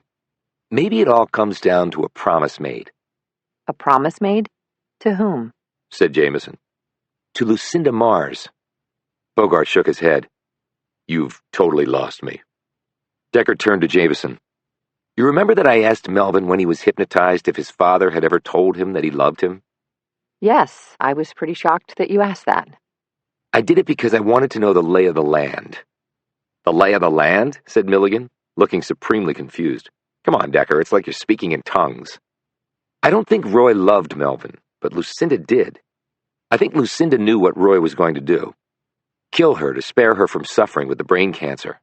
They probably planned that part out together. Remember, this was 20 years ago, and they were in a small town with little money, and I doubt her end would have been painless. So they made that compact. Roy would kill Reardon. Lucinda switched the dental records to cover that end. Roy cleaned out the safe deposit box. He had an argument with Lucinda in which she used the word chocha. That told me she had spent time in Cali and learned her Spanish there. It also told me that she was aware that Roy was going to pretend to be dead. A possum, in other words." "But if she was part of the plan, why the argument?" asked Bogart. "Buyer's remorse. She loved her son. She was sick, dying. Even if she knew what the plan was, that doesn't mean she had to love it. She obviously didn't." How much could she love Melvin if she let him be framed for her murder? asked Jamison. He spent 2 decades in prison. "Maybe his mother thought he would be safer in prison." This statement came from Milligan. The others looked at him. He said, "Look at it this way. If they were afraid the cartel had found them through the ESPN piece, maybe they'd actually received a warning or threat. Then they knew if they didn't disappear, their death warrant was signed. But how could Melvin disappear with them? The guy was a college superstar. Everyone knew him. He was going to be drafted, play in the NFL. They could sneak off and fade away, but not him. Yet they couldn't leave him behind because the cartel would come and either kill him or torture him for information about his parents and then kill him." Bogart said, "But the cartel could have reached him in prison." Milligan replied, "Yeah, but not as easily as him being on the street. It was probably the lesser of two evils. But they also might have thought the cartel would believe that in prison, Melvin was no threat to them. And if they believed he had killed his parents, then they might have assumed that Roy and Lucinda had told them nothing about the cartel and their secrets," he added. Decker appraised the man. "Agent Milligan, nice reasoning." Milligan grinned. "Thanks. And Decker, you can call me Todd. We are on the same team." Jamison said, Well, I'm not buying it. They all looked at her. She continued, To protect your son, you frame him for murder. And he gets the death penalty? Yeah, a real softer option. Milligan said, "I'm not saying it's the right answer, Jamison. I'm just saying it's possible." Bogart said, "Okay, for argument's sake, let's suppose it's true. Then why did Roy come back and do what he did to get Melvin out?" "Melvin was going to be executed," said Decker immediately. "And I'm thinking that Roy made a promise to his wife that if that ever came to be, he would step in and save Melvin. And he did." Jamison said, That's what you were referring to when you said a promise had been made? Decker nodded. "All these years later?" asked Bogart. "He might have died, and then Melvin would have been up shit creek." "But he didn't die, and he did fulfill the promise," In a way, he must have loved his wife very much. said Jamison. "I believe that he did," said Decker. "I can only imagine what it took to pull the trigger on that shotgun and end her life. even if he knew he was sparing her 6 months of agony. "Could you really do that to someone you loved?" asked Milligan skeptically. "I think you could only do that to someone you really loved," said Decker. "It would be the hardest thing you ever had to do, but you would do it because of that love. And I think a part of Roy Mars died that night. The only positive thing in his life was gone." And Melvin? Asked Jamison. "Father did not love his son. He was sorry for what he was about to do. Remember he told Melvin he was sorry that night? It was for the mother's sake, not the son's. But there's something off there, only I can't figure out what. So now the question becomes, where is Roy Mars?" Wait a minute, said Jamison. Maybe the cartel isn't even involved in this. Like Todd said, after 40 years, they could all be dead. Roy paid off Montgomery, got Melvin off, and then killed Regina. He could be the only one out there. Decker shook his head. "Then who kidnapped Davenport?" Roy? Offered Jamison. "Why?" She started to say something, but then stopped. I don't know why. "There is someone else out there, but Melvin getting out of prison triggered their interest." "Do you think they believe that Roy Mars is actually alive?" asked Milligan. "Maybe, or that Melvin getting out of prison has once more piqued their interest about whatever was in that safe deposit box. They may hope he can lead them to it, like I suggested before." So if the cartel took Davenport... said Jamison slowly. Milligan and Bogart exchanged glances. Bogart said, "I won't try to sugarcoat this. The odds of us getting her back safely don't look good." "So how do we find Roy Mars?" asked Milligan, breaking an awkward silence. Decker said, "Well, I'm convinced he's close by. So one way or another, we might just run into each other." "You're joking, of course," said Milligan. Decker didn't answer. Chapter 49. Decker was walking in a gray drizzle along the same route that he and Mars had earlier taken. His thoughts had turned to another facet of the case. One way to find Roy Mars was to figure out his connection to Charles Montgomery. If Mars had paid off Regina, then he had to have some connection to the Montgomerys. He hadn't picked them out of the blue. There had to be a reason, and that answer might lie in the man's past. Charles Montgomery had not told them all of the crimes of which he'd been accused. This was understandable since the list was lengthy, but Decker had done some digging. Montgomery had come back stateside and left the Army in March 1967. In January 1968, he had been arrested in Tuscaloosa, Alabama, for driving while intoxicated and for possession of marijuana. Bail had been posted and he'd skipped town. A month later, he'd been stopped in Kane, Mississippi, for illegal possession of a stolen gun and drunk and disorderly. Again he'd posted bail, and again he'd skipped town. The crimes had not been serious enough to warrant much of a follow-up, and he apparently had never returned to either state until shooting the Alabama state trooper. And back then there was no central database for cops across state lines. But the crimes were relatively minor, and the police, no doubt, had more pressing matters to claim their time than chasing a petty criminal. In his mind, Decker listed the offenses in chronological order. DUI and pot possession in Alabama. A stolen gun and drunken disorderly in Mississippi. Bail posted each time, and he'd skipped town each time. There was no reason to think it important, but as the drizzle hit him, Decker couldn't think it unimportant. He just didn't know why.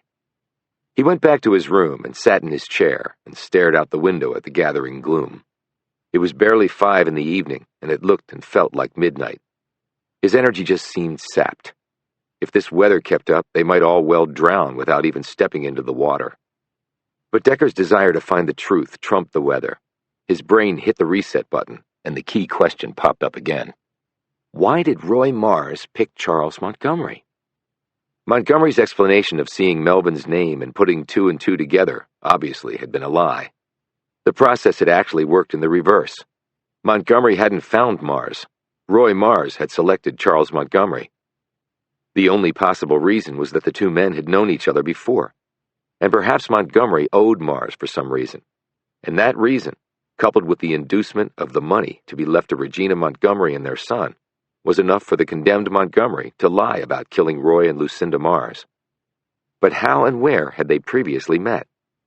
Both men were about the same age. Roy Mars was not the man's real name, so he could have been in the military with Montgomery over in Nam.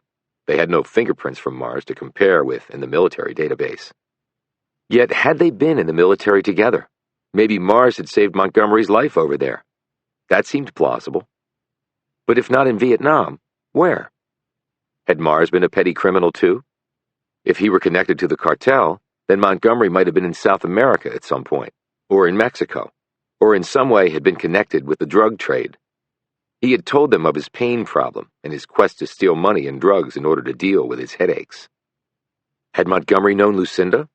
Was that the angle to come at this by? Decker rubbed his eyes and then closed them. Even for his exceptional mind, this was a staggering conundrum. He could not find traction anywhere.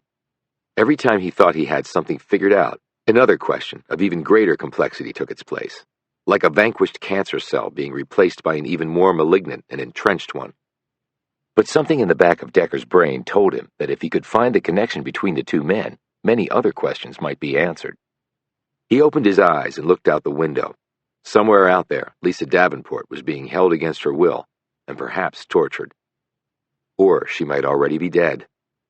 Decker had concluded that his first assumption had been wrong. They had...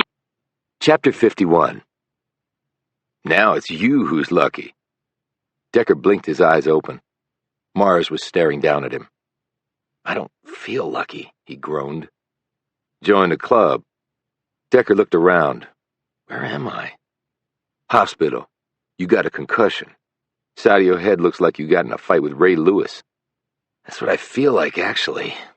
He tried to sit up, but Mars put out a restraining hand. Whoa, big fella, you ain't going anywhere. Decker lay back. Where are the others? Bogart and Milligan are trying to figure out what happened. Jamison sat next to your bed for hours. She just left to use the bathroom. Expect her back any second.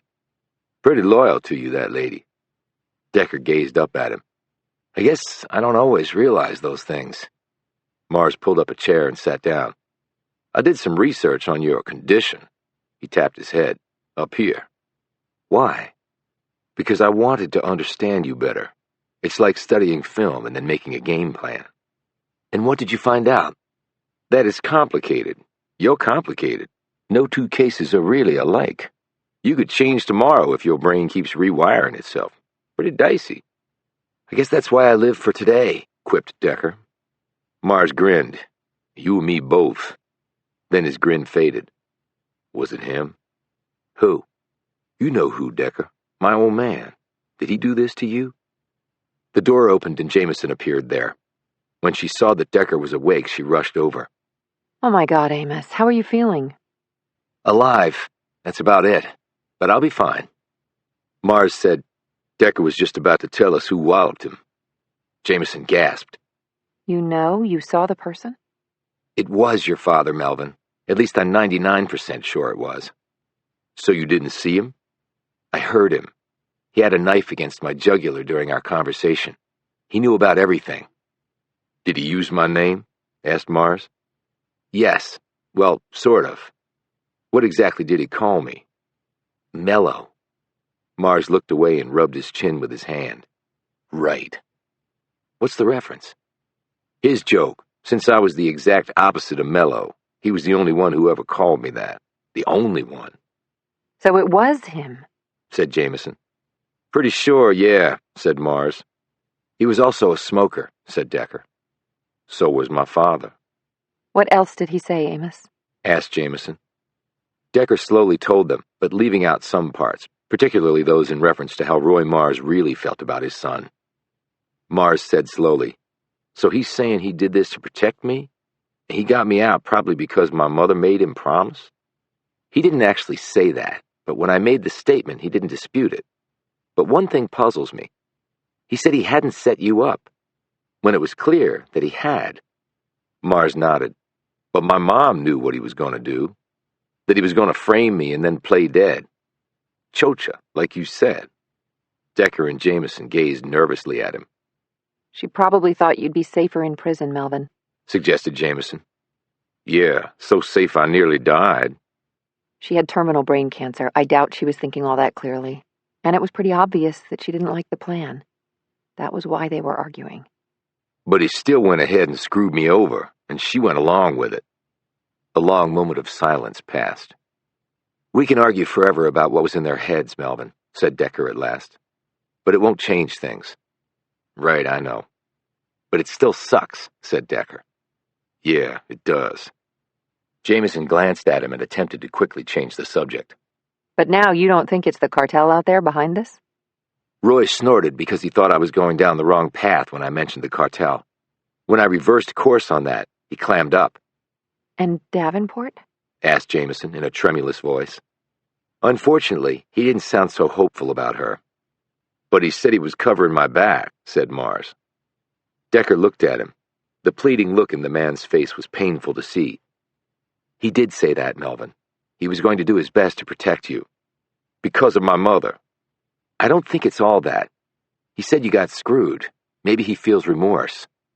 I don't think so, said Mars slowly. I'm not sure the guy can feel anything. Whatever your father feels or doesn't feel about you, Melvin, has nothing to do with you, said Jamison firmly. It's his issue, not yours. Decker said, the man could wield a knife, and though he's in his 70s, he's still physically formidable.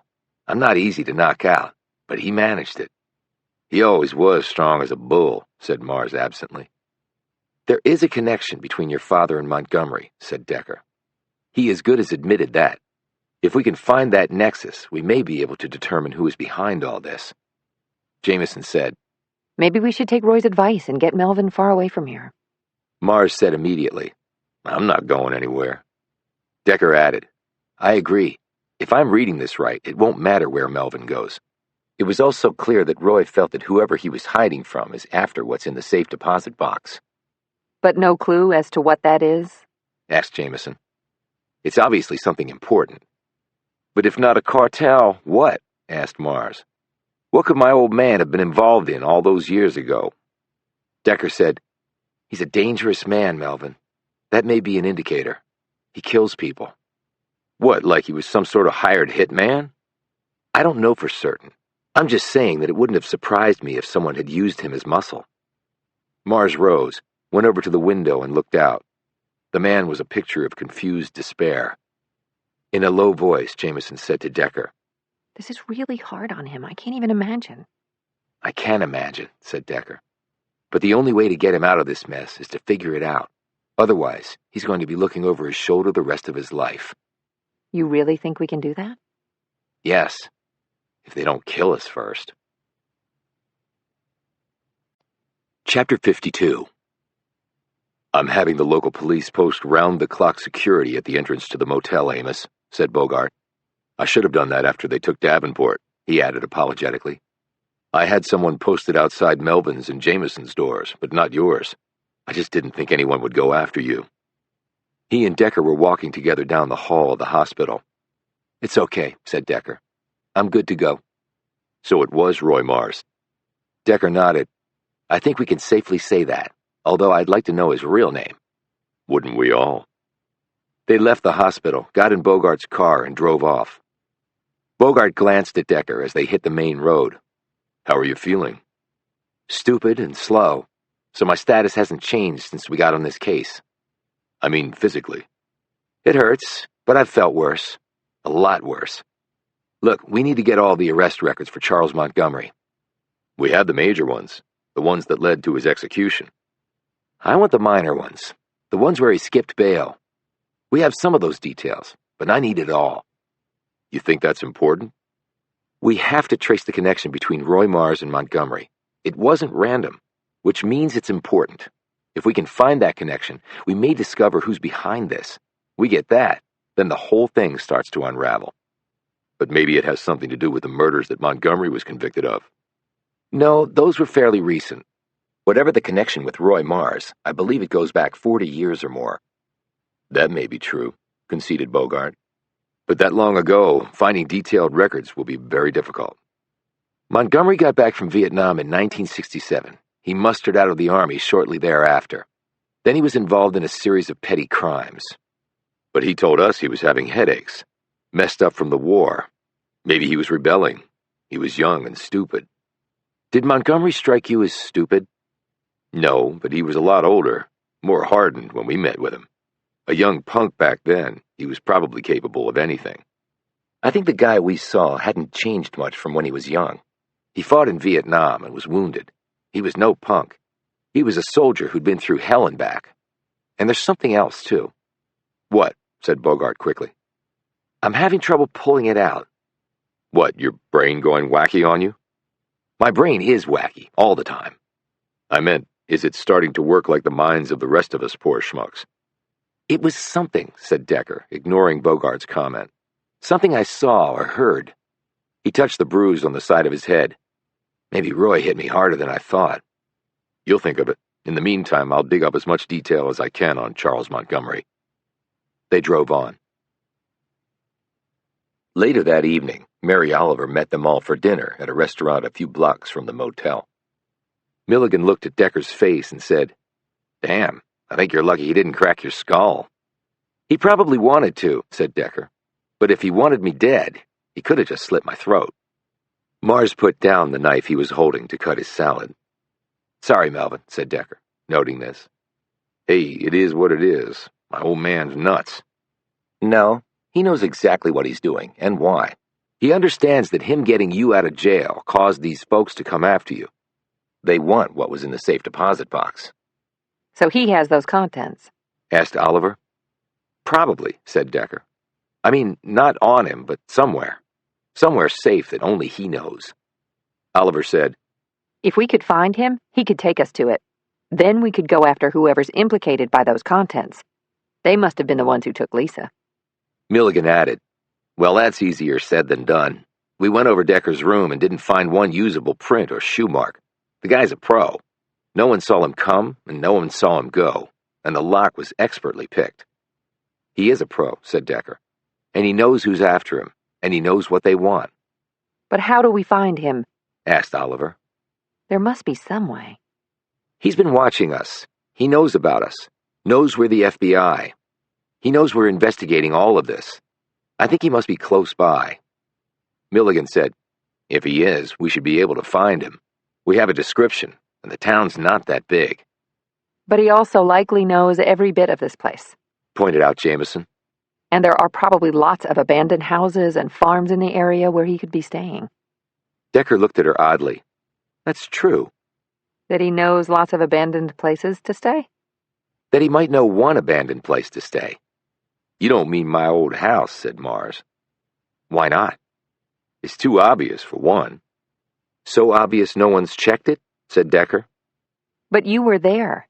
Pointed out Jamison. And we later went with you and Melvin. But no one's watching it all the time, said Decker. No one's watching it right now. And if he wanted to hide the contents of that box? Oliver said, You think it might be somewhere there? There's no guarantee, but it might be worth a look. He glanced at Mars. Can you think of any location there that might be a good hiding place? Oliver pulled her phone out of her pocket and looked at the screen. This is about Melvin's lawsuit. She typed in a response and smiled at Mars. Things are looking up, Melvin. I've got a friend in the state government. She just let me know that the state correctional system got my motion on your punitive claim, and apparently the whole department is in an uproar, running around like chickens with their heads cut off. That means they know they're vulnerable, and that also means they might come to the settlement table sooner rather than later. Well, ain't that a miracle, said Mars. I think public opinion is on your side now. Decker said, That is good news, but let's not lose focus. Melvin, can you think of any place in the house it could be? Mars said, I can't think of anything off the top of my head. The house ain't that big, and I never had cause to hide anything. How about in the garage? Well, there was a loose board in the wall next to the door leading from the kitchen. I remember I looked in there once when I was a kid and saw an old coffee can. It didn't mean anything to me, and I doubt my dad was hiding an old coffee can. Well, it's worth a look. Melvin and I can go check it out later tonight. Bogart said, Todd can go with you, just in case. I'm expecting to get in some information on Montgomery shortly. Alex, Mary, and I can go over it while you guys are checking out the house. Sounds like a plan, said Mars. Chapter 53. Milligan led the way through the mass of trees and bushes in the front of the property, with Decker and Mars close behind. The rain had stopped, at least for a bit, but the clouds were heavy with moisture, and they all expected another dousing at any moment. They reached the front porch, and Milligan eased the door open, his hand on the butt of his gun. Decker was doing likewise. They entered the front room and looked around. It was dark outside, but darker still in here. Milligan swept his flashlight beam around the space. Decker led them into the kitchen with his flashlight, and then to the door going into the attached single-car garage. He aimed his light around the space, while Milligan did likewise. "It's over there," said Mars, pointing at a section of the wall near the side door leading to the outside. "You can see where the wood is uneven." They headed to that spot, following Milligan's flashlight beam. Decker gripped the board and pulled on it. It came away easily enough. Revealed behind it was a small compartment, really just a space between the wall studs. It was 6 inches deep and about 18 inches wide. The floor of the compartment was a crossbeam of wood connecting the studs. It was empty. "It could have been the hiding place," pointed out Decker. "It's probably large enough for whatever was in the safe deposit box." "But it's not here," said Milligan. "So that doesn't help us." He aimed his light around some more and then cast it on the floor. It was clean except for what looked to be fine dust and a small strip of wood. "Probably happened when you pulled the wood out," he said. "I checked the floor before I pulled the wood out. That pile of dust and wood chips was already there. And if you look at the board, it has a strip of wood out of it that corresponds to the one on the floor. When I pulled on it, it came out way too easily. Place like this, abandoned for decades with rot and moisture, I'd expected the wood to be far more difficult to get out. I think it was in that state, and the wood strip broke off when it was forced out." "Which means that someone else was already here," said Milligan. Decker nodded.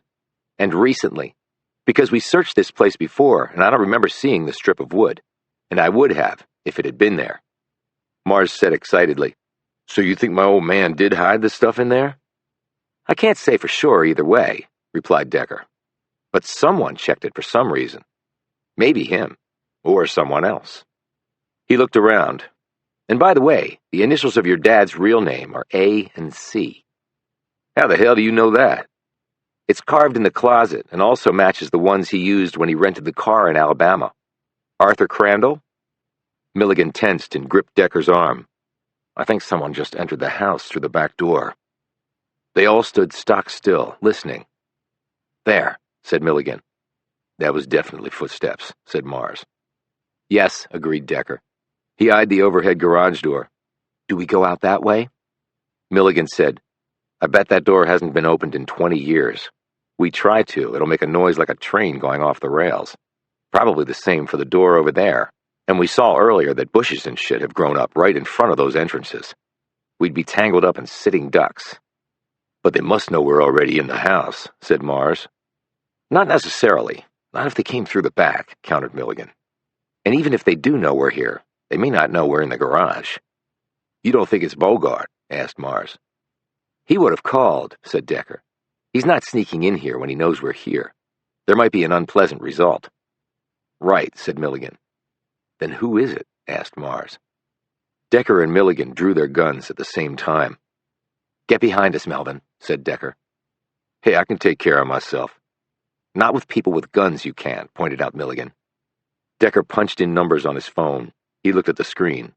"It's not going through. No bars." "Still the middle of nowhere out here," said Mars, "even 20 years later." Milligan squared his shoulders. "Okay, do we wait here and let them come through the door? Good firing line, and we could probably take them out if they make a run at us." "That sounds like a good strategy to me," said Decker. "But we need to split up. I'll take that corner, Todd, and you can take the other one. That way they'll have 2 fields of fire to cover. Melvin, get down on the floor over there by the workbench. It'll give you some cover." "Look, guys, I don't want you two putting your asses on the line for me." "We did that the second we took on this case," replied Decker. "Now just do what I say, because I hear them coming this way." They all took up their positions. In the far corners on either side of the overhead garage door, Decker and Milligan knelt down and assumed firing positions, their muzzles aimed at the doorway leading into the house. Mars got down on the floor on the far side of the workbench, keeping his eyes peeled on the same doorway. "Do we wait for them to fire first?" said Milligan. "On the off chance it's some kids exploring, I think we have to wait," said Decker. "I'd call out and identify ourselves, but I really don't think it's kids." "Me either." "If you fire, roll to your left. I'll fire next and roll to my right if I can manage it." "Roger that." The next sound they heard was the door leading into the kitchen slamming shut. Then they heard the lock turn. Then there was a sound of something hard hitting against something else hard. Decker and Milligan glanced at each other. "I don't like the sound of that," hissed Milligan. "What game are they playing?" "Hey guys," said Mars softly. "Do you smell smoke?" Chapter 54. Decker hit the floor leading to the outside and bounced off. He tried the lock. Then he stepped back and fired his gun, shearing the knob off. He tried the door again. It wouldn't budge. "I think it's been jammed or nailed shut," he cried out. Milligan was attempting to force the garage door up. "It's jammed, too." The smoke was pouring into the garage from the door leading into the kitchen. Decker and Mars raced over there, coughing and gagging as they did so, Decker's light stabbing through the smoke and darkness. Decker put his hand against the door and jerked it away with a groan. "It's red hot! The fire must be on the other side of the door. We can't get out that way." "Well, there's no other way to get out," yelled Milligan from across the garage. Mars turned and took off running. He hit the door leading directly to the outside so hard that it broke off its hinges. But bushes and vines had grown up all over the house, blocking the door from falling away. He pushed and kicked, but the door was inextricably tangled up in the heavy shrubs and stout vines and would not give. "Shit!" he yelled. Decker's lungs were heaving. He dropped low to the floor since the smoke was rising. He called out to the others to do the same. He belly crawled over to the overhead door. Milligan was sprawled on his stomach next to it. "Somebody's got to see the fire from the road," gasped Milligan. "But by the time they call the fire department and they get here, we'll be asphyxiated," warned Decker. "Get out of the way," said Mars. They looked over in time to see him sprinting full speed toward the door. Both men slid out of the way as he catapulted past them and slammed his shoulder into the overhead garage door. It cracked, but did not give. Mars, gasping for air after having sucked in a huge amount of smoke, dropped to the concrete and was sick to his stomach. "Someone's trapped us in here," said Milligan. "Set the fire and jam the doors leading out." Decker knew that he was right about this, but how would someone know they were even coming here? He reached under the bottom of the garage door and heaved upward. The door did not budge. This was an awkward angle for him, preventing him from using most of his strength and none of his bulk to defeat the obstacle. He let go and thought for the first time, "We're going to die in here." The next moment he heard it. Gunshots just outside. He instinctively rolled to the side, not knowing if the rounds would rip through the door. "Who's out there?" shouted Milligan. Something hit the door. Blow after blow rained against it. Then another gunshot. It hit the door near where it met the wall. Decker pushed himself farther back. He readied his gun just in case. But Milligan shot forward, gripped under the bottom of the door, and pushed upward. The door slowly started to rise. "Help me," he said. Decker and Mars hurtled forward to assist him. The door moved upward faster. "Go, go," said Milligan. He pushed Mars forward. As with the side door to the garage, thick vegetation had grown in front of the garage door. There had been no concrete driveway, only gravel, which had long since been reclaimed by the soil. Mars kicked and thrashed and tore at vines and branches until he was clear of it.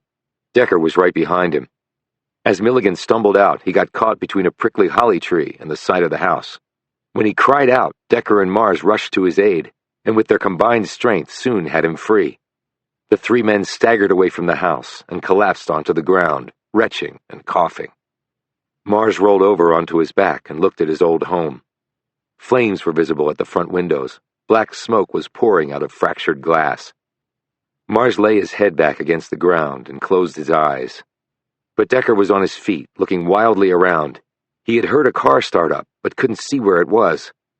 "There!" shouted Milligan, who had his gun out and pointed to the left. The two men reached the road in time to see the taillights of a car disappear into the darkness. "Shit!" exclaimed Milligan. He pulled out his phone and tried to make a call, but there was still no cell reception. He shoved it back into his pocket and then raced after Decker, who was already at their car. He jumped in and put the keys in the ignition. It wouldn't start. "What the hell?" exclaimed Decker. The car's engine wouldn't even turn over. Decker said, "Hit the hood release." Milligan did so, raised the hood, and shone his light around the engine compartment. "Battery cables," he said.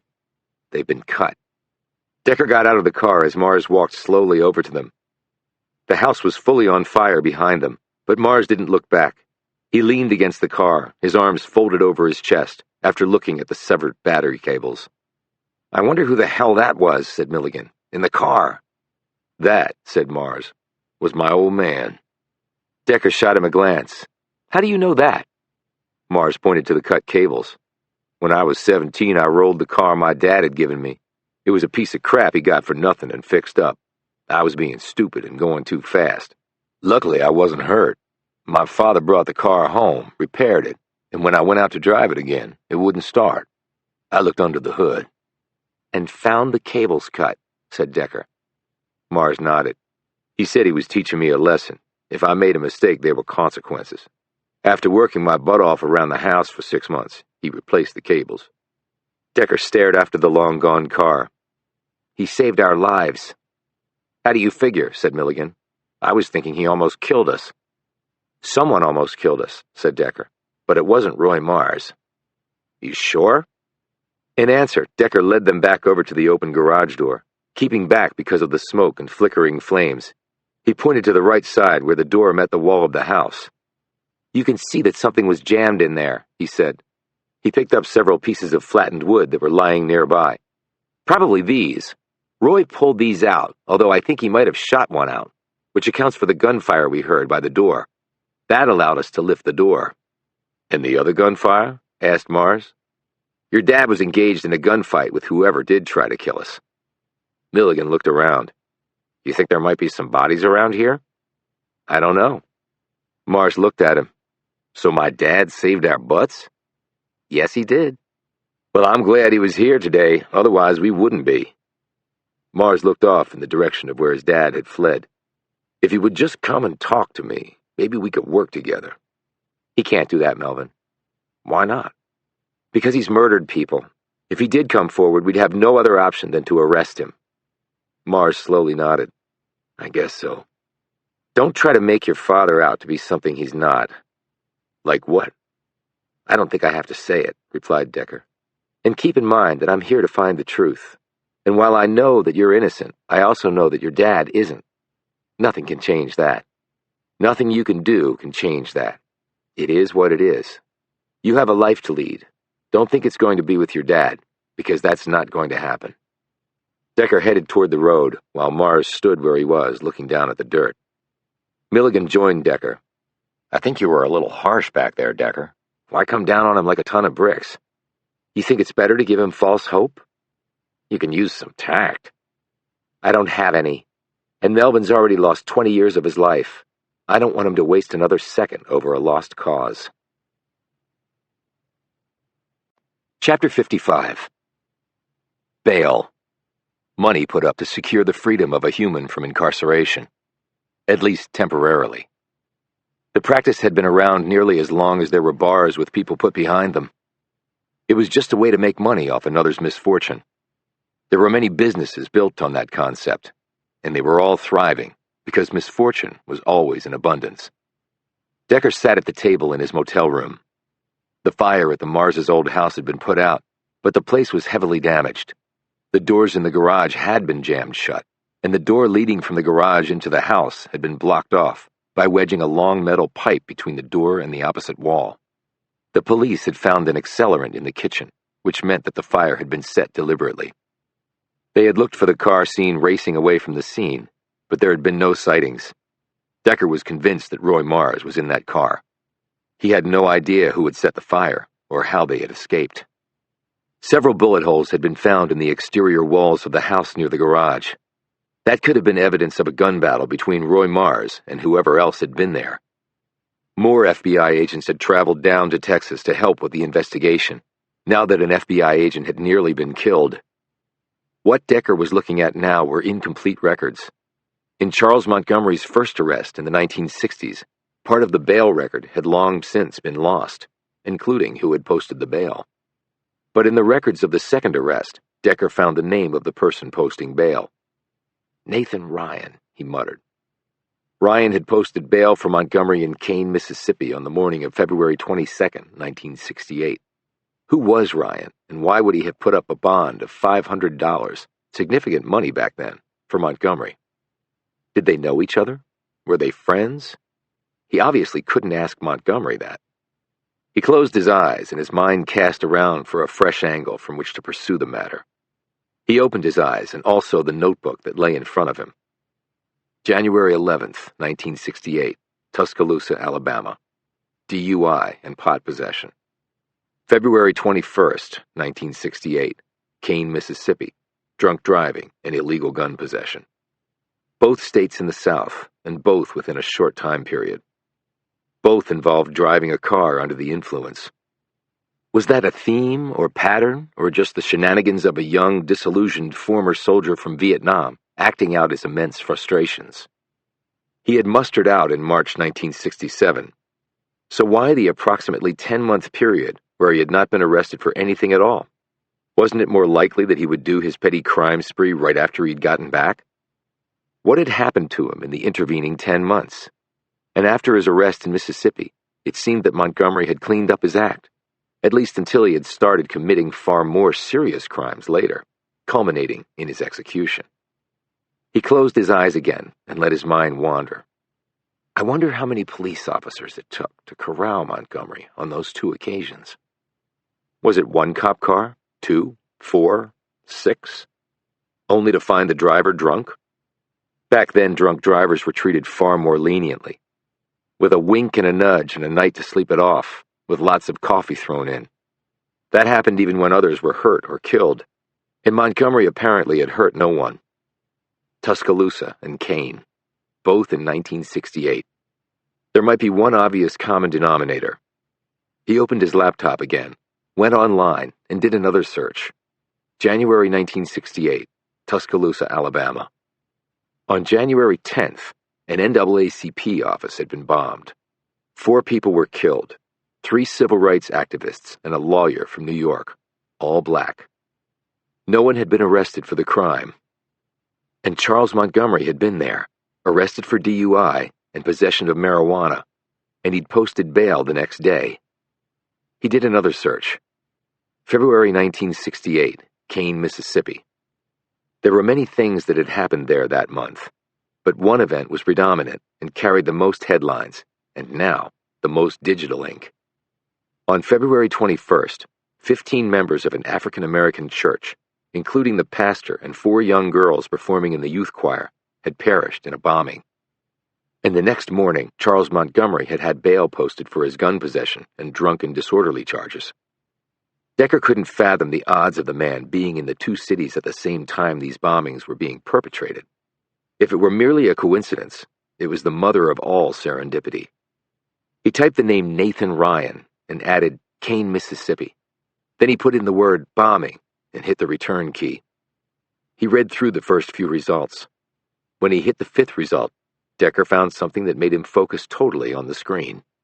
It was an obituary of Nathan Bedford Ryan of Kane, Mississippi, who left this life on March 2nd, 1999. He had been involved in local politics for 37 years, rising to assistant mayor. He had actually died at his desk from a heart attack. That meant he had been on the job when he had bailed out Charles Montgomery, if it was indeed the same Nathan Ryan, and Decker felt sure it was. He looked at the bail report again. The name listed was Nathan B. Ryan. The name on the obituary was Nathan Bedford Ryan, probably after the Confederate general, Nathan Bedford Forrest. As Decker continued reading through the obituary, he stopped on one sentence. The deceased had been one of the first on the scene of the church bombing that had killed 15 people. So that's why Decker's addition of the word bombing had brought this up. Thank you, Google. The articles he had read on the church bombing did not list any survivors, so Decker wasn't sure what, if anything, Ryan had done when he'd arrived on the scene. Perhaps he had just been able to help retrieve bodies. There was a grainy picture of Ryan. He was obviously white. Thus, Decker wondered why Ryan had been so close to a black church that he had been one of the first on the scene. He imagined that in 1968, Kane would have been heavily segregated. So Ryan had posted bail for Montgomery. Ryan worked in the mayor's office. Ryan was one of the first on the scene of the bombing.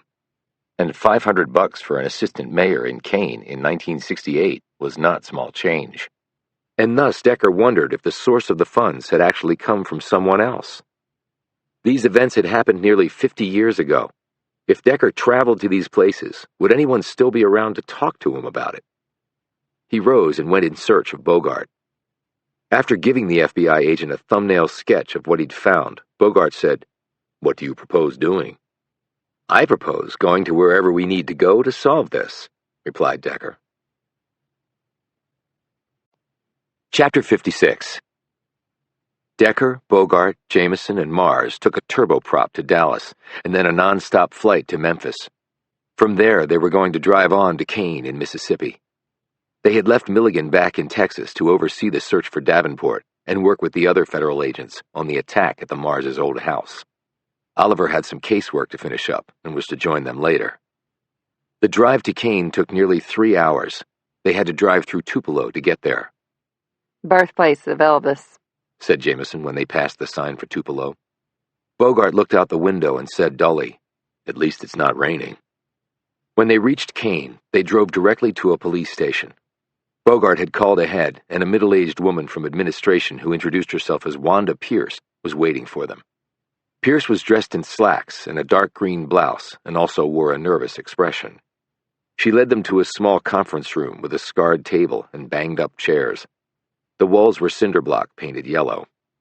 They all sat. "We don't get, many visits from the FBI?" began Pierce awkwardly. Bogart said, "We appreciate your taking the time to meet with us." Decker said, "Can you tell us more about Nathan Ryan?" She nodded and opened a file she had carried in. "I've lived in Kane all my life and know some of the Ryans, but when Agent Bogart contacted the department, I looked Ryan up to get some more details. He worked in the local government here for a long time. He died at his desk from a heart attack. This was nearly 20 years ago." "He was the assistant mayor?" said Bogart. "That's right." She looked at Mars. "Wait a minute, aren't you—" "He is," said Decker impatiently. "Who was the mayor at the time?"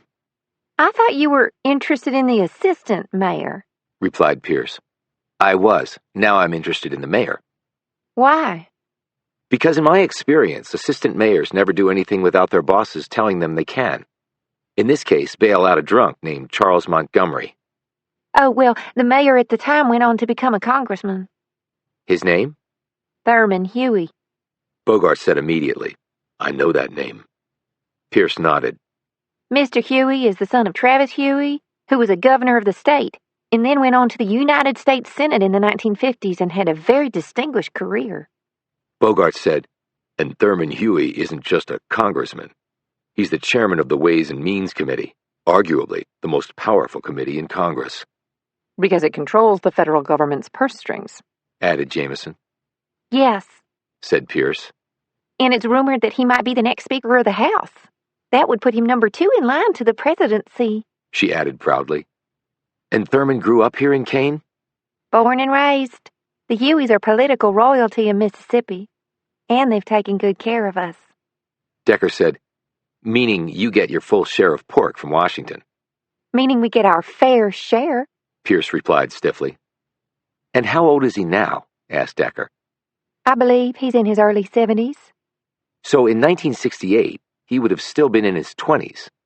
I suppose so, yes." And he was already the mayor? Well, his father was a real powerhouse. When his son decided to run, I think it was a foregone conclusion that Thurman would win election. No one was going to buck the old man. His political machine was too strong. Thurman could have won elections solely on the Huey name. About the church bombing? Began Decker, switching gears. Agent Bogart told you we were interested in that too. Yes, the Second Freeman's Baptist Church. Said Pierce. But I don't understand the connection between this Charles Montgomery person having bail posted by Mr. Ryan and the bombing. Join the club, said Decker. What can you tell us about the bombing? I wasn't even born when it happened, but it was one of the most horrible events ever to take place here. 15 people, including small children, died. The girls were in the youth choir. I think of them singing their hearts out and then that bomb going off. So terrible. And they never caught who did it? No, they never did. Did they ever have any suspects? Asked Bogart. I took a look at the files after Agent Bogart made his inquiry. This Montgomery person was never mentioned, if that's what you want to know. Anyone else? Well, the KKK was around back then. Threats had been made. Other places in the South had been bombed, including that church in Birmingham in 1963. It was right at the height of the civil rights movements. Lots of bad things were happening. Hell, there were so many explosions in Birmingham, they started calling the place Bombingham. How was the bombing here accomplished? Asked Decker. Dynamite. And no one saw anyone place the explosives? Asked Jamison. Apparently not. Decker said, in the information your office earlier provided to Agent Bogart, it was said that the church was actually under police surveillance because of threats made against the church pastor, who had marched with Martin Luther King Jr. on numerous occasions. And the pastor had also joined in a lawsuit against the city of Kane and the state of Mississippi for discriminatory acts under the Civil Rights Act. Yes, that's right. Decker said, so how could someone plant a bomb large enough to blow up a church and kill 15 people when the police were watching the place and no one sees them? Pierce simply shook her head. That's anyone's guess. We need more than a guess, replied Decker. But it was so long ago, I don't see how you can find a definitive answer now. Well, in the Birmingham case, they finally prosecuted some of the men for the crime many years after the fact. So maybe we can do the same here. Can you tell us about Thurman's father, Travis Huey? What about him? His politics. He was a good man, did right by the state. I meant, what was his position on the Civil Rights Act? Pierce frowned. I have no way of knowing that. I would assume if he was governor and then the U.S. Senator for Mississippi during the 1950s and beyond, that his politics leaned more toward George Wallace than Hubert Humphrey. I really couldn't say. I never knew him. But assuredly there must have been histories written about such a prominent man. Look, if you're asking whether Mr. Huey was a racist, I will just say that, based on my limited knowledge, he was a man of his time and a states' rights man. Decker said, does his son share those views? This is not the 1950s, replied Pierce. The problem is, not everyone seems aware of that, said Decker. If you want to know about Thurman Huey's beliefs, I suggest you take it up directly with him. In Mr. Montgomery's arrest record, only part of which we've seen, does it note where he was arrested? Pierce looked down at the file and sifted through a few pages. Yes, it does. And how close was that location to the church? She seemed to stiffen, as though she had finally connected the dots in her mind. Well, it actually seems that it was only a few blocks away from the church. And is it possible that the officers who were guarding the church were also the ones pursuing and then arresting Mr. Montgomery? I have no way to determine that. You have the arrest report and the officers' names were surely on it. Yes, but I don't think there's any way to determine which officers were watching the church at that time. But it's possible that they were one and the same. Anything is possible, she replied sharply. And what was the explanation given at the time as to how the bomb was planted and detonated while the church was supposedly under police protection? I'm not sure any explanation was ever given, because no arrests were made. It seemed that folks assumed whoever did it slipped past the officers somehow. And the officers' testimony regarding their whereabouts at the time? There was nothing in the file about that. But if they did pursue Montgomery and arrest him, that means the church would have been left unguarded, correct? Accepting your premise, which I don't necessarily, the answer is yes. And the time of Mr. Montgomery's arrest was 9:10 in the evening? That's what the files indicate, yes. And the time of the bombing? Pierce's gaze dropped to the file. Her voice shook slightly when she said, The best guess was about 9:15. Interesting coincidence, said Bogart sternly. Well, don't look at me. As I said, I wasn't even born at the time, retorted Pierce indignantly. And his obituary said that Nathan Ryan was one of the first on the scene, said Decker. I read that too, after Agent Bogart contacted me. I wasn't aware of it before. But the church was in a predominantly black area. It was nighttime. Why would Ryan have been in the area at all? Did he live close by? Pierce shrugged. I have no idea. You said you know some of the Ryans? Asked Jamison. Yes. Could you get us their contact information? Said Bogart. Pierce looked across at Decker with unfriendly eyes. Are you really suggesting that this Montgomery person was used as a distraction to get the police on guard to leave their posts so the bombing could take place?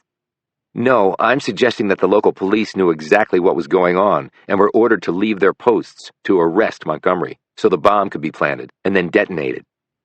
She paled. Ordered by whom? Well, that's for us to find out, replied Decker. Chapter 57. After several phone calls made to various Ryans in town, they arrived at a small, neat bungalow in a modest suburban neighborhood. The houses were shaded with mature trees, and the laughter of children playing filtered through the air. Mildred Ryan was in her late 80s, and wispy white hair covered her pink scalp. Time had bowed her back and shrunk her frame. She wore large black-rimmed glasses that seemed to swallow her tiny face. She sat huddled in a shawl, in a comfortable chair, in a bedroom of the bungalow, which was owned by her daughter. That daughter, Julie Smithers, was eyeing Decker and his group suspiciously as they stood in the doorway of the bedroom. I really don't see what my mother can tell you. It was a long time ago, and her memory is not that good. Smithers was short, built like a bulldog, and her face held the same stubborn features of that canine breed. Bogart said smoothly, "We just want to ask a few questions. If she's not up to it, we'll leave and come back another time." Ryan looked up from the Bible she was reading, her finger touching each word. Just tell them to come on in, Jules, and ask their questions. I'm up for it, she said in a drawl that signaled her Mississippi roots. Decker said, "Doesn't seem to be anything wrong with her hearing." Just don't overtire her, warned Smithers. She left, and Decker and the others moved slowly into the room. Ryan pointed to two chairs, one of which Jamison took, and the other one Bogart offered to Decker.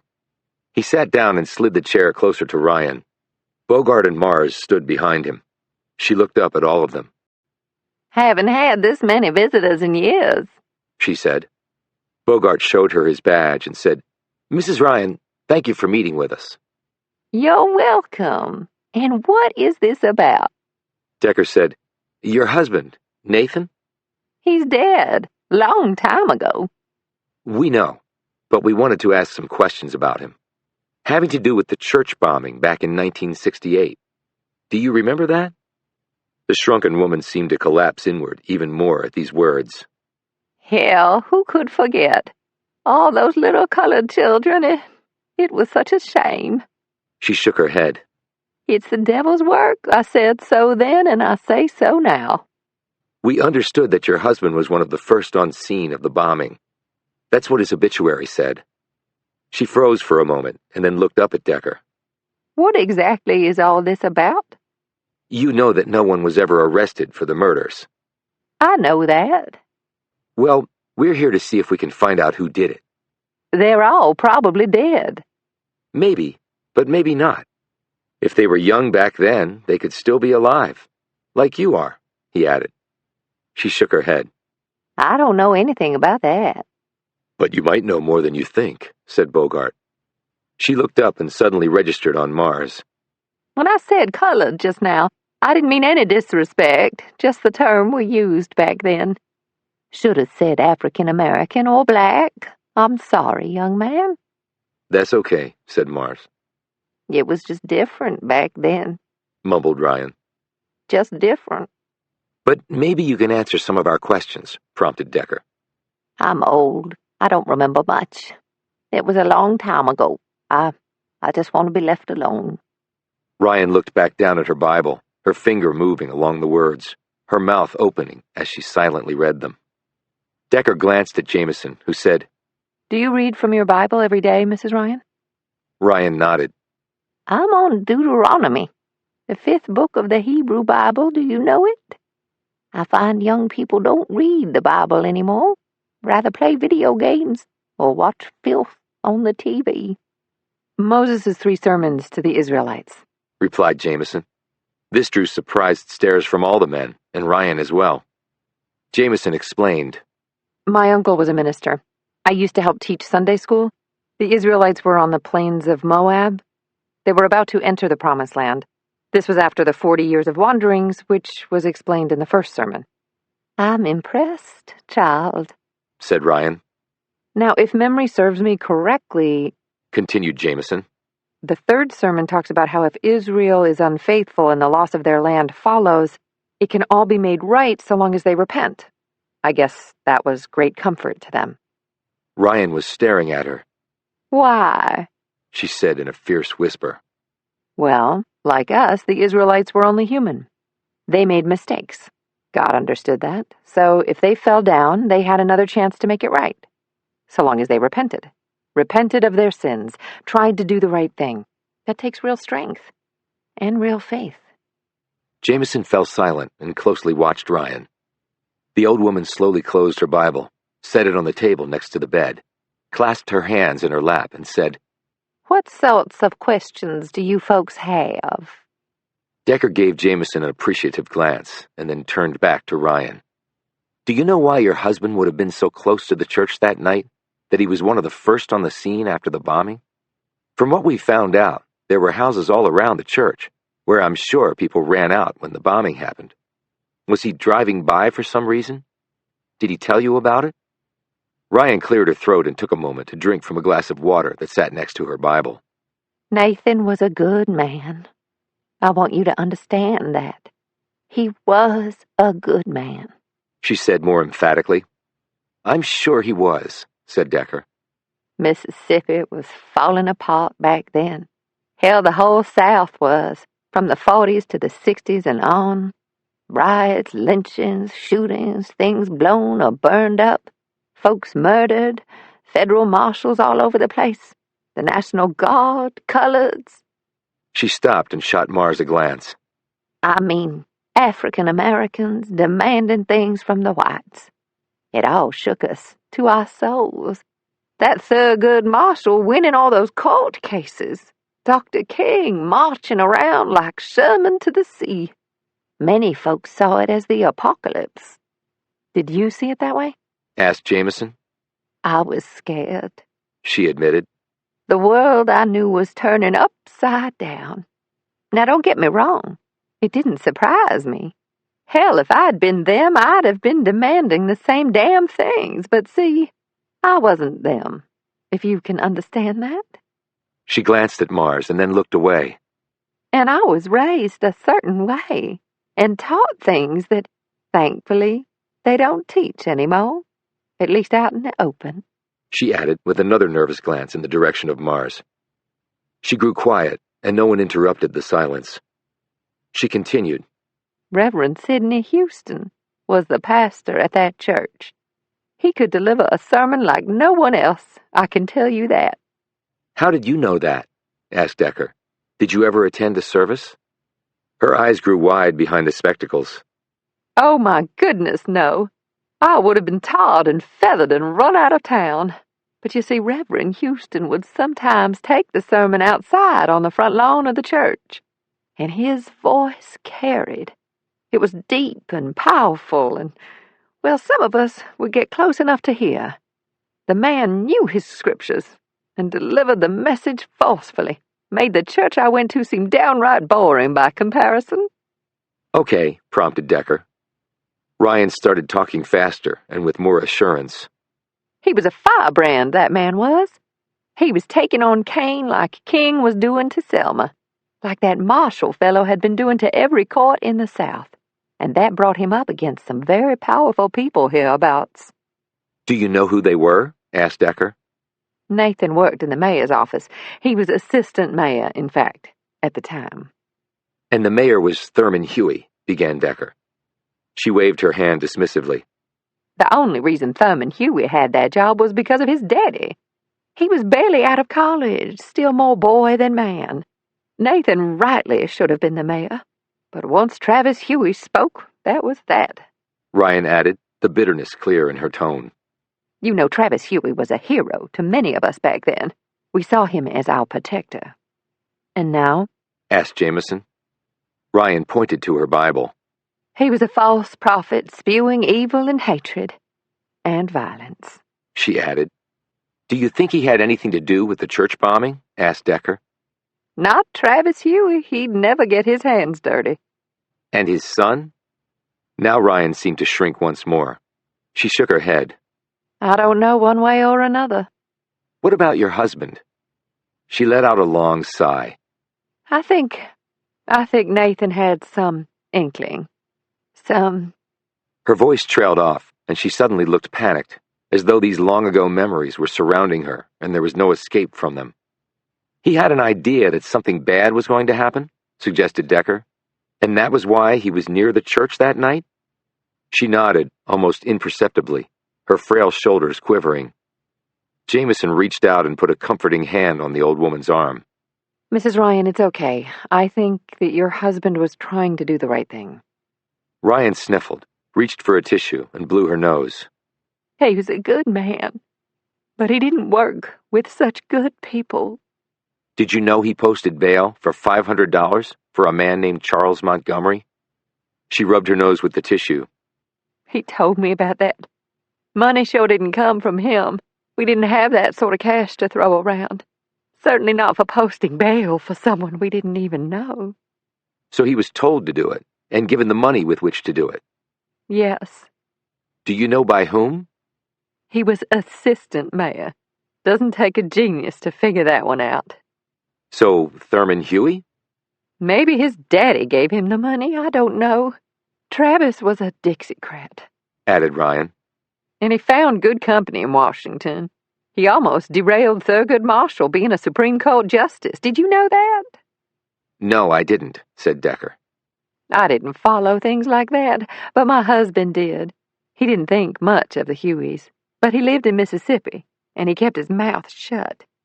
He went into politics to try to do good, but it was hard to do good in Mississippi back then if it meant doing good for black folks. That stance probably didn't make him popular, said Bogart. If you wanted a career in Mississippi back then, you towed the line. He had a family to support, but that doesn't mean he believed what those others did, because he didn't.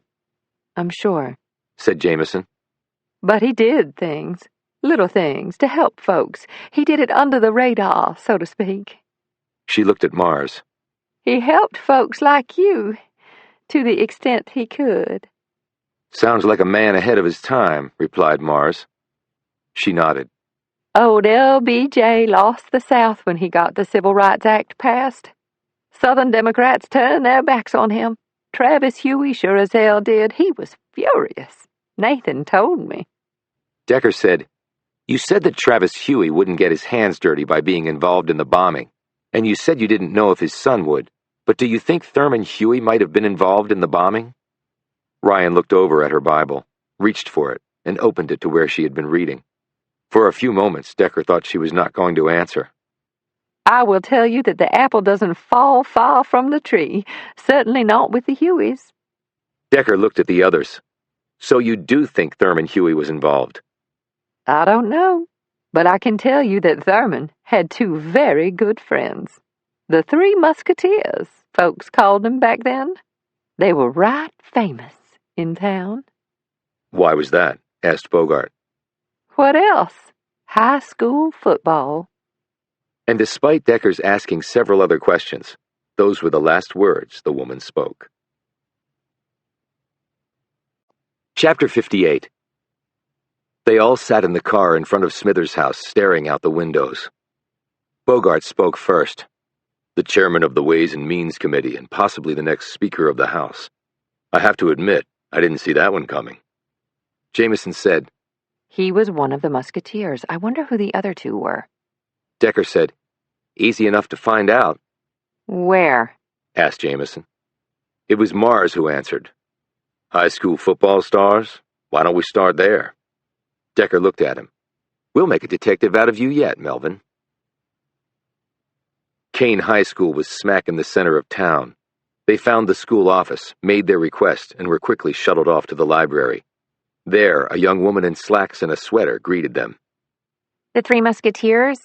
She said in response to their question. I have heard that. It has to do with... Football, answered Mars. Back in the 60s. Thurman Huey? Right, okay. I just started here a few years ago, but I can show you where all the yearbooks are. They were led to a shelf on which were kept all the yearbooks for the school, dating back to the 1920s. They had already determined Thurman Huey's exact age, so they knew when he probably graduated from high school. Jamison found the right volume, and they gathered around, looking over her shoulder as she slowly turned the pages. Mars saw it first, probably because it was on the pages dedicated to the football team. The Three Musketeers, he said. It was a photo of three young men in football uniforms. The caption below the photo read, Thurman Huey, Danny Eastland, and Roger McClellan, the Three Musketeers. Mars took the book and pointed to the three figures. See how they're lined up? Huey's the QB and the other two are the halfbacks. They're running a version of the veer offense. Off that, they can run the triple option. We used to do a variation of that at UT sometimes. And that formation came into being during the 1960s, when they were in high school, added Decker. Bogart studied the pictures of the young men. So Danny Eastland and Roger McClellan? Doesn't ring a bell. Already Googling, said Jamison. She hit the keys on her phone, waited, and then studied the results. Let me make sure this is the same Danny Eastland. She hit a few more keys and the results came up. She read quickly. Damn. What? Said Decker. Danny Eastland has done well for himself. He's the founder and CEO of a government defense contractor. It says here they used to build weaponry, but about 5 years ago moved more to intelligence gathering, which turned out to be a smart move. Last year, it had revenues of more than $5 billion, most of it with the DoD. It's based in Georgia, but there's an office in Jackson, Mississippi, too, among many others. This article says he has a net worth of over $1 billion, and his primary home is in Atlanta. About the other musketeer? Asked Bogart. Jamison did a search for Roger McClellan. Holy shit, she said when the results came up. The three men looked at her. Well, said Bogart. She looked up at him. Roger McClellan is the current police chief of Kane, Mississippi. Decker said, ironic, if he was part of a terrorist act against a church in the very same town. Bogart said, okay, we need to start marching very lightly here. Folks here already know we're making inquiries about the Hueys. And I bet Pierce from the police station has already reported our meeting to McClellan. And he's probably already contacted Huey and Eastland, said Jamison. I'm sure he has, agreed Bogart. So we have to be very careful. The last thing we need is to get pulled off the case because the FBI director gets a call from a pissed-off Huey. There's no statute of limitations on murder, Decker pointed out. Granted, but in D.C., Thurman Huey is an 800-pound gorilla. Wait a minute, said Jamison. Do you think they're the ones who kidnapped Davenport? That would make it a very recent crime. Bogart shook his head. I can't believe Thurman Huey would be involved in something like that. Decker said, if Roy Mars has evidence that Huey was involved in the church bombing, and that evidence comes to light, Huey won't just lose his career. He could very well end up in prison for the rest of his life. Given that, I think the man might be capable of anything. Mars said, what sort of evidence would my dad have? Whatever was in the safe deposit box, said Decker. In a shaky voice, Mars said, you think he was involved in the bombings? I don't know, Melvin, but somehow he ended up with something that will bury some very powerful men. No wonder he went on the run and changed his name. Mars tried to say something, but nothing came out. He finally just shook his head. Decker returned the book to the shelf while the others headed to the door. He had a sudden thought, opened the yearbook to a certain page, scanned down it, and then ripped